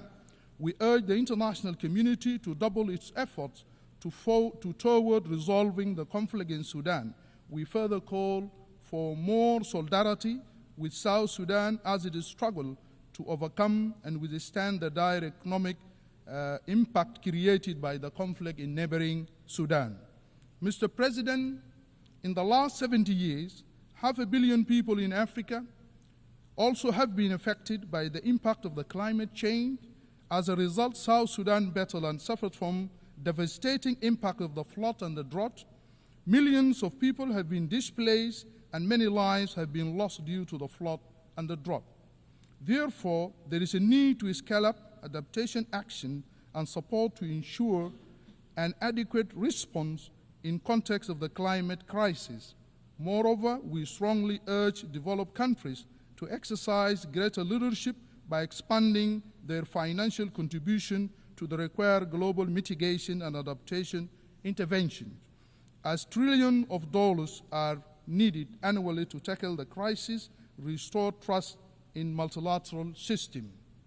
Mr. President, South Sudan recently conducted its first voluntary national review on the Sustainable Development Goals, SDGs, and the recommendations emerging from the findings are informing our immediate interventions. Moreover, our revised national development strategy and annual budget are crafted around commitment to the SDGs. Furthermore, the Ministry of Finance and Economic Planning and the National Bureau of Statistics, with support from the UN agencies and our development partners, are working to strengthen the capacity of the national statistical system to collect quality and analyze timely and reliable data. The government is actively mobilizing resources to conduct the national population and housing census, thus ensuring evidence-based planning and delivering of essential services to the people. As South Sudan capacitates its statistical system and bolsters its analytical capabilities, the government is using the multidimensional poverty index measuring to guide related policies, designing multi-faceted intervention to improve the life of the disadvantaged group and track progress. Mr. President, in recognition of the role of the women in public life in South Sudan, I am delighted to report to the Assembly that South Sudan is making great strides and improvement in gender equality. The government of South Sudan believes that the active engagement of women in governance and decision-making is crucial and critical to ensuring that implementation of commitment contained in the peace agreement that was signed in 2018 and the Mobutu Protocol, the Action National Plan on the United Nations Security Council Resolution 1325 and the SDGs 2030 Agenda and African Union Agenda of 2036.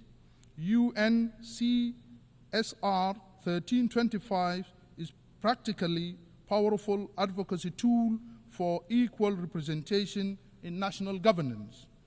As a reflection of our commitment to gender equality, South Sudan Transitional Constitution enshrined 35%, which is affirmative action provision for women in all structures of our government. The peace agreement also mandated the establishment of Women Enterprise Fund to support our women, which shall serve as a vehicle for availing resources that can leverage the entrepreneurial and innovative energies of our dynamic female population. We strongly believe that all these initiatives align with the theme of leaving no one behind. Mr. President, distinguished delegate, South Sudan is a young country in terms of its population, with young people constituting over 70% of the population of our country. This demographic reality can be harnessed for a better future through proactive and progressive investment in the youth. The Republic of South Sudan aims to develop a robust education policy that is focused on unlocking this potential through job creation and innovation, and benchmark under the provision enshrined in the African Youth Charter and United Nations Resolution on Youth-Related Empowerment. The Ministry of Youth and Sport in the Republic of South Sudan and our National Assembly are jointly working on legislation for the National Youth Service and Youth Enterprise Development Fund that will enhance the capacity of our youth. Once these two documents are adopted, these two laws shall create the necessary condition for the empowerment of our youth. Therefore, we call on the United Nations and international community to augment our efforts to enhance the level of technical and financial support to the government in the spirit of common agenda and better future envisioned by the Pact for the Future agreed to at the recently concluded Summit of the Future here in New York. Mr. President, South Sudan Universal Health Coverage Service Index is among the lowest in the region and globally.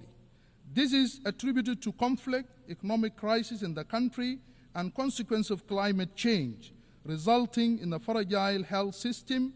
Maternal and infant mortality rates remain the worst in the world. As such, Government of Republic of South Sudan commit to invest in a durable, accessible, and standard strengthening health care system.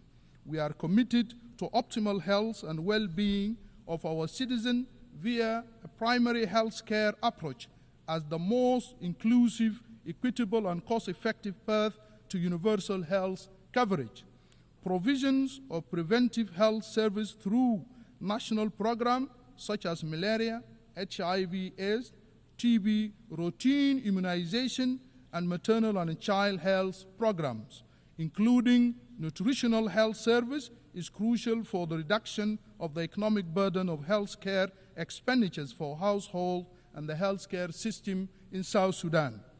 Pandemic preparedness and response through a multi-sector approach but put us on a path to tackle public health emergencies such as responding to the current mpox pandemic and other diseases epidemics in the country.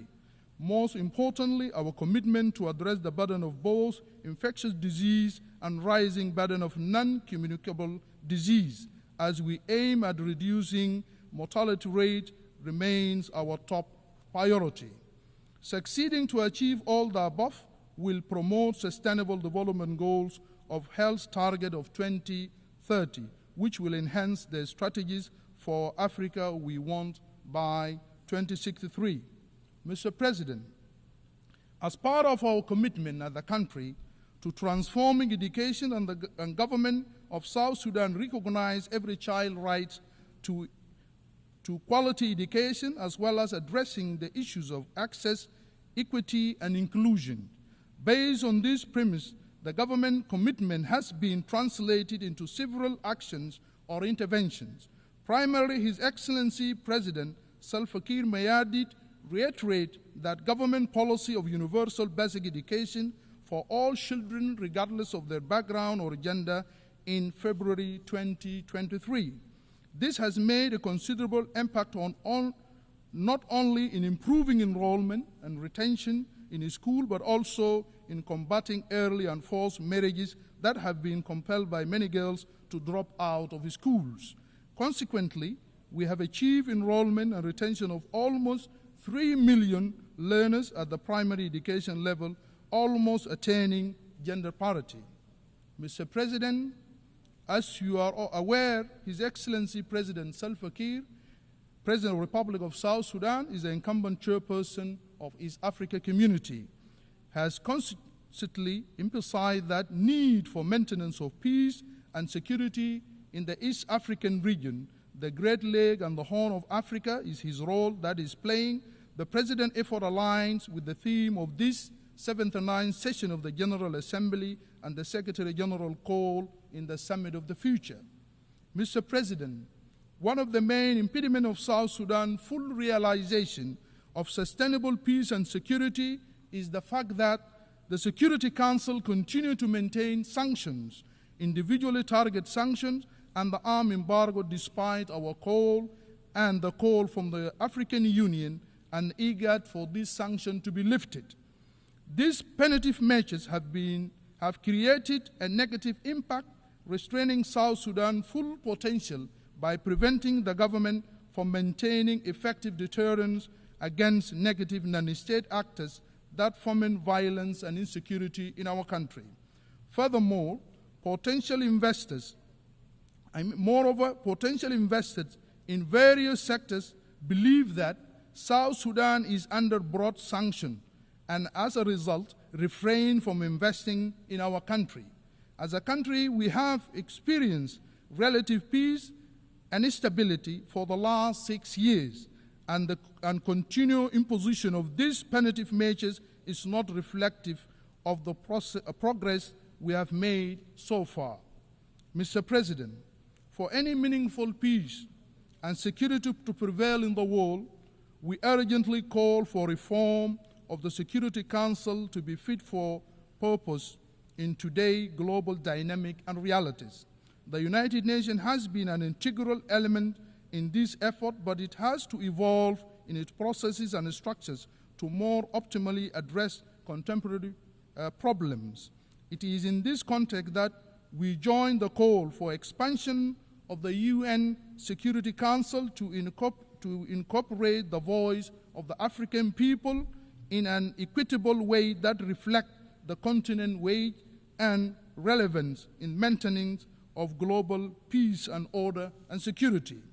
Therefore, I want to hereby state that South Sudan supports the African position unequivocally that most optimal way to restructure the Security Council.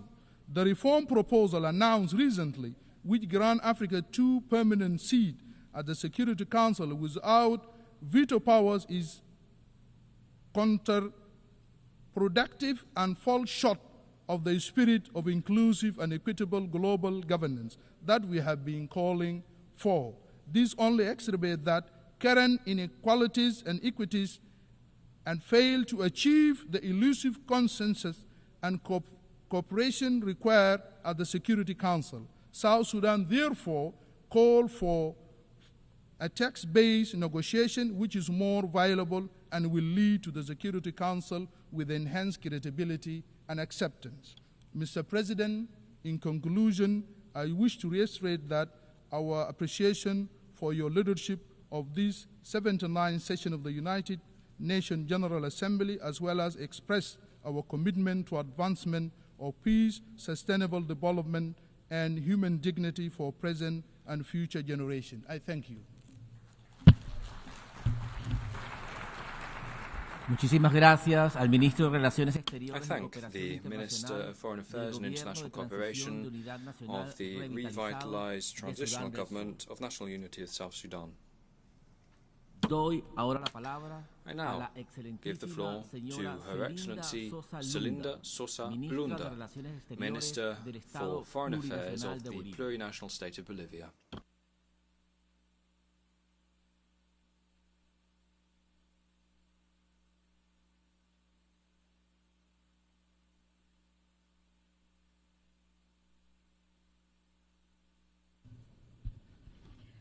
Muchísimas gracias. Thank you very much indeed. Una alegría muy grande. I am delighted to participate at the 29th session of the General Assembly. I'd like to greet the Vice President, and at the start of my statement I would also like to greet the President of the General Assembly,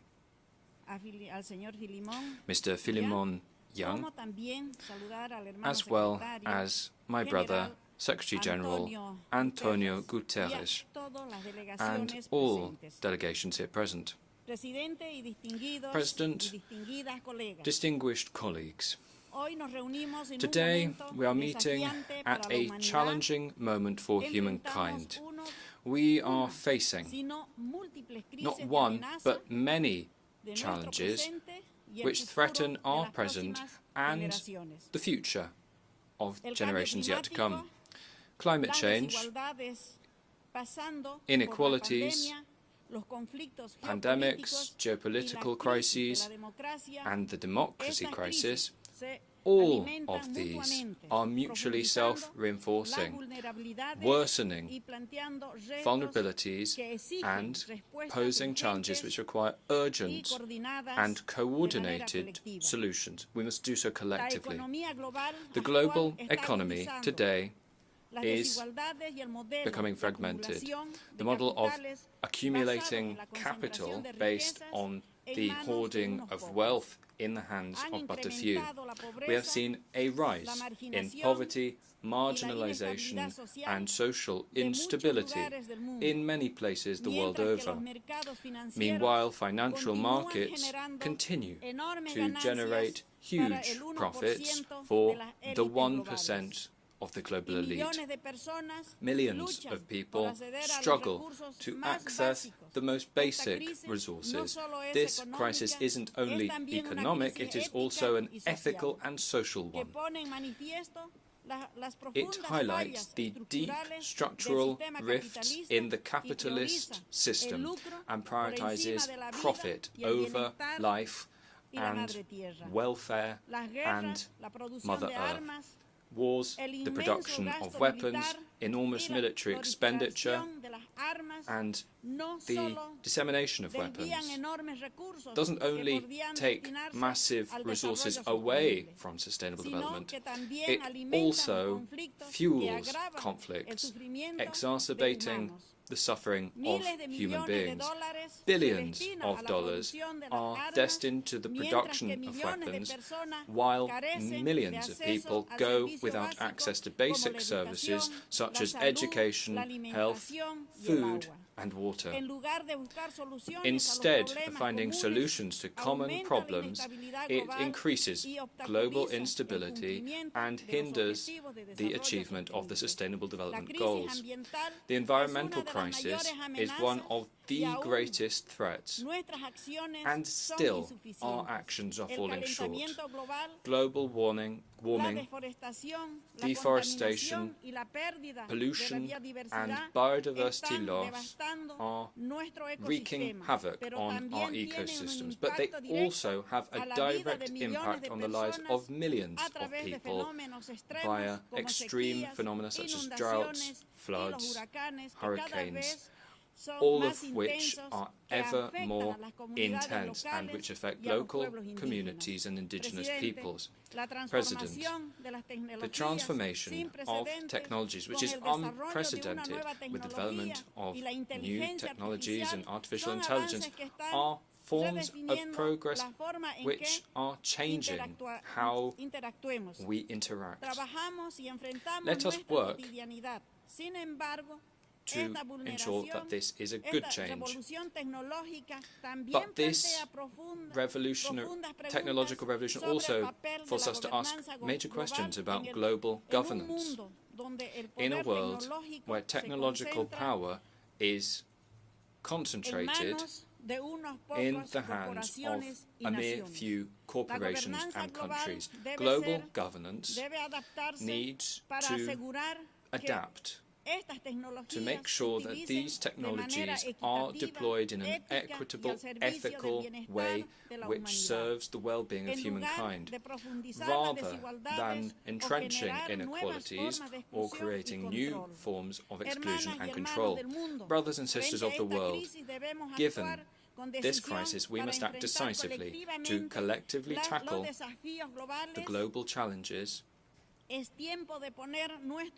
that we face. It is high time that we change our models of development and bolster multilateral institutions to ensure that the planet is safe for future generations and to make sure that justice, equity and solidarity are the principles guiding our actions vis-à-vis international law and the Charter of the United Nations. The system which has governed the world order since the final days of the Second World War has shown itself insufficient in addressing today's crises, such as climate change, inequalities, regional conflicts, the pandemic, and new forms of economic interdependence. Because of this, a new world order based on multilateral cooperation, which is effective, respect for sovereignty of all countries, and equity in decision-making in the world is an imperative. To do so, we need to have a root and branch reform of international institutions, such as the Security Council of the United Nations, so that they are more democratic and representative. We must move towards a system where global decisions are taken in an inclusive fashion, reflecting diversity and the various needs and visions of developing countries.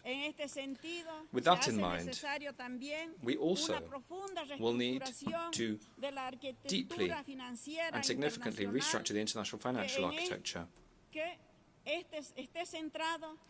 which is based on It should be based on economic justice, sustainability and inclusion, creating fairer mechanisms for redistributing sovereign debt, increasing the participation of developing countries within financial institutions and promoting financing flows which can support sustainable development and action for the climate.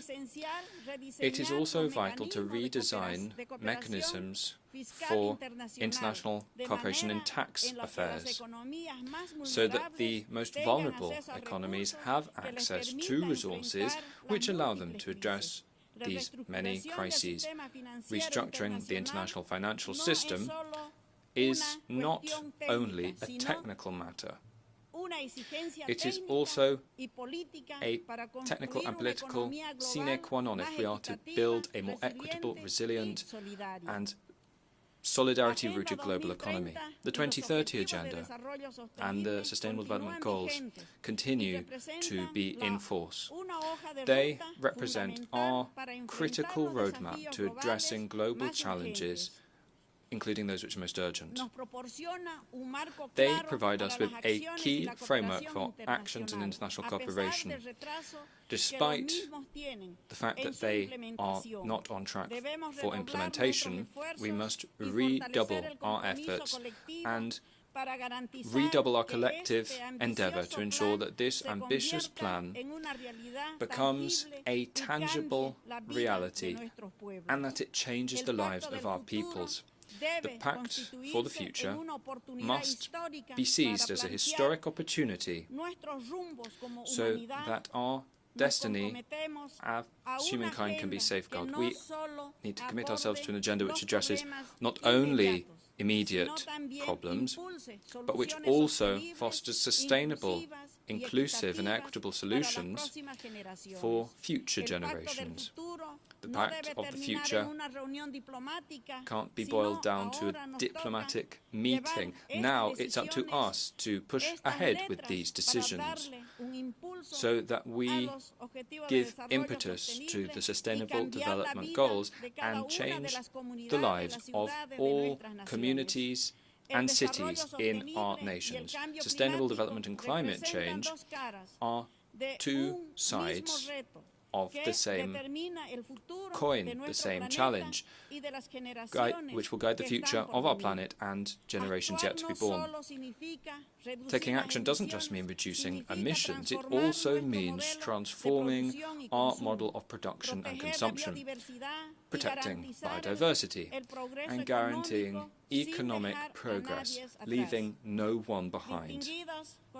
Distinguished colleagues, Bolivia recognizes the international community as a space of solidarity and cooperation under the principles of international law and the Charter of the United Nations.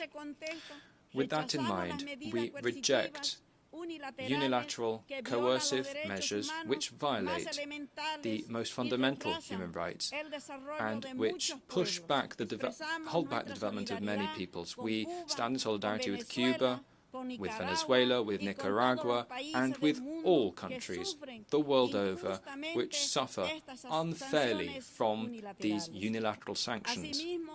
Similarly, we express in the strongest possible words our rejection of the illegal economic and commercial embargo by the United States against our kindred nation of Cuba. 60 years of justice have not been enough to punish those people who have valiantly seen down attempts to subject them to imperial domination. We are sure that sooner rather than later, justice and truth will prevail. This injustice is worse still when we consider that unilaterally the United States has included Cuba on the states which are deemed to be sponsors of terrorism. Cuba must be at the head of the list of countries which express the most solidarity in the world, and their people, showing solidarity, have reached all corners of the world, showing the best of their skills and showing them with humanity. For decades, Palestine has suffered from a protracted conflict which has shaken regional stability, and they have asked for their dream of lasting peace. The occupation, forced expulsions and genocide have led the people of Palestine to face devastation and destruction, creating an open prison where thousands of people live, including mostly women and children. Peace and security in Palestine will not be achieved without a genuine commitment to human rights and an end to the genocide. Bolivia reiterates its full support to the exercise of self-determination and independence in Palestine within the 1967 borders, with East Jerusalem as its capital. We hope that soon they will be a fully fledged member country of the Assembly of the United Nations. Brothers and sisters of the world, before this Assembly I would like to reiterate Bolivia's commitment to the founding principles of the Charter of the United Nations and of international law.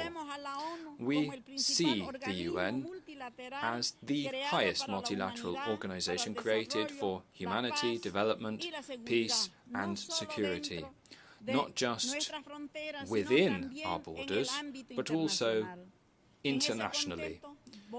Within that context, Bolivia once again reiterates our strong desire to abide by all decisions and resolutions of the judicial organs of the international system.